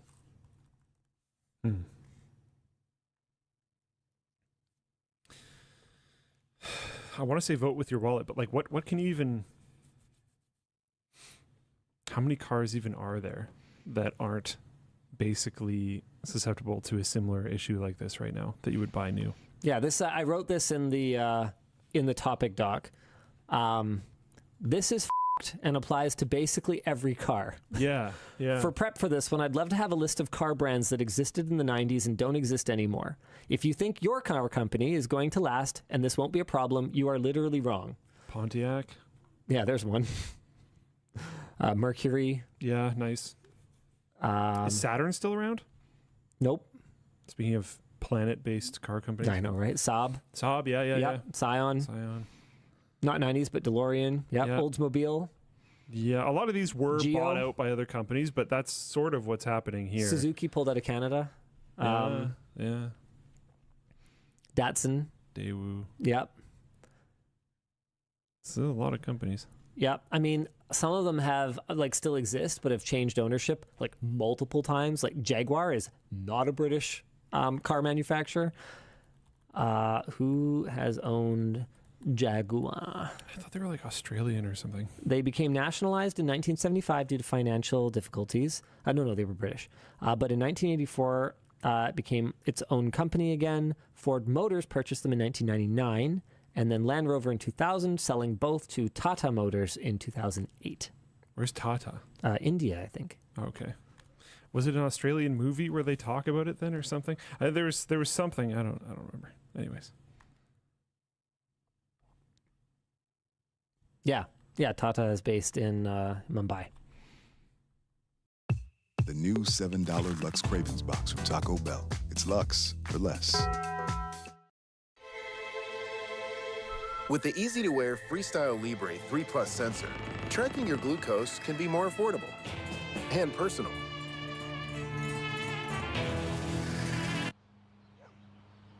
Now, more people pay $0 for the Freestyle Libre systems than other CGMs. This is progress. Try the #1 CGM in the U.S. for free today.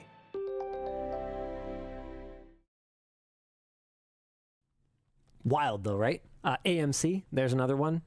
Holden was apparently the Australian one. A lot of these were bought. Yeah. All right, what else we got? Is there good news? Plymouth. Is there good news? Behold, Nintendo's Alarmo. On Wednesday, Nintendo announced new hardware that has spent 10 years developing. A $100 alarm clock called Alarmo. Alarmo has an optional motion detection feature and will make game sounds when its user moves. Users can use gestures to enable snooze on their alarm and turn it off simply by getting out of bed. It likewise tracks the user's sleep. Nintendo suggests not using the motion tracking feature if you sleep with another person.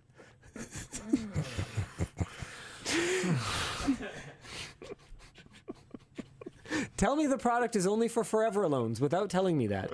In addition to this announcement, well, probably kids. Nintendo has published a 4-part interview with the clock's developers. Oh. Discussion question.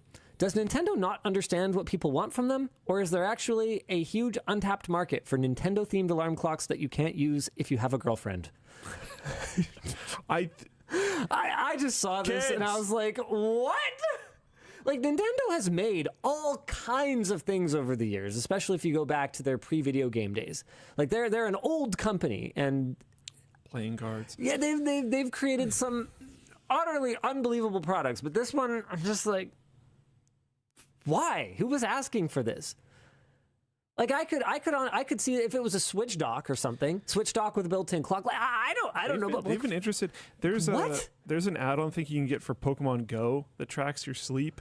There's a game called Pokemon Sleep And now they have this. They've been really into sleep stuff for actually a long time. This isn't their only thing right now that deals with sleep. El Bardo says, I love Nintendo because they do their own thing without paying attention to trends. Sometimes you get the Switch. Sometimes you get this. Yeah. You got to diversify. What the? Oh. Maybe we should do an alarm clock. Like it just feels so random. Why don't you want the sleep motion tracking of all of your employees in the Linus Town?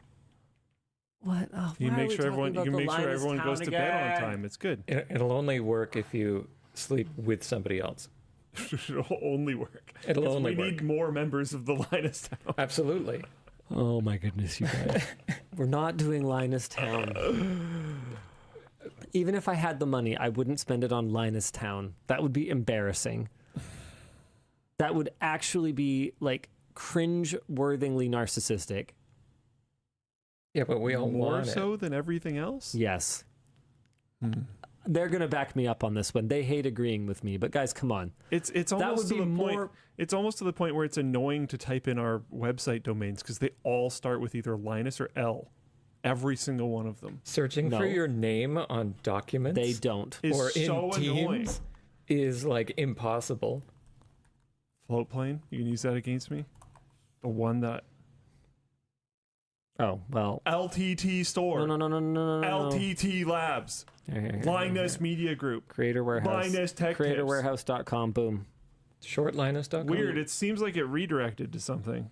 Well, yeah. It seems like you, fine. I will you use found this a way against you to. then. Boom. Got him. Yeah. Floatplane.com. Let's go. Yeah. Oh, look at this video coming. Young people try Windows XP. Oh, that's actually kind of cool. Yeah, that's the question we set out to answer is Windows XP actually as goated as the people who remember it think it is? Yes. Yes. You may be disappointed.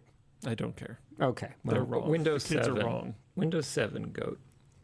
Well, yeah. Well, yeah. But Windows XP is we'll sick. see. Windows XP was better because you can right-click something and it uses it as a click instead of having to left-click and then right-click. That is actually the best thing The ever. problem with the wrong opinions about the people that are going to be in this video is that they are valuing convenience over quality.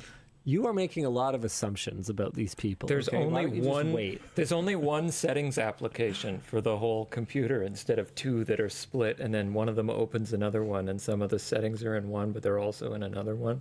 But they probably won't have to open on Windows 11, so they'll think that's better. I'm just waiting for Windows 12. Intel has unveiled Arrow Lake, their new Core Ultra 200S series CPUs, also known as Arrow Lake S, have been announced, and sales and pre-orders will begin on October 24th.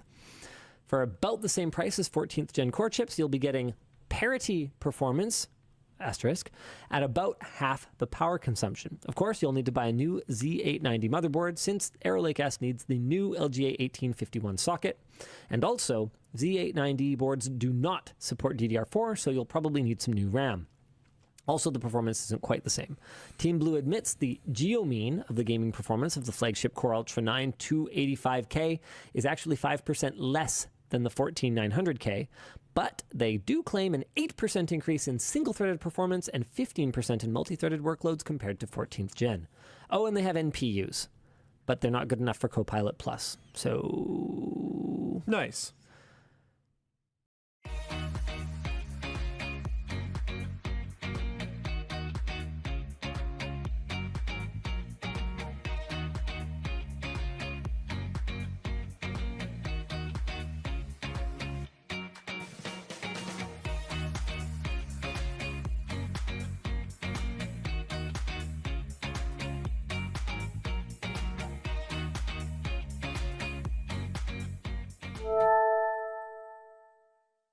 We make wallets happy with $835 average savings for new customers who save. So our discussion question is, if the performance was identical to 14th gen at half the power consumption, would anyone find these chips worth the upgrade?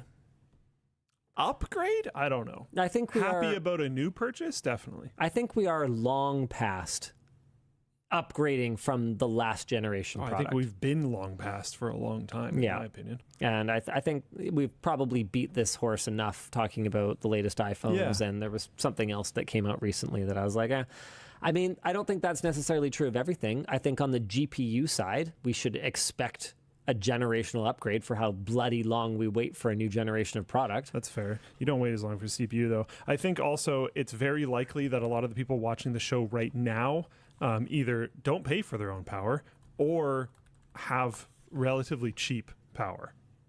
There are places in the world have less Euro audience here, but there's quite a few places in the world where power costs are like a huge factor.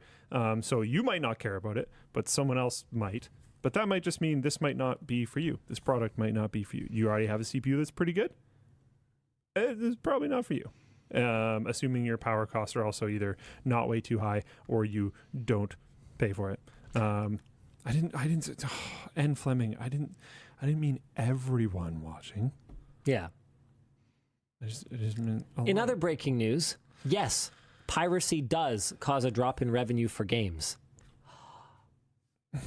A peer-reviewed study... I really don't agree with this study. Here we go. Putting that out there. A peer-reviewed study compared games with de novo DRM and found that games where a crack was available at launch suffered an average loss of 19% of legitimate sales in those early weeks compared to games where no crack was available. How do you measure that? However, piracy resulted in nearly zero mean total revenue loss when the DRM survived for 12 or more weeks because new sales drop off quickly after the first few months. According to the study, there was no apparent connection between the type of game and its likelihood of getting cracked earlier or later. Discussion question here is, should game publishers consider ditching DRM a few months post-launch? Hey, what would you think of that, Luke? It's an interesting idea, actually. Launch DRM. Yeah. And then, okay, you know, it's going to be cheaper now anyway, so if you're not desperate to play it immediately anyway, then we can just screw off and take our hooks out of your kernel or whatever. I actually kind of love that. It's an interesting way to go for sure. I really want to know who funded the study. I want to know if it's time for Wine After Dark. Dan? Dan? I thought you were asking Luke. No, I'm not. I'm asking Dan. I think it should be. Luke's going to get out of here soon. Yeah. I will push the button, and then I will push these other buttons. There's a lot of buttons. Which one is it? Well, they say nothing was a problem, which is what it is.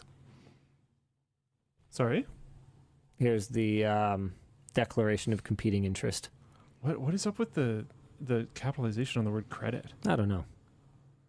Declaration of the authors declare they have no... That means so much. Okay. All right. Okay. Make of it what you will. You can like it or not like it or believe it or not believe it. I don't think anyone's ever going to agree on this because by its very definition, it cannot be measured. No. Because you're talking about different games now. It's like there's so many variables involved with that. There are so many variables. What if that game just wasn't going to sell as much? There are a lot of variables. And we know that our ability to predict that is not perfect, or else certain games wouldn't be made. I don't know. How about some merch messages? Do it. I've been loving my hat, and as if the person who did the study is a developer who made a game. So I'm not saying it makes them biased, but I think just having a statement that says we're definitely not is also not necessarily fair. Anyways. What if you just have no DRM and then understand that the people who pirate your game are not going to be the people that purchased it? And there will be some, probably. Yeah, there will be Netflix some. didn't lose $2 billion in revenue because of account sharing. That was never their money. Anyway, merch messages. I've been loving my hat, and as a theater tech, I'm sure I'll get a lot of use from a blank black tee. Question for LL&D. Did any of you guys see the Northern Lights last night? No. We had a solar event a little while ago, a few months ago, I guess. I don't remember exactly when it was, but I saw people posting pictures of it, and I was like, wow, that looks really cool. And then I went and I looked at it in person, and I was like, oh. And I pointed my phone camera at it, and I was like, oh, wow, it sure looks a lot better in pictures. I probably could have just looked at this in pictures, and it actually would have been better. So that's kind of where I'm at on looking at the Northern Lights, at least this far south.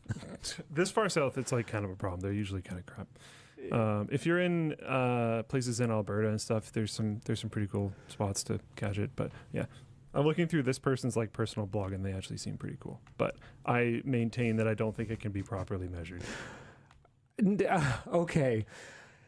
Yes, it can't be properly measured, but I also think it's naive to say that every person who pirated wasn't going to buy it. Oh, absolutely. Okay. You're definitely losing some amount. I think 20%, there's like no way. I think measuring it is basically impossible. Yes. I think we can agree on that. Yeah. I really don't think 20% is, that's got to be way too high. I don't even think 20% of gamers would know how to pirate it. With QuickBooks Solopreneur, keep your finances organized year-round. Move from books to taxes seamlessly with visibility into potential deductions so your one-person business is always ready for tax time. Sign up for QuickBooks Solopreneur. Pampers Swaddlers. Up to 100% leak-proof protection, up to 0% skin irritation. That I don't know about necessarily. And it's probably changed a lot over the years. That's why. Like I would think 20% of PC gamers in the mid 2000s probably could figure out how to pirate a game. Yes. Now, yeah, I don't know, and it could be very genre dependent as well. Like if you've got a game that like is super appealing to like tech heads and engineering sorts, you like a Kerbal Space Program, or you've like a Satisfactory or something like that. Sure. I would say piracy is more of a threat. Yeah. Than if you've got like a hyper casual Fall Guys, you know. Assuming we don't need the online. Whatever, yeah, online. blah, blah, blah, blah, blah. But like that type of a game. Yeah, like something more casual. Interesting. Okay, let's move on. Yeah. I don't feel like arguing about it. Why is it okay that NVIDIA locks down every setting and makes everything closed source, but it's a problem when Apple does the same thing? Do you see the value of Apple's walled garden as safer? When did I ever seem like I was super chill with NVIDIA's approach? Well, you've negatively pointed this out like a trillion times. And a lot of people do. People dunk on that constantly, especially when it comes to their Linux support. I have talked multiple times on this show. I'm going to say many times on this show about the fact that NVIDIA and Apple do not work together on anything. They do not work together at all. Do you know why? Because there is no room that is large enough to fit two penises that big. There's no room for them to swing them around, so they just don't do it. Won't work. Can't work. They used to. There used to be NVIDIA GPUs in MacBooks. Think about it. What happened? Bumpgate happened, and neither of them could admit any kind of failure to each other, to the public, and that was it. They never worked together again. It was that simple. Hello, Linus. They both have just a spectacularly arrogant way of doing business. Yeah. And no, it's not good when either of them does it. They're different in their approaches. I think Apple's is far more anti-consumer, like directly to their customers. But I mean, I guess NVIDIA's is anti their purchasers of their equipment as well. It just manifests far more behind the scenes because you are not an NVIDIA customer. Add-in board partners are NVIDIA customers. Solutions providers and system integrators are NVIDIA customers. And NVIDIA absolutely treats them with the exact same level of contempt that Apple does their customers. It's just way less visible. All right. Hello, Linus. When purchasing your Taycan, Were you aware of its sibling, the Audi e-tron GT? It has real buttons inside and no Porsche tax. Mechanically, they are nearly identical. I was aware of it. I didn't like it as much. Also, it's really expensive too. I mean, it has an Audi tax. So, right? No one at work drives an Audi, and I find that very reasonable. Okay. Where's even like the locus? Whew. Where's the most local Audi dealership? Where's the closest one? I don't know. I mean, they exist. I mean, there's definitely not even a used. I don't see not very even many, a used Audis. Yeah, I don't see very many Audis in BC at all. Yeah, I don't know. Oh no, it is quite a bit less expensive. I admittedly didn't look that close. Oh, okay, no, hold on. No, they just have a sort of different model for it. So it only has one trim, but then you just add stuff to it. So hold on a second. If you like add a bunch of like fancy crap to it, you can definitely get her, like if you want heated rear seats and blah blah blah, fine Napa leather, you can. Oh no, you cannot make it as expensive as Taycan. Nope, not even close. So yeah, you're right, it's cheaper. I went to see it, I didn't really like it, and I think it's kind of that simple. First purchase as a full-time software engineer, gearing up for the home projects to come. Question for Linus. Are there any videos similar to the Intel Fab Tour in the pipeline? Fab Tour?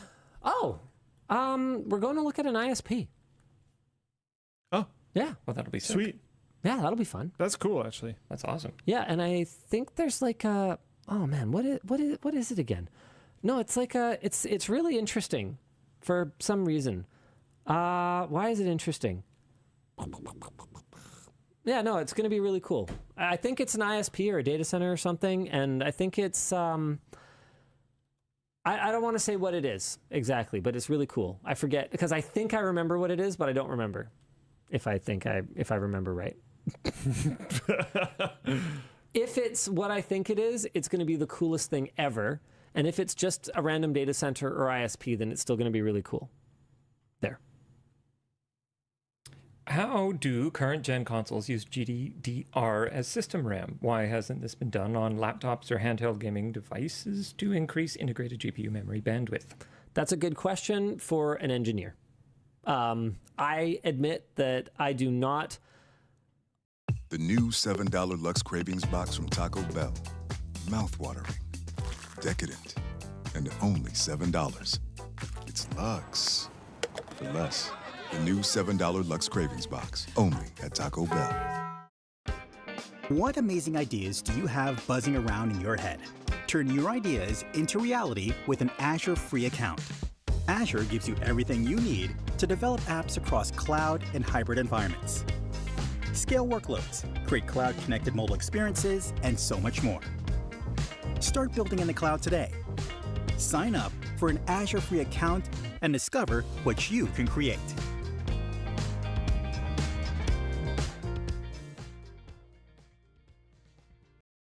I am not familiar enough with the differences between regular DDR and GDDR enough to tell you why it works fine for a console and why it doesn't work fine for a computer. My understanding, and there have been computers that do use GDDR memory. There was that weird, I forget the brand, but that weird like China-only console PC that did use GDDR. We've also seen like these bizarre like Frankenstein console boards that you can like install Windows on and stuff, and they are definitely using GDDR. My understanding is it just comes down to that DDR has better latency, which is better for running an operating system, and GDDR has better bandwidth, which is better for graphics, where throughput is the most important thing. And these console operating systems are optimized so that they don't have as many sort of random processes running, so there's not as much of a hit from having higher latency. But beyond that, I couldn't tell you. And I have to admit, I don't really understand why, as we make our way into DDR6X, why the latency might not be good enough to use as your system memory as well. I mean, Apple is clearly using shared system memory, although in that case, are they using HBM? I actually can't remember off the top of my head right now. M3 Mac memory type. No, I think it's just, is it DDR? Blah. Why can't I remember right now? Help me. LP DDR5X. Yeah, okay. So it's not GDDR. So Apple clearly uses regular DDR as GPU memory, and consoles clearly use GDDR as system memory. Ask the engineers. Trying again, since we ran out of time last week. What is one regulation in your industry that you'd like to change or remove? And maybe one that you would like to add? In my industry, a regulation that I'd like to change or remove. I hate zoning regulations. I think they suck. I think that if you are, building something tasteful and safe and I don't think all zoning sucks. Mixed residential business. Yeah, but I don't necessarily want highly polluting factories in residential areas. Yeah, for sure. No, not all zoning sucks. There's value to zoning, but most zoning, on the other hand. Yeah. Terrible. Downer. Okay. I think the one that I would want to get rid of is I don't remember what it is, but there's some type of claim or something that you can put on a YouTube video where you end up getting people's personally identifiable information. Really? If you want to fight it. Oh. Yeah. That's pretty gross. Yeah, it's a problem. I think some VTuber was going through this recently or something, where people are putting some form of claim against their account because if they want to fight that claim, they have to give them their information, and they don't want to be publicly identifiable. So they can't fight the claim. The whole reason why they're a VTuber, so they can't fight the claim. That's super icky. Yeah, it's gross. I mean, even for us, you don't necessarily want to give them personal information. Iron Mouse and fake copyright claim to get personal info. Yeah. Some article I was reading the other day. Yeah, it's gross. Don't do that. Be cool. Yeah, that's junky. John Villastuck from Prairie. Does your interaction or relationship with Taryn change after hiring him? If Taryn's no longer working with LMG, where will you find a new CEO? Who will you trust for such a position? No, I don't think that our relationship has changed much. We do periodic check-ins where I'm just like, hey, how you doing? More often. Sorry? You talk more often. Yeah, we talk more. But I wouldn't say that the way we interact changes or has changed. He's still extremely brutally honest with me. I'm still extremely brutally honest with him. He made an offhand comment.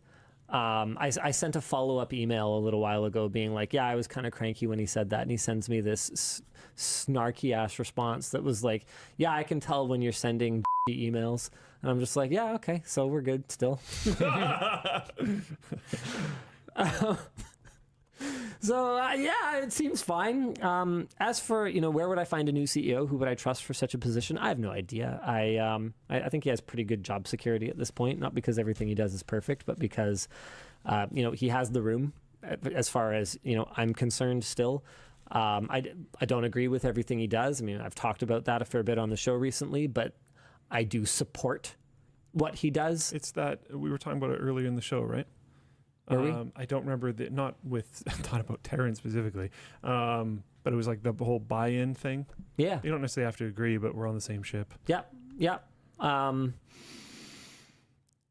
Who would I trust? I mean, if he resigned, I'd probably have to step in until such time as we could find someone else. And I have no idea what that process would even look like. I have no experience hiring CEOs. Other than just oh yeah, this guy was able to deal with my bullshit once. He should probably be able to do it again. That was the process last time. Yeah, I know. As an entrepreneur, as a creator, I'm 24/7 on the go all the time. Shopify makes it very easy to be connected with my store. My name is Chef Jamoke Jackson, aka Mr. Foodtastic. It's literally took me a day to get up and running. I can take a picture, write a description, upload it, and I can have our new product in the store in under 5 minutes. Start your online store today, powered by Shopify.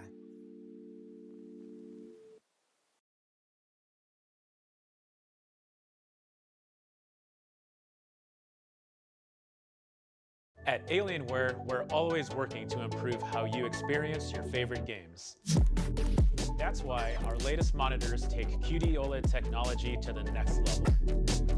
The AW3225QF is the world's first 4K QD OLED gaming monitor, and the AW2725DF is the world's fastest QD OLED gaming monitor.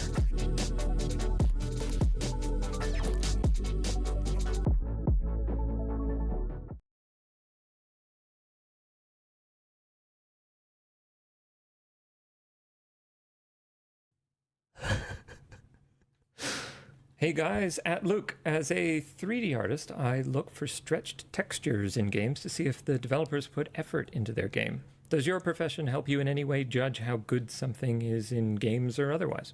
Dude, I have such a hard time enjoying certain forms of media now, especially YouTube. Because Interesting, yeah. when I see something that is meant to look like a casual conversation between people, Oh, drives me nuts, dude. but I can tell that it was filmed from 4 different angles on 3 different days. Not gonna lie, I get this with you guys sometimes. We don't try to hide it, dude. That might be why. Yeah. We don't try to hide it. For a long time there, I don't even know if I could define the era, but you were making videos in a way that I think you didn't want to or something. I don't know how I'd even define it. And I could tell, and I don't think like almost anyone else could tell, but I could tell, and it honestly made them unwatchable. I couldn't watch any of it because I was just like, I know for a fact he doesn't want to do this. And that just, I don't know, that threw me off. I don't even remember.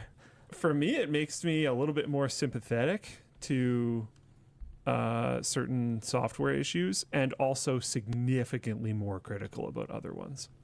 Because when like you know how little work it was. Yeah. To or like, I know do that it was better. a decision. Right. Yeah. And that'll drive me nuts too. Sure. Or I'll be able to tell, you know, like somebody just felt like not doing it, so they convinced someone else on the team or something that it like wasn't possible or whatever, and it's just like, oh. I think part of what ruins stuff for me is the people that I'm surrounded with, like Brandon Lee, who used to work here as a camera op, editor before that, mostly camera guy. So, you know, we're having like a cinematography discussion, right? And then it kind of shifts into like, there's, you know, and he's telling me like, look, like as a cinematographer, there's certain types of formats I just can't watch. And I was like, well, what do you mean? He's like, sitcoms. I'm like, what? Why can't you watch a sitcom? Like, who cares? They make funny joke. Guy walks in room, everyone laughs, you know, like all the tropes, right? And he's like, the laugh track, actually, you know, on that side, anything with a laugh track, I can't watch it. And then he has me watch this this edit of The Big Bang Theory without the laugh track. It's so rough, dude. And that was a show that at least the first few seasons I thought were pretty funny. It was pretty light entertainment for me. Like it was the kind of thing that I would watch while like bouncing the baby to sleep. So it wasn't like, you know, my attention was super focused on it, but I enjoyed it. And after that, I couldn't look at it the same. I couldn't enjoy it at all. You know they're all standing there silently. Yeah. Completely. So part of it is just like it's not necessarily working in the industry that ruins something for me, but it's like the professionals that I'm surrounded by and sort of their influence. Yeah, totally ruined. I don't think I've watched a sitcom since then. Yeah. Yeah. I watched an edit of Death Note with all the inner monologues removed. That was awful. Just ridiculous. But yeah, there'll be like, I think, honestly, if anything, it makes me appreciate my developers a lot. Because I'll look at other sites and services, use it, and then be like, ugh. And then look up like, how many developers does this company have? And be like, whoa, okay, we're doing pretty good. Yeah, I don't know. Teams, Microsoft Teams. I always give you a pat on the back when Luke is feeling bad. Helps cheer him up a little bit. Or makes you hate Teams more. I don't know which one it is. Why does it not highlight your box when you are talking in a call? Why are you making everyone go, is my mic working? You should be able to tell, because it should highlight just like it does for everyone else. That is the worst feature decision in the world. Why can't I schedule a message to a group chat that I just created? Why can't I do that? Why is that a limitation? Why does that possibly exist?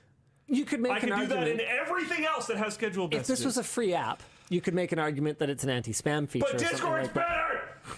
But Teams is a paid app. Teams for the Workplace is a paid app. Nobody is joining an organization to create groups and spam it. If they are, then that organization has some shit to figure out. As I regain control, I would like to reiterate that Microsoft, if you have any interest, I would be very happy to consult on making Teams better. I will do it for free. I might no have problem. an in on that. I'll see what I can We do. might not even keep using Teams. Even if we stop using Teams, in the hopes of making it better for all of the rest of the people in the world that have to use your app, I would love to consult for free on making it better. There are objective and incredibly easy things that you can do that would make it a way better experience for literally everyone. Cool. Nice. Nice. So many people have to use your software. For Luke, imagine you're hired as an AI researcher. Once you sign an NDA, they show you an incredible human-like AGI. Or maybe they're just hazing you. What's the craziest advance you'd believe? What's the craziest advance I would believe? Like craziest level that they had gotten to that had been hidden from the public and I'm now told? Is that what they mean? Yeah, let's go with that. Yeah. I think that's exactly. I think a advancement on what we currently have. I would not believe AGI. I would be. My name is Kirsten Penalosa. Grammarly helps me be a better communicator. I communicate with my direct reports all the time. I write a lot of emails. We communicate over Slack since we're a fully remote company. And I create a lot of content, not only for my team, but also for myself. I have adopted Grammarly completely into my life. I've been using it for everything. Since I'm not English native speaker, I was a little bit struggling, especially in written form. In German, my native language, we use a lot of passive voice, and in English it's suggested not to. Just having Grammarly take that mental energy away or just take that lift off and allow us to just correct it automatically. It's almost like Grammarly and I know each other. It's like my virtual non-human assistant. Without Grammarly, I certainly wouldn't have learned as much as I know now.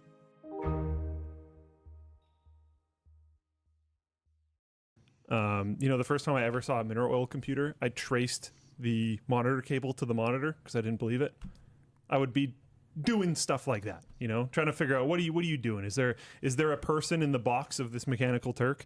But if it was like the tasking thing that they have now, if they had a version of that was just like very unrestrained, didn't have token limits, stuff like that, was able to pull on resources way more heavily, I would believe that. I think the great, I wasn't asked, but I think the best advance that I'd believe is near real-time latency. Because right now that's a huge, I think that's a huge impediment to making these things believable. The tasking one? How long everything takes to respond. Like it makes it's not, okay. Think back to when we were hosting the WAN show remotely during COVID. Oh, I see. Even just the 40 milliseconds of a video call, 50 milliseconds of a video call is enough that our interaction is not natural. Is it fair if it uses some form of like filler, or if it reframes partway through in the same way that humans do. Yeah, I like think what if it does stuff like that? That's the best that I could believe right now, is if they could nail down the latency, but it would still like say weird stuff and hallucinate and stuff. Like I don't think we're close to fixing that. Mm-hmm. I was wondering why all of the underwear are out of stock and say they're not coming back. Does this mean you guys are getting out of the underwear business, or is it something new is coming? We have issues with our supplier yet again. At what point do you become the supplier? We can't. I mean, we can't. We're not a like fabric mill. No isn't an answer, company. Linus. I bet we could make textiles in Linus Town. Chill. Build it. Build it. No, don't do that. No, we don't. It's gonna happen. Sometimes we're having a surprising amount of them at the moment, but like I don't know, it's fine. Thanks, Tynan.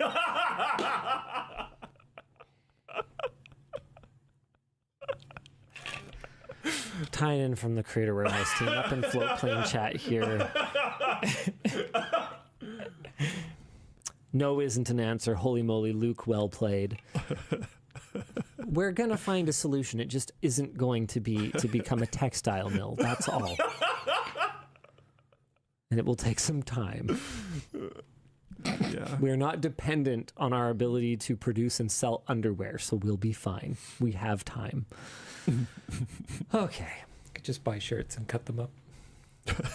The more tall shirts you buy, the better it looks. So turn those into underwear. Yeah, not a bad solution. Not really. a bad solution. Yeah. Okay. Oh man, I even know what the name of the company could be. Butterfly MX is your complete property access control solution, providing a secure, convenient, and affordable way to manage access on the go. Butterfly MX, property access made simple.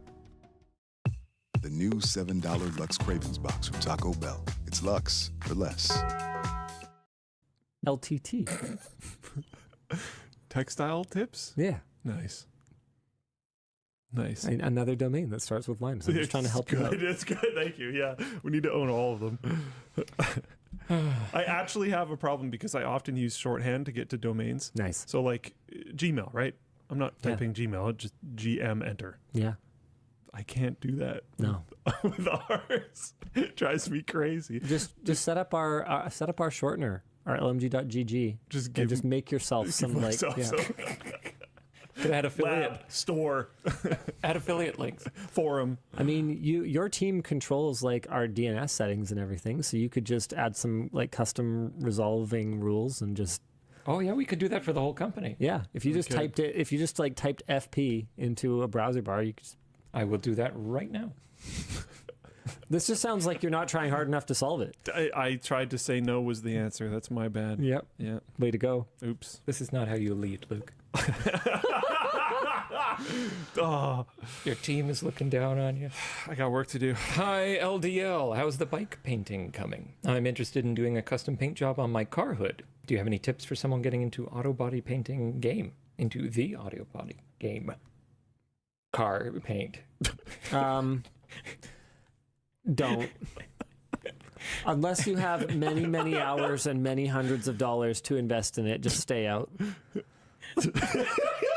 So close. I lost it at the end. I'm sorry. When is the last time you bought your wife flowers, Linus? What? She always tells me that they're not good use of money. Yeah. She is the perfect woman. Lego flowers. She likes the Lego flowers, I think. She does like Lego flowers. Yeah. Last time I bought my wife flowers. I'm trying to think. I bought her something random. She likes O. Henry bars. I got her an O. Henry bar a couple weeks ago. That's what she likes. What did you? No, I wasn't smiling because I thought it was like. Rule number one is actually listen and actually get them what they actually like. That's rule number one. Yeah. I was smiling because it was cute, not because it was bad. Yeah, it's adorable.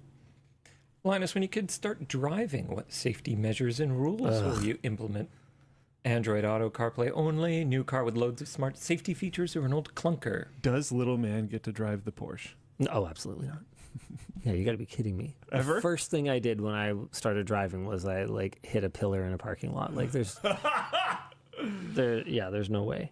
I've never hit anything yet. No, I think if he has a big date, then I don't see why not.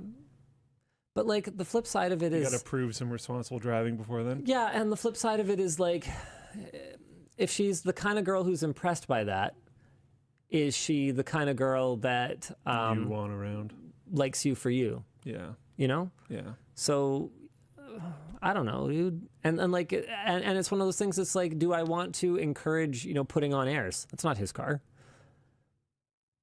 I wouldn't tell him not to rent a nice car to impress a girl, but borrowing your dad's car is not like you haven't actually done anything. Really? You wouldn't? I'm actually surprised. You wouldn't tell him not to rent a nice car to impress a girl. That does not seem like a Linusism, actually. I wouldn't not allow it, I guess. Okay. And it's not up to me anyway. Yeah. Right? Like for sure. And remember, rent a nice car to impress a girl can mean rent a limo for a prom.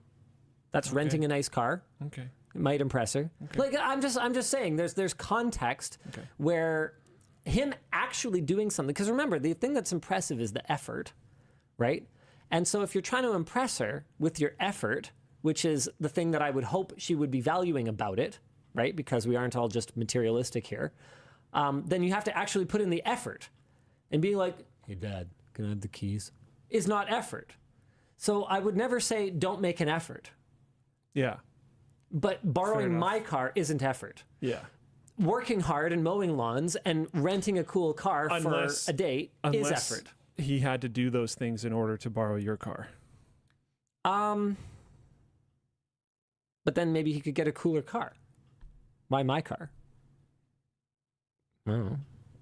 Or maybe, I don't know. It just seems lame. It seems lame. I have so many additional questions I want to ask, but they're information that should not end up on the stream. So I'm going to leave it there. Like how long until this is going to be a thing and stuff like that, which we shouldn't go into. Till what's going to be a thing? He's driving. Oh, I mean, a while. Yeah. Like I would expect him to get his license right when he is of age. That's apparently not a thing anymore. Have you heard about that? That's interesting. I have some pretty strong feelings about that. Yeah. That might not be popular. Oh. I see driving as a fundamental life skill. I see it as being just an important part of being a competent adult. Your insurance gets cheaper the longer you have your license. I was don't have so to drive. scared that we would have differing opinions. Oh, I thought you were going to take driving's not necessary, and I would have just left. And all the goodwill gone. Okay, goodbye. And there's a lot of places in the world where you might never use the skill, or certainly not often. But then just in case you do, your insurance is super cheap. Look, I don't agree with my mother about everything, but when she was convincing me to learn to drive stick. Work directly with T. Rowe Price, and together we can find the right investments to help her potential bloom. That's the power of curiosity. Better questions, better outcomes. T. Rowe Price. Invest with confidence. Listen, we are too grown to let diabetes boss us around. The Freestyle Libre 3 Plus sensor sends your numbers straight to your phone. With the proper steps, you can do diabetes your way. And over time, you can bring down your A1C. The Freestyle Libre 3 Plus sensor helps you live life with diabetes on your terms. This is progress. Try it for free at freestylelibre.us. And I don't necessarily think that most people need to learn stick anymore. There were a lot more stick shift cars back in the early 2000s than there are today. But when she was convincing me that I needed to learn to drive stick, a manual transmission with the shifter, her rationale for it was, you don't know where you're going to be and what the situation's going to be when there's an emergency. If the driver is incapacitated for some reason and we need to get to the hospital now, you need to be able to drive. You need to be able to drive any vehicle, and you need to be ready for it. You don't need to be the most practiced operator of the thing, but you damn well need to know how to do it. And I kind of carried that with me. I agree. I strongly agree. And I think that even if you will probably never drive, you should learn to drive. Yeah, Vertig1 said being able to drive isn't the same thing as having a license. I do agree with that, but I don't think, at least here, getting a license is not that big of a step. And the potential benefits behind it are really big.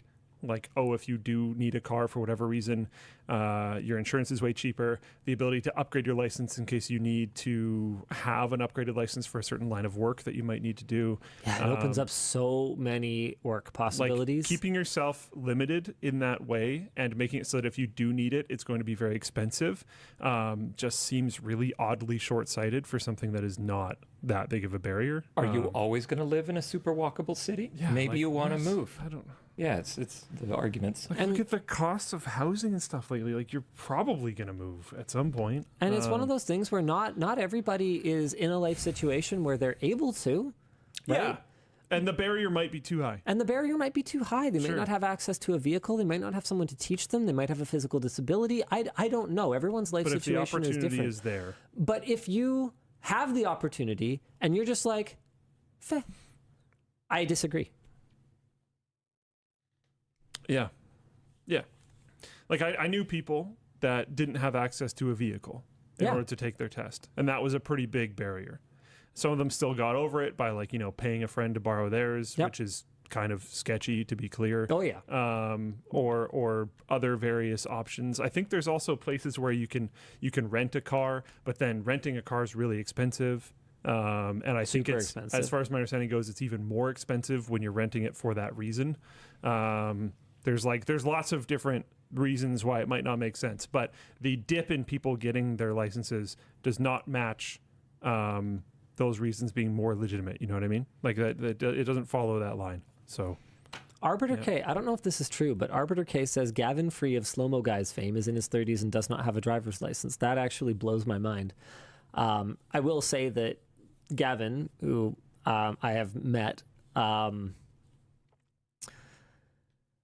is in a life situation where he doesn't need to drive himself anywhere. So that's something. You are not. Just get it. Just get it. Just get it. Oh my goodness. That's I don't know if that's true anyway though. UK licensing it's a very hard test. Oh yeah? We would be put to shame. I mean, that's not too surprising. Hello, Ella. Oh, and sorry. to be clear, there's lots of cities that I wouldn't drive in, even though I do know how to drive. Like there's places I've been that I'm just like, this is terrifying. This is Forget crazy. it. Yep. So there's that as well. Mm-hmm. There's also places where, like, if you have an international driver's license, you're allowed to drive, but like the road laws are so different that you just probably shouldn't. Yeah. I wouldn't even consider driving in like a metropolitan city in like India. Yeah. Wouldn't even begin to consider it. Not even the rules of the road, just the styles of driving are so different. So different. My goodness. Yeah. Hello, LLD. I'm a power sports student who was told to buy a quality ratcheting screwdriver. Power sports? Motorsports. Okay. Yeah. Linus, has there been any consideration towards motorcycle riding when designing any products on the store? I'd say the only one is the backpack, and the only consideration really was that it would fit over like my shoulder pads on my riding jacket, and that the carabiner zipper pulls were, because A, I thought they were kind of cool. I saw them somewhere and I thought they were cool. And B, because I would ride with my rackets, my badminton rackets sticking out of the bag. And so I needed a zipper system that would hold but not come apart. Yeah. But hold but not close completely. Mm-hmm. Yeah. That's about it. Good evening, Daniel, Lucas, and Sebastian. I'm looking to get into swimming as my exercise routine. It's not my name. It is now. Sorry, keep going.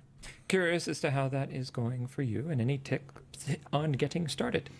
It was great this summer. Like I actually got boobs, and my cardio is way better. I've switched over to Beat Saber now that the weather sucks, and I am looking forward to swimming again next year. Yeah. The only tip I can give you is do it, you coward.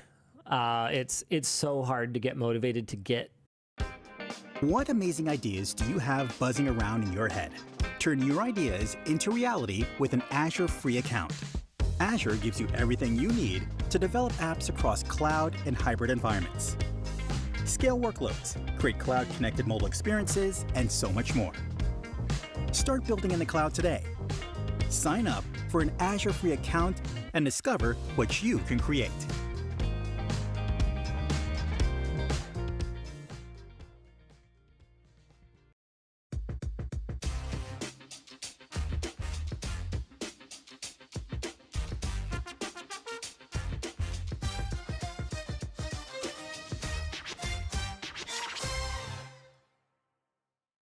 To the pool, even when it's in my backyard, it's still hard to like go get changed and like get in the water. But once you get going, it's it's good. The relatively long drive to my gym sucks.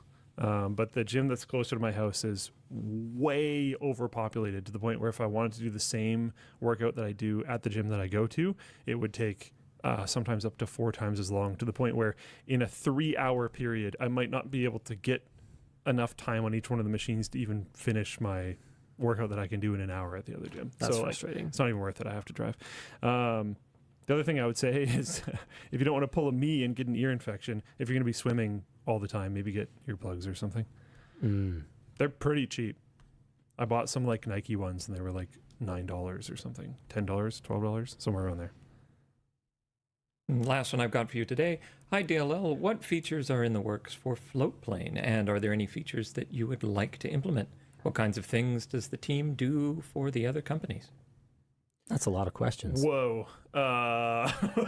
Could you give us a product roadmap and also a business proposal for the quarterly business review for what's your Q5 looking like? Yeah, honestly, each one of those I could make a whole show about. Wow, the roadmap I'm not giving you because I have learned my lesson on that. And if we make any change of decision or do anything whatsoever to alter it, you'll say you won't be mad. People will go freaking nuclear. You'll go ape. We're working on stuff. Yeah, and it's good. Yep, and people are going to be happy. And it is what it is. We don't have the agility or the speed that some notably larger teams have. We don't have feature parity with things like YouTube and Twitch and stuff like that. And that just is what it is. We don't have the developer base. We don't have the armies of developers to do stuff like that. And that's okay. We still have cool things. I think Floatplane is good, and we're going to keep doing good stuff. And it does feel like over time we are trending to getting closer to them, which I find interesting and cool. So it's getting better over time, which is good. So I'll say that. In regards to other things that the team does, that has slowly shifted into more dedicated positions than it originally was. So you have people like Conrad doing things for LTD Store. Technically, the Floatplane team encompasses the Labs web team. So the Labs website is technically on the Floatplane team. Did we ever talk about the changes to I don't even think you've LTC seen Labs them all. on the show? I don't even think you've seen them all. Them all? Have you seen them all? When's the last time you used the site? When I saw us tweet about it. Tweet about what? About the new layout and stuff. Oh, have you seen the page layout though? Not this. Have you seen the layout changes to the actual product pages? Have you seen this? Yeah. Where it like animates the hardware notes thing on the left hand side and stuff? Yeah. See when it loads the next thing? It's like, Yeah. I came on when we tweeted about it. I found out about it in a tweet, which is hilarious. To be honest, I didn't even know we tweeted about it. Oh, yeah. Okay. Yeah. They were like, hey, come check out the I think it's awesome. I think it looks great. I think it's really awesome. Looks super pro. Yeah. I will yet again not publicly say the roadmap, but there is something that we're looking into working on right now, which I think people will like a lot, and it's in the spirit of some of the redesigns that we've done to the front page and the product pages. And honestly, I think it's really sharp. I think some of the work that's been done there has been really, really good. Oops, I clicked the wrong link. The right diaper for your wild child is the one they can't take off. Only Pampers Cruisers 360 has a stretchy waistband, so tiny hands can't take it off. For up to 100% leak-proof fit. Pampers Cruisers 360, the baby-proof diaper. I want an ab. Every reason is the right reason to Orange Theory. Book your free class today. Are we fans of fanless power supplies? This was actually pretty cool. They looked Some of at the articles we've been doing are awesome. They looked at thermals and efficiency. The answer, unless you're a liar or stupid, is almost always. Pretty much always gonna be it depends. It depends. So then you got to read the rest of the. You got to read the rest of the thing. Yeah. Yeah, I really like the aesthetic direction that we're taking with the lab site right now. I think the changes that were done to the sections of the product pages, even it might not seem that important, but even like this, I'm gonna bring up so where it says hardware notes here, it's gonna seem really small, but just when you scroll down, having it do that makes the page feel a lot more nicer, dynamic, in my opinion. Yeah. So as you're going through, we used to have all the sections automatically minimized. They don't do that anymore, which I think is better. It has that little animation thing, so the page kind of feels alive. I really, really like Dan's whole concept here by having other Dan. Yes, by having all of the like picture and stat information on the right and the write-up stuff on the left, so it feels like. And the write-up stays with you as you're scrolling through the stat information. So it's just, I don't know, the flow just feels really good. I really like how the site feels right now. I think it's great. There's still work to be done. We need to work on stuff like the comparison bin, stuff like that. But yeah, it's really coming into its own, in my opinion. So you're still interim head of labs, right? Sure. Are you applying for the job or like? Am I applying for the job? I don't know. I'm not applying for the. I don't audition. I just work here. Don't audition. You take me All or right. you don't, brother. We'll see you again next week. Same bad time, same bad channel. Bye. Don't audition.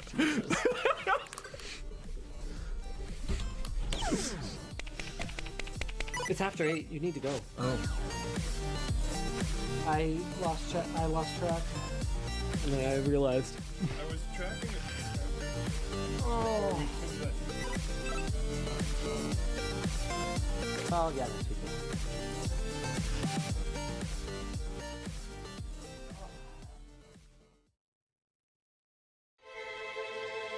When you live with diabetes, progress is having your coffee like you like it, without an audience.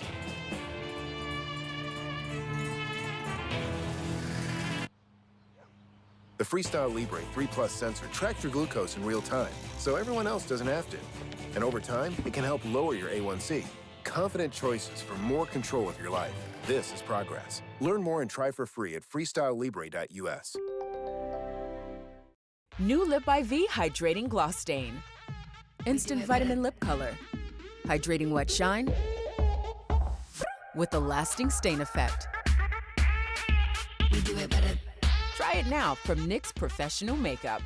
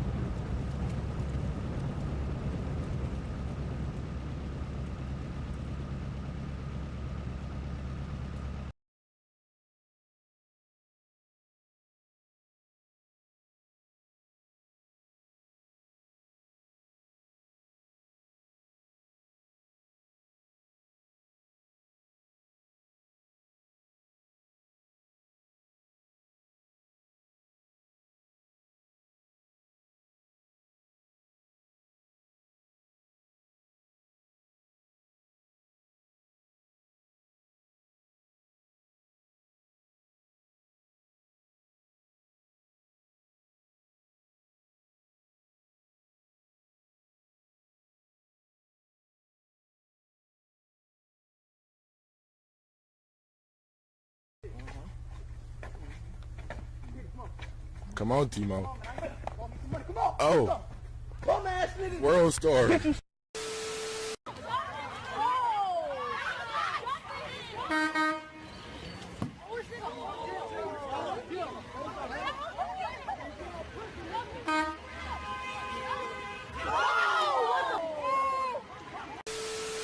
sure he's gonna knock him, nigga. Like, Mason, don't. Mason, don't. do it. It's not even hit. Mason, don't. Mason, everyone knows you're gonna lose.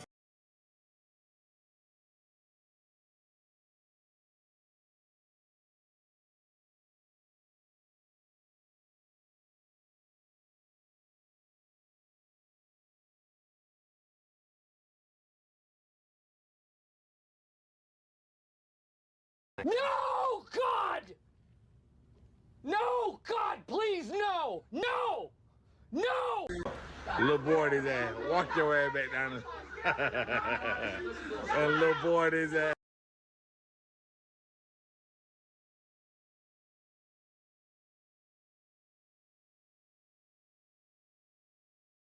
There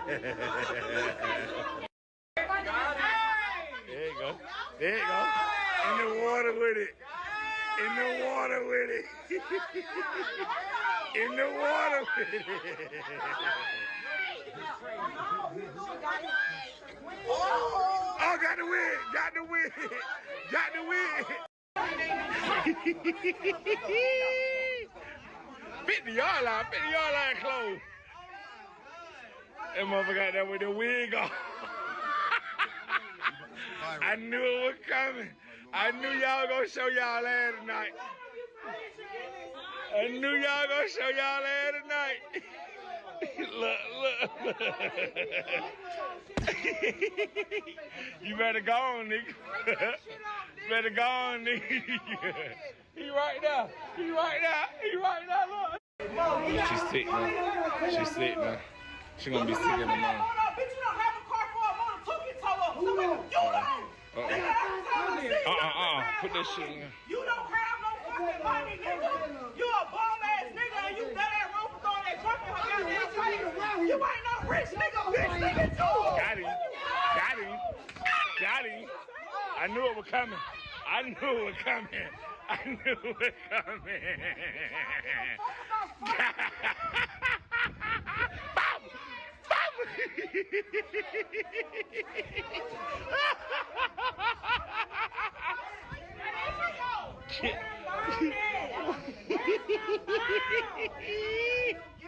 Get him on me.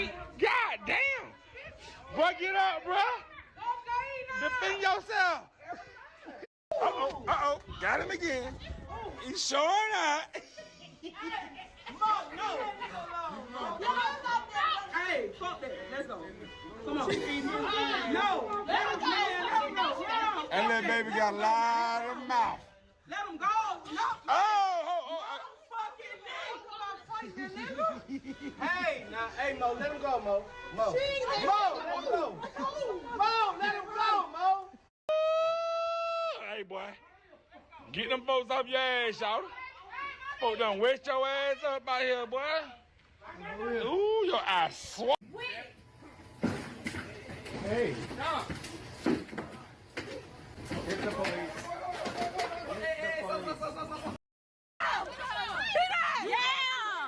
No, God!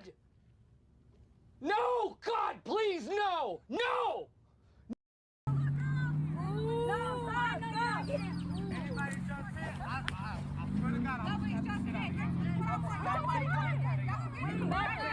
Oh, shit! Get her, Noah. Get her, Raina. Get her, Raina. Let's go, Raina! Oh, shit. What? I'm not playing. I will slap the fuck out of y'all. Raina, let's go!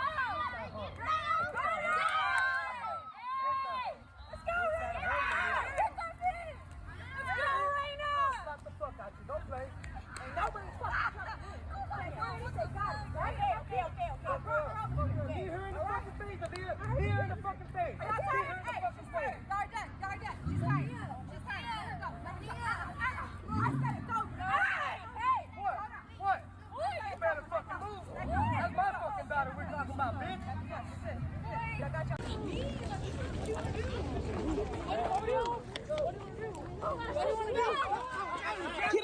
Get it, Ashley.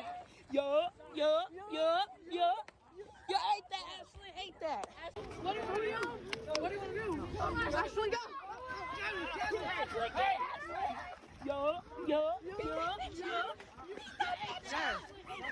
Jazz, go. The cops are being cleared. She won't get off this area. Boy, let go. Yo, let the fuck go. Let go. Mac. Girl, you should back up. No, just finish, bro. Let him finish. Okay. No, this is crazy. Fair one, mate. Bro. No, she's bleeding. Chill. She's bleeding. Get off me. Get off me.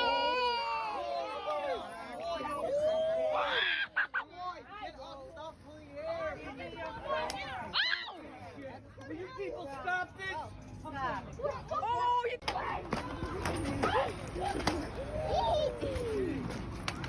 Oh,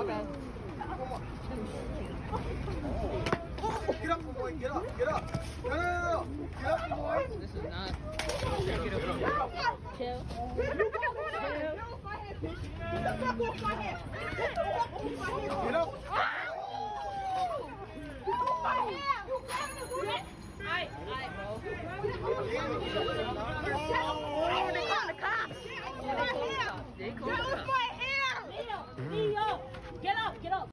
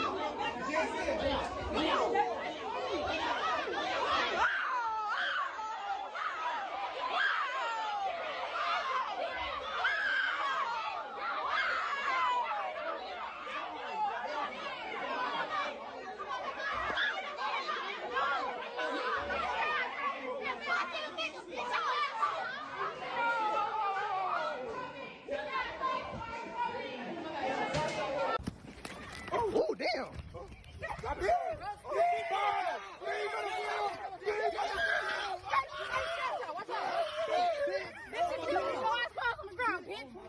You done? No, you're done. You done. You done.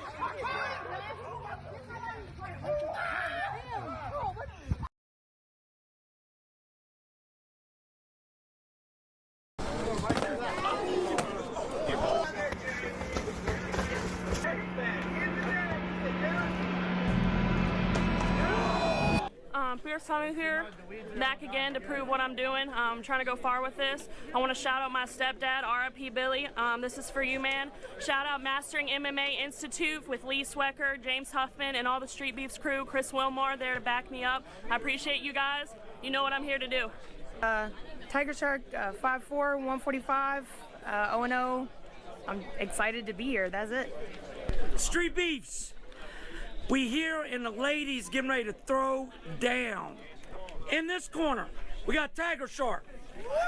She's 0-0 in Satan's backyard. And in this corner, we got Fierce Honey. 2-1. 2-1 in Satan's backyard. Be safe, ladies. Fight hard. Y'all want to come to the middle, touch gloves? Touch gloves. Conduct yourselves as women at all times. Protect yourselves at all times. Step back. Mouthpiece. Mouthpiece. Round 1. Let's work.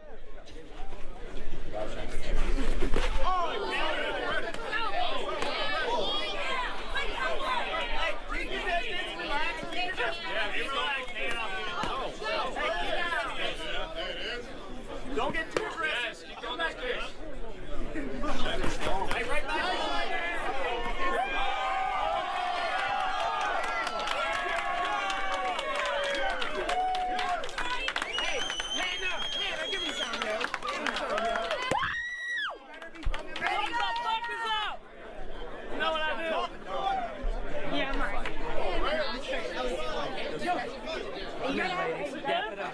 Yeah, dap it up. Yeah, you too. Good fight. Good fight, ladies. Raise your hand. Good job, ladies. All right, let's go. Tyback Johnson, fighting out of Bilton, Virginia. Let's get it. The Barbarian, fighting out of Baltimore, Maryland. Shout out to my recruiter, Sergeant Green, Westminster, Maryland. Street Beefs. Let me get to this before I forget a name. In this corner, we got Tyree Tybeck Johnson. He's 1-0 in Satan's backyard. And in this corner, we got the Barbarian. He's 0-0 in Satan's backyard. Be safe, fellas. Fight on. All right, fighters, to the center. Touch gloves if you like. Listen to my instructions. Go back to your corner. Time. You good? Okay, we good? All right, Street Beef. Ready? Ready? Bank down, baby. Let's go.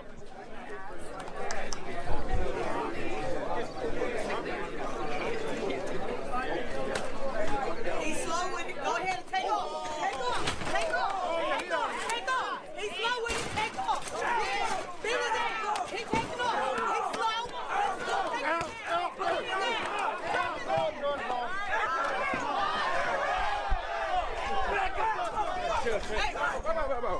Chill, bro. It's over. It's over, baby. It's over.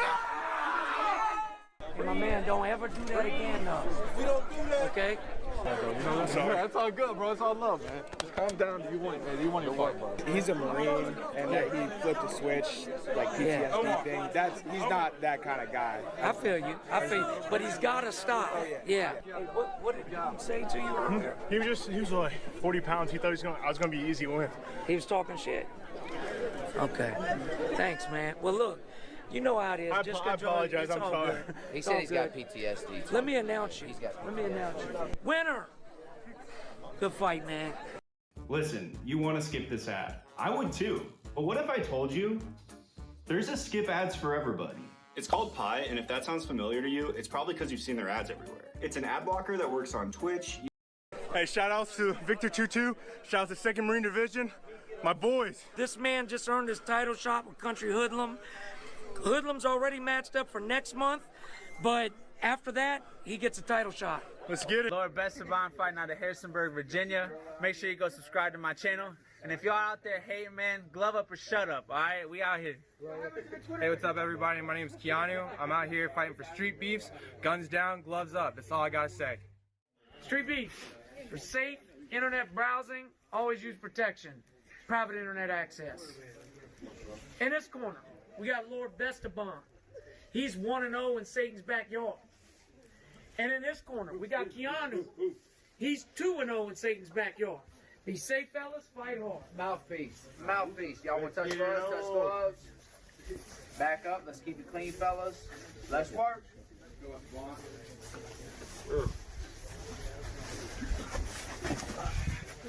It's over at the bottom. Yeah, get there. Let's move, boy. Go. You have him back. You have him There back. you go. Oh. I'm trying to figure out. You have him back. Put him there. There you go. Stay on the outside. Let him come to you. Play where you're comfortable. There you go. There you go. There There you go. He's there. There you go. Don't stop. Don't stop. Go back at him. Yes, nice and easy, Esteban. Nice and easy. Work, bro. Oh, okay. That was really good. There you go. There you go. Push him back. Keep pushing him back.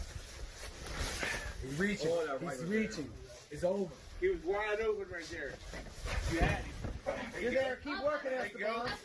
When you get close, work in there. Jab better, Bob. Work in there. Got him back down. You Go go at him. Esteban. You just join it. What are you doing? Go You're not at throwing him. no punches. There you go. Esteban. Yeah, Right, go. go at him. The body. Turn his back Keep to right the there wall. all day. Go. Punch in there. Get in there. Go, There you go. Get in there.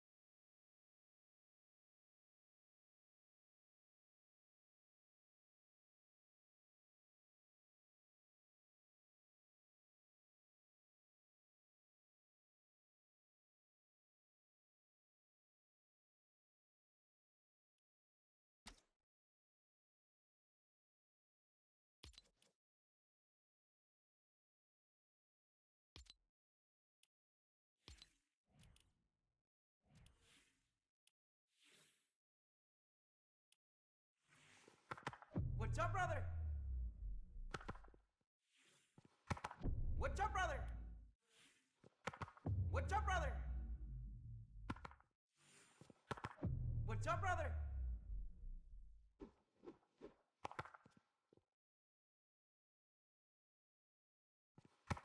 What's up, brother?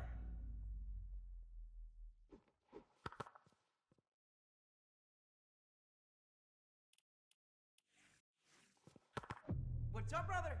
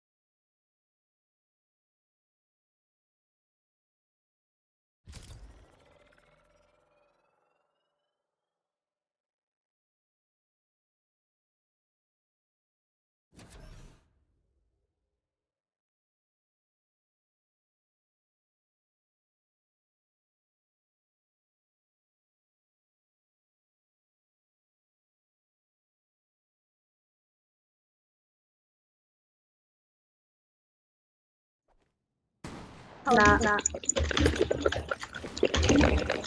This is me. Who's this? Who is this? Oh, yeah, that one kid. Yeah, the Russian name.